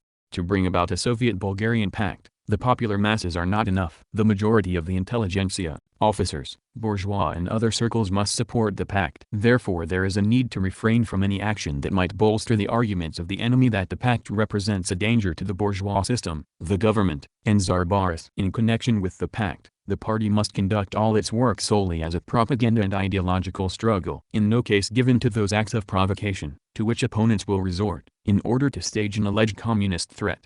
Molotov informed Dimitrov on 20 December that the government of Bulgaria had rejected the Soviet proposal. Dimitrov sent Stalin a letter on January 11, 1941, asking what the policy of the Bulgarian Communist Party should be in the event of German troops entering Bulgaria. He recommended that it condemn such a violation of neutrality and blame the government of Tsar Boris for precipitating the situation by rejecting the pact with the USSR. He proposed the development of a mass movement against the creation of an occupation regime in the country and the seizure of its economic and food resources, avoiding careless statements, provocative actions, and armed clashes. Stalin agreed, warning against provocations that would only make it easier for the Germans to occupy the country. The party should act on its own behalf, not as the Soviet Union's auxiliary. The complex and intricate maneuvers by the USSR to conclude an alliance with the Bulgarian government and use the Bulgarian CP as a tool put Dimitrov in a very uncomfortable situation. At the end of January 1941, Dmitry Manilsky complained to Dimitrov that by communicating directly with the Central Committee of the VKPB, Dimitrov had created the impression that Manilsky himself was not taking part in decisions. Dimitrov, sensing trouble, wrote in his diary, "Need to be prepared for any kind of unpleasant surprises." In fact, on 30 January, Manilsky denounced Dimitrov to Molotov, complaining that at a training session for Comintern lecturers, many of them foreigners, Dimitrov discussed the Soviet offer of a pact and the Bulgarian refusal. After Manilsky had whispered that this information had not been mentioned in the Soviet press, Dimitrov then made a correction, saying that the Soviet proposal for a mutual assistance pact with Bulgaria should not be talked about. Since I consider it wrong to make public those issues that are the subject of unpublished official negotiations of the Soviet government, I would ask you to advise Comrade Dimitrov to avoid revealing such communications. Bulgaria formally signed the Tripartite Pact on March 1, 1941 and allowed German troops to pass through Bulgarian territory en route to attacks on Yugoslavia and Greece. After the Wehrmacht conquered both countries, Bulgarian troops joined the war, occupying territory in Thrace and eastern Macedonia that had Bulgarian ethnic populations and to which there were Bulgarian historical ties. While some elements in the Bulgarian party grumbled that the atmosphere of chauvinist intoxication over these territorial conquests had partially affected the working masses and asked for Comintern guidance about how to navigate between Soviet condemnation of the action and popular support for it, Dimitrov used NKVD radio facilities to tell his comrades in Sofia that the major goal of the party was to explain to the people the danger of utter national enslavement and to rally the healthy forces of the nation to the struggle for national independence. An authentic national policy must be opposed to the traitorous policy of the bourgeoisie. The Bulgarian army must be the defender of national independence, and not a gendarme detachment for Germany, against involving Bulgaria in the war, defense of the state against foreign intervention and the withdrawal of German troops from the country, defense of the economic independence of the country and the future of its people as an independent and full-fledged nation, friendship with the Soviet Union. That goal, however, had ended in ignominious failure. Czechoslovak communists faced even more unpalatable orders following the pact. The Czechoslovak Republic, already weakened by the Munich Agreement of September 1938, capitulated without resistance to a Nazi invasion in March 1939. Hitler then dissolved Czechoslovakia, declaring roughly two-thirds, the Czech regions of Bohemia and Moravia, to be a protectorate of the German Reich and began a harsh program of Germanizing the regions and eradicating Czech national identity. Slovakia became an independent puppet state under a quasi-fascist government allied with Nazi Germany. The British and French declarations of war against Germany in September 1939 stirred the Czech people's hopes of eventual freedom from Nazi rule and the regaining of national independence. On September 13, 1939, a message from Prague arrived in Moscow concerning an appeal prepared by the underground Communist Party, a statement in which Czech communists reflected and attempted to appeal to this understandable view of most Czechs that the outbreak of the war offered hope for eventual Czechoslovak liberation. The aggressor is Hitler's Germany. For us this means a stepping up of the struggle against the major enemy, supporting the war against Hitler, and at the same time sharply distancing ourselves from Western reactionary forces. For Slovakia,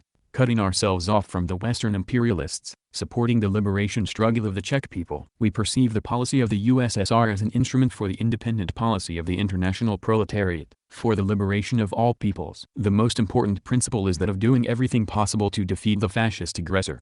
The statement of the underground Czechoslovak communists ran counter to the new directives of the ISI and Stalin's new policy. The Comintern's answer was signed by Klema, the code name for Klement Gottwald, a senior Czechoslovak Communist Party official but also a member of the ISI in Moscow. Gottwald explained the correct line, quote, "The Czechoslovak Communist Party is using this war to expand the struggle for the national liberation of the Czechoslovak people. In so doing it opposes the use of this liberation struggle in the interests of the imperialists of the British-French military bloc, as is being done by the Beneš supporters." Edvard Beneš had resigned as president of Czechoslovakia after the Munich Agreement, left Czechoslovakia, and would in 1940 become the chief organizer and president of the Czechoslovak government in exile aligned with the anti-Nazi allies. Beneš's foreign policy activity is now designed to serve the imperialists and the enemies of the Soviets. Therefore the national liberation movement in the country cannot be subjected to these foreign activities and cannot support them. It is not the Chamberlain Daladier imperialists, who a year ago handed Czechoslovakia over to Hitler and betrayed the Spanish Republic, who will free us from foreign domination. Together with the German and Austrian working class, the Czech people will overthrow Hitler and free Czechoslovakia as a nation and as a social entity. The Soviet Union continues to remain the sole loyal friend of all oppressed peoples, and therefore also a friend of the peoples of Czechoslovakia. End of quote. For people in a country under Nazi occupation, such instructions must have looked extremely odd. Not a single word was said about fascism and Nazi aggression. Instead there was a condemnation of those countries fighting a war against the occupiers. Nonetheless, communists in Prague hastened to assure Moscow that the directive was in keeping with their own views but candidly acknowledged, at the present time among the petty bourgeois and to some extent among the workers there is disorientation regarding the nature of the war and the policy of the Soviet Union. The Central Committee of the Communist Party of Czechoslovakia informed the ISI of the popular protests against forced Germanization in Prague and other cities in the fall of that year and in particular on 28 October, the anniversary of the independence of Czechoslovakia, proclaimed in 1918. There were also reports of harsh acts of repression carried out by Nazi authorities against those resisting German rule. The Comintern was unmoved and continued to demand the exposure of Beneš as an enemy of the USSR and flunky of Western imperialism and insisted on the establishment of solidarity with the German workers. The revolutionary perspective requires close ties with the German working class within the ranks of international proletarian solidarity, along with friendship with the Soviet Union. Therefore anti-German chauvinism is incompatible with the development of the Czech liberation struggle. Further, Czechoslovak communists were told to downplay Czech nationalism, make use of all forces to paralyze the influence of chauvinist elements, speak out openly against Beneš as an agent of Chamberlain. Beneš is facilitating the arrests of our people in France and England. Gottwald warned that the Czechoslovak party should not allow itself to become involved in protests or actions that could develop into an armed struggle against Nazi occupation authorities and demanded vigilance in regard to provocations by the agents of Chamberlain. a reference to those who supported the exiled Beneš. On 19th of December a message was received from the Central Committee of the Czechoslovak Communist Party stating that the party leadership had fully accepted the policy expressed in the ISI directives. It spoke to the need to expose Beneš and to fight for the creation of a united and popular front from below on the basis of the protection of the vital interests of the workers. If the Comintern's demands of Czechoslovak communists seem perverse, those imposed on German communists were, if anything, even more bizarre. On 25th of September Wilhelm Pike, an ISI member and the chairman of the German Communist Party, submitted to Dimitrov a draft appeal from the Central Committee of the German Communist Party. Declaring that Hitler's fascism was the fiercest enemy of the German people, it called for the overthrow of German imperialist financial capital, on whose orders Hitler's fascism had plunged the German people into war. After discussion of this draft, the ISI Secretariat ordered that it be radically rewritten and published on behalf of the Communist parties of Germany, Austria,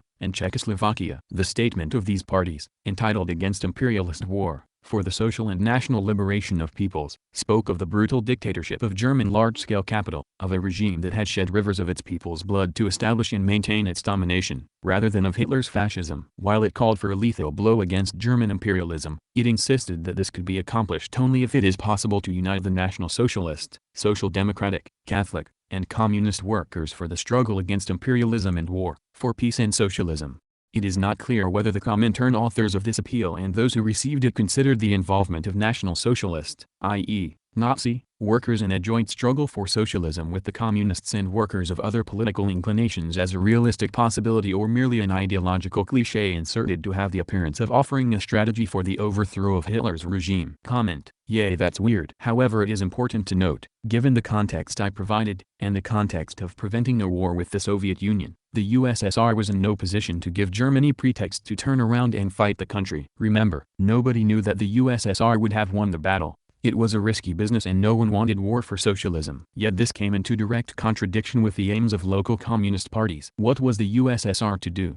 Leave them to their fate? Give them up to the German war machine? They certainly could not get them to continue course, as this would threaten socialism all over the world. Although it was contradictory, it couldn't rouse suspicion. However, we might want to say that history has judged communism as being in the wrong here. At the time there was no good answer, and there is no telling if taking a different route would have led to a good outcome. It's possible the USSR were probably okay with aggressive struggle, might have saved more lives and made socialism even more popular. But the fact of the matter is, to get to this point they already had to make concessions to German fascism. The USSR was not sure that the capitalists wouldn't at the last second form a united front against the Soviets. Hell, even some US generals were insisting they were after the wrong enemy and should have kept marching eastward. But for a worker in 1940, the communist position must have seemed extremely strange. End of comment. Though the war was described as imperialist and unjust from both warring sides, the statement asserted that British imperialism had attempted to set Germany on a course of war against the USSR. German imperialism was afraid to go to war against this great socialist power, which is so closely linked to the popular masses in the capitalist countries. It rejected the proposal of the British imperialists to buy the subjection of Poland at the price of war against the USSR, and also concluded the non-aggression pact with the Soviet Union. When the failure of plans for war between Germany and the Soviet Union became evident, the British imperialists howled that Hitler had gone back on his word. They embarked upon a course of war with imperialist Germany and sent their Polish vassal on ahead.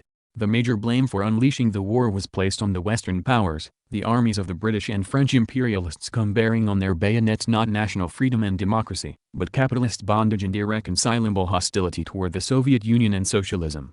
The document was sent to the communist parties, but then on 5th of December, someone in the Comintern had second thoughts about how this statement would be read. The Secretariat of the ISI sent the parties further instructions. It would be better not to publish the joint statement of the communist parties of Germany, Czechoslovakia, and Austria. If already published, it should not be widely publicized. Following the banning of the French Communist Party, the communist deputies in the French parliament united to form the Workers' Peasants Group. The Soviet-German statement of 28th of September that both countries by mutual agreement intended to work for the end of the war served as an impetus for the initiative of the communist deputies. In a letter to Edouard Herriot, a leader of France's Party of Radicals and Radical Socialists, a centrist party despite the name, they stated their preference for the conclusion of a just and lasting peace. As a result of this letter, the deputies were arrested and put on trial for opposing France's participation in the war against Nazi Germany. The Comintern saw this action by the communist deputies as an error because it supported a peace leaving Germany, France, and Britain undefeated. A coded dispatch on 3 October from the ISI Secretariat to the leaders of the French party indicated, "We consider the letter to Harriet a mistake. In present circumstances the French communists cannot take the initiative and shoulder responsibility for the conclusion of peace among the bourgeois governments of France, England, and Germany, because such a peace would be an imperialist peace, inevitably spawning new wars. In fighting against the imperialist war, the communists are trying to end it through the defeat of the bourgeois government and the victory of the working class, which would eliminate the sources of war." At the same time the party leadership was ordered to make use of the forthcoming trial of the deputies for propagating a line of principle against imperialist war and a capitalist regime. The Comintern carefully followed the party's preparations for the trial and demanded a campaign of protest against the trial in France and in other countries. On 17 October Dimitrov sent Stalin the text of his article War and the Working Class of Capitalist Countries. The letter of transmittal stated, although the communist parties have, in the main, rectified their position in regard to the war, there is still some confusion in their ranks regarding the new tasks of the working class and the necessary changes in the tactics of the communist parties that emerge now. Considering this, we would deem it necessary to publish the enclosed article in the magazine Communist International and in the communist press abroad. Since this action acquires great importance under present conditions, I request your advice.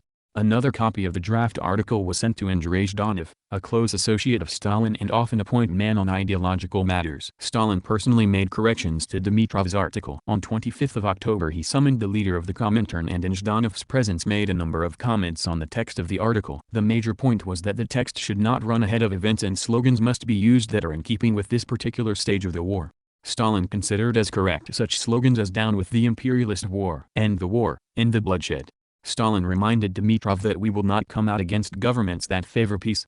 A reference to the Soviet-German statement of 28 September that both countries by mutual agreement intended to work to end the war. Germany, therefore, was a government that favored peace and should not be specifically targeted. He also noted, raising the issue of peace now, on the basis of the destruction of capitalism, means helping Chamberlain and the warmongers, means isolating oneself from the masses.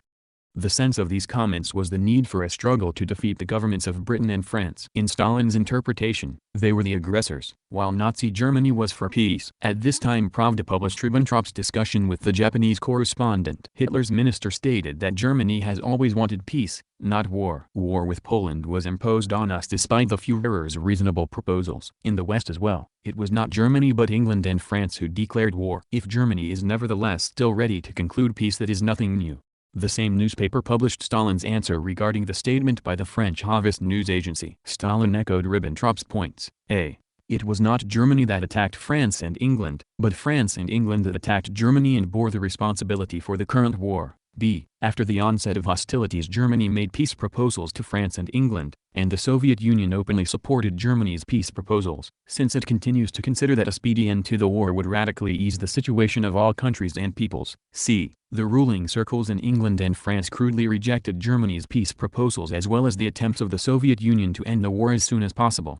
Rewritten in accordance with Stalin's instructions, Dimitrov's article was published and sent to the communist parties for use as a directive of the ISI. Though the article cited the previous assessments of the nature of the war, the emphasis was nevertheless that the imperialists of Britain and France, who had miscalculated in terms of their hopes of a clash between Germany and the Soviet Union, were responsible for the carnage. Nothing was said to disparage Hitler or attack fascism. The need for comprehensive support of the Soviet Union's policy was persistently reiterated. The Comintern also demanded that the communist parties immediately distribute 2 of Molotov's speeches. The first denounced the ruling circles of Poland and called the country this ugly offspring of the Versailles Treaty, which had been staying alive by oppressing the non-Polish nationalities. Mocking the British government's statement that its goal was the destruction of Hitlerism, Molotov insisted that ideology cannot be destroyed by force and cannot be terminated by war, labeling the British goal both senseless and criminal. The relationship between the USSR and Germany was built on the basis of friendly relations, on readiness to support Germany's aspirations for peace. Molotov's tenets, the Comintern declared, were fundamental to the Communist Party's understanding of the war. In early November 1939 Stalin went even further, suggesting that in Germany, the petty bourgeois nationalists are capable of a sharp turn. They are flexible, not tied to capitalist traditions, unlike bourgeois leaders like Chamberlain and his ilk. Old ways of looking at ideological issues needed to be changed. Bureaucracy means holding to established rules, routines, not thinking independently, contributing nothing new that might be dictated by changed circumstances, implying that the Nazis might adopt anti-capitalist positions. Comment: clearly the Soviets were wrong. History has determined that National Socialism is just a petty bourgeois fascism. End of comment. The political platform of the German Communist Party, approved by the IC Secretariat on 30th of December, stated that the aggressive British-French imperialist bloc was gravely endangering the national freedom and independence of the German people. The document emphasized that there should be no let-up of a campaign against the oppressive policy of the ruling regime in Germany. The Communist Party of Germany did not support the war of German imperialism. Its emphasis, however, was elsewhere. The center of gravity of the struggle, the document stressed, had to be shifted to undermining the military plan of British and French imperialism and to the destruction of the enemies of the German people, who want to undermine the Soviet-German Friendship Pact, support the British-French war plans against the German people, and plunge the people of Germany into the greatest catastrophe, which could be a war with the great Soviet people. The aggressive British-French imperialist bloc was the chief enemy of German communists, not the Nazi regime. The Comintern's illusions concerning the potential for cooperation with the Nazis were also evident in instructions to German communists on the need to transform mass Nazi organizations into bastions of support for the interests of the German masses. As the German communists put it, the goal of friendship with the Soviet Union, which also emerged among the National Socialist working masses as a result of the Soviet-German pacts on non-aggression and friendship, opens up broad opportunities to win them over and include them with the communist and social democratic workers in the ranks of the common fighting front to counter the rapacious plans of British and French imperialism and the rich capitalist traitors to the fatherland in Germany, in order to create a solid guarantee for maintaining and strengthening the friendship between the Soviet Union and Germany. The leadership of the German Communist Party was trying to implement this policy as late as January 1941, suggesting to the communists inside Germany that they create responsible leadership in the country itself, consisting of comrades living there legally. The guidelines for work in Germany, where the Communist Party was banned and severely repressed, included such delusional suggestions as, in the public awareness campaign among National Socialist workers and officials, focus on the nature of the war. Carry out in the DAF German Labor Front, the Nazi substitute for the abolished trade unions, a campaign for better working conditions, air defense, food, genuine peace without the oppression of other peoples, and so on. Conduct open mass propaganda in favor of the Soviet Union.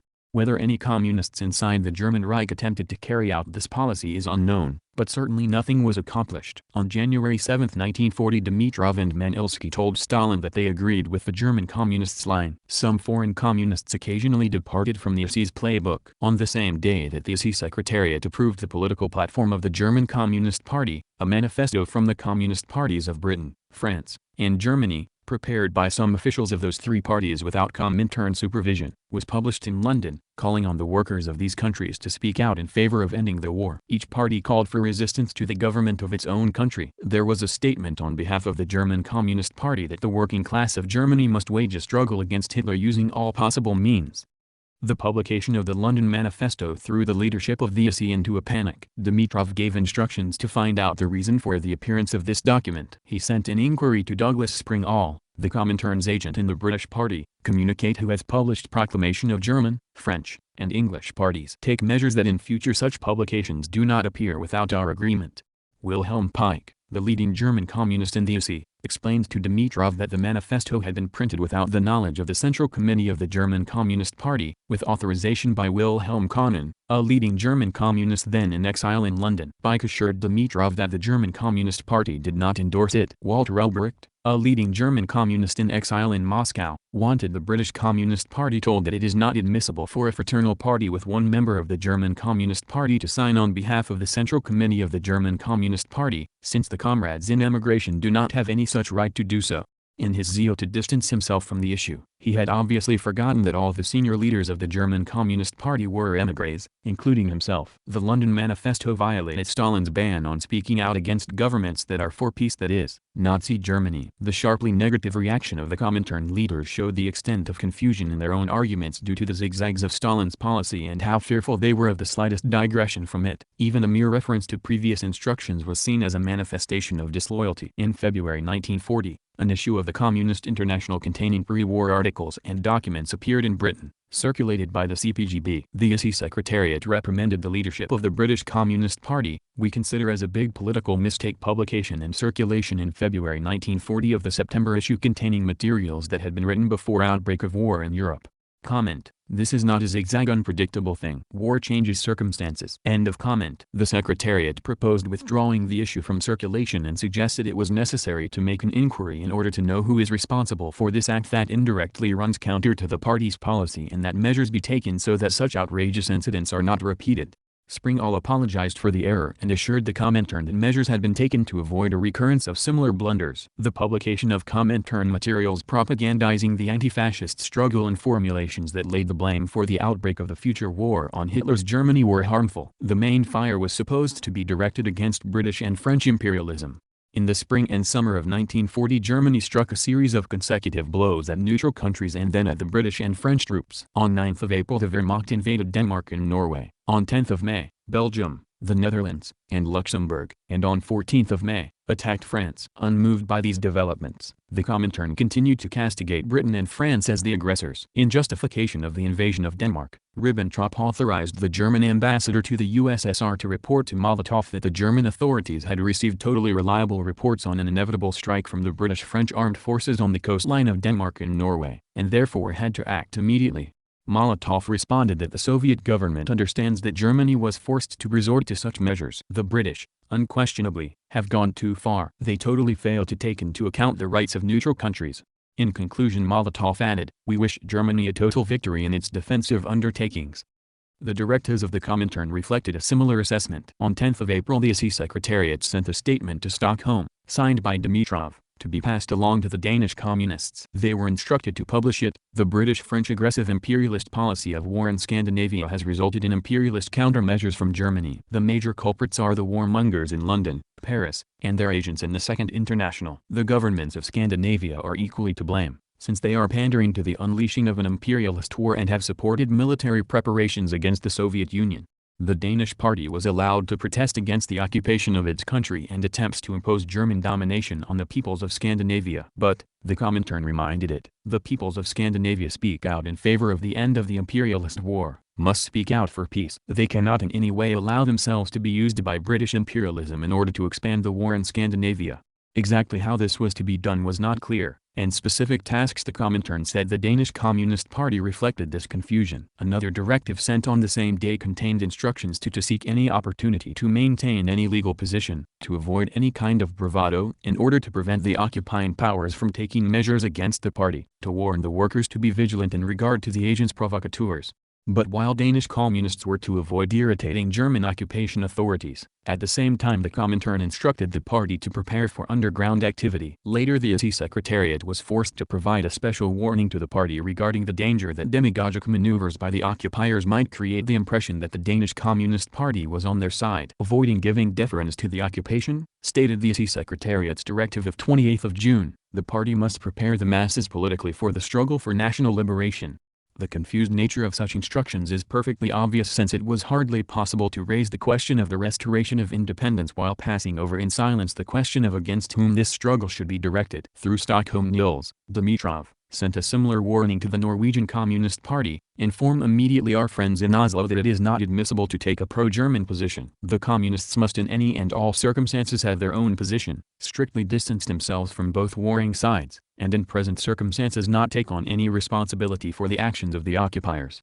A copy of this message was simultaneously sent to the leaders of the French Communist Party, warning a party, operating in conditions of the occupation of its country, against any kind of cooperation with those resisting the occupiers meant weakening the potential for resistance to the invaders. At the same time, the reference in the instructions to the communist parties of the occupied countries concerning the inadmissibility of any cooperation with the occupiers was significant. There was a limit to how far the Comintern would accommodate the Nazi regime. In this situation, the Comintern in its instructions to the communist parties of these countries unceasingly placed responsibility for the loss of independence on both of the warring sides and on the bourgeoisie of each country. The line must be the following: to explain to the Dutch people who bears responsibility for the present disaster. The blame for this lies with British and German imperialism and with the policy of the Dutch bourgeoisie and social democracy.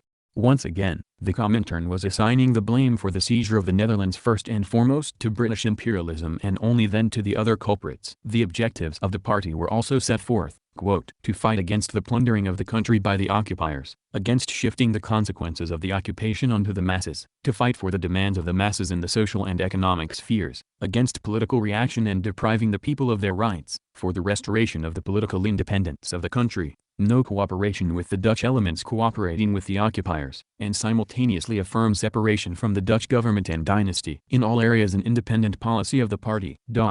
Make full use of all legal possibilities, but it is necessary to combine these with illegal work. In legal statements avoid anything that could be interpreted as solidarity with the occupiers. Intensive propaganda of the principles of communism and the popularization of socialist construction and a policy of peace of the Soviet Union. Unquote. The Comintern warned the party that it would have to take into account an extremely brutal campaign of terror directed at it and that therefore it should take all possible measures to protect personnel, so that the party remains functional in all circumstances. The ISI Secretariat demanded that necessary measures be taken so that leading officials could remain in the country and continue their party work. The Comintern continued, however, to be wary of giving its instructions an anti-fascist slant, in preserving the traditional demands of propagandizing the principles of communism and popularizing the role of the USSR. It could not sidestep the question of the occupiers, though it categorically opposed cooperation with them and stressed the need to prepare for harsh assaults on the party. These warnings, however, were not always heeded by those to whom they were sent. For example, in Belgium, Norway, and France the communists tried to obtain the agreement of the occupying powers to publish their printed materials. This was not as preposterous as it sounds. Officially the party is not banned, although its activities and political publications are illegal, reported Comintern on March 21, 1941, describing the situation of the Belgian Communist Party. In many cases, comrades are continuing to carry out their duties in local government. The Secretariat of the ISI found out that in France the leaders of the Communist Party engaged in negotiations with the Nazi occupiers. It was scandalous news. Dimitrov was infuriated. Declos wrote on 6 July that since the Belgian Communist Party had obtained permission from the Germans to publish a communist newspaper in Flemish, we would like to obtain from the German authorities permission for the legal publication of L'Humanité. The French police, however, had arrested the communist negotiator, along with Driand. In June, the party had immediately retained a lawyer who appealed to the Germans, and on 24 June the two communists were released. Otto Betz, an official of the German Ministry of Foreign Affairs serving in the office of the German occupation forces, then requested a meeting with Driand and several other communists to discuss the publication of L'Humanité. The party leadership acquiesced and sent Driand with another candidate member of the party CC, Jean Catlas, and a lawyer to the meeting with Betz. This meeting took place but produced no results. The actions of the party leaders illustrated the disorientation caused by the Nazi-Soviet pact. The ties between the ISI and the Communist Party were threatened because of Driand, who was illegal and was one of the major figures in this matter. In a letter to Stalin of August 3, 1940, Dimitrov reported on the instructions of the ISI Secretariat sent to Declos on 19 July. He told Stalin that for the most part the French party line was acknowledged as correct. The party was called on to step up its vigilance against the maneuvers of the occupiers. It had been correct to try to obtain the right of its press to legal publication, but the meeting with Betz, Dimitrov noted, was a serious mistake, threatening to compromise the party and its leadership. We consider it appropriate to encourage passive resistance by the broad masses to the occupiers in every form, but it is imperative to do so carefully, using illegal means, without overt propaganda, and not involving the party formally. While avoiding any premature action that might play into the hands of the occupiers, it is important to support open manifestations of popular discontent, provided such a movement is well prepared and organized and will be joined by broad masses, especially women. Later the ISI Secretariat prepared a directive for the French Communist Party containing much stronger wording of the demand that the party categorically reject and condemn as treason any manifestation of solidarity with the occupiers. The draft of the directive was sent to Stalin, and following his approval the ISI Secretariat adopted it on 5 August. Dimitrov wrote on the text of the document that has been preserved in the archive, received from C. Stalin May 8, 1940 GD. Dimitrov and Maurice Thérèse, the French party leader in exile in Moscow, stressed in a cipher communication to Comintern that the materials received from him reaffirm our concern, caused by information from other sources, regarding the extreme danger to the party caused by the maneuvers of the occupiers. We categorically insist that you immediately break off negotiations with Betz and his agents. On 21 August communist leaders in Paris sent an explanation for what had happened to Moscow. Following the previous communications all negotiations have been broken off. We are taking measures to step up vigilance. The party is fighting against the French authorities and against the occupiers. Some 150 comrades have been arrested as a result of the demonstrations and of distributing literature. The maneuvers of the occupiers have been followed daily. We are taking your instructions seriously and will be guided by them. We are surprised that it could have been thought that we could have become toys in the hands of the occupiers. Blame for the negotiations with Abetz was placed on the lawyer, Robert Foyesson, who was quickly expelled from the party. Desclaux wrote reassuringly, "We will do everything possible to ensure that, through its political firmness, vigilance, and mass work, the party shows itself worthy of the confidence of the French people and the confidence of the Communist International." When sending Stalin Desclaux's letters and other materials from the French Communist Party, Dimitrov reported that from these documents as well as from other sources of information, it is clear that the leadership of the French Communist Party is carrying out the directive sent to it. While Hitler's troops were finishing off their crushing military rout of France, the Comintern and, therefore, the Communist Party of Germany continued to avoid direct criticism of the Nazi regime and direct hire at British and French imperialists. The declaration written by the leaders of the German party, adopted by the SE Secretariat on 29 May, stated that German imperialism was seeking to dominate European peoples and colonies and expressed sympathy for the victims of violence and imperialist war in Denmark, Norway, Holland, Belgium, and Luxembourg, and for the enslaved Czech, Polish, and Austrian peoples. It was noted that the regime ruling the country is keeping imprisoned many thousands of the best fighters for peace, freedom, and bread. Simultaneously, it emphasized that the assertion that the victory of the British-French imperialists brings the German workers and toilers freedom is blatantly deceptive. The authors of the document limited themselves to noting that the workers of all countries were equally interested in putting an end as soon as possible to this slaughter of peoples and punishing the perpetrators of the war. Dimitrov in a coded communication to Swedish Communist Party leaders ordered that the German party's declaration be published in the Swedish party newspaper NY Dag and that everything be done to ensure the broadest possible discussion of the document in our press. The leaders of the Comintern also requested Stalin's views on the policy of conduct of the German Communists in regard to the policy of conquest of the German ruling classes. With that goal in mind, Dimitrov and Manilsky sent him the draft declaration of the French Communist Party and the declaration of the German Communist Party. In regard to the latter, the letter states, quote, "The German Communists have produced a document, published in the foreign communist press, in which they expose the imperialist plans of their bourgeoisie and put forward the banner of peace, peace without territorial seizures and war indemnities, without the enslavement of some peoples by others, a peace based on the free expression of the will of peoples in determining their own fates." Comrades Pike and Florin are raising with us the question as to whether it might be advisable that the German Communist Party put forward the demand of the confiscation of war profits, nationalization of the banks, major trusts, and concerns in order to shift the burdens of the war onto the propertied classes and ease the difficult situation of the workers and peasants. While voicing their view that the position of the French and German communists is not erroneous, they nevertheless deemed it necessary to give them advice and instructions in regard to these documents. They explained their request by the fact that the present international situation is so complex and the times are so momentous, that any political error of ours can have a negative impact on the interests of the USSR. There was no answer to it. The lack of criticism of the Hitler regime and the Comintern's documents did not remain unnoticed in Germany. A survey of events compiled by the Gestapo on June 20, 1940 observed, "The Russian government is taking a favorable position in regard to Germany and has on numerous occasions shown that it considers the measures taken by Germany in the war, the taking of Norway, Denmark and the entrance into Holland and Belgium, as necessary and proper." The Comintern, too, is avoiding any open attacks on Germany. In its press, the Comintern is adapting to the present foreign policy of the Soviet Union and recognizes that Germany is waging a just war. This present position of the Comintern is only a declaration that its resistance to the Reich has remained unchanged and that it has only changed its method of work. In its organs it does not openly call for its supporters to struggle against National Socialism, but does so primarily in veiled form. Although the remark that the Comintern was recognizing that Germany is waging a just war was inaccurate, the fact that, following Molotov's statements, the SE declared that the German army's takeover of Denmark was allegedly provoked by Britain and France gave certain grounds for such an exaggerated view. The Winter War of 1939–1940. The Soviet-Finnish War provided a special demonstration of the Comintern's servile deference to Stalin's foreign policy. In late 1939 the USSR demanded territorial concessions from the Republic of Finland, including the right to establish a military base on Finnish soil. The Finns rejected the demands,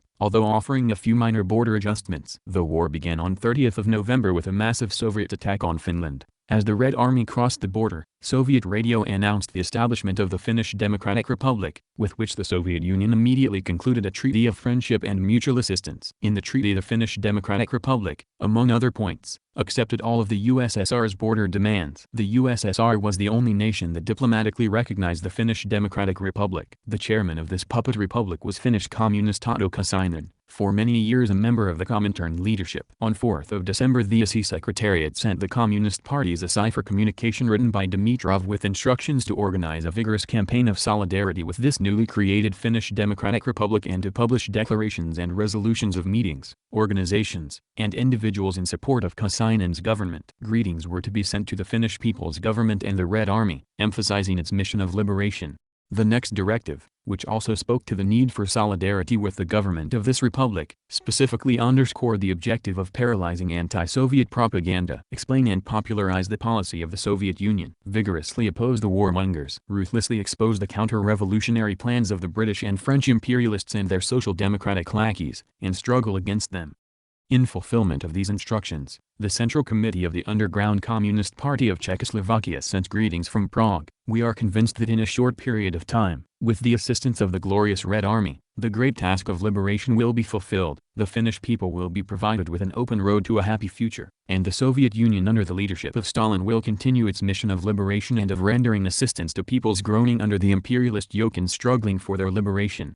The communist parties, however, were about the only entities to support the Soviet invasion of Finland. The USSR's attack set off a strong wave of support for Finland, particularly in the Scandinavian countries, for their small neighbor that had fallen victim to unprovoked aggression. Sympathy for Finland extended beyond Scandinavia as well, and the USSR was expelled from the League of Nations. Britain and France considered providing military aid to Finland or even intervention, and the possibility of the establishment of a military coalition against the USSR was looming. In this situation, the Comintern attempted through the communist parties to weaken the rise in anti-Soviet feeling, depicting this as a reflection of war plans against the USSR. A directive to the Swedish Communist Party from the ISI noted, "The national interests of the Swedish people require a struggle against attempts by the English imperialists to plunge Scandinavia into a war with the Soviet Union. Through material assistance and the sending of volunteers and military materiel to Finnish White Guards, Finns and Finnish immigrants who supported resistance to the Soviet invasion, the Swedish reactionary forces are trying to make the country be at war with the Soviet Union without a declaration of war."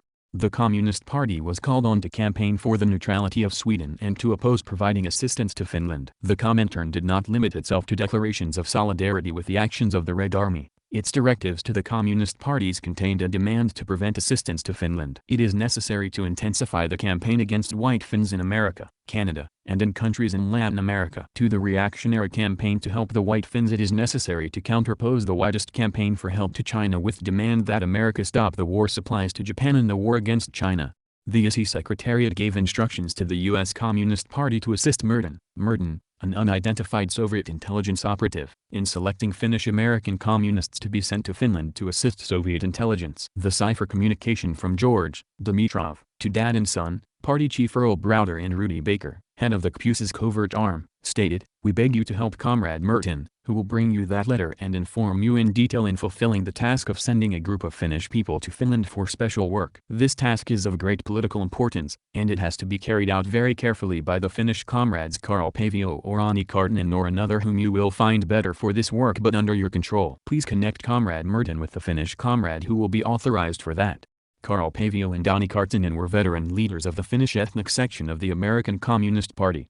The hostilities continued until the spring of 1940. While the Finns made the Red Army pay a very high price, eventually the sheer weight of Soviet numbers prevailed, and a peace treaty was concluded between the USSR and Finland. The Finns made painful territorial concessions to the USSR but retained their national independence and, in fact, renewed the war in 1941 in an unsuccessful attempt to retake what had been lost. As for the government of the Finnish Democratic Republic, launched with much acclaim by the USSR and the Communist International in 1939 and slated to rule all of Finland, it disappeared, nominally merging into the Karelian Autonomous Soviet Socialist Republic, part of the USSR's Russian Federation, to create the Karelo-Finnish Soviet Socialist Republic of the USSR. In its directives to the communist parties, however, the Comintern continued to reiterate that the conclusion of peace meant a new victory of the SU peace policy and that this had undermined the attempts of the British and French imperialists to drag Scandinavia into the war and to unleash the conflagration of a world war. Given the USSR's attack on Finland, which had prompted vigorous condemnation of such an act of aggression. All these appeals contributed to discredit the Comintern and the Communist parties. The Soviet-Finnish War also caused many Finnish communists to reconsider their allegiance. Arvo Tuominen was a founding member of the Finnish Communist Party in 1918 and became its chief general secretary. In 1935, Finnish communists faced legal suppression in Finland, and he spent most of the 1930s either in Moscow or in Sweden. He was in Sweden at the time of the Soviet attack on Finland in late 1939 and remained there, not taking part in the government of the new Finnish Democratic Republic created by the Comintern and Stalin. When the war ended in March 1940, Tuominen broke with the communist movement. In a bitter message to Dimitrov in June 1940, he wrote, "In the same way that Hitler forgot to ask the peoples of Austria, Czechoslovakia, and Poland whether they wanted a liberator in the form of Hitler's army, the Soviet government forgot or arrogantly did not deem it necessary to ask the people of Finland regarding the views of that segment of the population whose maintenance support was counted on at the outset of the offensive, and to ask whether they wanted such a people's government and the Red Army for their liberation."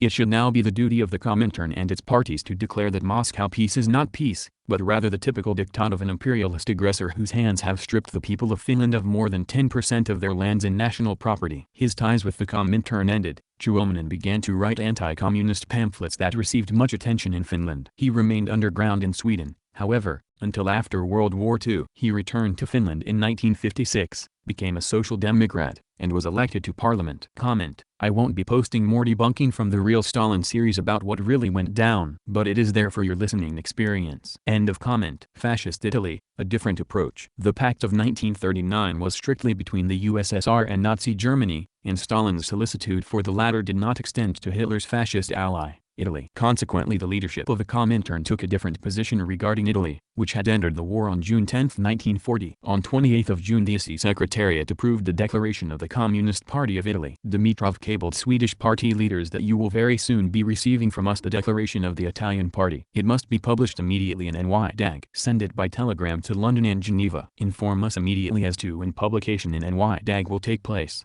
A query followed later. Urgently confirm the receipt of the Italian declaration and inform of date of publication in NY-DAG. Nils Dimitrov. The answer read, the Italian declaration came on the 6th. Will be published on the 8th in NY-DAG. Gustav Lager. The coded dispatch sent to the Communist Party of Yugoslavia contained a detailed description of this document. It emphasized that the fascist clique is assisting German imperialism in establishing hegemony over the capitalist world in the hope of strengthening its terrorist regime. The Communist Party of Italy is stating in the name of the Italian people that it does not wish to be either the slave of its fascist bourgeoisie, or a vassal of foreign imperialism, or the jailer of the fraternal French people. The declaration calls on the Italian workers, peasants, toilers, and soldiers not to lay down their arms until they expel the fascist plutocracy. In addition to the slogan of immediate cessation of hostilities and peace without territorial seizures or the enslavement of foreign peoples and indemnities, it cited the Communist Party's demands for democratic, anti-fascist transformations in the country. Messages with a similar content were sent to Prague, Amsterdam, Brussels, and Sofia. Neither the coded dispatch nor the full text of the declaration itself contained a single word of abuse toward socialists and international social democracy. It was noted, however, that only a worker and peasant government could put an end to capitalist exploitation and imperialist military adventures and ensure the total liberation of the Italian workers. At the same time, the Communist Party expressed its readiness to cooperate with all parties and groups fighting for the above-cited measures. For the first time since the beginning of the war, a document approved by the ISI Secretariat had expressed the readiness of the Communist Party, in certain conditions, to cooperate with other parties and groups in the anti-war and anti-fascist struggle. This was a kind of blunder or slip since all other such documents had always contained a negative assessment of the role of social democracy. This is reaffirmed by the fact that in a coded dispatch to Salvati, Antonio Rossio, member of the Foreign Bureau of the Italian Communist Party in France, Ercole Palmiro Togliatti, the Italian party leader and a high-ranking Comintern official, later gave a special warning that readiness to cooperate does not change our present policy of struggle against social democracy.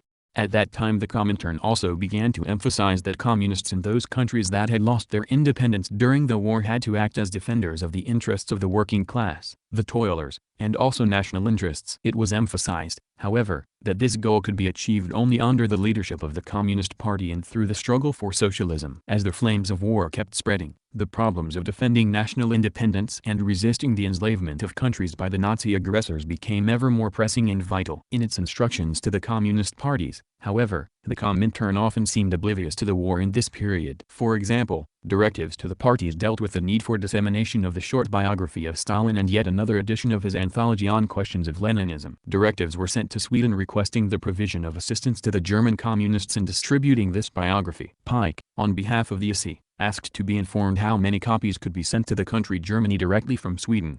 Instructions for the publication and propaganda of these editions were sent to the communist parties of the United States, Yugoslavia, and other countries. Early 1941, a change in tone. As the Nazi occupation of Western Europe solidified, underground communists provided the Comintern with a rising volume of reports on the campaign of terror conducted by the Hitlerite occupiers. On January 4, 1941, Gulus reported on Dutch protests against the anti-Semitic actions of the German authorities. For 2 weeks there was persecution of the Jews in Amsterdam. The fascists encountered resistance from the population. On 22nd of January the Gestapo began arresting many Jews. Today there was a general strike in Amsterdam and mass demonstrations in protest against the persecution of the Jews. Nearly the entire population participated in these. Report this to Claymon.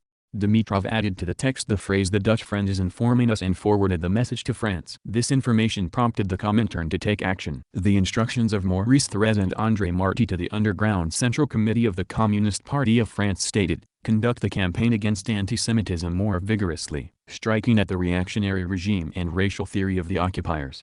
They stressed that while directing the main fire of the campaigns against all agents of the occupiers and all channels for a policy of compliance, and criticizing the anti-democratic tenets of the de Gaulle movement, there is still a need objectively to take into account the positive role of this movement at the present stage. On the text of this message Dimitrov noted, "Agreed." Dimitrov's agreed annotation meant that the text of the directive had received the approval of the Soviet leadership, and it represented a shift in Soviet attitudes. General Charles de Gaulle had refused to recognize France's surrender in 1940 and had gone into exile in Britain to organize the Free French movement. The Free French were aligned with Great Britain and received British aid, and Free French troops fought alongside British formations. De Gaulle's movement also provided assistance and aid to the anti-Nazi resistance in occupied France and contested the authority of the collaborationist Vichy government that ruled the portion of southern France not occupied by German troops. Initially the Soviets were hostile to de Gaulle because of his alignment with Britain and continued belligerency toward Nazi Germany, so this grudging recognition in early 1941 of the positive role of the Gaullists represented a shift. This change in the Comintern's approach was not, of course, a Dimitrov initiative. Every shift in the Comintern's line reflected Dimitrov's understanding of Stalin's attitude. Possibly Hitler's decision to ignore Stalin's proposal of late November 1940 that the Soviet Union become a full partner in the Axis alliance caused Stalin to reconsider his hitherto unalloyed hostility to the anti-Nazi Western alliance and begin to hedge his bets. Whatever the reason, while the general line of the Nazi-Soviet pact period continued, starting in early 1941 one can read in the cables a change of tone and a slow shift toward directing the communist parties to a renewal of anti-fascist activities. The leadership of the underground French Communist Party, however, was slow to realize that Moscow's policies were shifting. Duclos wrote in answer, "We are fighting against all agents of the occupiers, all protectors of collaboration, and have also shown the reactionary nature of the de Gaulle movement." The AC Secretariat once again had to point out to the leaders of the French Communist Party the need to change their attitude. In a directive of 26 April, Dimitrov, Thorez, and Marty called the struggle for national liberation the most important task of the party, which meant the creation of a broad national front to fight for independence. In fighting for the creation of this broad front of national liberation, the party is ready to support any French government, any organization and all people in the country whose efforts are aimed at waging a genuine struggle against the invaders and traitors. On this basis, the party is not taking a hostile position in regard to the supporters of de Gaulle, though it is providing appropriate criticism of his reactionary colonialist positions.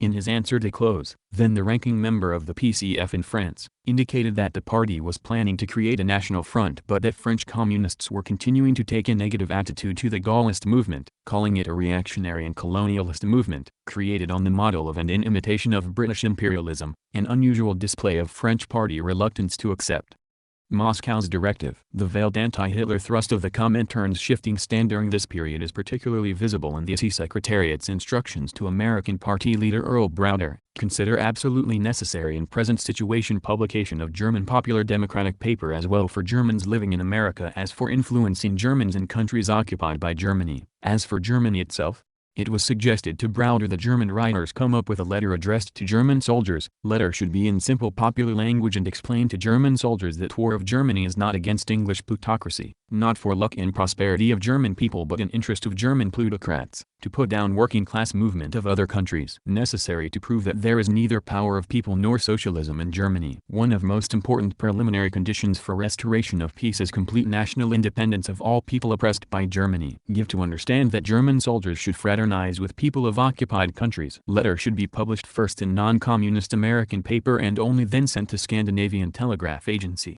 Such directives revealed the impact of many factors. Traditional ideological patterns were intertwined with harsh Stalinist precepts, reflecting the lines of Stalinist foreign policy. These precepts could not be abandoned. They had to be presented as the peaceful policy of a socialist power that was defending the interests of all of the workers and small peoples. The Comintern conducted this line steadily. At the same time, it tried to take into account the objective realities of a situation in which the German army had seized nearly all of Europe. This produced both naively dogmatic notions of the inviolability of the class solidarity of workers of various countries, including soldiers of the German Wehrmacht, and growing and more evident tensions between Germany and the USSR. This assessment was backed by the record of a conversation between Dimitrov and Molotov after the latter's return in November 1940 from his trip to Berlin for negotiations with Hitler and Ribbentrop. We are following a course of demoralizing the German occupation troops in the various countries, and without shouting about it, we mean to intensify those operations still further. Will that not interfere with Soviet policy? Asked Dimitrov. Molotov responded that Dimitrov should not worry. That is of course what we must do. We would not be communists if we were not following such a course. Only it must be done quietly. Times were changing. After Germany attacked Greece and Yugoslavia on the night of 5 April 1941, Dimitrov stated the following at a meeting of the SE Secretariat: Yugoslavia is waging a just war, a defensive war, despite the fact that it is linked to British imperialism and is receiving assistance from England. The Yugoslav people are protecting themselves against aggression from German imperialism, and the communists of Yugoslavia must take the position that this war is a defensive one, that there is a need to participate in it and to mobilize the masses against the aggressor. But the communists are not forgetting that the Yugoslav bourgeoisie bears the responsibility for this, and is not fully in solidarity with the policy of the government, and must not cover up the errors of the national policy of the Yugoslav bourgeoisie.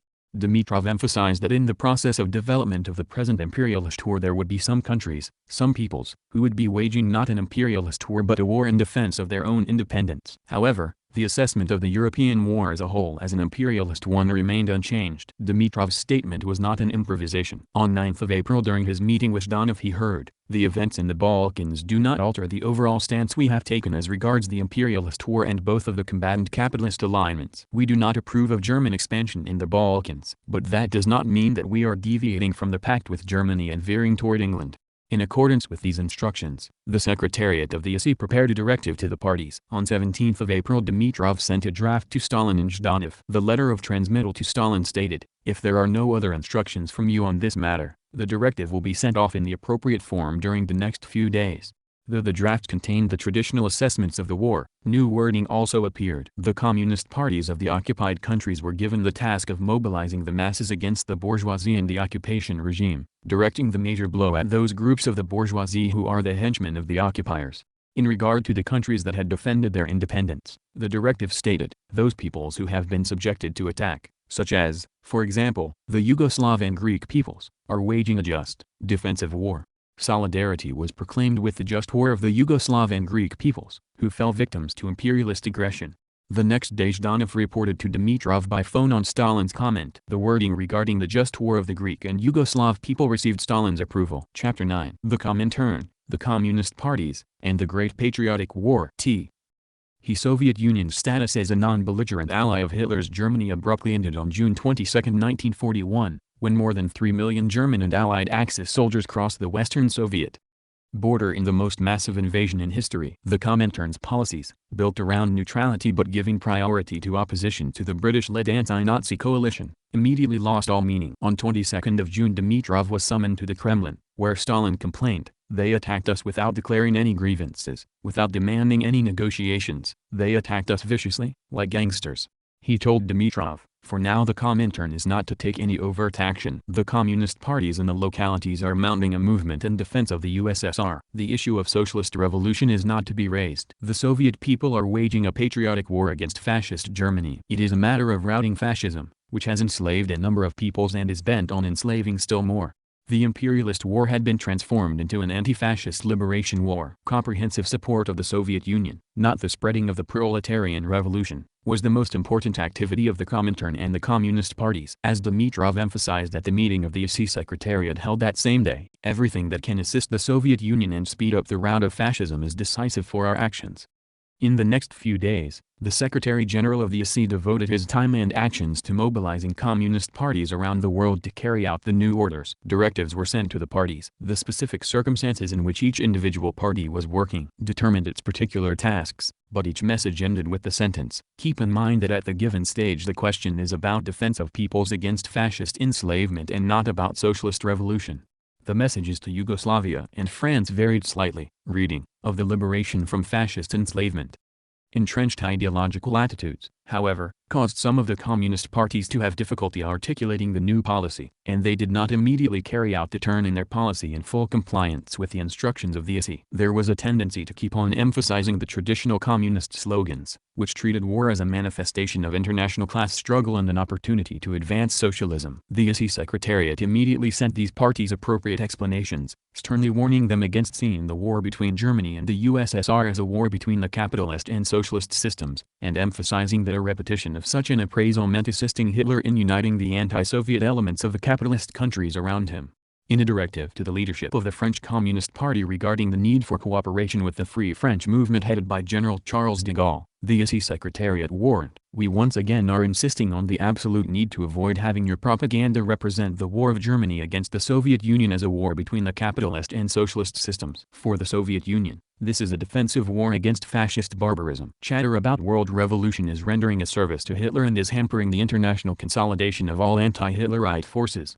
Such a sharp depreciation of the slogan of world revolution had been foreshadowed by prior Soviet and Comintern policies that had downplayed communist militancy when it interfered with the foreign policy needs of the USSR. During the era of the Popular Front, communist parties had been urged to build alliances not only with socialists but with bourgeois forces as well and to place the need for social revolution on the back burner. Now, with the Soviet Union under attack and its survival in jeopardy, the Comintern demanded that its constituent parties avoid any activities that might complicate building the widest possible coalition against Nazi Germany. The demands of the war meant that Dimitrov rarely had direct contact with Stalin. He continued to send him the most substantive information received by the Comintern, in particular the operational information and materials of major political significance. He attempted to reach agreement with him on the directives, but such questions would increasingly frequently be decided on with Vyacheslav Molotov, Foreign Minister, the CPSU Central Committee Secretaries Alexander Sherbakov, Andrei Andreev, and Georgy Malenkov, and other people in Stalin's inner circle. On 30th of June Dimitrov received instructions from Molotov.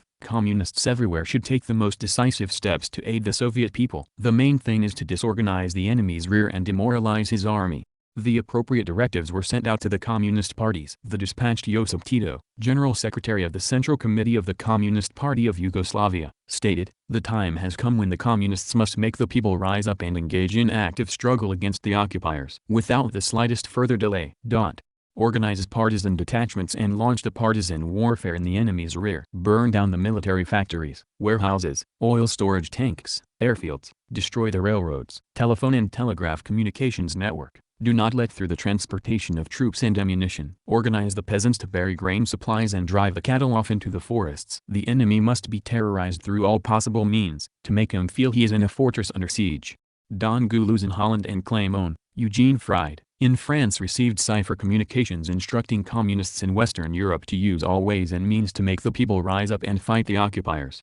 They should organize demonstrations of the population demanding bread, organize strikes at enterprises working for the Germans, undermine arms production through all possible means, create small groups to destroy military enterprises, oil supplies, bridges, railroads, the telegraph and telephone network, and block the transport of troops and weapons. The leadership of the Communist Party of the United States was given instructions to drop its agitation for American neutrality and opposition to American rearmament. We suggest to develop immediately in all towns anti-fascist demonstrations of many thousands of people under slogan all-out aid to Soviet people struggling for defense of their country and simultaneously for security of American people against Hitler barbarism.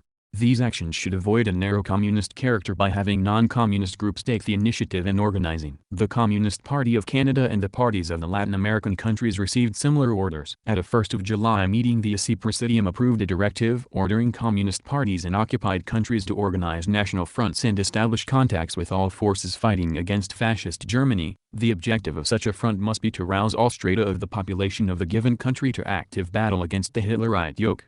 In Britain and the United States, communists were to raise the idea of forming such groups, and communists were not to raise the question of their hegemony in the National Front. After Molotov approved its wording, the directive was sent to the communist parties, the Comintern and Soviet intelligence in the Great Patriotic War. The Comintern began cooperating with Soviet intelligence from the time of its creation, but this collaboration grew closer than ever during World War II. While they technically had different aims and occasionally stumbled up against each other, the Communist International and the major Soviet intelligence agencies, the NKVD's Foreign Department and the Red Army's Intelligence Directorate of the General Staff, changed to Main Intelligence Directorate GRU in February 1942, often had overlapping missions and used similar techniques. The Comintern, organizationally a representative body composed of communist parties that were local sections of this organization dedicated to fomenting revolution in their respective countries, was thoroughly controlled by the Soviet Union. Not only was it headquartered in Moscow, but also virtually all its funding came from the USSR. While its most prominent leader in the 1930s, Georgy Dimitrov, was a Bulgarian and other powerful Comintern figures were not Russians, none of them were independent. Believing that the Soviet Union was the shining hope of world revolution, Comintern personnel, including its foreign leaders, were dedicated to defending and advancing the Soviet cause, identifying it with the success of their own local communist parties. Soviet intelligence agencies, dedicated to protecting and promoting the interests of the Soviet state, meanwhile understood that communists abroad were a valuable resource to assist Soviet interests. Since defending the Soviet Union was one of the chief tasks of foreign communist parties, persuading communists to provide useful information about their own country's plans, military resources, or industrial secrets offered a novel way to commit espionage. The ideologically motivated spy was often easier to find, cheaper to supervise, and less prone to second thoughts than the more traditional disgruntled malcontent or flawed individual blackmailed or pressured to reveal secrets. During the 1920s and 1930s, a number of Soviet intelligence recruits thought they were actually working for the Comintern, an illusion that may have eased their concerns that they were betraying secrets to a foreign state. Moreover, both the Comintern and Soviet intelligence agencies operated in secrecy. They both relied on operatives traveling on false papers, capable of operating in a clandestine fashion, using safe houses, and avoiding surveillance. Both set up illegal radio networks and relied on encrypted communications. Several high-ranking Comintern officials had close ties to Soviet intelligence. Mirtralizer, an important figure in the OPU, serving as chief of the Foreign Department in the late 1920s, became a member of an illegal commission of the AC and the chief of the Far Eastern Department of the AC earlier in the 1920s. Mirtralizer replaced Osibinetsky as head of its secret arm, the OMS, and supervisor of the communications service in 1935 and became a member of the Presidium of the AC under the name Mikhail Moskvin. Several of the USSR's most successful espionage rings in the 1930s were staffed by communists recruited through Comintern and Communist Party-related networks. Whittaker Chambers worked for Red Army Foreign Intelligence in the early 1930s, recruited by CPUSA officials J. Peters and Max Benedict. Once World War II began, the need for closer coordination between the Comintern and Soviet intelligence became more urgent. While Soviet intelligence agencies earlier had made use of foreign communists and communist parties, they had also limited the extent of their exploitation of the communist parties because of concern that the parties, with their many thousands of members and high rates of membership turnover, were vulnerable to infiltration by foreign security services. But the immediate needs of the war effort caused these concerns to be put aside. Dimitrov reached an agreement with Pavel Fitin, head of the NKVD Foreign Department, and Philip Galikov, head of the Red Army's Intelligence Directorate, on ways to cooperate, and his entries in his diary from 20 August to September 24, 1941 reflect this shift. The first entry said, "Fightin' to see me. We agreed concerning contact and mutual cooperation in the area of liaison with foreign countries in the interests of intensifying operations in all spheres. Commissioned Fitin and Sorkin to work up the concrete issues and make a report."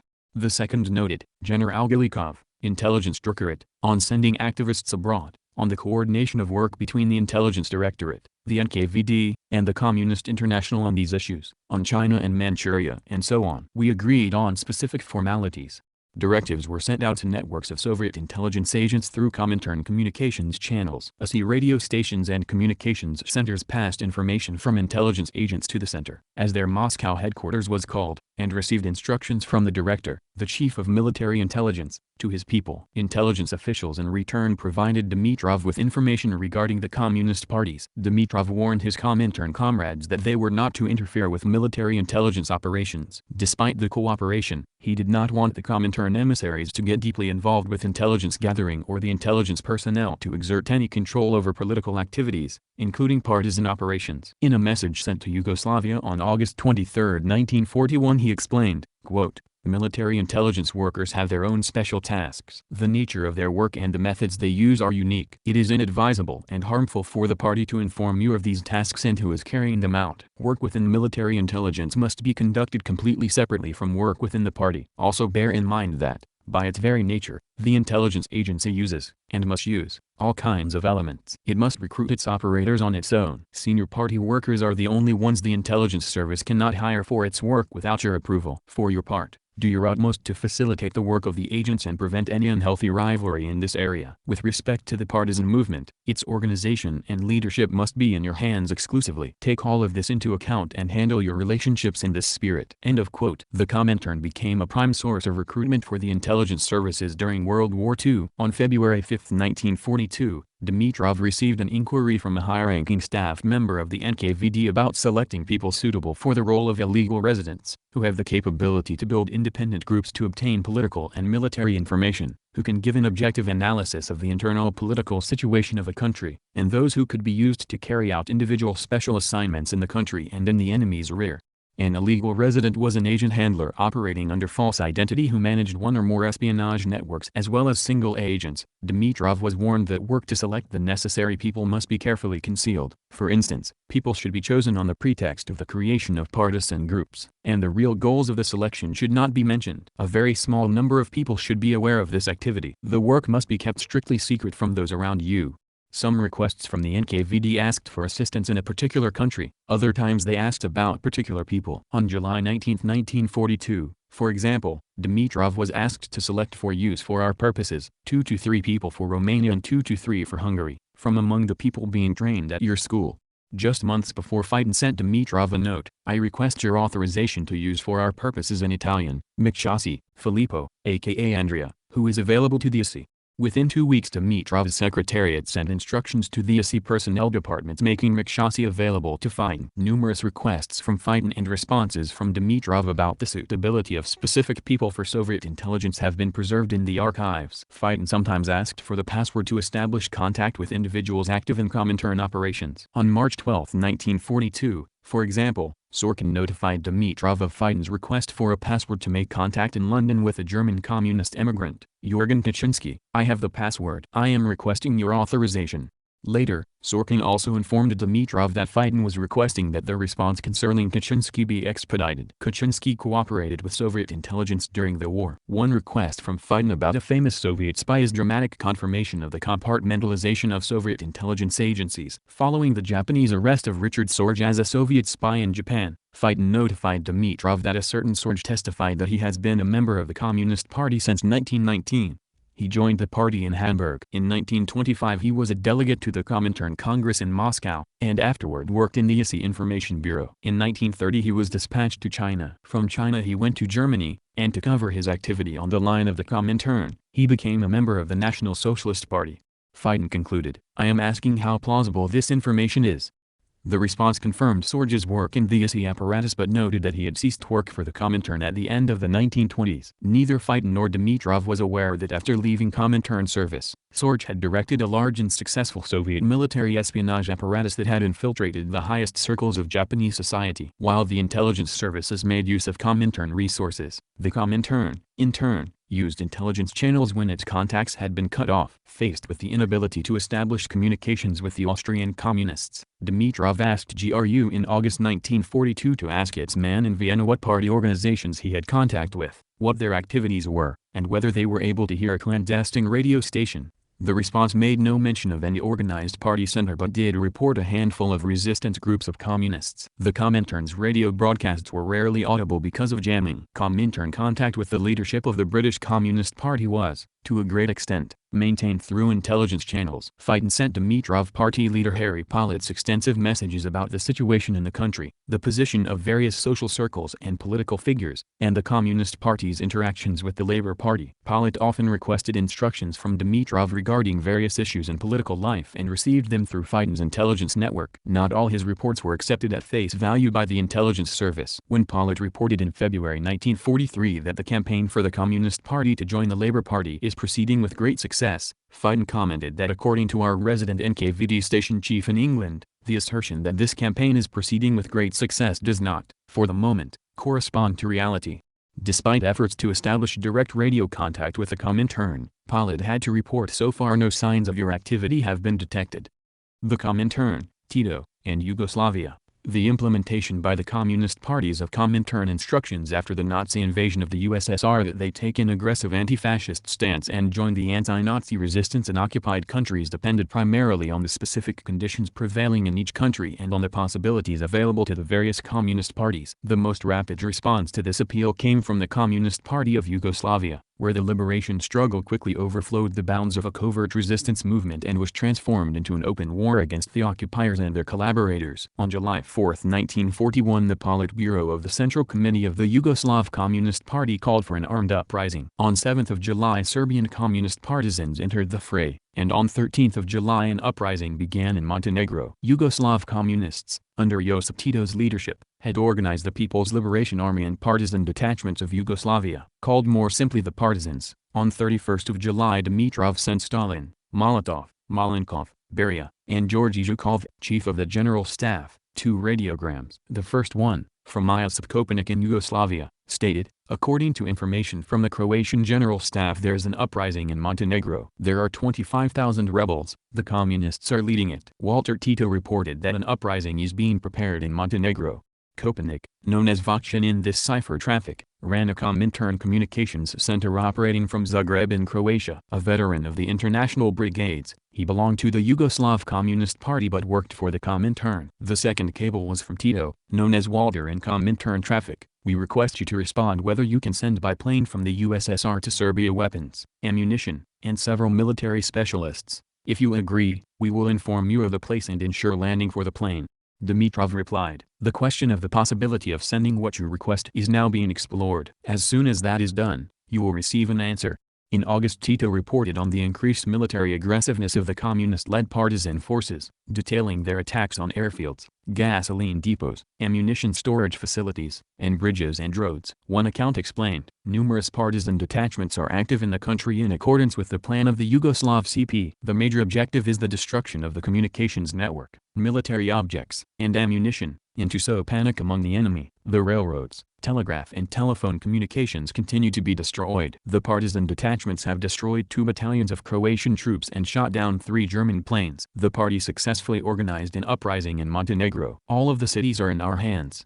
The radiograms were immediately sent to Stalin. The partisan movement, however, did not uniformly cover all of Yugoslavia with its complex mix of ethnicities with often competing national aspirations. Strong sentiment for Croatian independence from Serbian-dominated Yugoslavia had produced the Ustash, a fascistic nationalist militia that became the military arm of the independent Croatian puppet state created by the German and Italian occupation forces and fought under German direction. Kopanik informed Moscow that the Croatian communist leaders were showing signs of sympathy for Croatian national ambitions and thwarting resistance to the fascists. In a radiogram of 30th June, the CC of Croatia is slowing down the masses in the struggle, threatening expulsion from the party. The CC has forbidden the wrecking of communications or the destruction of radio stations. The CC in fact is against inflicting damage on railroads or burning down storehouses. The party masses are against the CC, calling members of the CC traitors. I urgently request your intervention.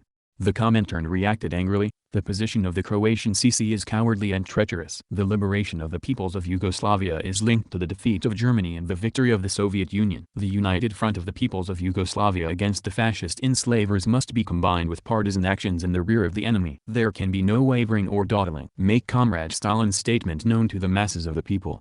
Kopanik was given instructions. We authorize you to create another center to carry out our line, Break off immediately any contact with the treacherous CC. Take urgent action to secure yourselves and the apparatus from treachery. What is Walter Tito doing? Send information on the partisan movement in Serbia, Montenegro, and Bosnia and Herzegovina.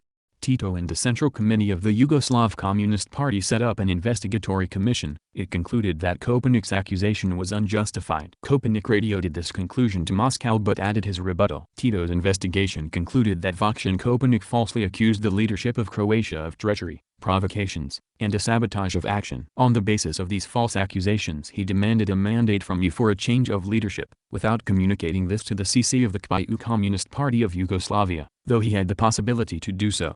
Referring to a disastrously botched escape of some interned communists, the report also accused Kopanik of being the initiator of the criminally planned and accomplished flight of 90 comrades from Krestinec, of whom 3 are alive. All of this was done without the knowledge of the leadership of Croatia in the country, although he was informed that this flight was being planned and his having acknowledged these gross errors in a statement to the CC of the country.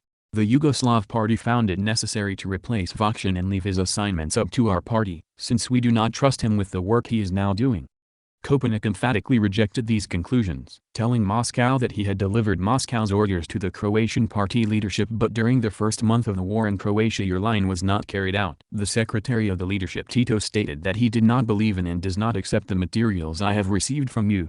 He repeated the charges he had made earlier of the party leadership's refusal to engage in sabotage and angrily refuted charges that he had been responsible for the deaths of the partisans who had been interned at Krestinec, insisting that the escape, even though it had led to many deaths, had raised morale. He complained that Tito and the Communist Party were asserting that I am to blame for everything, but nothing is said as to why the leadership of Croatia was punished. He closed by noting that he and his wife, both Serbs, were in Zagreb. Serbs are being shot here, and the same fate awaits us. We have decided to work until the end. We continually asked Walter Tito for help, but to no avail. We have no reserve center, no apartment or valid documents. Rosa has been without documents for a whole year now, and no funds. Walter has a lot of money but is not giving us any. We have constructed a stronger two-way radio for reliable communications and Walter wrecked that. Walter's proposal also means the liquidation of our center, for if I leave, Rosa will be shot as the wife of a Serb who left without permission.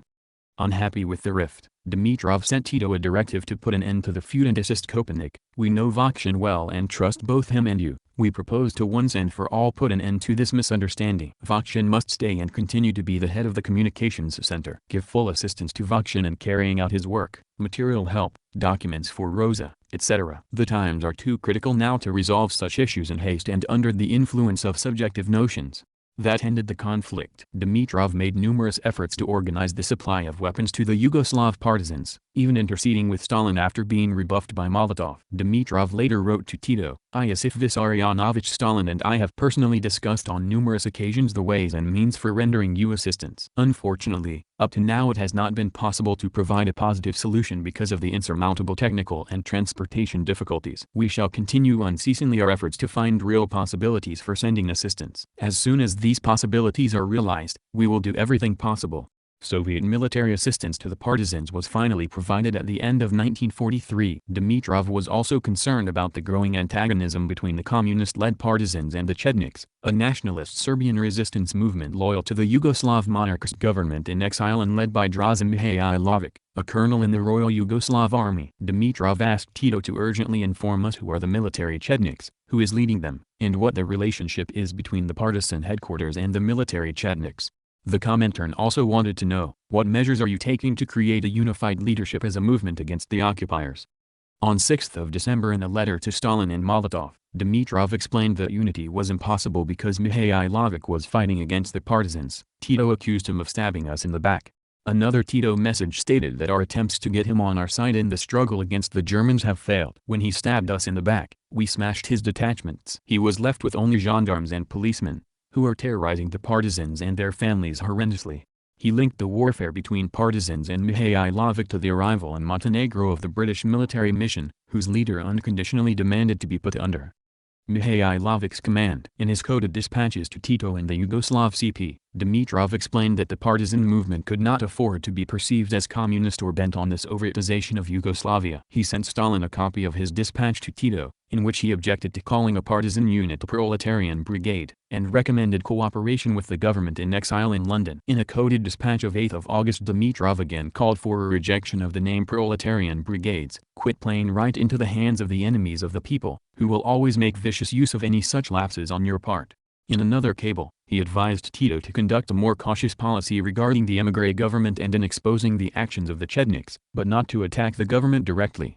Dimitrov nonetheless frequently urged the Soviet government to assist the partisans and to denounce the Chetniks and attempt to weaken their support from the Yugoslav government in exile. The British mission to Yugoslavia that disappeared. Several coded messages between Tito and the Comintern dealt with the case of a British military mission to Yugoslavia in 1942 whose fate has long been a mystery. It included a British major, a British sergeant, and a Royal Yugoslav lieutenant sent by the government in exile to assess the Yugoslav resistance. Tito radioed Moscow with the news of its arrival in the partisan-held town of Foča. After a conversation with Molotov, Dimitrov responded on March 1, "Nothing is known here about a British military mission. A meeting with Tito at Supreme Headquarters is advisable. There is a need, however, to display extreme caution in discussions. Not to give away any of our secrets. Try to find out the true objectives and tasks of the mission. Keep us informed of developments."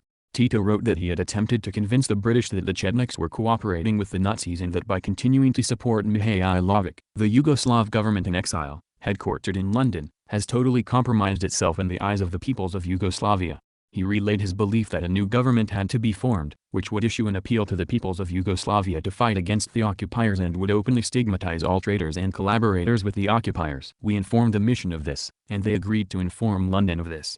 Tito's arguments, however, did not convince the mission. In mid-April he informed Moscow that on 14 April, its members disappeared without a trace, along with a defector from the Chetnik forces, General Ljubo Novakovic, whose life we had saved 3 times since he had been condemned to death by Mihailovic and who left a most outrageous letter with our general staff. We believe that this vile act was the work of the British intelligence service, revealing to us the shady work and the objectives of its agents. We will do everything possible to catch these bastards who enjoyed our hospitality, since we considered them our allies.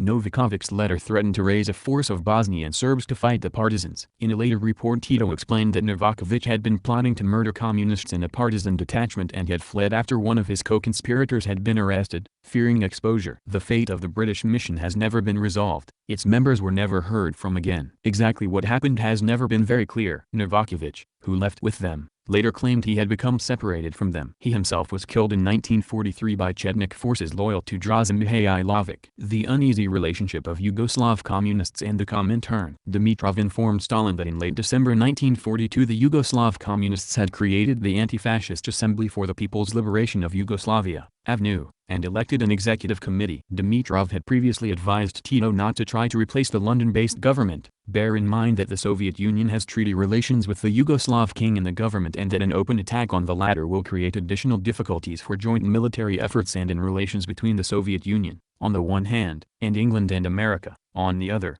Tito initially paid lip service to this wish, although we do not consider this executive committee as representing any kind of government. It will nevertheless deal with all questions of public life and the front. Moreover, popular liberation committees will help it, and these have been created in virtually all areas on the liberated and on the not yet liberated territory, he reported. We have no other civilian authority aside from these committees.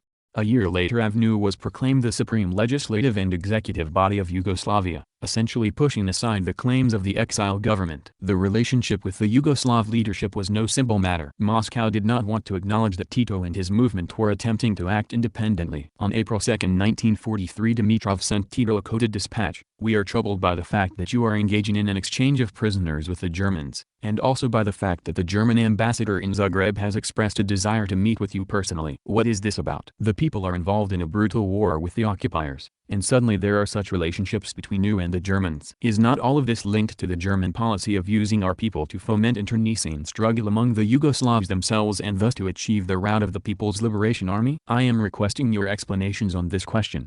In his radiogram in response, Tito protested against the mistrust and doubts expressed in the inquiry. He explained that the issue was an exchange of groups of civilians and also of a group of Croatian and Serbian officers who did not want to join the ranks of the Liberation Army. Quote, "We have no food for them, and eliminating them, killing them would be very much the wrong thing to do politically, since this could have major consequences."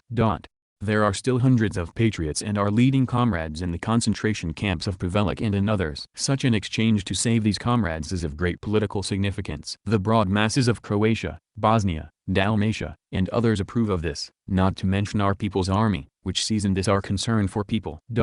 You must also know that we are responsible for the lives of several million inhabitants, who trust us and our struggle, and we must act to ensure that this trust remains unshaken. I repeat that we have not merited your criticism and that your reproaches are very painful for us." End of quote. Dimitrov ordered that Tito's answer be sent to Stalin and others. The phrase "the concentration camps of Privelic" referred to the prisons of anti-Privelic, the Ustash leader who headed the Croatian collaborationist regime. On other issues there was no disagreement. Tito sent news in September 1942 that among the prisoners held by the partisans were 7 Russian soldiers of General Vlasov. "We request you to inform us immediately what to do with them. We think to shoot." Andrei Vlasov, a Red Army general captured in 1942, collaborated with the Nazis and recruited Soviet POWs for the Russian Liberation Army that fought the USSR under Wehrmacht command. On this cipher message Manilsky wrote "shoot." The next day Dimitrov cabled, "We agree with your decision regarding the Russian captives, soldiers of General Vlasov, to shoot them."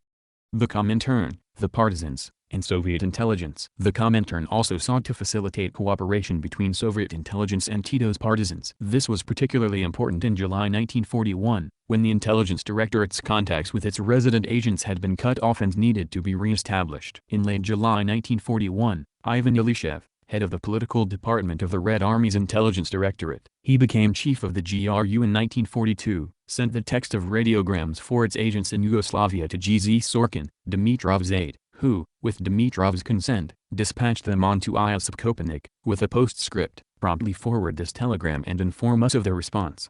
The messages were addressed to the Red Army's military intelligence operatives such as Ivan Srebrenjak, who headed an intelligence network in Zagreb. He was ordered to send reports about the German occupation forces and what transmitters were available to resistance forces. When he did not respond, another message to Kopernik asked whether the earlier communique had been passed on and why are they not reporting about their work through you.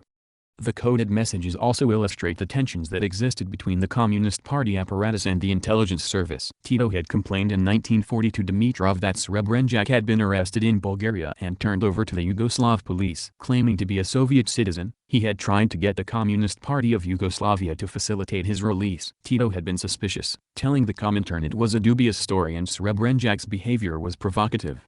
Dimitrov had immediately conveyed this denunciation to the NKVD. In August 1941, Tito reiterated that the Communist Party of Yugoslavia did not trust Srebrenjak. Representatives of Soviet military intelligence, however, confirmed to Dimitrov that there was nothing suspicious about Srebrenjak's behavior. Dimitrov reassured Tito, "The information about Anton Srebrenjak here is positive and rules out any grounds for not trusting him. If you have specific facts that are cause for mistrust, you should report them to us immediately." He added that Tito needed to facilitate the activities of the Soviet intelligence agents in Yugoslavia in every way and not try to gain control over them himself. The Red Army's intelligence directorate also reprimanded Srebrenjak, "Stop competing with Walter Tito, establish business-like contact with the party through a communications worker, and subordinate all of our work to the interests of the common cause," a radiogram from the director demanded. He also reproached Srebrenjak because his messages were incomprehensible due to poor cipher work. He was ordered to encrypt them the way he had been taught. Things had not improved a few months later. Tito received a message to pass on to Srebrenjak ordering him to report in a telegram the name of the book, the page selected for work, how you compose and disguise the sample groups, and their location in the telegram. "Tell us whether the receiver has been assembled and why the music radio communications is not working yet. We are listening to you on the program." It was a futile plea. Srebrenjak was captured by the Croatian Ustash and executed in 1942. Dimitrov also ordered Tito to cooperate with the Soviet intelligence agencies. He asked him to select 2 men for work through the NKVD and give them a 2-way radio and a radio operator. These comrades' task will be to carry out special intelligence tasks on the territory occupied by the Germans and in neighboring countries, and in particular to make contact with people there from the above-mentioned agency. The permanent location of the comrades and the 2-way radio is in one of the regions controlled by the partisans. Submit the candidates to us for confirmation. Also, report the technical information about the 2-way radio and desirable conditions for contact. Here, we will work out a way to transmit a code for this 2-way radio. Tito also kept Moscow informed about people potentially useful for espionage work. He reported that Colonel Fyodor Motkin, a Russian emigrant, had been actively involved in partisan activity. He had been taken prisoner by Mujlović Chetniks in Montenegro but had been freed. Tito asked the Comintern to check on him with the NKVD. When it was determined that he had previously cooperated with Soviet intelligence, Tito was assigned to contact him via cutout, to ascertain whether he had any information for the neighbors, that is, Soviet intelligence, whether he could go back to Mujlović or stay in the occupied territory and work on the neighbors' assignments and carry out communications from there. Makin was given the code name Mars. One of his assignments was to demoralize Mujlovic's supporters, even organize the kidnapping of one of his closest colleagues. A subsequent coded communication noted, "It will be necessary to hand Mars over to work with comrades who will be assigned to you for special work. For now, stay in contact with him. If you cannot select suitable comrades, give the two-way radio and radio operator to him for communication with the neighbors." Keep in mind that, although Mars has been tested in his work by the neighbors, he is, nonetheless, not one of their regular personnel representatives, so he must be monitored in a way that cannot offend him. Code for him will be sent through you. Intelligence information did not go only to Moscow. Sometimes information obtained by Soviet intelligence was sent from Fighton to Dimitrov, who in turn gave it to Tito. One bit of news was that the German intelligence service had its own agent at the main headquarters of the People's Liberation Army of Yugoslavia. Contact with him was maintained by the German intelligence resident agent Ott, director of the aluminum company Hanslicht Metall in Mostar. Tito gave a reassuring reply, regarding German intelligence agent Ott: "We know everything. There is no agent of his at our headquarters." A loyal communist had been used to contact Ott and pretend to provide information. "The issue is clear to us, and there is no need to be concerned about this." Tito and Kopanik also transmitted information of interest to Soviet intelligence. Dimitrov asked them to gather information on German and Italian troop movements and deployments, numbering and numerical strength, and airports and industrial military facilities, without limiting this to the territory of Yugoslavia. One of the dispatches received contained information about a motor plant in the region of Graz in Austria. Another one dealt with a factory producing synthetic gasoline near Leipzig in Germany itself. Such dispatches were then sent to Stalin and to the Red Army General Staff. The Comintern and Italian communists after the German attack on the USSR. Radio contact between Moscow and Yugoslavia was also used for contacts with the communists in other countries. In July 1941, Tito had been instructed to pass on orders to the Italian communists on the need for stepping up activity among the workers and military industry to sabotage production, organize resistance among the peasants against requisitioning, etc. Another objective was to foment trouble in Slovenia and Croatia, to organize through all possible means the decay of the Italian army, desertion of Italian soldiers, refusal dispatching to war against the Soviet Union, and armed clashes between soldiers and the fascist militia, and in particular to encourage hostile relations between the Italian and German fascists to the point of open conflicts. Refusal dispatching to war against Russia, in addition to the message inserted in Dimitrov's own hand, was a directive that Italian communists should discourage Italian troops from serving with the Italian army units Mussolini was sending to the Eastern Front to assist the Nazi invasion of the USSR. In July 1942, Kopanik reported to Dimitrov that we have regular contact with Italy through the leadership of the CP of Slovenia, and through the CP of Italy with the CP of France, and have the possibility of contact with the CP of Switzerland. We shall clarify possibilities for contact with the CP of Bulgaria. Through Tito, a request was sent to Umberto Massola, Quinto, organizer of the covert internal apparatus of the Communist Party of Italy in 1941 to 1943, asking for detailed information about the status of the Italian communist organization, its activities, success in building coalitions, and labor unrest. On February 10, 1943, a radiogram from Dimitrov instructed Edvard Kardelj, Burke, a leader of the Communists of Slovenia, to convey to the Italian Communist Party a request to provide information about anti-fascist activities, troop movements, and military production. In another dispatch, Kardelj and Massola were told to maintain constant communications for joint work with both parties. Point out to Quinto, wrote Dimitrov, that he must have full confidence in you and Walter Tito. For your part, you must take into account that Quinto enjoys the full confidence of the leadership of the Italian Communist Party, and of Ercole Togliatti personally. Kardelj sent a radiogram to Moscow. Quinto reported that he has summoned from France several comrades and has established an interim leadership of the Italian Communist Party. Party organizations have been established in Milan, Turin, and Genoa. The party is becoming a mass movement. Kardelj also informed Dimitrov in 1943 that Massola had been asked to carry out intelligence tasks for the GRU. He replied that he would do this only when you require it of him. Dimitrov authorized Kardelj to tell Massola that, through a thoroughly verified comrade, he should transmit all the information he has now and will have in the future for the director GRU. The Comintern and the military crisis of Tito's partisan army in 1943. In mid-1943, Tito's partisan forces faced a difficult situation. "I must inform you that our situation is very difficult," wrote Tito. "We are surrounded on all sides by the superior forces of the Germans, Eustachius, and Italians, whose goal is to annihilate us. It will be very hard for us to break through the enemy's encirclement, but we will fight to the last drop of blood." The Communist People's Liberation Army, straining every nerve, broke the encirclement ring. On 23 June, Tito, under his Walter code name, sent a radiogram about the breakthrough of the encirclement, the last attack by the Germans, Eustachius, and Italians on our troops in Montenegro, Herzegovina, and Sandjak, with the goal of the total annihilation of the People's Liberation Army of Yugoslavia, lasted precisely 40 days. The offensive was prepared with great care. 8 of the enemy's divisions participated in it. Despite the adversary's technical and human superiority, this offensive ended in failure. The enemy suffered enormous losses. The 369th, 118th, and the SS Prince Eugene divisions lost 50% of their personnel. This time we also suffered very large casualties, up to 2,000 killed and wounded. The enemy organized a triple system of encirclement, but we broke up this entire blockade.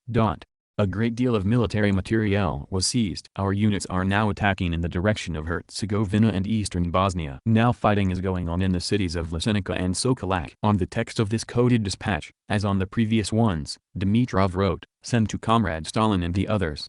He congratulated Tito and made a proposal regarding further action by the partisan army. "It would be desirable for you to think about whether it might not be advisable to keep the limited liberated territory as a base for the People's Liberation Army and send most of the battle-worthy forces of the army to destroy as fully as possible the communications of the Germans and Italians, until Yugoslavia is totally separated from the West and the Balkans." At this stage it would seem that such a tactic would yield more effective results in the struggle against the occupiers and also be the more rational use of your armed forces, to some extent keeping them in better condition for the further decisive struggles in Yugoslavia. Please inform us of your views on this issue.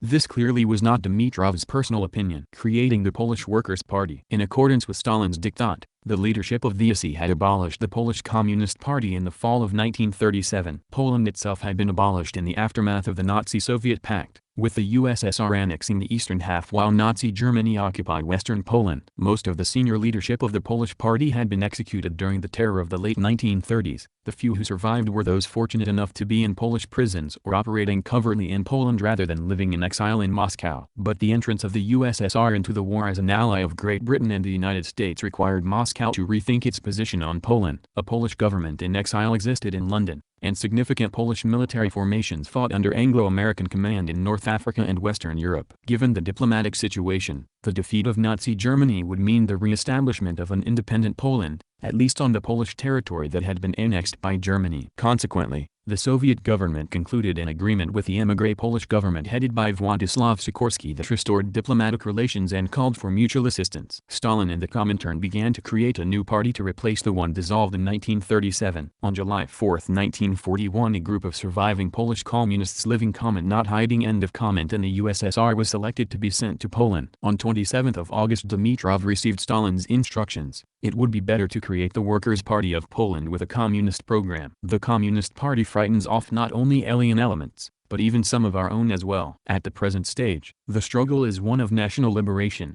A day later, Dimitrov spoke with a group of communists scheduled to be infiltrated into Polish territory by air. The interim leadership included Marcel Nawotko, Paweł Finder, and Bolesław Molojek. The flight, however, did not take off because of an accident at the airport, and it was only possible to send the group in December. The Polish Workers' Party, PWP, was founded on January 5, 1942 at a clandestine meeting in Warsaw with Nawotko as leader. Although the PWP formally was not a part of the Comintern, Moscow determined its policies and it was de facto a communist party. The PWP set about organizing partisan detachments, later known as the People's Guard. Dimitrov kept himself informed about its activities and deflected its pleas for weapons. One message from the Central Committee of the PWP urgently demanded aid, asking that its request for help be conveyed to Stalin, and explained why it needed these weapons so badly. Counting on the assistance that you promised us, we have created a large fighting organization of several thousand people here. We have done everything possible to obtain weapons on our own,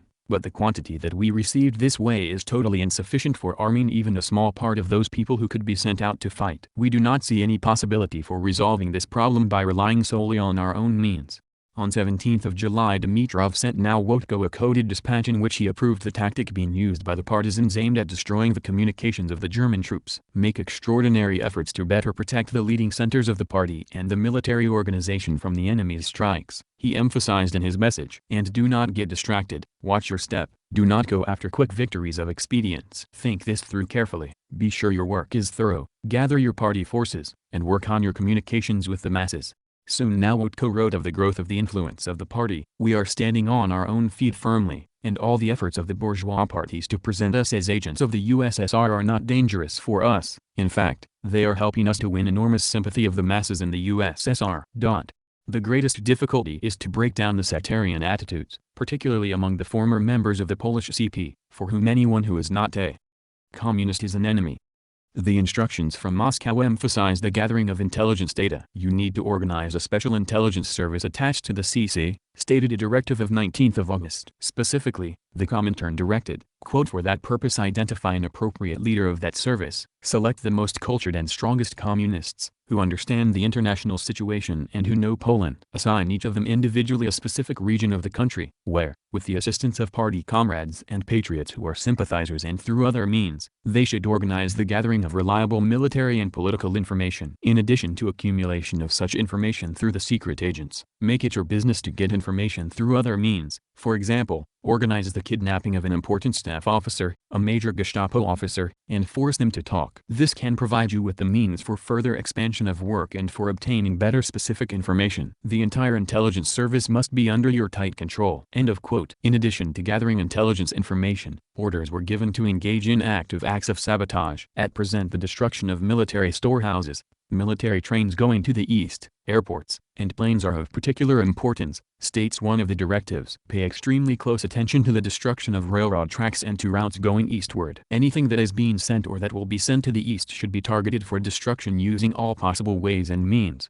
Following his instructions, Nawotko sent Dimitrov a detailed description of military facilities and of the deployment of German troops in the three major centers around Warsaw. This dispatch provided a detailed list of the locations of the barracks, military storehouses, centers of military technology, enterprises, and workshops working for the German army. It also gave precise information to guide airplanes to these sites. Rembertov. There is the triangle of the training ground. To the north of the triangle is the station Zelenka of the narrow-gauge railroad. To the west of this station is General Obrecht Street. From there up until Pilsudski Boulevard at a distance of about 400 meters from the military church there are barracks and military schools. There are approximately 2 battalions of soldiers in the barracks and schools.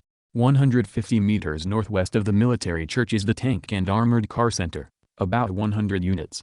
Dimitrov ordered that this dispatch be sent to Stalin, Molotov, Voroshilov, Beria, Alexander Vasilevsky, the chief of the General Staff of the Red Army, and Ivan Ilyushev. Moscow attached particular importance to the communications on Soviet-Polish relations. Nawotko reported that all of the Polish bourgeois parties were writing about the Soviet Union as enemy no two. Not a single one of the bourgeois parties is calling for war with the occupiers. It is the Soviet Union, with the help of England and the US, that must crush the Germans, and assistance should not be given before the Soviet Union has exhausted all its forces in the struggle against Germany. This assistance might be rendered when the Germans have gotten to the Volga. Their major watchword is a build-up of forces to fight for the borders of a future Poland. Advocating a struggle at present is against the interests of the Polish people.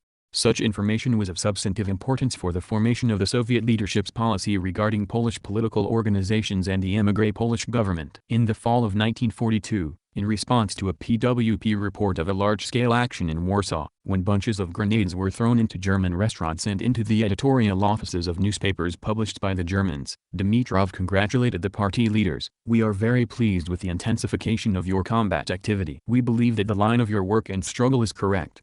He described the information sent as extremely valuable and requested that this work be continued in every possible way. The cipher communication expressed concern for the safety of the party center and of Nawotko. "I have no doubt that you are taking serious measures, but I request you once more to review the steps taken so far and think about additional measures to secure the center against collapse and ensure a continuous leadership of the party in the fighting organization."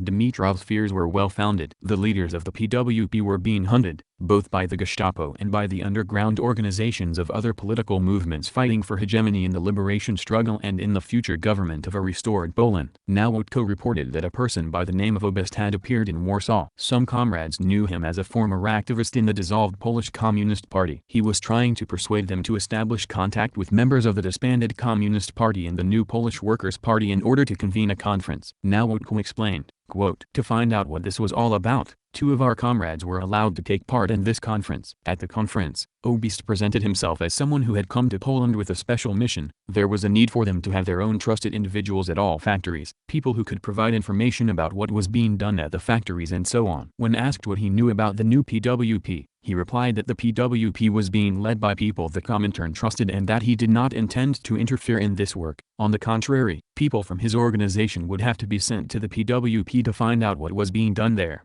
In private conversations with our comrades, this Obist said that before the dissolution of the Communist Party, he had worked in the Comintern's passport department with Krajewski. According to him, Manilski is now heading this department. Although Obist does not explicitly mention Manilski, he speaks in such a way that listeners themselves conclude that he is someone the Comintern trusts and that it was a Manilski who sent him. During the conference, at Obist's suggestion, a committee of 3 people was selected, consisting of 3 of our comrades. A few days ago our comrades received blank form number 1, which asks them to fill in the family names of reliable people from the PWP at factories and to provide their home addresses. These forms clearly show that we are dealing with a Gestapo agent provocateur. Our special group was assigned to find his apartment, take all of his papers, and kill him. End of quote. Dimitrov gave orders to immediately establish Obist's identity and to report the results to him. "We have not sent anyone from here bypassing you," stated his reply to Nawotko. "Manilski is not the head of any department. He is not even working right now at this on a permanent basis. This Obist is obviously a provocateur. You should have sent us an inquiry at once, as soon as you found out that he was convening a conference."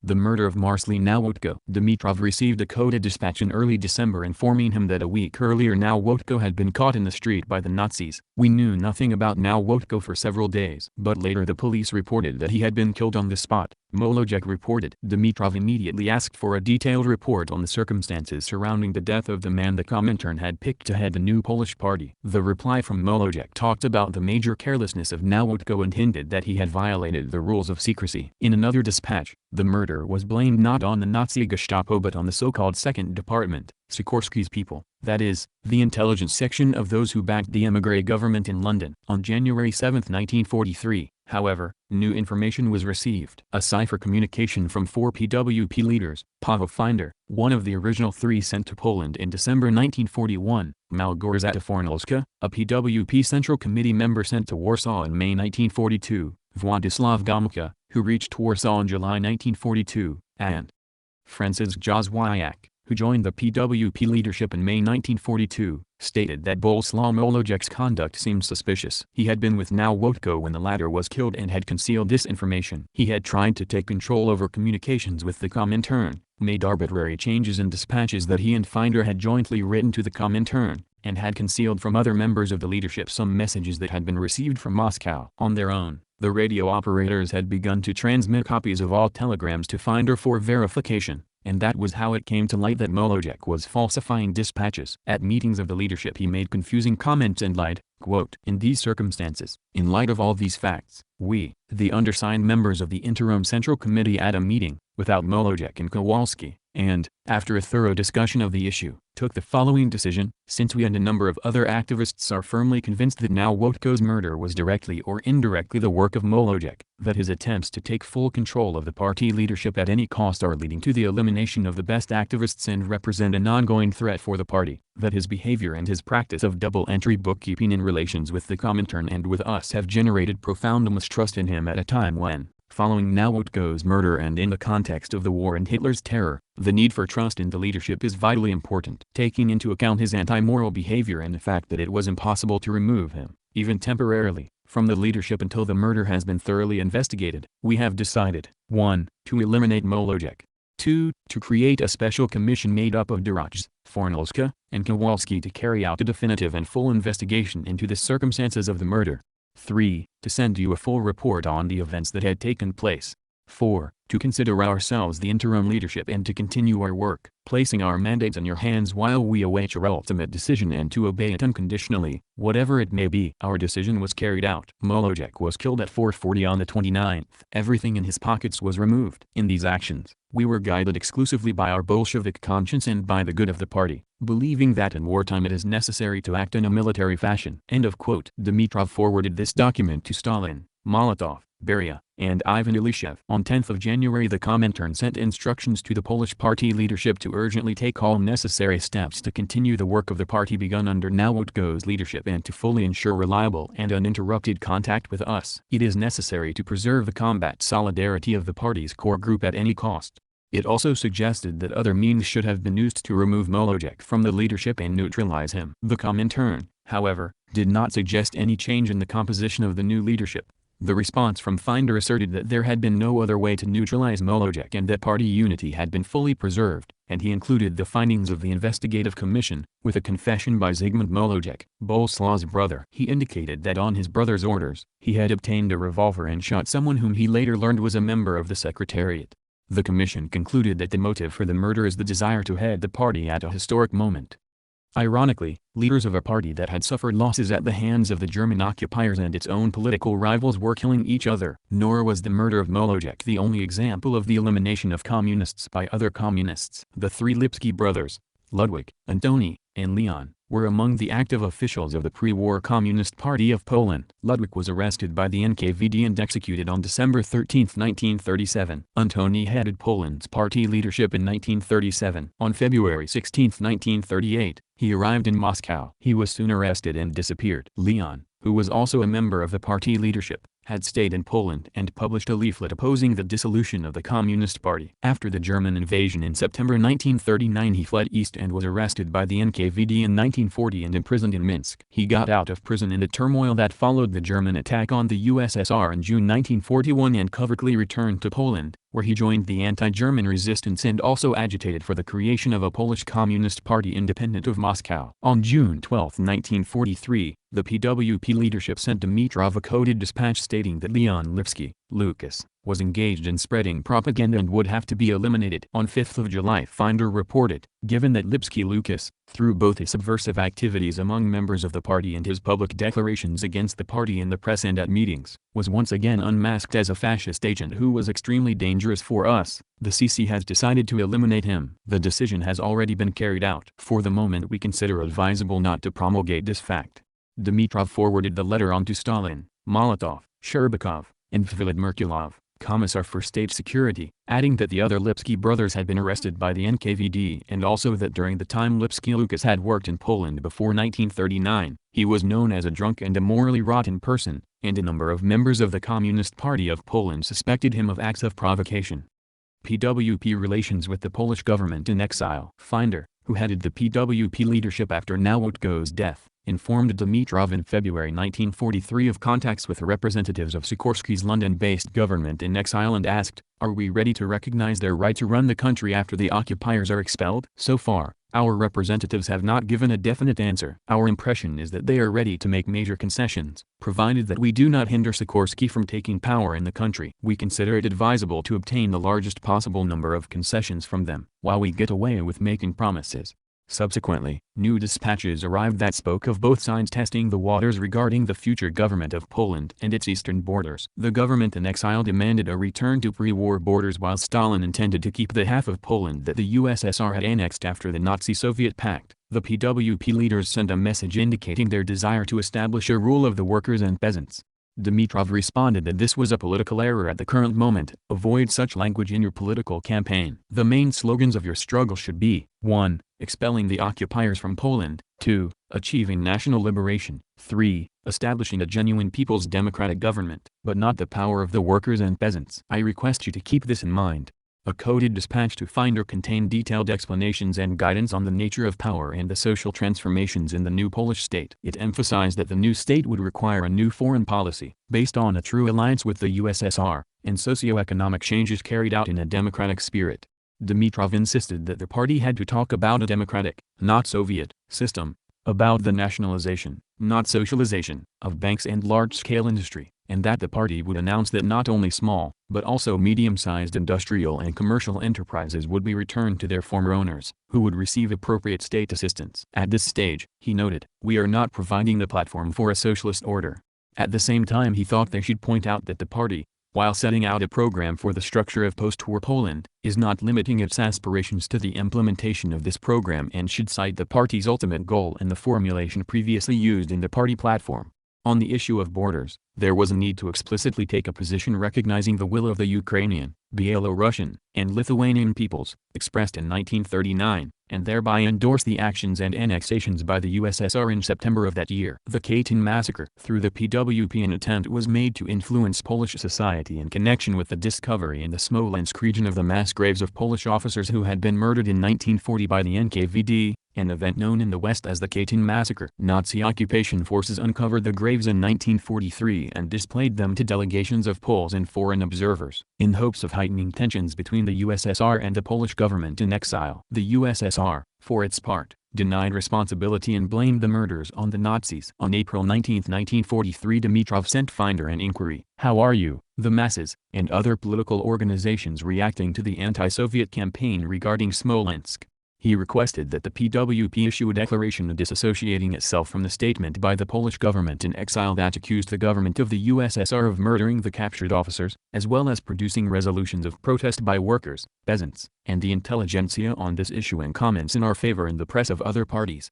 Finder's dispatches cited quotations from the Polish press that unequivocally laid the blame for these executions on the Soviet authorities and also listed the Poles and the delegation that had visited the sites of the mass graves. On 28 April, a new directive was sent to Poland. It repeated Soviet statements blaming the Germans for the executions and announced a break in relations with the government in exile in London, which not only did not rebuff German fascist slander against the USSR, the Smolensk provocation, but did not even consider it necessary to ask the Soviet government any questions or engage in any explanations on this issue, and appealed to the International Red Cross.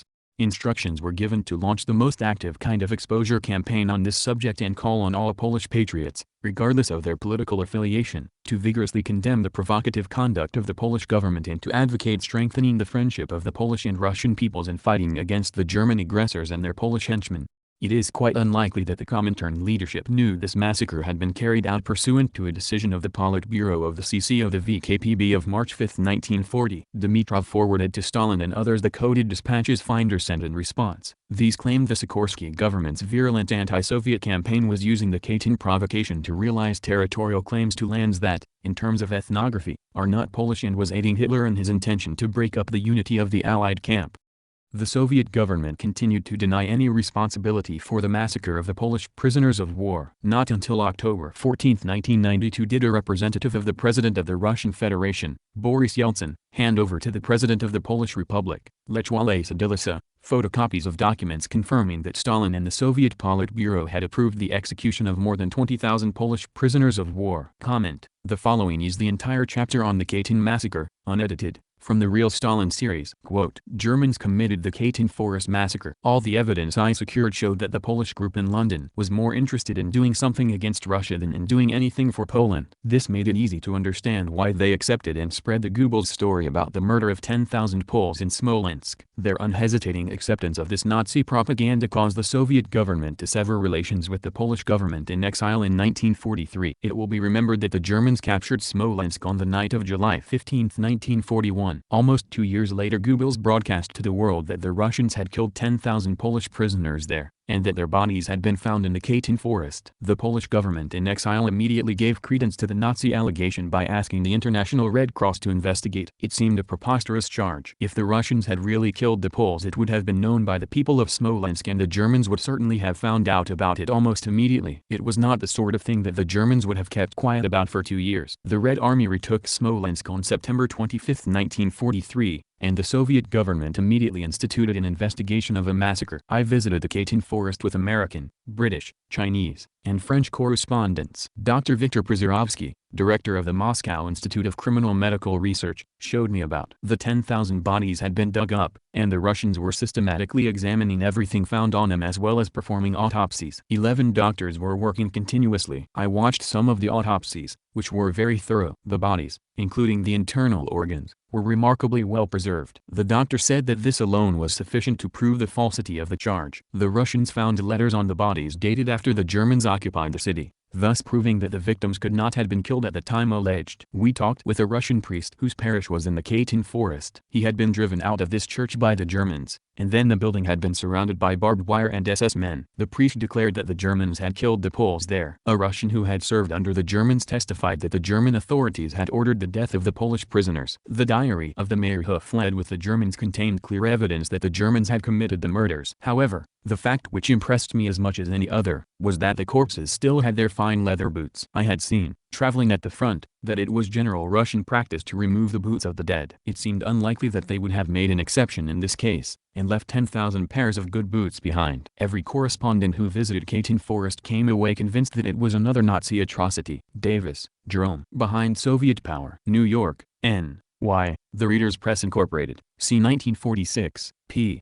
99 and 1943, near the railway station of Katyn, in the forest near the village of Kozy Gory, a vast burial ground of several thousand Polish officers was discovered. The Nazis at once declared that this was the work of Soviet hands, while a special commission in Moscow stated that it was simply another example of Nazi brutality. A series of documents have been found in a special section of the main Soviet archives which make it plain that Katyn was in fact the work of Beria agency, though no single document has yet been found bearing his signature or that of any of his henchmen actually ordering the massacre. The order must either have been destroyed after the act or have been given orally. Volkogonov, Dmitry. Stalin, Triumph and Tragedy. New York, Grove Weidenfeld, 1991, p. 360. Each one of them, Polish officers, had been shot in the back of the neck with a German bullet. Neckrich and Heller. Utopia in Power. New York, Summit Books, c. 1986, p. 404. Katyn Graves Story declared grim fraud. Stockholm, Sweden, June 28. The story of the mass graves at Katyn, which caused a world sensation 2 years ago, was a propaganda stunt staged by Goebbels and Ribbentrop to cause a split between Russia and her Western allies, says a report received here through special channels that is supported by a message from Oslo tonight. A Himmler close collaborator, SS Brigade leader Schellenberg, is declared to have given this sensational information during an examination at Allied headquarters in Germany last Tuesday. He is quoted as saying that 12,000 bodies were taken from German concentration camps and attired in old Polish uniforms to make them appear to be Polish officers. Tonight a corroborative report was received from Oslo, where Eric Johansson, recently repatriated prisoner from the Sachsenhausen concentration camp in Germany, tells an interesting story about German production of false identification documents for bodies in Katyn mass graves. Johansson says a special section of the concentration camp was completely isolated and strongly guarded by SS men, whereupon 40 to 60 Jewish prisoners were picked out to forge the documents. They received the best optical instruments obtainable so the work could be done to perfection. They made passports,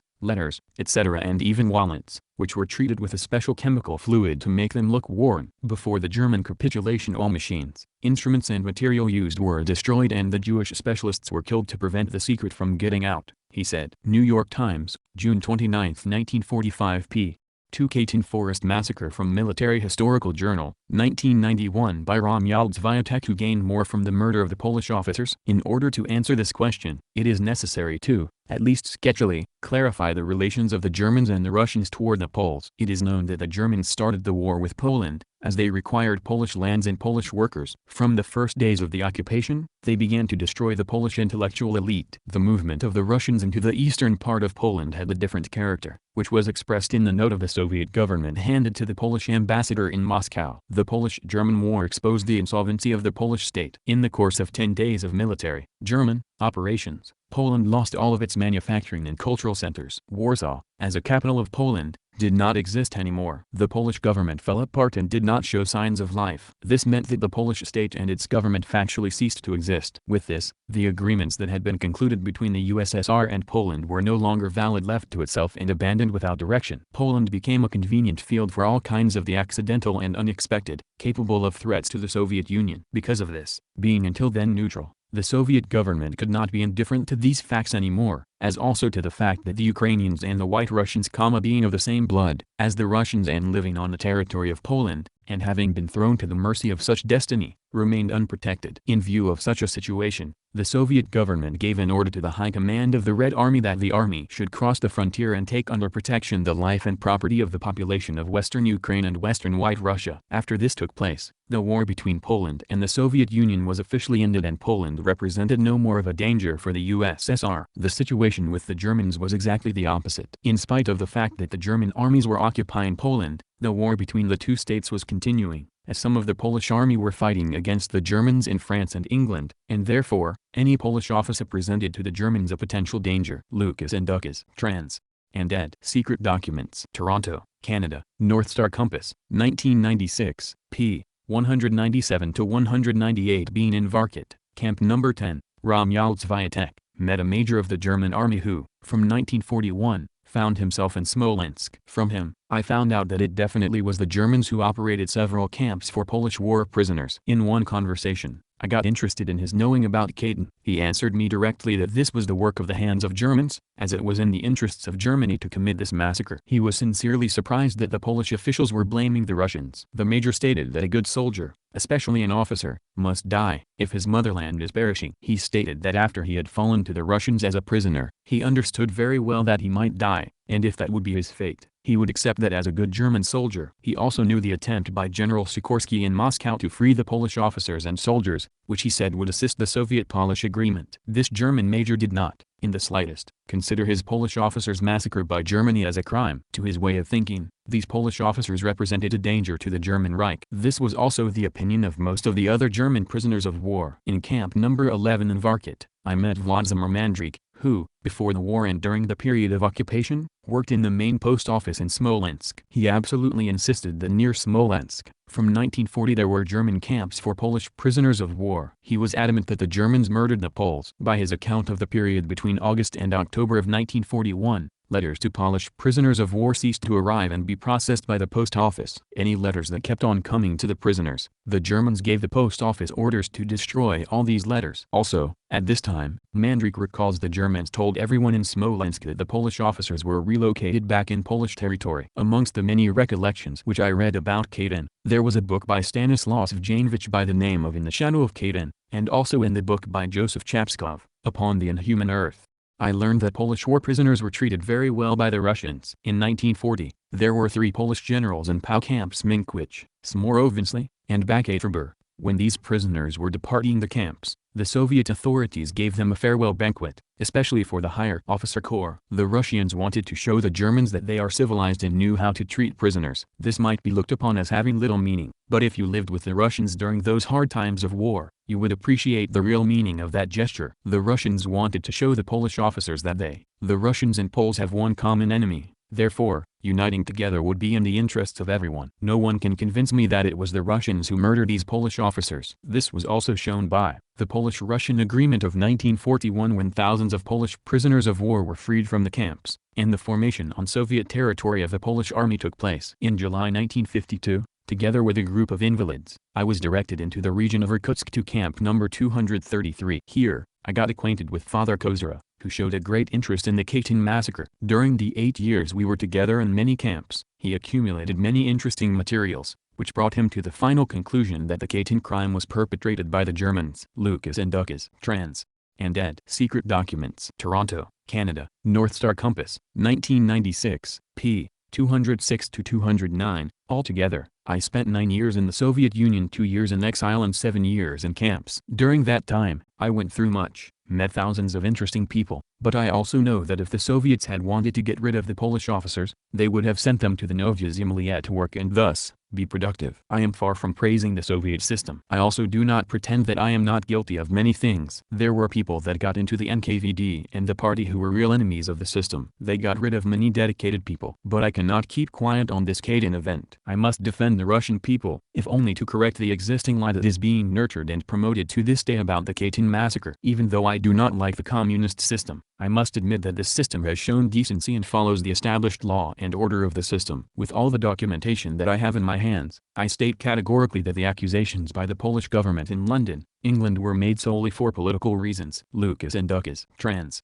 And ed. Secret Documents. Toronto, Canada. North Star Compass, 1996, p. 206-211 Katyn Forest Massacre. Conclusion of Romuald's Viatek. In conclusion of this sad history, I would like to advise the Poles that they once and for all discontinue and stop the insults regarding their eastern neighbor, since the borders of Poland have been enlarged as the result of the Second World War. For the benefit of Poland, every true Pole must not only be satisfied with this, but also appreciate the country which was responsible for saving Poland from practical extinction. I returned from the camp in 1956 and visited our western territories. Only then did I realize the economical importance of the new Polish borders, and in my heart I forgave the Soviets for their jailing me, because it was Stalin and the USSR which brought and formed these new important borders for Poland. For all those who still stubbornly dream about Poland from the Baltic to the Black Sea, I suggest that they read the letter by Winston Churchill to the Poles. It calls for those Poles who are not aware of history or what it is they want, nor what they now possess, and do not wish to know or admit that it was the Soviet Union through its sacrifices of many millions of its people and soldiers, so the Poles could have their own independent state which they were never able to gain by their own strength.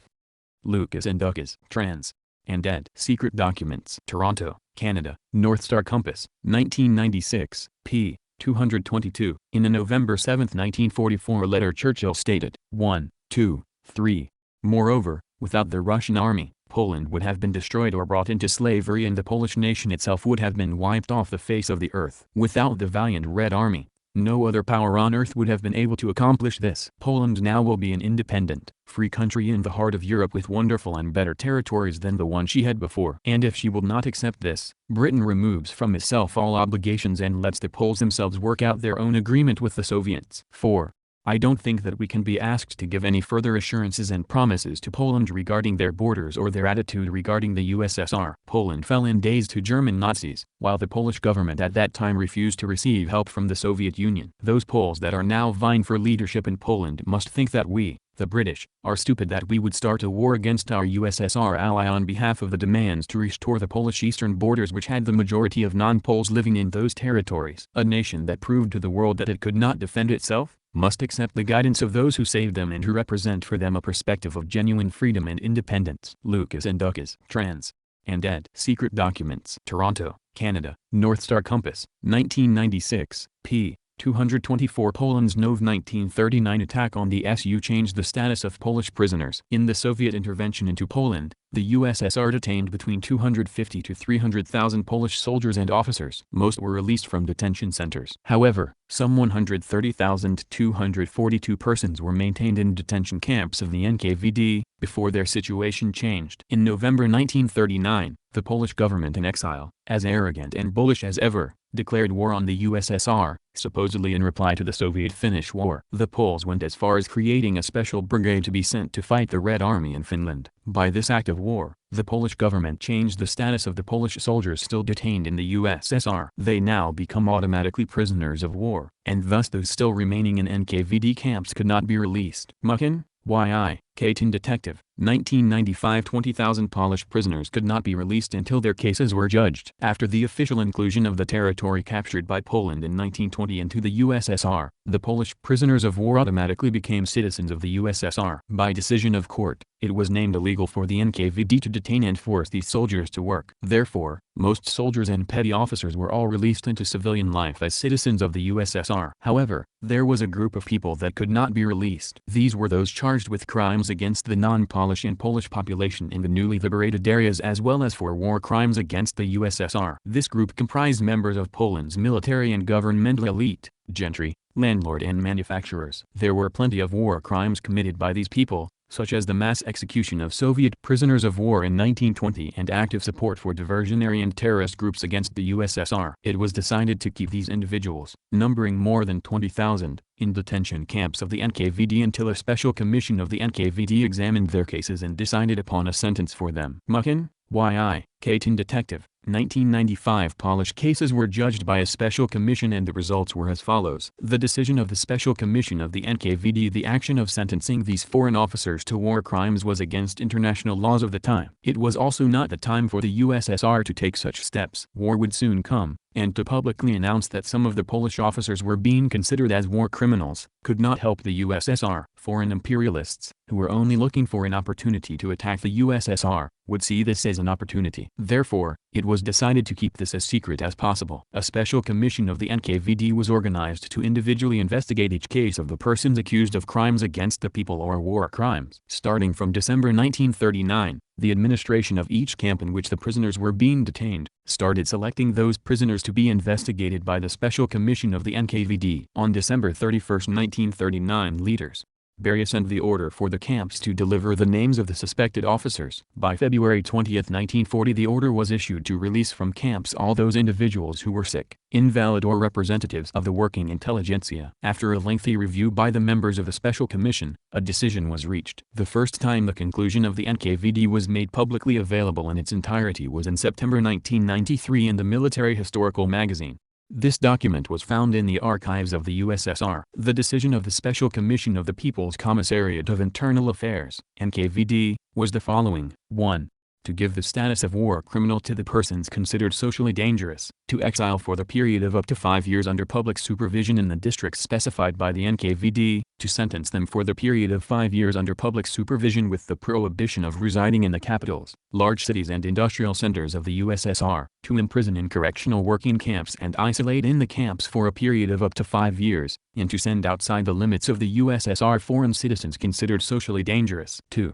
To give the status of war criminal to the persons convicted of espionage, sabotage, diversion and terrorist activity, and to imprison for the period from 5 to 8 years. Starting from March 16, 1940, individual cases were reviewed by the Special Commission of the NKVD and sentences were established for them. Some individuals were found not guilty of wrongdoing and were returned to the prisoner of war status or were released. It was decided by the Special Commission that the privilege of correspondence be removed from the prisoners that were sentenced. The reason for this was that they were no longer prisoners of war, but war criminals, and thus the Soviet authorities were under no obligation to allow this privilege. Furthermore, the fact that the Polish officer elite had been sentenced as war criminals could not be released publicly. Releasing such information to the world would have been damaging to the USSR, especially in this time when allies, even half-hearted ones, were necessary. However, not all the detained prisoners were sentenced. Those that were not, were placed in prisoners of war camps from where they could freely correspond. Furthermore, the Special Commission of the NKVD issued orders to the Starobilsk prisoners of war camp, where the Polish officers were previously held, to destroy the documentation regarding their prisoner of war status. An order was issued from Beria on September 10, 1940 to the commander of the camp to destroy the stock-taking documents of the prisoners of war. This order from Beria had no security clearance, and therefore could be viewed by anyone. The existence of this order has been seen by the Western historians as evidence that the officers had been executed and that the Soviets were trying to cover their tracks. This is not the case. In the order of Beria and in following orders to the Starobilsk camp, the camp administration is asked to make copies of the prisoners' photographs and some other additional files which were to be sent to the Krakow UNKVD. The reality of this order is that the status of the officers had changed, from prisoners of war to war criminals. They had moved from the jurisdiction of the NKVD to that of the UNKVD, which dealt with such cases. Documents about their prisoner of war status could be destroyed, since they served no more purpose. But the pictures of the prisoners were sent to the UNKVD, where new criminal files were opened for the prisoners. With this, the work and jurisdiction of the Special Commission of the NKVD was finished. The prisoners were moved from the Starobilsk camp to 3 separate camps near the Smolensk area. These camps were specially set up by the UNKVD for the Polish officers. Since 1943, the USSR was forced to publicly admit that the Polish officers and other individuals were sentenced to imprisonment in correctional and working camps for the period of 5 to 8 years without the right of correspondence. Since that time, the USSR has been accused of lying. Indeed, it was concluded by the Nazis and the Western imperialists that the USSR had sentenced these individuals to death instead of imprisonment. However, the discovery of the actual decision of the Special Commission of the NKVD has proved beyond a doubt that the USSR was not lying. The prisoners were indeed sentenced to terms of imprisonment, or as in the case of foreign nationals, to exile. The decision of the Special Commission of the NKVD should never have been doubted because in 1941 several individuals of foreign nationality were exiled outside the USSR. Among them was a Polish officer of German origins, Stiller, who was deported to Germany and revealed information about the sentencing. Furthermore, those Polish officers found not guilty were returned to their prisoner of war camps. from where they could freely correspond. The entire investigation of the NKVD begs the question, that if the intention was to kill the prisoners, why carry out such a lengthy investigation of individual cases and release persons found not guilty? If the intention was to execute them, none of this would have been done. However, as with most truthful evidence on Katyn, this information is rejected and kept hidden as much as possible by the Western and Russian revisionist historians. Instead, these historians and the Gorbachevite gang resorted to forgeries and lies on the decision of the NKVD. On June 22, 1941, Germany launched its invasion of the USSR. At the time, Poland still held its declaration of war against the USSR. It wasn't until after the war had started that the Polish government in exile retreated its declaration. In July 30, 1941, the government of Sikorski entered into negotiation with the USSR about the release of the remaining Polish prisoners and about the organization of a Polish army from these. By early August 1941, it was decided to create a Polish army in the USSR under the command of Polish General Anders, who was one of the prisoners, called the Anders Army. Sikorski promised Stalin that the Anders Army would remain in the USSR and fight against the Germans. All he wanted in return was that 25,000 Polish soldiers be sent to the Middle East to join the British Army. Stalin agreed, and in 1941 the Anders Army was created and armed. Sikorski also asked Stalin about the fate of the missing Polish officers. Stalin avoided the question, giving the answer that he did not know, while the Soviet press made up imaginative theories of what happened. But the truth was that Stalin indeed did not know what had happened. By the time the Germans had taken Smolensk and the Polish camps, and the Soviets did not know what happened to them. Also, this was not a priority for the Soviet Union. In any case, Stalin organized a committee to find out what happened to the Polish officers. They could not find out what happened to them, except that they had been captured by the Germans. On this, we shall talk about later. Anders, being of the Polish military elite and as arrogant as usual, had a deep hatred for the USSR. The USSR was sacrificing much by arming these Polish soldiers. At a time when weapons had to be taken out of museums to arm the defenders of Moscow, the Anders Army was being armed with the best weapons. In an act of treachery, which was second nature for the elite Polish officers, Anders led his army of 114,000 into Iran. He abandoned the Red Army and abandoned the fight for his homeland to run away to Iran to join the British. This was indeed a great blow to Polish-Soviet relations. Never again would Stalin trust the Polish government in exile, and proved once more their treacherous and cowardly nature. Nevertheless, hundreds of thousands of Polish soldiers and officers still remained in the USSR. These were organized into the Polish People's Army, under the command of the PKKA. This was created in October 1941 and fought alongside the Red Army until the end of the war. By the Battle of Berlin, the Polish People's Army numbered 400,000. They were the only Polish troops to participate in the liberation of their country from the Nazis. First, let's begin with the proofs of the Nazis. Following the liberation of Smolensk from the Germans in September 1943, a special commission was established, headed by academician N.N. Burdenko. Following a lengthy investigation of the area, questioning of witnesses and the excavation and study of 925 bodies, the Burdenko Commission wrote a 56-page report. This report was made public in 1944. Since then, the revisionist historians have accused the report of being simply a propaganda document with no truth in it. However, this assessment does not hold. In 1990, a top-secret version of the Burdenko report was discovered. This top-secret document was sent by Burdenko to the heads of the Soviet government. The Burdenko Commission refuted all the points of the German and international investigation, except for the fact that there were 12,000 bodies. First to be examined was the location of the burial itself. The Germans claimed that the Katyn forest was an isolated area which had served as an execution ground for many years. In reality, Katyn was a popular area of vacationing. The NKVD vacation home was located only 700 meters away from the burial places. There resided the wives and children of the NKVD officers on vacation there. The city and surrounding population frequented the Katyn forest as a place of vacationing. Villagers came to the forest for picking mushrooms or for pasturing their animals. The area was not closed off the public in any way. Furthermore, the burial was only 200 meters from the Smolensk-Vitebsk highway. This was a heavily traveled road, with thousands of people crossing it every day. Could this be an area where executions were carried out for many years? Could this be the area where for months, 12,000 people were buried? It was not possible for the Soviets to carry out this act in such a place. Surely the NKVD could have found an area which was far more secure than this. An area where the only witnesses would have been bears. Most importantly, This revelation about Katyn proves the Germans were lying. According to the findings of the Burdenko Commission, it wasn't until the Germans occupied the area that the woods were closed to the population. Signs were put up,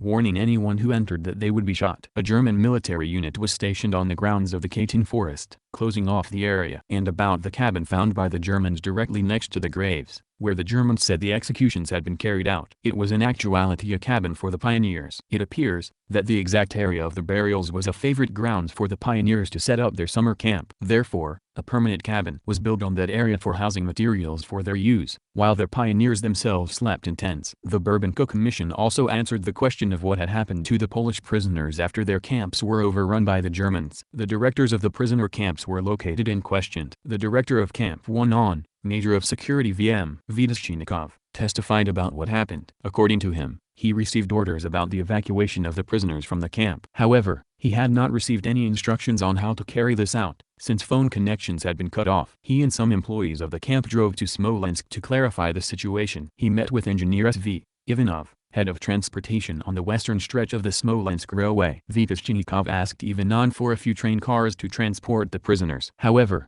at the time the evacuation of the city population was being carried out. Therefore, Ivanov told him not to expect any train cars since none were available. Revisionist tried to contact Moscow about permission to evacuate by foot, but could not contact them. By that time, the one on camp was cut off from Smolensk and the director had no idea what had happened to the prisoners or their guards. Officer Ljubodzitsk witnessed what occurred in the one on camp after Revisionist did not return. According to him, the evacuation of the camp started to be carried out by foot. However, the Polish officers rebelled. They said they wanted to wait for the Germans and surrender to them. At least the Germans, they thought, would treat them in accordance to international norms. The majority of the prisoners decided to remain in the camp and wait for the Germans. Only a few of the prisoners agreed to the evacuation, those of Jewish origin. Therefore, it has been proven that the Polish officers were alive and in the camps by the time the Germans captured them. The Burdenko Commission gathered testimonies from a number of other eyewitnesses from the neighboring villages. According to several of them, they had seen Polish prisoners in the area near Smolensk as late as September 1941. The Burdenko Commission went on to investigate if anyone had actually seen the process of execution of the Polish officers by the Germans. They found 3 women,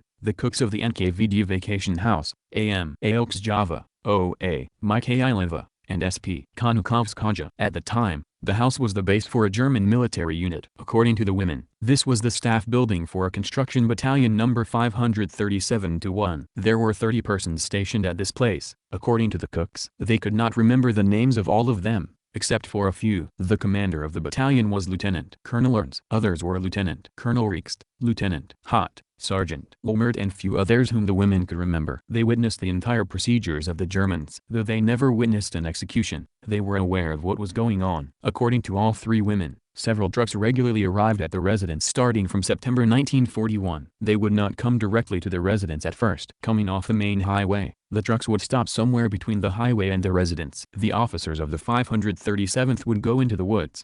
About half an hour later, individual shots in succession begun to be heard. About 1 hour after the trucks had stopped, they reached the building and all would disembark. They would go into the house and wash themselves in the bathroom. They would then proceed to drink heavily. The women were not allowed out of the kitchen when the drivers and the other members of the convoy arrived. They were kept in the kitchen, cooking meals for them. On several occasions, the women noticed fresh blood stains on the uniforms of at least 2 officers. The cooks usually left their work in the evening. According to them, the officers had the unusual habit of sleeping until 12 o'clock. They suspected that they conducted the same business during the night. They also saw Polish officers on at least 2 occasions. On one occasion, one of the women was allowed to go home after her usual hours. In the evening, walking on the road, she noticed a group of 30 prisoners. She recognized them as Polish because she had seen their uniforms before, while they were conducting construction work for the Soviets. On another occasion, 2 of the women accidentally saw 2 Polish officers inside the residence, surrounded by German officers. The women were chased back into the kitchen and there was a large fuss around the officers. A few minutes later, the women heard 2 shots. They had been warned several times to be careful about what they saw and not to tell anyone. As punishment for their intrusion, one of the women was locked in the basement of the building for 8 days while the other 2 for 3 days. After they realized what was going on,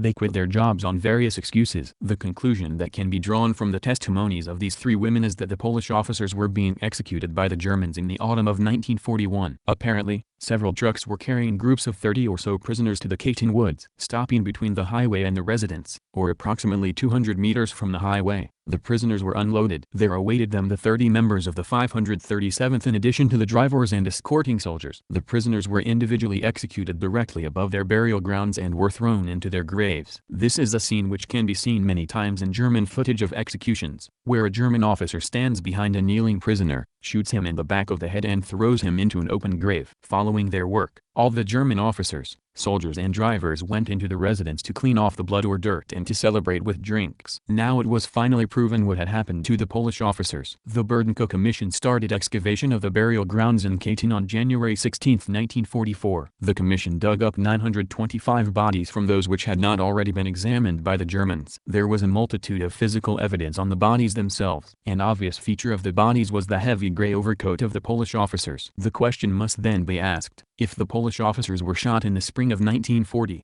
as the Germans claim, why were they wearing coats? The only explanation for this is that they were not killed in the spring, but in a cold season, perhaps in autumn. The hands of some Polish officers had been tied using a white braided cord. At the time, the USSR was the largest producer of hemp rope. In fact, the only kind of rope produced in the USSR in the pre-war years was hemp rope. Smolensk was one of the main centers of production. Therefore, the conclusion can be drawn that this was not rope produced in the USSR, but in some other foreign country. The most obvious forensic evidence to look for in a murder case is the bullet in the bullet case. It was determined by the investigation on the 925 bodies, that most bullets had made an exit hole in the front of the head or in the face. In 27 cases, the bullet had remained inside the head. It was determined the kills were made with low-velocity pistols. Many bullet cases were found in the graves. These were primarily of a 7.65 mm caliber, but there were also a few 6.35 mm caliber and even fewer 9 mm bullets. The inscription on the 7.65 mm bullets were Genschow K, a German producer of cartridges known also as Gecko. So the bullets were produced in Germany. The question must then be asked, did the USSR make use of such weapons? Perhaps there was some export of 7.65 mm cartridges to the USSR from Germany? The truth is the USSR made no use of any kind of gun with a 7.65 mm caliber. The standard bullet size for Soviet pistols, including the TD, was 7.62 mm. The USSR did make use of several types of guns with a 6.35 mm caliber, but Germany also produced 59 types of pistols with a 6.35 mm caliber. Also, USSR did not have a 9 mm pistol until after the war, the Makarov pistol. Therefore, it is proven beyond a doubt that the executions were carried out with bullets produced in Germany and with guns which the Soviet Union did not possess. The only explanation is of course that these were carried out by the Germans. As for the German claim of having found bullet cases with Soviet inscriptions on them, this can only be propaganda since no producer, caliber or type of case was mentioned. On all Soviet cartridges the name of the factory of production is mentioned. The bodies were searched for documentation of any sort. Many documents and papers were recovered. Among them were at least 9 documents with dates from November 12, 1940 to June 20, 1941. These included 2 letters, one received and another not sent out, 1 icon and a number of camp receipts. The existence of these papers is proof that the prisoners were still alive until at least the German invasion started. And what about those leaves the Germans supposedly found in the graves? If these leaves had fallen into the graves, and 3 years later, the Germans claimed the Poles were killed in 1940,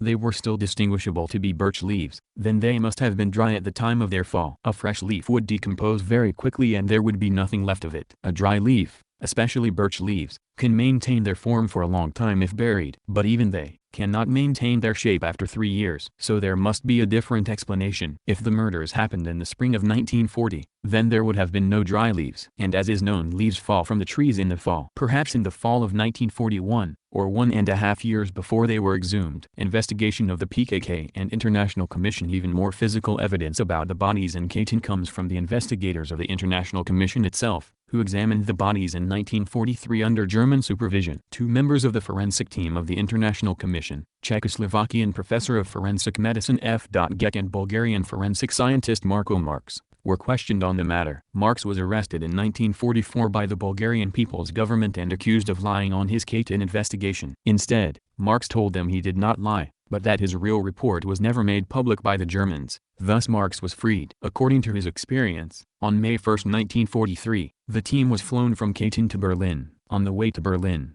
their plane landed in an isolated military airfield. There, The members of the commission ate dinner. They were then given a prepared report on what they saw, which they had to sign. According to Marx, the report the Germans made public was only signed by the members of the commission, but not written by them. Instead, as Marx accounts, the members wrote individual reports which the Germans did not make public. In these reports, the conclusion of the commission was that the bodies in Comintern were too well preserved to have been buried 3 years earlier. Instead, the commission concluded the bodies had been killed 1 to 1.5 years earlier, in late 1941 or early 1942. The findings of the Polish Red Cross, PKK, were also the same. On the death certificates they made for the victims at Comintern, they specified no date of death. According to its members, who testified after the war, they could not agree on a conclusion. Most thought the killings had been carried out 1 to 1.5 years earlier and not 3 years as the Germans claimed. However, they could not write such a thing. Therefore it was decided to leave the time of death simply blank. The PKK and the International Commission, as well as experts invited from other countries, examined in detail the bodies the Germans had laid out for them. The way in which these examinations were carried out was bizarre. The PKK members were present in the exhuming of the 4,143 bodies they examined. The Germans had rounded up people from the neighboring villages to dig out the bodies. Once the bodies were out, the peasants were forced to search their uniforms for documents and papers of any kind. Once these were found, they were placed in individual folders with a number. The same number was placed on the body with a metal tag. The documents found in the bodies were not given to the PKK. By order from Berlin,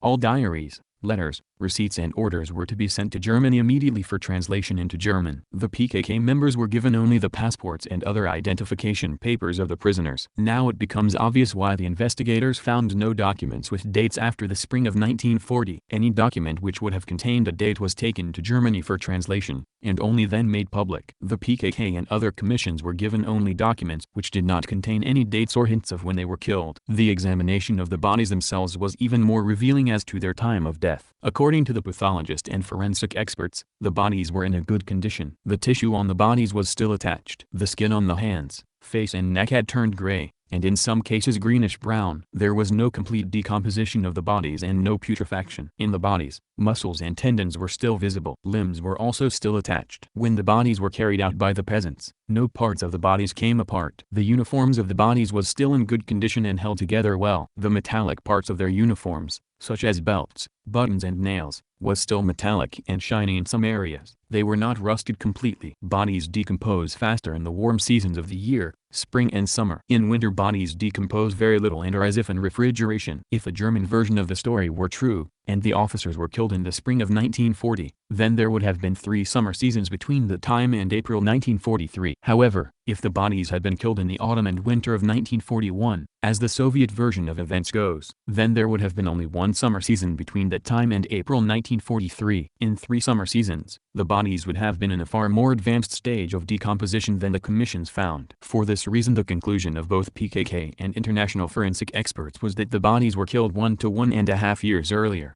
during the German occupation of the area. However, such a conclusion could not be made public by Germany. The decomposition of the bodies was also the reason for the German delay in excavating the area. According to them, the location of the graves was discovered in March 1942. Excavation of the bodies started more than 1 year later. The Germans knew that since the bodies had been buried in the autumn and winter of 1941, they were still not decomposing by March 1942. Therefore, it was necessary to wait at least 1 summer for the bodies to decompose, and then excavate them in the spring of 1943. Revisionist evidence refuted the 2 eyewitnesses presented by the Gorbachevite are indeed lying about what really occurred. But it is not them who are to be blamed. They had no other choice. Supranenko refused to admit that he received such an order for several months. The daughter, fearing for her and her father's safety, said it was true that her father had seen an order from Stalin to kill the prisoners. The old man denied it, until after months of intimidation and threats was forced to tell them what they wanted to hear. But the Gorbachevite inspectors had not taken into consideration one detail. Supranenko had already been asked the question of what happened to the Polish officers. He was asked this by the committee that Stalin organized in the fall of 1941 to find out what happened to the Polish officers, on behalf of Sikorsky. The documentation that General Major received and sent on this matter was found in the archives of the USSR as top-secret documents. The truth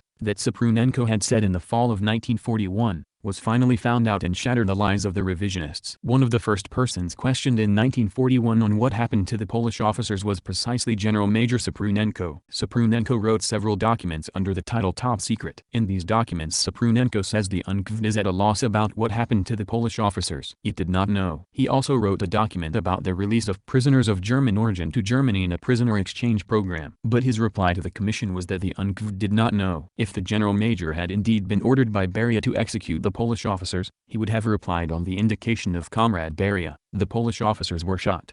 Remember that the documents were top secret. No one would have seen them, except for people who would have sent such an order themselves. Why hide an order of Stalin and Beria? From Stalin and Beria. Yet Saprunenko made no such comment. He never received or saw such an order. He placed the responsibility for the disappearance of the prisoners on himself and on the UNKVD. So the truth of what the old man knew became known in the top secret documents, and the testimony he was forced to give to the Gorbachevite inspectors was proven to be false. The testimony of Tokarev was false as well. He knew the Gorbachev inspectors would not quit until they heard what they wanted to hear. So Tokarev, being smarter than these revisionists, told them exactly what they wanted to hear, and at the same time hinted in his testimony he was only pulling their tail. The whole story of how the executions were carried out makes absolutely no sense. Even according to the German investigation, the pistols used in executing the Poles were low-velocity pistols. Tokarev says the executioners used TT pistols. TT pistols are very high-velocity guns, with a muzzle velocity of 420 meters per second. It is very powerful, and at a point-blank range, it would not have produced a simple entry and exit wound. At that range, it would have carried away with it half the head. To give an impression of its power, even today the only handguns that compare to its power are Magnum revolvers. Furthermore, when shooting indoors against brick or cement walls, it ricochets off the walls and hits the executioners themselves. Therefore, TT pistols are never used for executions at close range and inside buildings. TT pistols also have a caliber of 7.62 mm. No such bullets were found in the Katyn graves. Of course, Tokarev was aware of this, but his questioners were not. The most obvious aspect of Tokarev's false testimonial is his description of the execution process. Tokarev says the executions were carried out in the UNKVD building in the middle of Smolensk. How can executions of 300 prisoners per day be kept secret in a large prison in the middle of a city? It cannot. The executions, if they were 6,000 per month, went on for 2 months. If the executions were to be carried out in absolute secrecy, the building had to be emptied of personnel for 2 months. All the other prisoners, the guards, the office personnel, the telephone operators, the janitors, the cooks and storekeepers of the complex had to be sent home for 2 months and operations of the UNKVD had to be shut down for that period. Guards would have to be placed outside the building, indeed a long way out of the building, to keep people from coming near enough to hear the shooting. Could all this have been carried out in secret in the middle of a city? Of course not. It makes no sense, and Tokarev knew this. Furthermore, is it possible for 10 guards to execute 300 to 200 prisoners every day? According to Tokarev, they were executed in groups of 10 to 40 people. The entire process, according to Tokarev, was to take them out of their cells, take them to an office room to be identified and to complete necessary documentation, take them to special room to be executed. Afterwards, they were loaded into trucks from the back door of the building and taken to their burial sites. This entire process would have taken a very long time, especially for a small group of 10 guards. The prisoners would have been less than cooperative. It is hard to drag 10 to 40 men who know that they are going to be executed. So the time elapsed in this process is even longer. If there are 10 hours of daylight in April, and Tokarev said the executions were carried out during the daylight hours, then there was a 2-minute time period for the execution of every person in order to kill 300 persons per day. This is the time if the guards take no breaks and eat nothing during this process. Furthermore, if the prisoners were killed in the UNKVD building in the middle of the city, why were there bullet cases in the graves of the Polish officers? It is simply impossible. The Burdenko Commission already showed how the Germans, who were master executioners, carried out their actions. Forged documents. As a final chapter to the Katyn drama, the Gorbachevite historians announced in 1992 the discovery of 3 documents,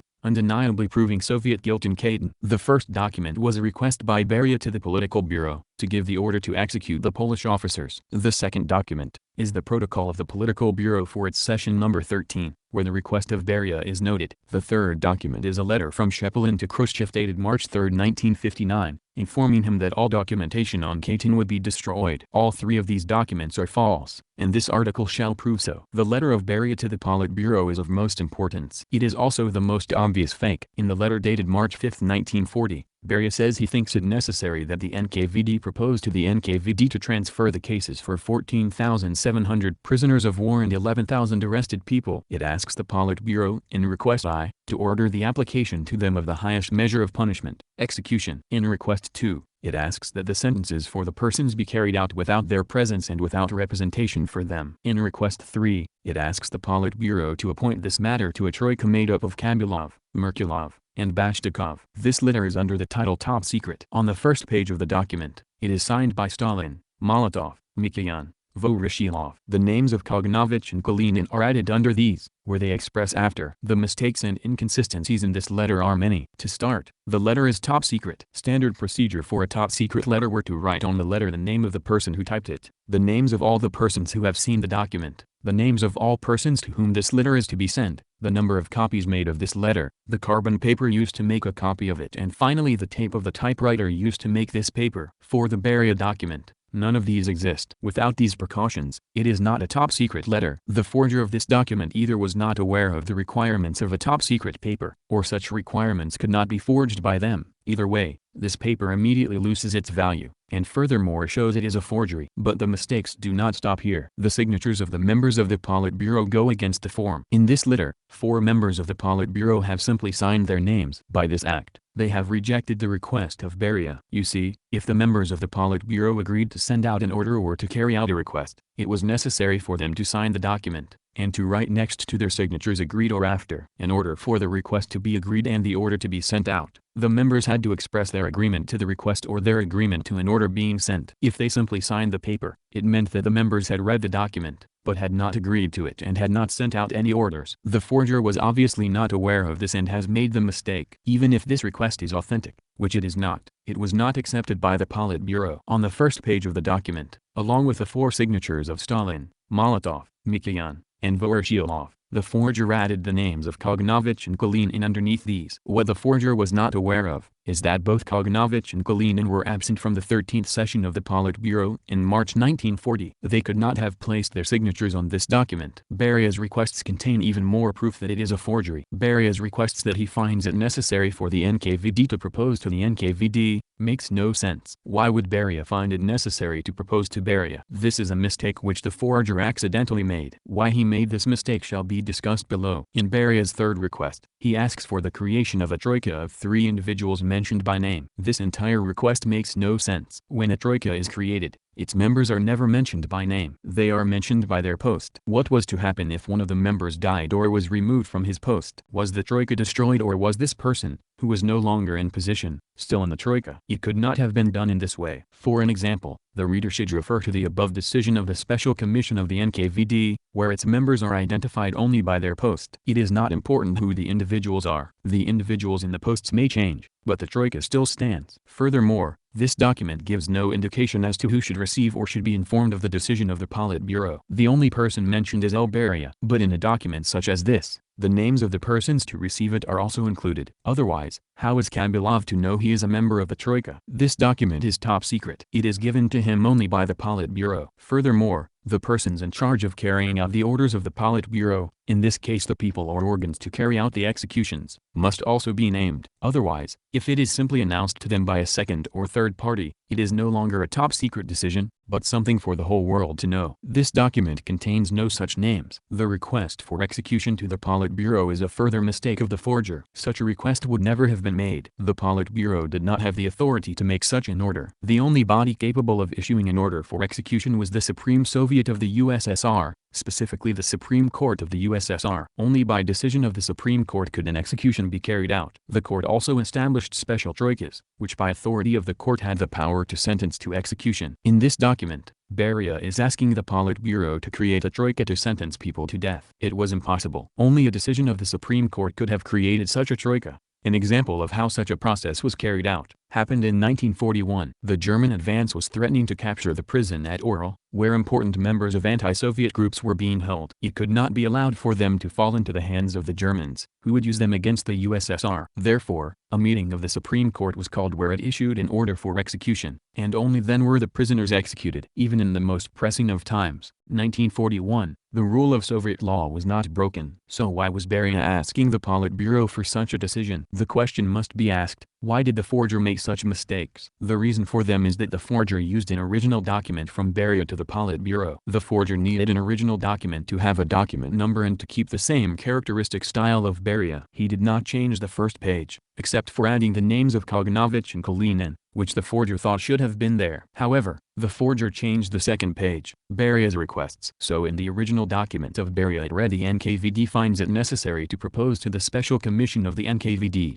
Then it would make sense. The forger, however, removed the special commission, since its decision was to sentence the officers to a maximum of 5 years of imprisonment. Therefore, in the original document, Beria's request was not to execute the prisoners, and thus disagree with the conclusion of the special commission. It was in agreement with the special commission. Instead of ordering an execution, the original document should have read with the application to them of the sentence of 5 to 8 years of imprisonment as specified by the special commission of the NKVD. Also, in the original there was no request for the creation of a troika. Only then would this document make sense. It was only asking the members of the Politburo to agree to allow the NKVD to propose to the Special Commission of the NKVD the transfer of files to them and to allow the NKVD to propose to the Special Commission to carry out its investigation of individuals without their presence and without the presence of their representation. This original request of the document is supported in the fact that on March 16, 1940, the Special Commission started receiving personal information on the prisoners and began its individual sentencing. This is the exact request of Beria's original letter to the Politburo. If the original document had read as such, then the signatures on the first page are transformed into an agreement. This is not bizarre, but if the Politburo was not asked to carry out an order or to take any action, but only to agree, then a simple signature would have sufficed. If there were no orders or actions to be carried out,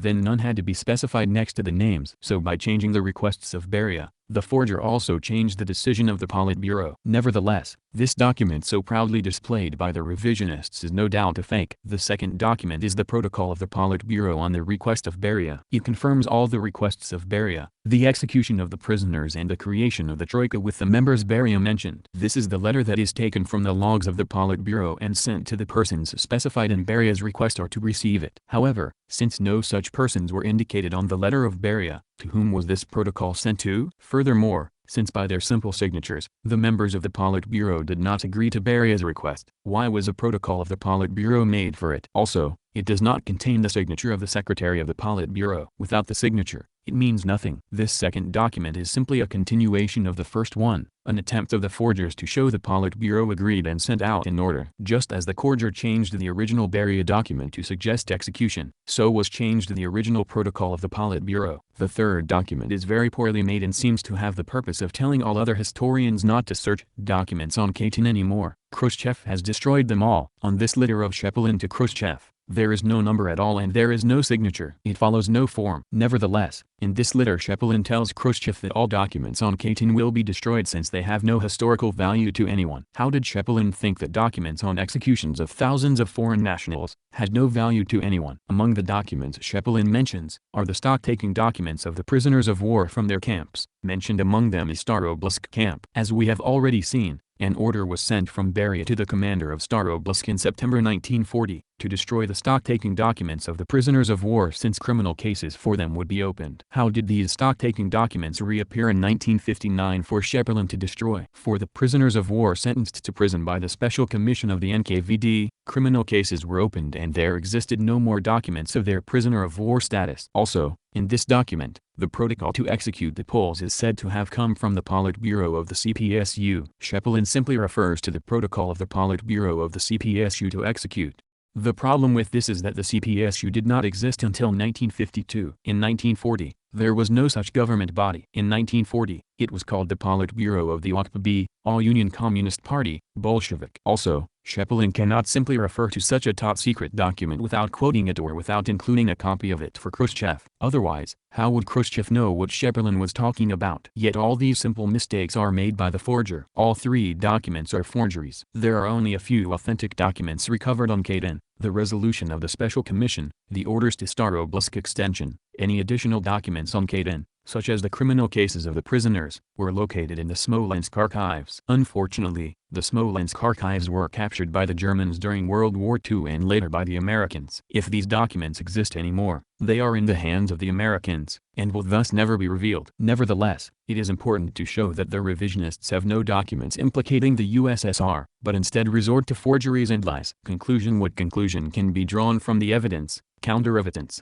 documents, forgeries and heaps of propaganda on Katyn? For 60 years the anti-communist forces of the world have told us Katyn was a Soviet responsibility. The Nazis proclaimed this as a crime of the Jewish communists. They used it as one of the many pretexts for placing into concentration camps and slaughtering tens of millions of Soviet citizens and Jews. The Western imperialists used the Nazi pretext in the 1950s to place on trial communists. They used it to launch a crusade against communism, to protect their empires and colonies, slaughtering more millions. The anti-communists and scoundrels ruling the USSR in the 80s and 90s used Katyn as a pretext for destroying the USSR and throwing the Soviet people into the brutal exploitation of capitalist and mafiosi gangsters. Millions more died. Today, the modern revisionist historians would like to exonerate the Nazis of any responsibility. Today they use Katyn as yet another pretext to show how the Soviets fabricated the Holocaust and how they fabricated Auschwitz and all the other unimaginable crimes of the Nazis. Katyn has always been used as a weapon of the fascists and imperialists for justifying their murderous campaigns. The truth on Katyn, however, is far from what these Nazi sympathizers and scoundrels would like us to believe. Katyn was the work of the Nazis. It is they who killed the Polish officers after capturing them from Soviet camps. The conclusion one should draw simply from the heaps of lies, propaganda and forgeries the imperialists and Nazi sympathizers is that Katyn is their responsibility. Otherwise, there would have been no reason for the Nazis to conduct their international investigation as they did and for the Gorbachevite revisionists to create fake documents. But beyond their lies and forgeries, one should look at the truth on Katyn. The truth stands that the Polish officers were sentenced to terms of prison for their various war crimes. To tell the truth,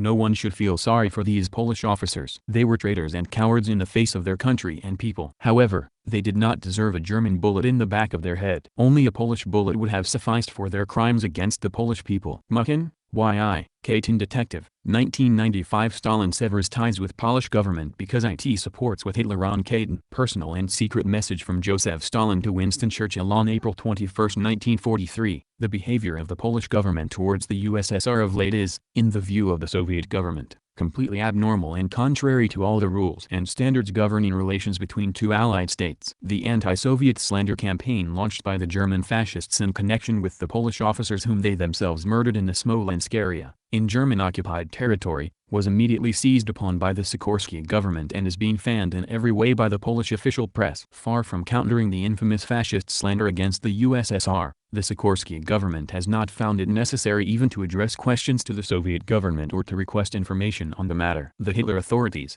having perpetrated a monstrous crime against the Polish officers, are now staging a farcical investigation, using for the purpose certain pro-fascist Polish elements picked by themselves in occupied Poland, where everything is under Hitler's heel and where no honest Pole can open his mouth. Both the Sikorsky and Hitler governments have enlisted for the investigation the head of the International Red Cross, which, under a terror regime of gallows and wholesale extermination of the civil population, is forced to take part in the investigation farce directed by Hitler. It is obvious that this investigation, which, moreover, is being carried out behind the Soviet government's back, cannot enjoy the confidence of anyone with a semblance of honesty. The fact that the anti-Soviet campaign has been started simultaneously in the German and Polish press and follows identical lines is indubitable evidence of contact and collusion between Hitler, the Allies' enemy, and the Sikorsky government in this hostile campaign. At a time when the peoples of the Soviet Union are shedding their blood in a grim struggle against Hitler Germany and bending their energies to defeat the common foe of the freedom-loving democratic countries, the Sikorsky government is striking a treacherous blow at the Soviet Union to help Hitler tyranny. These circumstances compel the Soviet government to consider that the present Polish government, having descended to collusion with the Hitler government, has, in practice, severed its relations of alliance with the USSR and adopted a hostile attitude to the Soviet Union. For these reasons, the Soviet government has decided to interrupt relations with that government. I think it necessary to inform you of the foregoing, and I trust that the British government will appreciate the motives that necessitated this forced step on the part of the Soviet government. Richardson, S. ed. The Secret History of World War II. N.Y., Richardson and Sturman, 1986, p. 91-93. End of quote. End of comment. The Warsaw Ghetto. In the fall of 1942, Nowotko reported to Moscow on the systematic annihilation of Warsaw's Jewish population. His dispatch of 20th of October stated, "In July the Germans started to liquidate the ghetto." Liquidation meant that the Germans took away all the Jews who were not working at factories producing war material, shoemakers, tailors, etc., and gassed them. Within 1 month the Germans had liquidated all the ghettos in the Warsaw region. In Warsaw itself only 50,000 of 400,000 survived, the rest were murdered. Nowotko claimed that the Workers' Party had organized a meeting of representatives of various Jewish parties and proposed resistance and an effort to break through German lines and join partisan units, but that no agreement could be reached. By April 1943, Finder was reporting the liquidation of the Warsaw Ghetto. He noted, quote, "The Jews are showing armed resistance. For 3 days and 3 nights now real battles have been going on. Detachments of the SS, police, Shalis Lithuanian fascist armed detachments, and Ukrainians are conducting a siege using mortars, artillery, tanks, and armored vehicles. Yesterday cluster and incendiary bombs were dropped. The Jews are defending themselves heroically as best they can and with the arms available, grenades, machine guns, and pistols. The reserves of ammunition are exhausted. There are hundreds of casualties among the Germans and Shalis. Our Polish groups are carrying out diversionary attacks from outside on the gendarmes and the SS, and several Germans have been killed." End of quote. He reported that the rebels had hung Soviet, Polish, and British flags on the highest building. It would be very useful now to carry out a raid on the German sector of Warsaw, simultaneously throwing weapons into the ghetto. Dimitrov sent these reports to Stalin and others, but Finder's proposals were ignored. On 14th of May he wrote, "The fighting in the Warsaw Ghetto has weakened but has been going on for the 4th week now. Yesterday the Germans again dropped cluster and incendiary bombs. Huge fires are raging. The number of German casualties exceeds 1,500. Armed Jews broke out and with our assistance went off into the forests. The Comintern and the French communists after the German attack on the USSR. In line with the new policy of cooperation with all resistance forces, Thérèse and Marty sent a message from Moscow to Duclos, the underground leader of the French Communist Party, declaring that the next objective for the underground communists was to establish direct contact with the Gaulish resistance movement and formulate the platform for such cooperation, a joint struggle for national liberation and joint efforts against German fascists and collaborators. It pointed out that it is superfluous to ask questions about the future, but it is essential to ensure the independence of the party. Thérèse, Marty, and Dimitrov also issued directives to French communists to engage in large-scale acts of sabotage and diversions to rattle the Nazis' rearward base and give them no respite. The directives also demanded the organization of armed groups and armed operations. Duclos reported that the occupiers were threatening the death penalty for sabotage. This caused some fear among the masses, who are unanimously against the aggressors but fear the consequences of active operations. On 21st of December Stalin and others were forwarded Duclos's coded dispatch about the execution of hostages in Nantes and then a message about German reprisals in the departments of Nord and Pas-de-Calais. "There is a growing certainty among the masses that the Nazis will fail," wrote Duclos. Underground communists in occupied France reported on the state of German soldiers arriving from the Eastern Front on furlough. The soldiers are very despondent and describe the horrors of the Eastern Front. Many say that they would rather commit suicide than go back to the Eastern Front. A dozen suicide victims have been found in the district. There are quite a few cases of desertion, which forces the German army police to conduct searches of farms. There are more and more signs of demoralization of the German army. We are taking measures to intensify this process." Directives to the French Communist Party leadership emphasized maximum assistance for the Soviet Union in its war with Germany. Instructions were given to impede the operation of factories working for the Germans. The party needs to blow up factories, power units, and power stations. Carrying out such missions requires the organization of suitable groups outside of the factories. The terror and joblessness that would follow the blowing up of factories should not be allowed to frighten people. It must be explained to workers that better a few months of hardship and several hundred victims than years of torment, hunger, and hundreds of thousands of victims in fascist slavery. The goals were to obtain weapons, create partisan detachments, and prepare the party and the people for mass armed activities. The use of people who knew German to spread propaganda among German soldiers was recommended, regardless of any kind of risk or danger. It is absolutely essential to develop as extensively as possible our activities aimed at demoralization of the German soldiers, who are already quite shaken and demoralized. Strive to undermine military discipline, make German soldiers unfit for actions against the masses of the French people, and urge them to refuse to go to fight the Soviet people. Duclos reported, and his coded dispatch was immediately forwarded to Stalin. His complete agreement with the directives and his intention to organize strikes in the most important branches of industry, to increase the number of partisan groups in the provinces, to muster people who spoke German, to expand weapons production, and so on. Several days later he informed them about numerous acts of resistance, ranging from killing German soldiers to the sabotage of facilities. The correspondence with Duclos dealt with many issues of interest to Soviet intelligence. There were requests for information needed to send intelligence agents to France. We request you to report what documents French people must have in Paris and in the occupied territory of Vichy. What innovations the Germans have introduced recently in the occupied territory. What money is in use in Paris and in the south of France. Whether there are food ration cards and for what products, asked Dimitrov. What the rules are for travel on the railroads and highways and for entry into cities. What sort of system exists for examination of documents. The rules for registration and residence in cities. What the value of an American dollar is in unofficial exchanges. Whether one can live without ration cards if one has money. What the rules of residence in France for citizens of Axis countries are now. Very often questions were asked about German troops and the names of their officers. At the request of Soviet military intelligence, radiograms were reliably protected by special codes. Nevertheless, various methods of verification were also used. In one radiogram Thérèse asked Duclos, "In order to verify who is communicating with us, tell me who we both dropped in on for a visit one evening in the hope of having dinner and returned with empty stomachs."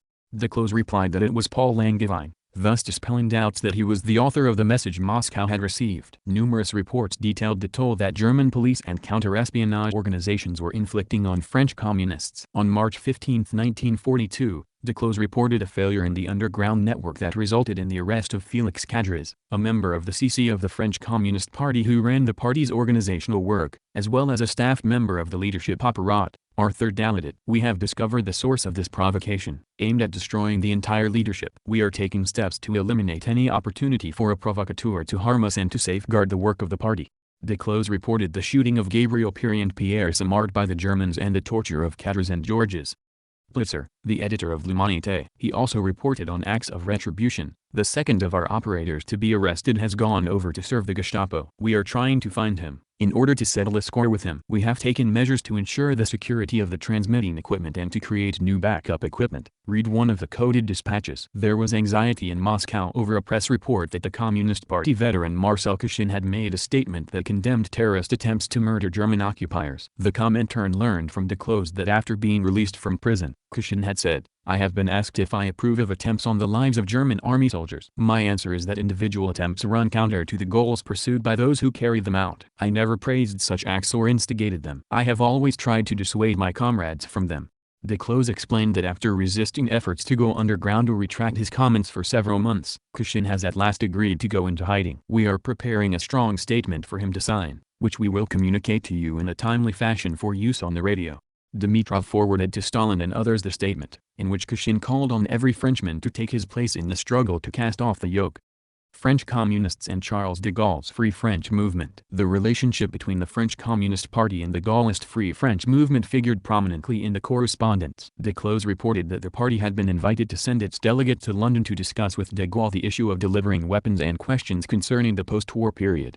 He asked for Dimitrov's opinion. The French Communist Party leadership believed that it should insist on the delivery of weapons and the maintenance of regular communications within the country, emphasizing that the main objective was to expel the invaders. But it was reluctant to hold a meeting in London. The dispatch was forwarded to Stalin, and in May 1942 Dimitrov radioed, "Regarding the proposal by the representatives of Free France, we consider the position you have taken to be correct." In early December, Dimitrov submitted to Stalin and Molotov directives to the Communist parties of France and Italy that had been drawn up together with Thérèse, Togliatti, Manilsky, and Marty. The French Communist Party would strive to unite all national forces in a national front, cooperate with de Gaulle and his supporters, and back all the other elements in France and Northern Africa that were actively involved in the struggle against Hitler. The Communist Party of Italy was given the task of strengthening the bloc of leftist anti-fascist forces, preparing for the creation of a national front to lead the people in an active struggle against the Mussolini regime, and organizing an uprising to overthrow the fascist government. On 9 December Dimitrov reported to Togliatti, "The French and Italian documents have been approved by Comrade Stalin." With Moscow's agreement, Duclos was now prepared to send a delegate to meet with de Gaulle. Dimitrov cautioned him that the representative would have to work closely with the Soviet envoy to London, Alexander Bogomolov. Almost all of de Gaulle's military and civilian entourage is highly suspicious in various ways, including of some ties with the enemy in Vichy. Therefore we advise the delegate you send to de Gaulle to be extremely cautious in all respects, political, organizational, personal, and in contacts with you. Choose an intelligent, Firm delegate. Upon arrival, your delegate must see the Soviet representative to de Gaulle, Bogomolov, who will give him useful advice. The delegate was a member of the Central Committee of the French Communist Party, Fernand Grenner. Dimitrov immediately forwarded to Stalin and others Duclos's coded dispatches on Grenner's activity and on the plans of de Gaulle's entourage for post-war France. The Comintern and the Red Orchestra. The Comintern's coded correspondence throws some new light on one of the most famous Soviet intelligence operations of World War II, the legendary Rote Kapelle, or Red Orchestra. With tentacles throughout Western Europe, including Germany, the Red Orchestra was the object of one of German counterintelligence's largest operations. Its post-war notoriety was burnished by an outpouring of books chronicling its exploits and the compelling story of its big chief, Leopold Trepper, imprisoned by the Soviet Union after the war and later persecuted by Communist Poland when he tried to emigrate to Israel. Born in Poland in 1904, Leopold Trepper joined a left-wing Zionist youth group and left in 1924 for Palestine, where he quickly joined the Communist Party. A founder of Unity, dedicated to Jewish-Arab cooperation, he honed skills working underground while evading British police. Facing arrest, he moved to France in 1929 and then Moscow in 1932 to study at a school designed for promising young communists. While working as a journalist on a Jewish newspaper, he was recruited by Soviet intelligence to return to Paris to investigate the collapse of an espionage ring in 1932. Trepper developed proof that the initial suspect was innocent and that Robert Gordon Switz, an American expatriate working for Soviet intelligence, had been the traitor. Trepper's success led to his enlistment by Soviet military intelligence. He was dispatched to Brussels in 1938 as Adam Mickler, an industrialist. Using old comrades from Palestine, he developed a front company exporting raincoats throughout Europe and built an espionage network. Relatively quiet even after the Nazi conquest of Western Europe, the Red Orchestra sprang into action following the attack on the Soviet Union. Between 1940 and its demise in 1943, it sent some 1,500 dispatches to Moscow with information on German war materials, weapons, and plans. With excellent sources scattered throughout Western Europe, the Red Orchestra's biggest problem was how to communicate its harvest of secret information to Moscow. Prior to June 1941, Trepper's ring had 9 radio transmitters, 3 each in Belgium, Berlin, and the Netherlands. The transmitters, however, were vulnerable to detection, particularly when they were on the air for long stretches. Much of the information coming out of France was smuggled into Vichy and turned over to the Soviet military attaché stationed there. Once the Soviet Union and Nazi Germany went to war, however, that passageway closed. Plagued by inexperienced radio operators and damaged equipment, the Berlin branch of the spy ring struggled to communicate its information. Desperate to obtain intelligence in the face of a relentless German offensive, the head of the Red Army Intelligence Directorate ordered one of Trepper's lieutenants to travel to Berlin to determine causes of failures of radio links. The coded message, however, included the addresses where the transmitters could be found. 9 months later, German cryptanalysts decoded this telegram. This catastrophic error led to the arrest of more than 130 people involved in both intelligence and resistance operations within Germany. Aware that he lacked enough transmitters and experienced pianists, as the radio operators were called, Trepper asked Moscow for contact with the French Communist Party, which operated its own clandestine links to Moscow and the Comintern. By the end of 1940, Fernand Poiriol, the French CP's radio expert, had agreed to train several operators for Trepper and provided a transmitter that, although not powerful enough to broadcast to Moscow, could send messages to the Soviet embassy in London. The Germans, however, seized one of the Belgian transmitters, along with 2 radio operators and a Soviet intelligence officer, Mikhail Makarov, on December 12, 1941. Trepper hastily relocated to Paris, from where he re-established contact with Red Army military intelligence headquarters using the Comintern's radio communications with the French Communist Party. Several messages to Dimitrov and Sorkin in February to March 1942 have been preserved in the Comintern archives, as have Dimitrov's instructions after passing the material to the Red Army Intelligence Directorate. Send a cipher telegram on your two-way radio to Otto Trepper's address in Paris. The archives files contain neither messages to Trepper nor his reports, with the exception of one message from Otto to the director. All that has survived are letters of transmittal to Soviet military intelligence and dispatches from Jacques Duclos, such as, "Below we are transmitting a message from Otto, known to us as Leo. We request that you urgently forward it to the leadership of the Intelligence Directorate." Another communique from Duclos noted, "Messages for Otto have been sent to their destination. He would like to be kept informed." The Comintern's agent Clément, Eugene Fried, then living in Belgium, was given a task related to the Red Orchestra. On December 14, 1941, Dimitrov asked the following of him, quote, "Establish contact with our friend's person, either through your person or, if possible, directly." A meeting place has been set for the 19th and a backup for 21st of December near the Agra Movie Theater, at the main entrance from the square, At 1600 hours, our friend's man will be smoking a pipe and holding the magazine Berlin, Rome, Tokyo. He will be holding a brown briefcase and will be dressed entirely in brown. A brown cane, hat, suit, and gloves. Your person coming to the meeting should be holding the same magazine, Berlin, Rome, Tokyo, and should have in his mouth a pipe that he is not smoking. Your person will ask for a match from our friend's person. He will first take out a lighter that has no gasoline and then matches. Our friend's man will ask your man if he knows what film is playing at the Metropole movie theater. He will get the answer, La Femme. End of quote. The same day Dimitrov also instructed the close to make contact with Trepper. We agree to have Comrade Leo Trepper contact with our friends to provide them the necessary assistance. But on 28th of December, Dimitrov informed military intelligence officials that Fried had reported a failure. I personally went to the backup meeting place and rigorously followed all of your instructions. No one came. The meeting was aborted because on 13th of December the Gestapo had seized the Red Orchestra's radio station in Brussels and Trepper had fled to Paris. Makarov's successor as head of the Belgian network, Konstantin Yefremov, another Red Army military intelligence officer, was also arrested at the end of July 1942, along with Johann Wenzel, a veteran German communist code-named professor who had served as the Comintern's chief radio operator in Western Europe. Wenzel supervised Roodkapelle's radio operations. Yefremov betrayed not only several Belgian agents, but much of the Dutch network of the Red Orchestra as well. Trepper's warnings that his networks had been compromised were resisted in Moscow. At the beginning of September he received an order from the director to go to Brussels and meet with Yefremov. Military intelligence asked the Comintern to send the message, I am herewith transmitting one coded dispatch, which I request you to transmit to Paris on your radio station with the postscript, for Leo's service. The telegram is extremely urgent and is intended for our employee, Otto.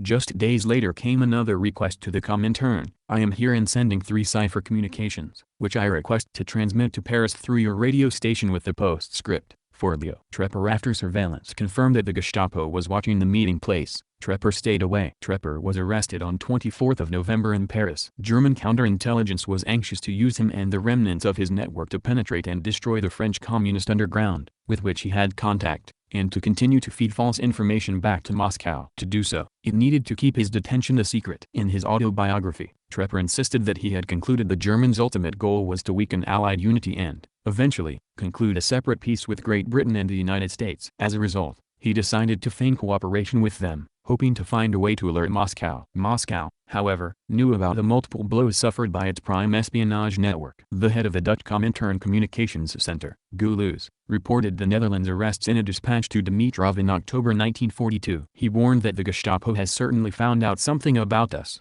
In November, shortly before Trepper's arrest, Goulouz reported that one member of the network had turned up in Amsterdam, but we have the impression that the Gestapo is behind this.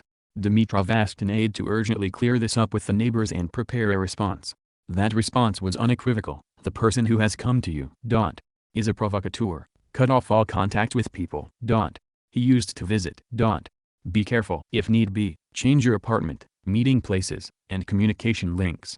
In addition to knowing that both the Belgian and Dutch cells of the Roodkapelle had been taken over by the Gestapo, Moscow was also aware that Trepper himself had been arrested. Dimitrov received word from France in late December that Leo disappeared about 12 days ago, and along with him, his backup and a woman working with them. Leo's communications agent, who met with one of our comrades, informed us of these facts, and according to him, the apparatus has not been affected. He talked about a parallel sector of work that has been affected.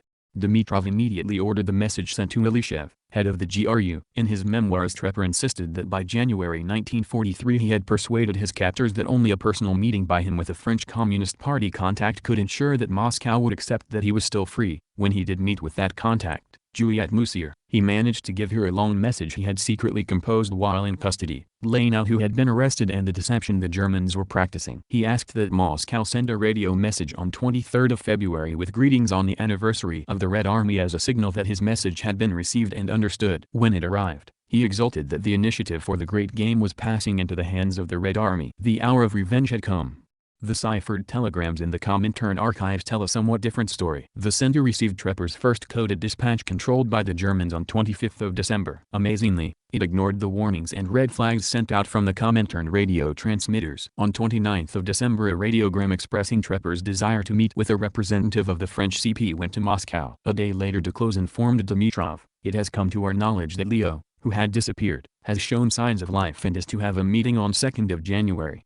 More than a month passed before the center radioed Duclos on February 18, 1943 to organize a meeting between Trepper and Michel, the communications link between him and the Communist Party leadership. Leo requests that Michel be told to come for a meeting on Sunday the 21st at the agreed time and place. If the meeting on the 21st does not take place, come to the same place at the same time on the 28th. Because Trepper had previously arranged with Michel that their meetings be held at a designated time and place different from those ordered by the center, the rendezvous fell through. A.I. Galligan, the author of the introduction to the Russian edition of Trepper's biography, writes that he worked in the GRU archives and they contain no copy of the supposed 23rd of February message indicating Moscow had received Trepper's smuggled message. Moreover, French Communist Party officials continued to receive directives for a meeting between Michel and Trepper. A coded dispatch of 5th of March read, "Tell Michel that on the next Sunday, 7 or 14th of March, he should come to the known place at the designated time for a meeting with Leo." On 12th of April, the ESI received a letter from the GRU. "I request you to inform Duclos that we will provide Leo's instructions on going to meet Michel at the agreed time and the established place on 18 and 25th of April."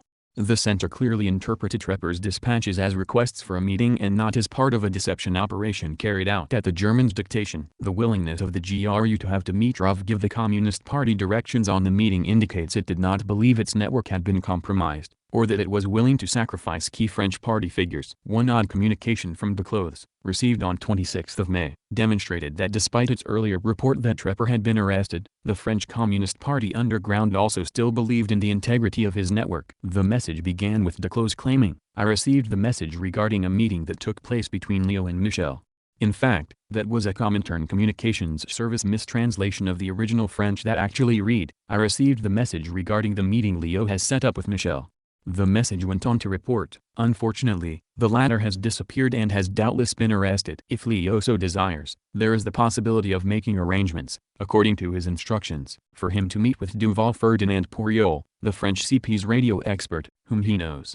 Since the Germans were even more anxious to capture Pouriol, who could give them access to the French communist communications systems, it is difficult to believe that Duclos really believed Trepper had been arrested by the Germans. Dimitrov gave orders for this dispatch to be sent to Ilyushev. The coded messages convincingly demonstrate that Trepper passed his message exposing his network's collapse and the radio game the Germans were playing to Juliette Moussier in early June 1943, more than 5 months later than Trepper or historians have claimed. The first sentence of the message from Otto to the director, received in Moscow in July 1943, said that Trepper and his comrades have been in prison for 5 months. They had all been arrested between late November and late December 1942. Thus, Trepper had not transmitted his message until May or early June, a dating confirmed by Duclos sending a dispatch to Moscow confirming Trepper's arrest on 5th of June. Presumably just days after the latter had passed his information to Moussier. "It has come to our attention that Leo has been in Gestapo hands since November and that they know the codes used by his service and are corresponding with his superiors. It is the Gestapo who transmitted Leo's secret meeting places for Michel, and they were then transmitted to us. The Gestapo probably has the codes of all the services in the occupied countries and is carrying out correspondence as if the services were operating normally. We will soon give you the details of this matter." On 7th of June Dimitrov gave the order to send this dispatch to Ilyushev. Its first sentence explained that as a result of a terrible conspiracy by the German Contra, we, Otto, André, René, and Harry and some of our people have been in prison for 5 months. Duclos sent a follow-up radio message on 12th of June that Otto, who is being held by the Gestapo and pretending to have betrayed his convictions, transmitted this message through the representative of a commercial establishment, who is in contact with one of our services. I asked Clément Eugene Fried to expedite the sending of the text of the message, in spite of its length, because it contains important information. He added that Trepper's contact, Moussier, had gone into hiding and the underground would eliminate provocateurs who are trying to make contact with our organizations, supposedly in the name of various services. On the same day, Fried notified Dimitrov that he had received a message from Otto for the director of the GRU via Duclos. Since it numbered about 200 lines of typewritten text and contained a large number of names, preparing it to be radioed in code would take 2 to 3 weeks. The text would be sent in its entirety. The first portion arrived in Moscow on 7th of July, the second, on 10th of July. Both were immediately sent to Ilyushev. The message from Otto to the director makes no mention of a radiogram of congratulations for 23rd of February, nor does it recommend a temporary pause in communications, as Trepper had claimed. Instead, in order to take all precautionary measures and organize my rescue, you must be sure to continue the music communications along all lines without interruption, as has been the case until now. Trepper explained that some of the members of the intelligence network had turned traitor and were cooperating with the Germans. Through treachery and torture, the Germans had obtained the codes and radio frequencies. So far, Harry Henry Robinson is the only one who has not given his code. Kent, Viktor Sokolov, and Pascal Yefremov had been drawn into the game by various maneuvers, and counterintelligence is threatening to extend the conspiracy to Switzerland, Italy, and other countries. After receiving this message, Dimitrov warned Duclos of the need for the utmost caution. Halt all of your communications with the representatives of the Friends Soviet intelligence in Paris. Send word of this to Belgium. Do not meet with anyone without our recommendation, no matter what the request or whom it is from. Ignore it. It is possible that there are comrades of yours in this whole affair with the Contra who must be isolated immediately. Be careful. If you have the slightest suspicion, cut everyone off from your contacts. Take another look at those around you, and reassess the trustworthiness of your radio operators. Duclos reported that the instructions had been received and forwarded to Fried in Belgium. Despite Trepper's claim that he had alerted Moscow to what was happening in January 1943, the impact of his June 1943 warning was to generate suspicions about his own loyalty. When Duclos conveyed the decoded text of Trepper's message, he had added that no one knows the details or the conditions in which Otto could have transmitted this document in such a way that the guard did not notice. Duclos was quickly instructed to report how Otto conveyed his message for the director, which you have sent us through Claymon. These suspicions were reinforced when Trepper escaped from German custody. Learning at the beginning of September that Yale, the French radio expert, had been arrested and a Communist Party radio transmitter confiscated along with copies of radiograms, Trepper feared that his smuggled message to the director of the GRU would be discovered. He contrived to escape and remained hidden until Paris was liberated. Duclos was wary about Trepper's escape. He radioed Dimitrov. We have found out, that Otto has supposedly escaped. This escape seems suspicious to us, and we have taken safety precautions. Dimitrov notified Ilyushev, who asked him to inquire, did Otto go to see one of Duclos's people and seek refuge with them, or did Duclos receive this news through his informers in some other way and Otto's location is unknown to him? Dimitrov sent the message to Duclos. No answer was in the archives. When Trepper returned to Moscow in 1945, he was arrested as a traitor and held in prison until May 1954. The evidence indicates that many of the legends that have been disseminated about the exploits of the Rotkapelle are grossly exaggerated. Far from providing war-changing information, it sent a steady stream of useful but not spectacular material to Moscow. Despite Trepper's boasts about how he and his chief lieutenants outwitted the Gestapo and prevented it from achieving its goal of splitting the Allied coalition or promoting a separate peace, it appears more likely that Moscow remained clueless about the destruction of its West European networks for months, and its immediate reaction to Trepper's warnings was to conclude that he had gone to work for the Germans. The Comintern and the Belgian party after the German attack on the USSR. Coded dispatches arrived from Belgium via Eugene Fried, Claymon, who had physically moved from France to Belgium. He put the SE in contact with the Communist Party of Belgium and other West European communist parties. Through his help, these parties learned of the directives sent after Dimitrov's conversation with Stalin on June 22, 1941. Fried responded, the directives have been passed on to the Belgian, French, Italian, and Swiss parties. All immediately reacted along the lines indicated. He assured Dimitrov that public opinion among all segments of the population in Belgium and northern France was against Hitler and was firmly on the side of the Soviet Union. In sending Fried the directive of 30th of June, Dimitrov emphasized, use every means available to speed up the rapid implementation of our directives. Fateful times call for decisive and effective military hostilities, regardless of the difficulties and casualties. Give us specific information about such actions. What are Yves Duclos and his friends doing? Later an inquiry was sent asking why there were no reports about the resistance movements in Belgium and what had been done to implement the directives. The cipher communication ended on an extremely harsh note. Right now there is very little difference between any sort of passivity and crime and treason. On February 22, 1942, Dimitrov sent Stalin and others Fried's information about the activity of the Communist Party of Belgium. It dealt with the organization of sabotage by the party, supporting the economic demands of workers, and anti-fascist propaganda. The total circulation of all illegal newspapers published by the party amounted to 75,000 copies a month, and local and factory newspapers were also being distributed. The Communist Party of Belgium numbered more than 7,000 members. The party is completely illegal. 800 party members have been arrested. Many have been shot. The deputy courtier was murdered in prison.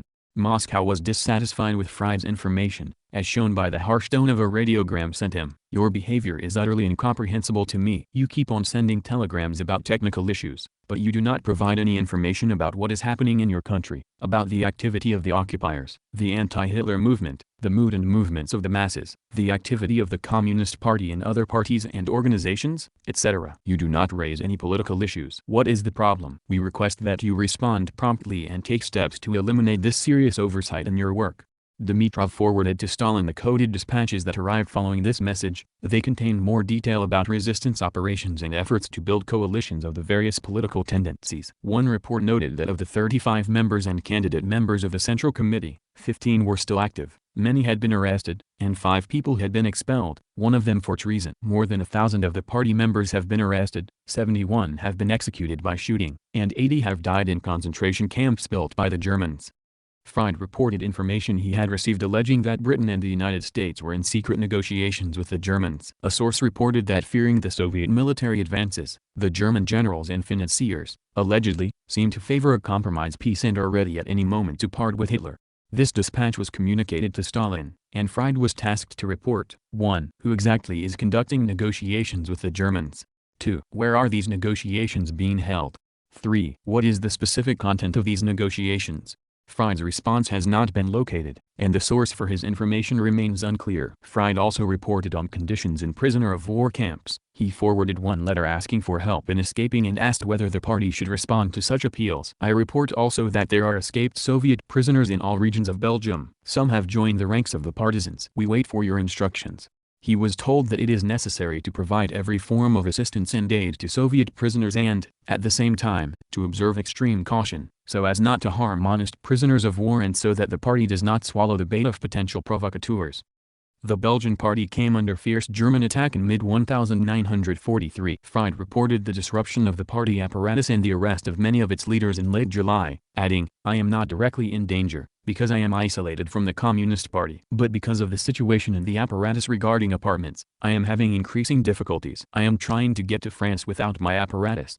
Later he reported that starting on 10th of August he would have to break off communications and proposed that contact be maintained through Declothes. Dimitrov agreed but at the same time warned Declothes, report what kind of ties you have with Belgium and with whom personally. Since arrests are taking place there that can influence your connections, be cautious. Send your messengers who used to travel back and forth to Belgium to live in another region. Liquidate the secret apartments that your messengers from Belgium knew about. Only as a last resort, assign one of your experienced people to maintain contact with Belgium. On 27th of September Moscow sent an inquiry to Fried, why are you not communicating informational material to us? There was no direct answer but Declothes responded, the recent failures disorganized the transmitting apparatus. Clement's apparatus was disrupted. Clement himself fell victim to a provocation and was killed by the Gestapo. The Comintern and Dutch communists after the German attack on the USSR. In Holland the Comintern's communications center was run by Don Goulouz, codename Bernard. Assignments for the Communist Party of the Netherlands contained instructions on the struggle against the German occupiers and on the need to try to unite patriotic anti-fascist forces but to prevent the Dutch government in exile in London from using the party as its instrument. Goulouz was set tasks to gather and communicate information on the number and location of German troops in the country, military sites, transportation of troops and munitions, the mood of the occupying forces, and relations between the occupiers and the urban and rural populations of Holland. Dimitrov warned that information should be carefully verified so as not to fall victim to hostile disinformation. The Comintern also instructed Goulouz to assist Soviet foreign intelligence. When an agent codenamed Herman, Jan Kroot, was parachuted into Holland, he was unable to establish radio contact with Moscow. Pavel Fiden asked Dimitrov to transfer to us the standby radio operator you have in Holland for use there. Goulouz assigned a radio operator. Dimitrov later used Goulouz's network to facilitate the parachuting of an NKVD agent into Holland but only if Goulouz thought such an operation would not be dangerous. We repeat, if it is risky for you, we will cancel this action. Fiden relied on the Comintern network to shelter the agent, Peter Kuznetsov, and escort him into Germany. When Goulouz radioed that such a mission was hopeless, Fiden acquiesced and allowed Kuznetsov to work with Herman. Although several parachute drops brought equipment to the pair, they were captured by the Gestapo in late July 1943. The Comintern's attempt to create an anti-Nazi resistance inside Germany. The information the Comintern received from its contacts in Western Europe about Germany sometimes exaggerated the German public's discontent. In December 1941, Goulouz sent a message about Western Germany, which Dimitrov transmitted to Stalin, Quote, with each day the masses' mood to fight against Hitler increased. After Hitler's speech of 3rd of October about the victories of his army, there was noticeable despondency among the workers. News of the defeat near Rostov had spread by Sunday, 30th of November. The myth about the invincibility of Hitler's army has been dispelled once and for all. At factories, workers are openly holding discussions and saying, "We will never win this war, so why continue to make sacrifices in vain?" In general, successes by the Soviet Union are very heartening to everyone. Workers' confidence in their own strength has already grown, which is being reflected in increasingly conscious speeches at factories. They are already beginning to compare today's situation with the situation in 1918, not only because of shortages of goods, but also because of the mounting war fatigue among the population and the soldiers, and because of the growing revolutionary mood. Letters from the Eastern Front are full of demands for peace. End of quote. In part on the basis of these reports of German civilian discontent with Hitler, German-speaking Belgian and Dutch communists, as well as German communists living covertly in Belgium, Holland, and France, were ordered to enter Germany to foment an internal anti-Nazi resistance inside the Reich. Instructions were sent to Fried in Belgium. "We request that you entrust the leadership of the Belgian party to find a German instructor who is now in Belgium and notify him that he and other comrades, especially the head of the border crossing point, should go to the country for party work. Make arrangements with them for continuous contact with Belgian comrades to receive information. All this should be carried out by the Belgian comrades under your control. Notify us of what has been done." The directive proceeded from an assumption that it was possible for former émigrés to work illegally in Germany. Such attempts inevitably resulted in failure and arrest. The Comintern ordered Gulus to transmit a directive to Wilhelm Nockel, a member of the Central Committee of the Communist Party of Germany and its clandestine agent in the Netherlands, Belgium, and Switzerland since 1940. Nockel was told to send all of the verified German comrades to the country Germany to organize direct actions in support of the Red Army and the struggle to overthrow Hitler. Leading comrades in the country should organize groups as soon as possible for special operations and subversive activity in the country. At the beginning of 1942, Nockel crossed into Germany to steer the party's covert work. His departure was preceded by an inquiry that Dimitrov sent through Soviet intelligence channels to Arthur Ilnor, a Stockholm-based member of the illegal leadership of the Communist Party of Germany. Alfred Nockel from Amsterdam has been prepared for a trip to the country. "It is necessary to know if the Berlin secret meeting place is in order and what the password is. Reply promptly." Nockel's dispatches were forwarded through Gulus and optimistically reported increasing numbers of protests and discontent and calls for the creation of committees to fight against the war. A rapid and general worsening in supplies of food and raw materials is to be seen. Nockel was given instructions to create fighting groups of anti-fascists inside Germany, to spread propaganda among soldiers, and to establish illegal committees at factories and in villages that included former members of trade unions, Catholics, Social Democrats, and Nazis. In May 1942, however, Dimitrov instructed Gulus to notify Nockel that Herbert Wenner, a candidate member of the German party's Politburo who had been sent to Sweden to work among exiled German communists and as a link to the underground party in Germany, had been arrested and was cooperating with Swedish security, placing other German communists in Sweden and in Germany itself in danger. Despite the warning, Nockel continued to work. Several radio operators traveled from Holland to Germany in December and met with him. But on January 19, 1943, Gulus reported that he had not been heard from for 6 weeks. Dimitrov urgently asked for news and complained to his replacement in Holland, Elie Hansman, "Why are you not sending regular communications about events in Germany?" Gulus was puzzled because he had a report that Nockel is still in good health. In January, Hansman had gone to Germany to meet with him, but due to several arrests of contacts, the rendezvous had not taken place. "We do not understand what is going on there." Gulus radioed on 25th of February that "We cannot say definitively whether Alfred has been arrested, but for several weeks there have been no messages from him." The Comintern issued contradictory instructions to Gulus on the same day in March, in one ordering a radio operator to return to Germany to work with Nockel, the other cutting off all contact with him. In fact, Nockel had been captured by the Gestapo on January 30, 1943. Under torture, he provided information that led to other arrests of underground communists in Germany. From then onward, no organizational leadership of the Communist Party of Germany existed, and the thin hopes for an active anti-Hitler resistance evaporated. The Comintern, however, remained oblivious to reality. In mid-April, it asked Gulus to forward a message to the German underground to launch a new campaign against the war on May Day, to establish organizations of anti-fascist activists at factories and in military units, to step up sabotage, to eliminate Gestapo agents, and to hang red flags. The Dutch Communist Party scribbled. The destruction of the German communist underground also doomed that of the Netherlands. Nockel had worked there before infiltrating into Germany, and after his arrest, the Gestapo used information it had extracted from him to begin rolling up members of the Dutch party. Guluz notified Dimitrov that contact with the Central Committee of the Communist Party of Holland had broken off. He explained that in late January the Gestapo attacked the central board of the party's central organ, and from there they got to the leadership as well. The head of all internal communications was arrested and revealed a great deal of information. This created complications for the secretariat. Subsequently, new arrests took place, which completely severed all ties. He still maintained contact with the Amsterdam organization of the party but was reluctant to re-establish communications with new friends. We think that right now this is hardly advisable. Dimitrov warned Guluz against exposing his apparatus by meeting with any new people. Your work is very important and such contacts could threaten your center. Instead, he proposed that 3 leaders of the Amsterdam organization of the party act as intermediaries with other groups, but every measure should be taken to ensure the security of your center.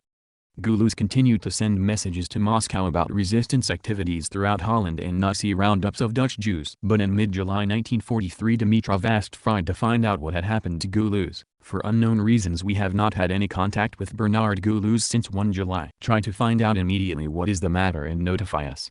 While out of communication, however, Guluz was not arrested until November 1943. Only on October 13, 1944 did Dimitrov learn what had happened to him from Pavel Feiton, who explained that we received a message from Holland from our worker there that Guluz, and several other technical staff members have been arrested. He survived the war in the Oranienburg concentration camp. The Comintern and the Bulgarian communists after the German attack on the USSR. Bulgaria had formally declared neutrality but in fact was cooperating with Hitler. After Germany's attack on the USSR the Communist Party leadership assured the Comintern that the Bulgarian people were ready to enter the war on the side of the USSR. Quote, in spite of the mass arrests, war leaflets against fascist Germany's attack on the Soviet Union are being distributed in Sofia. These slogans are visible on the walls of houses. Down with Hitler, long live the Soviet Union. The general mood is, we do not want to and we will not fight against the Russian people, our liberator. Many say, let the Soviet Union occupy Bulgarian ports, landing troops and helping us arm ourselves for the struggle against our common enemy. Comrade Stalin's speech is well known in Bulgarian Communist Party circles and among the left-wing strata of the population and the intelligentsia. Measures have been taken for the broadest possible dissemination of this historic speech. End of quote. Believing its own propaganda, the Bulgarian Communist Party began preparations for an armed uprising. Dimitrov wrote to Stalin on 2nd of August with information from the party leadership that Germany was urging Bulgaria to enter the war. Tsar Boris and the government, though still wavering, were inclined to do so, but the overwhelming majority of the people and soldiers were opposed. A group of officers with a significant influence within the army and particularly among officers in the reserves had made a proposal to our party to engage in joint action. Negotiations on this issue are underway. In this connection, the CC of the party is inquiring as to how and to what extent the USSR can provide assistance in the event of an uprising in Bulgaria. Dimitrov requested urgent instructions. Stalin was far more realistic. He told Dimitrov, no uprising now. The workers would be smashed. For now we can render no assistance. An attempt at an uprising would be a provocation. The Comintern sent instructions to Bulgaria that an uprising was premature and doomed to a crushing defeat. Proceed with an uprising only when it is possible to combine actions within and outside the country, which at this point is still impossible. Now we must replenish our strength, do our utmost to prepare and reinforce positions in the army and at key points. The Bulgarian party agreed, we will comprehensively prepare for an uprising of the army and people at a suitable moment, to be agreed upon with external forces. This will require the appropriate organizational restructuring and military technical preparation of the party and the masses.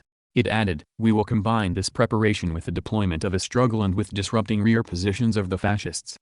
The Comintern maintained contact with the Bulgarian Communist Party through the Soviet diplomatic mission still operating in Sofia. On January 3, 1942 Dimitrov wrote to Pavel Feiton, asking his apparatus to assist in arranging meetings and setting up communications. Although Feiton agreed, he expressed concern that several of the Bulgarian communists were police agents. Dimitrov and the Bulgarian party disagreed with that assessment. Dimitrov gave the Bulgarian party leadership assignments of interest to Soviet military intelligence. In November 1941 Ivan Ilyushev requested detailed information on the Bulgarian army and the number of German troops in Bulgaria, their deployment, the distribution of various sorts of weapons among them, and the numbering of the German units.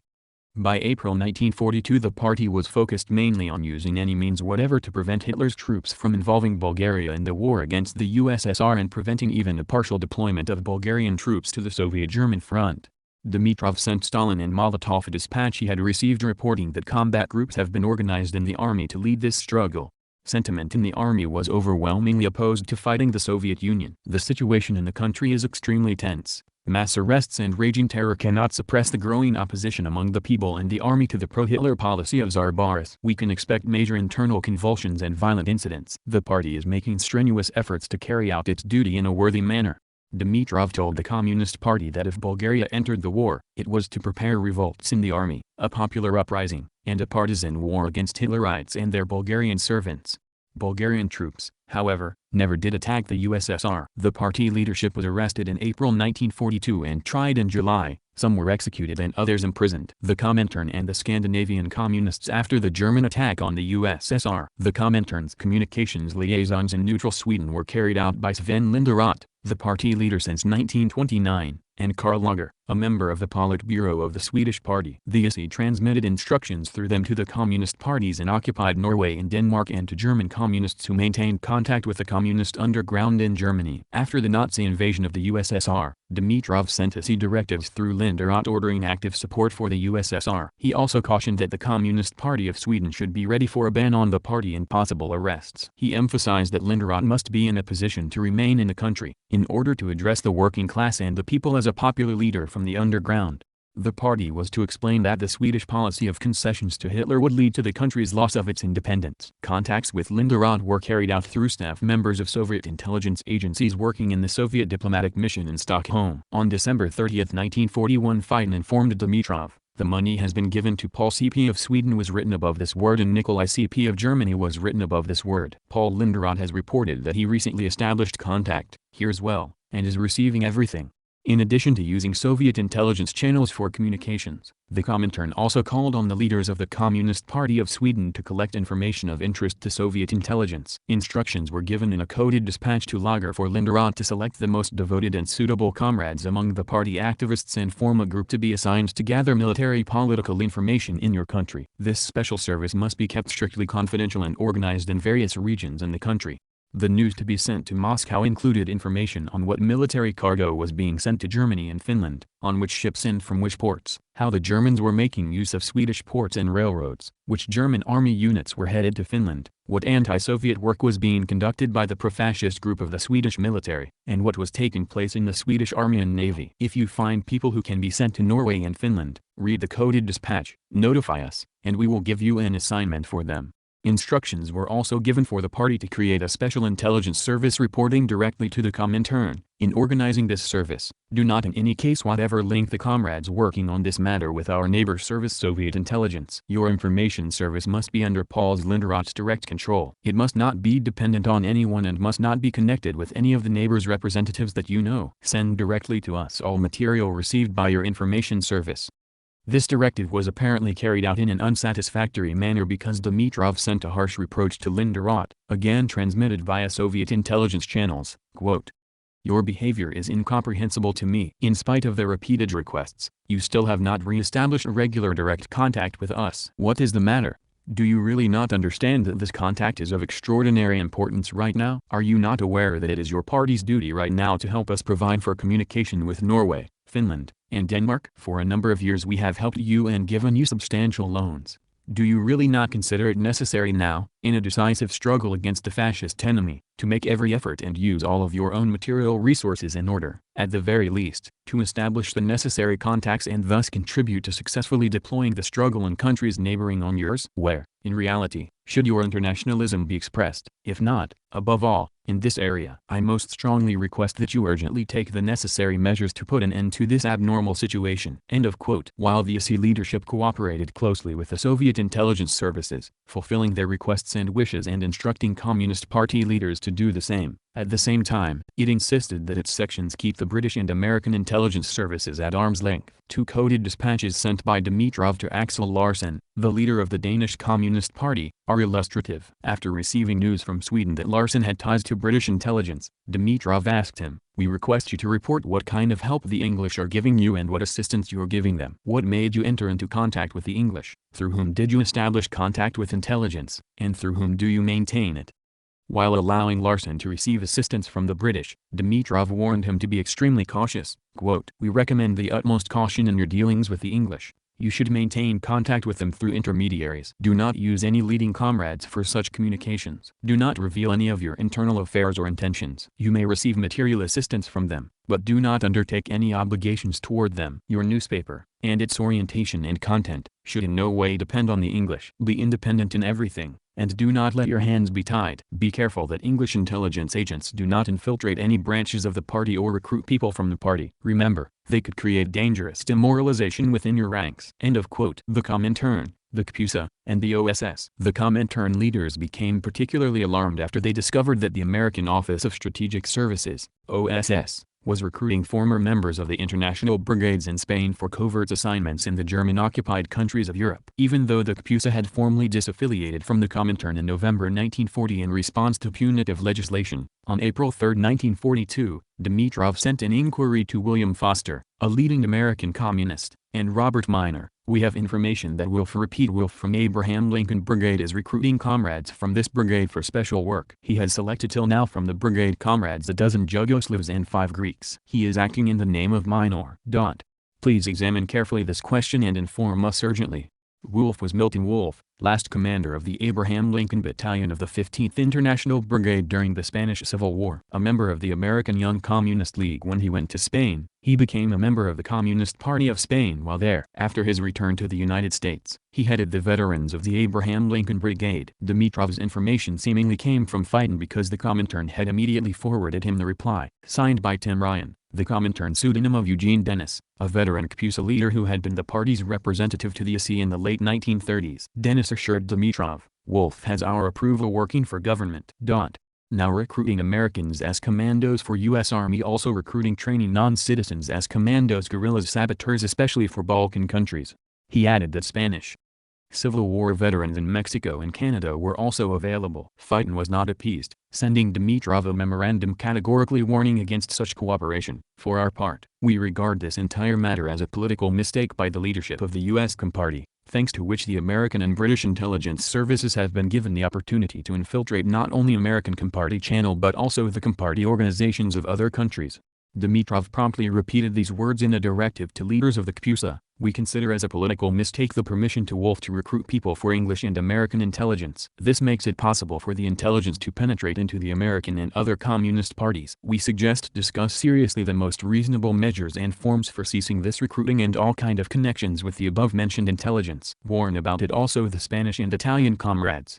Faced with an order from the Comintern to stop cooperating with the OSS in fighting Nazi Germany, the CPUSA leadership swiftly capitulated. Dennis conveyed its complete agreement with proposals regarding the activities of Wolf and pledged that the necessary measures to put an end to them were being taken. He conveyed the request of leaders of the Spanish Communist Party in exile in Cuba that they be allowed to work with American intelligence to infiltrate their men into Spain. He did think that information the CPUSA developed about the activity of Nazi agents in the United States should be conveyed to American authorities and asked for permission to continue working with the authorities in radio propaganda targeting Germany, if, of course, you are in agreement. Dimitrov's response was to reiterate that the ban on cooperation with the OSS also extended to the Spanish comrades, that is, Spanish communist exiles living in the United States or Mexico. He did grant the CPUSA permission to transmit information about fifth column activity to the government organs and to cooperate in broadcasting propaganda. This referred to communists working in government agencies. Given the Comintern's long-time existence as an appendage of Soviet foreign policy, it is hardly surprising that it functioned as an adjunct to Soviet intelligence during World War II, while the very survival of the USSR was in danger. By 1940 no experienced Comintern operative anywhere in the world had any view other than that the route to world revolution required obedience to the needs of the Soviet Union. In countries under the thumb of Nazi Germany, the requirements of survival could lead to local initiative. Those more fortunate communist parties functioning in democratic societies occasionally had to be reminded that helping their own countries defeat fascism was not as important as protecting and insulating communist intelligence networks. Chapter 10. Dissolution of the Communist International. Although the final decision to dissolve the Comintern was made hurriedly and with little consultation, the possibility of jettisoning the organization, or at least fundamentally altering it, had been raised earlier. On the evening of April 20, 1941, after a concert of Tajik performers at the Bolshoi Theater, members of the Soviet leadership, including Dimitrov, had enjoyed dinner and drinks. When a toast was proposed to Dimitrov's health, Stalin suddenly remarked, "Communist parties ought to be made independent, instead of sections of the C." He added that they had to take root in their own countries and focus on their own specific objectives, goals hampered by their existence as sections of the Comintern. His concern was likely driven by his desire to maintain friendly relations with Germany and his belief that the Comintern had become an embarrassing obstacle to Soviet foreign policy. It also may have been sparked by the decision of the Communist Party of the United States to withdraw from the Comintern in response to an American law. Dimitrov took Stalin's suggestion as an unequivocal order. The very next day he talked with Togliatti and Therese about discontinuing the activities of the ISI as a leadership body for communist parties, converting them into authentic national parties of communists in their respective countries, guided by a communist program, but resolving their own concrete problems in their own manner, in accordance with the conditions in their countries, and themselves bearing responsibility for their decisions and actions.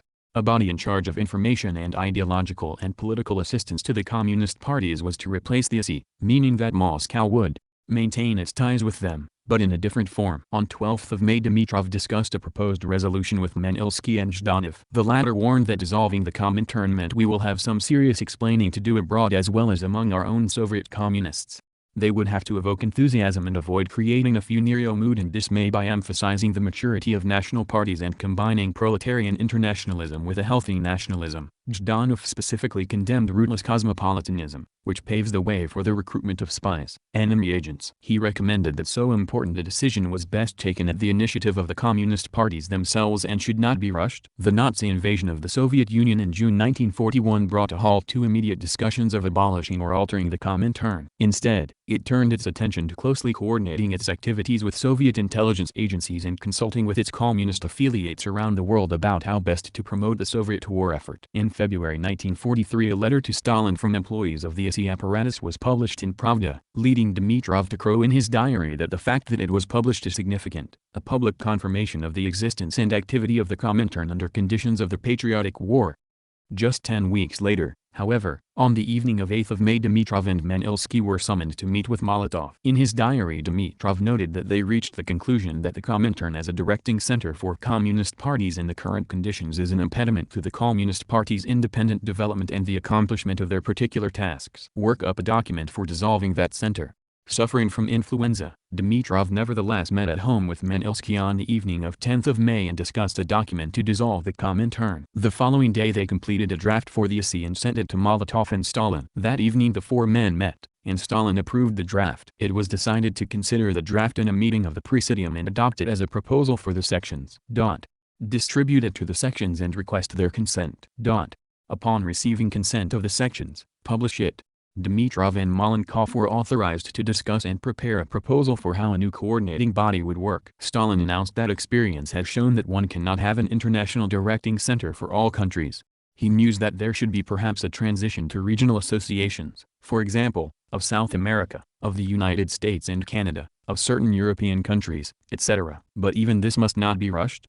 Within days, Dimitrov finally met with the foreign communist leaders in Moscow, Marty and Therese of France, Spain's Ibaruri, Bike and Ulbricht of Germany, Hungary's Matyas Rákóczi, Anna Póker of Romania, and others. Since this was unmistakably a Stalin directive, unsurprisingly, all consider the proposal to see sections to dissolve the Comintern. To be correctly formulated, both politically and on principle.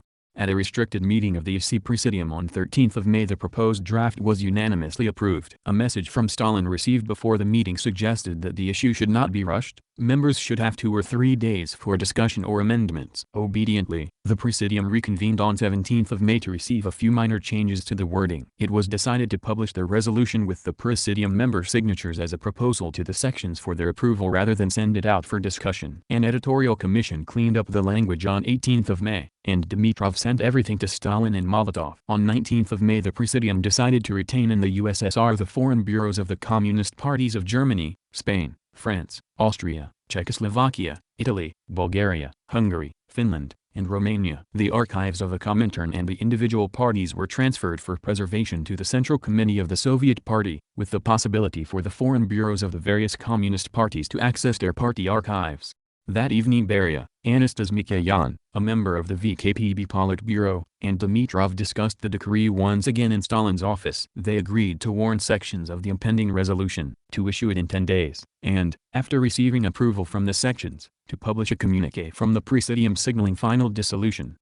The very next day, however, Stalin phoned Dimitrov asking, Couldn't the Presidium resolution be submitted to the press today? Publication should be hurried along.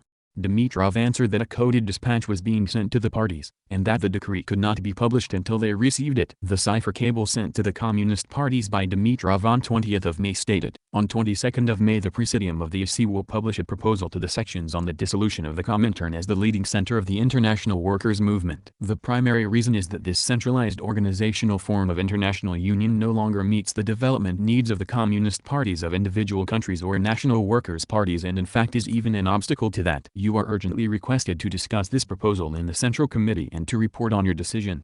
The formality of having notified the affected parties met. The Politburo of the Soviet Party convened on 21st of May in Stalin's office with Dimitrov and Manilsky present. Molotov read out the text of the decree of the EC Presidium on the dissolution of the Comintern. Mikhail Kalinin, a member of the VKPB Politburo and chairman of the Presidium of the Supreme Soviet of the USSR, favored moving the center of the Comintern to another place, such as London. This suggestion was received with laughter. Stalin explained, quote, "Experience has shown that in Marx's time, in Lenin's time, and now, it is impossible to direct the working class movement of all countries of the world from a single international center, especially now, in wartime conditions, when communist parties in Germany, Italy, and other countries have the tasks of overthrowing their governments and carrying out defeatist tactics, while communist parties in the USSR, England, America, and other countries, on the contrary, have the task of supporting their governments to the fullest for the immediate destruction of the enemy. We had overestimated our forces when we created the C and believed that we would be able to direct the movement in all countries. That was our error. The further existence of the C would discredit the idea of the international, which we do not desire." End of quote. The Soviet dictator offered one additional reason for dissolving the Comintern, which he admitted is not mentioned in the resolution. That is the fact that the communist parties making up the C are being falsely accused of supposedly being agents of a foreign state,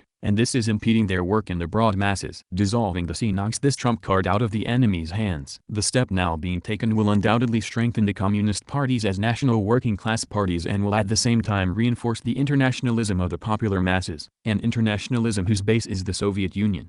The resolution was then unanimously adopted and published in Pravda the following day. Over the next few weeks Dimitrov held frequent meetings with foreign communists, Comintern cadre, and Soviet officials to deal with the logistics of formally closing the Comintern's offices. Communists from Germany, Hungary, Romania, and Italy discussed how to create anti-fascist committees to coordinate the struggle in their homelands. Newspaper editors talked about creating or converting newspapers for prisoners of war into general anti-fascist organs. Comintern employees discussed transferring responsibility for radio broadcasts to foreign bureaus of communist parties, what to do with the library and archives, and transferring publishing responsibilities and registration of foreign cadres to the Soviet Communist Party. Some key aspects of the Comintern structure remained intact. The clandestine operations, in particular, were not abandoned. Dimitrov wrote in his diary that it was decided to preserve the liaison service, radio communications, passport technology, and so on, meanwhile leaving open the question of where and how it is to be conducted.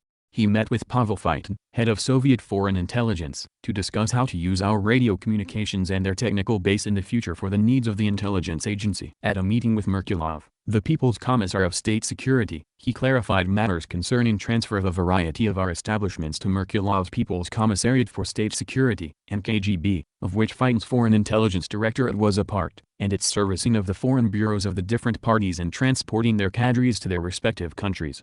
The NKGB was split from the NKVD in 1943. Dimitrov also consulted Lieutenant General Elishev and Colonel Ivan Bolshakov of the GRU and settled questions of the further cooperation of our correspondence and communications centers abroad. At another meeting with Stalin it was decided to form a special department of international information within the Central Committee of the Soviet Party to be entrusted with directing all the activities, publishing, radio broadcasting, creation of anti-fascist committees, liaison with foreign communists, etc. Being spun off. Concerned that critics might point to this new body as simply a continuation of the Comintern under a new name, Stalin decreed that Dimitrov and Manilsky would formally be deputies under Alexander Sherbakov, the secretary and candidate member of the VKPB Politburo, and that their appointments would not be publicly announced. Even though the communist parties were being given less than a month to respond to the dissolution of the organization that had directed their policies, determined their leadership, and financed many of their activities for more than 20 years. None dissented. Messages expressing approval of the Presidium's proposal immediately began arriving from the communist parties. Some were short and others fairly extensive. In addition to a message on the unanimous approval of the Presidium's proposal by the Central Committee of the French Party, it appended an expression of the deepest thanks to the Comintern and love for the USSR. Dimitrov forwarded all the messages to Stalin and Molotov. Stalin was impatient to be formally done with the Comintern. He again pressed Dimitrov, calling him on 2nd of June to ask, "Must we wait for reports from all parties and then publish the communiqué?" Dimitrov responded that a few communist parties were scheduled to meet either on 7 or 8 of June, and he thought it would be more seemly to wait. On 8 of June the final meeting of the Presidium of the Communist International heard that all existing parties had unanimously approved and all the organs of the CE were henceforth abolished. After receiving the messages from the communist parties approving the Presidium proposal, Dimitrov sent them another request. He wanted to know how it had been received by the active members of the party, whether any particular views had been expressed during the discussion, and whether elements have appeared in the party that are trying to make use of the dissolution for factional and disorganizing activity, and if so, who are these people and what kind of people are they? The only signal of dissent came in a message from Paweł Finder of the Polish Workers' Party. Along with a report that the proposal had been unanimously approved by the Central Committee, he noted that some of the party activists had incorrectly understood the proposal of the ISI, considering this as an interim maneuver, or rather, as a regrettable need to make concessions to Soviet diplomacy. While no one within the party supported such factionalism, he identified one former Polish communist who had been campaigning against the dissolution of the Polish CP, Leon Lipski. As noted in Chapter 9, the decision had been made to eliminate Lipski, and he had been executed. Stalin's motive in shutting down the Comintern clearly had little to do with the ostensible reason given in the official communiqué. World War II had not changed in any fundamental way the ability of national communist parties to operate independently or the need to use different tactics in different countries depending on their relationship to the Soviet Union. None would behave independently after the dissolution of the Comintern. When Earl Browder interpreted the end of the Comintern and the joint British, American, and Soviet Iran declaration as signaling the need for American communists to alter fundamentally the way they operated in America, he was denounced by Jacques Duclos in an article prepared in Moscow, and he was swiftly expelled from the communist movement when he refused to recant. Stalin was frank in answer to a Reuters correspondent's question about why the Comintern had been dissolved. He emphasized that it debunked the lie that Moscow interfered in the affairs of other states and facilitated a union of anti-fascist progressive forces. As to why he picked May 1943 to act, it may well be that the timing was linked to the arrival in Moscow of the American diplomat and former ambassador to the Soviet Union Joseph Davis. Davis's defense of the Soviet purge trials, Mission to Moscow, had just been released as a motion picture, and Davis had been tasked by Franklin Roosevelt to arrange a private meeting for him with Stalin. The Soviet leader, in turn, pressed Davis for massive amounts of new Lend-Lease aid. Molotov and Stalin received Davis in Moscow on 20th of May, the same day that, in a conversation with Dimitrov, Stalin inquired whether it was not possible to publish immediately the decree on dissolution. While the published reports of the Davis-Stalin meeting do not explicitly refer to the Comintern, it is possible that the Soviet leader, anxious to gain FDR's support for territorial annexations in Poland and the Baltics, concluded that abandonment of the symbol of world revolution would make his government appear more reasonable. The decision to eliminate the Comintern, however, in no way meant that the bond between Moscow and the communist parties, and its impact on their policy, had been broken. On June 19, 1943 the communist parties were sent a coded dispatch. Dimitrov ordered it dispatched to party leaders ranging from Finder, Tito, and Duclos to Mao and Browder. They were requested to continue to send information in the same way as heretofore. The conclusion of this work was removed, and instead, presented with Sizo's conclusion instead. The history of the Comintern was riddled with successes and failures. Although its biggest failure is that the Comintern never produced a single communist country, it nonetheless provided adequate support to the communist movement in a capitalist-dominated epoch.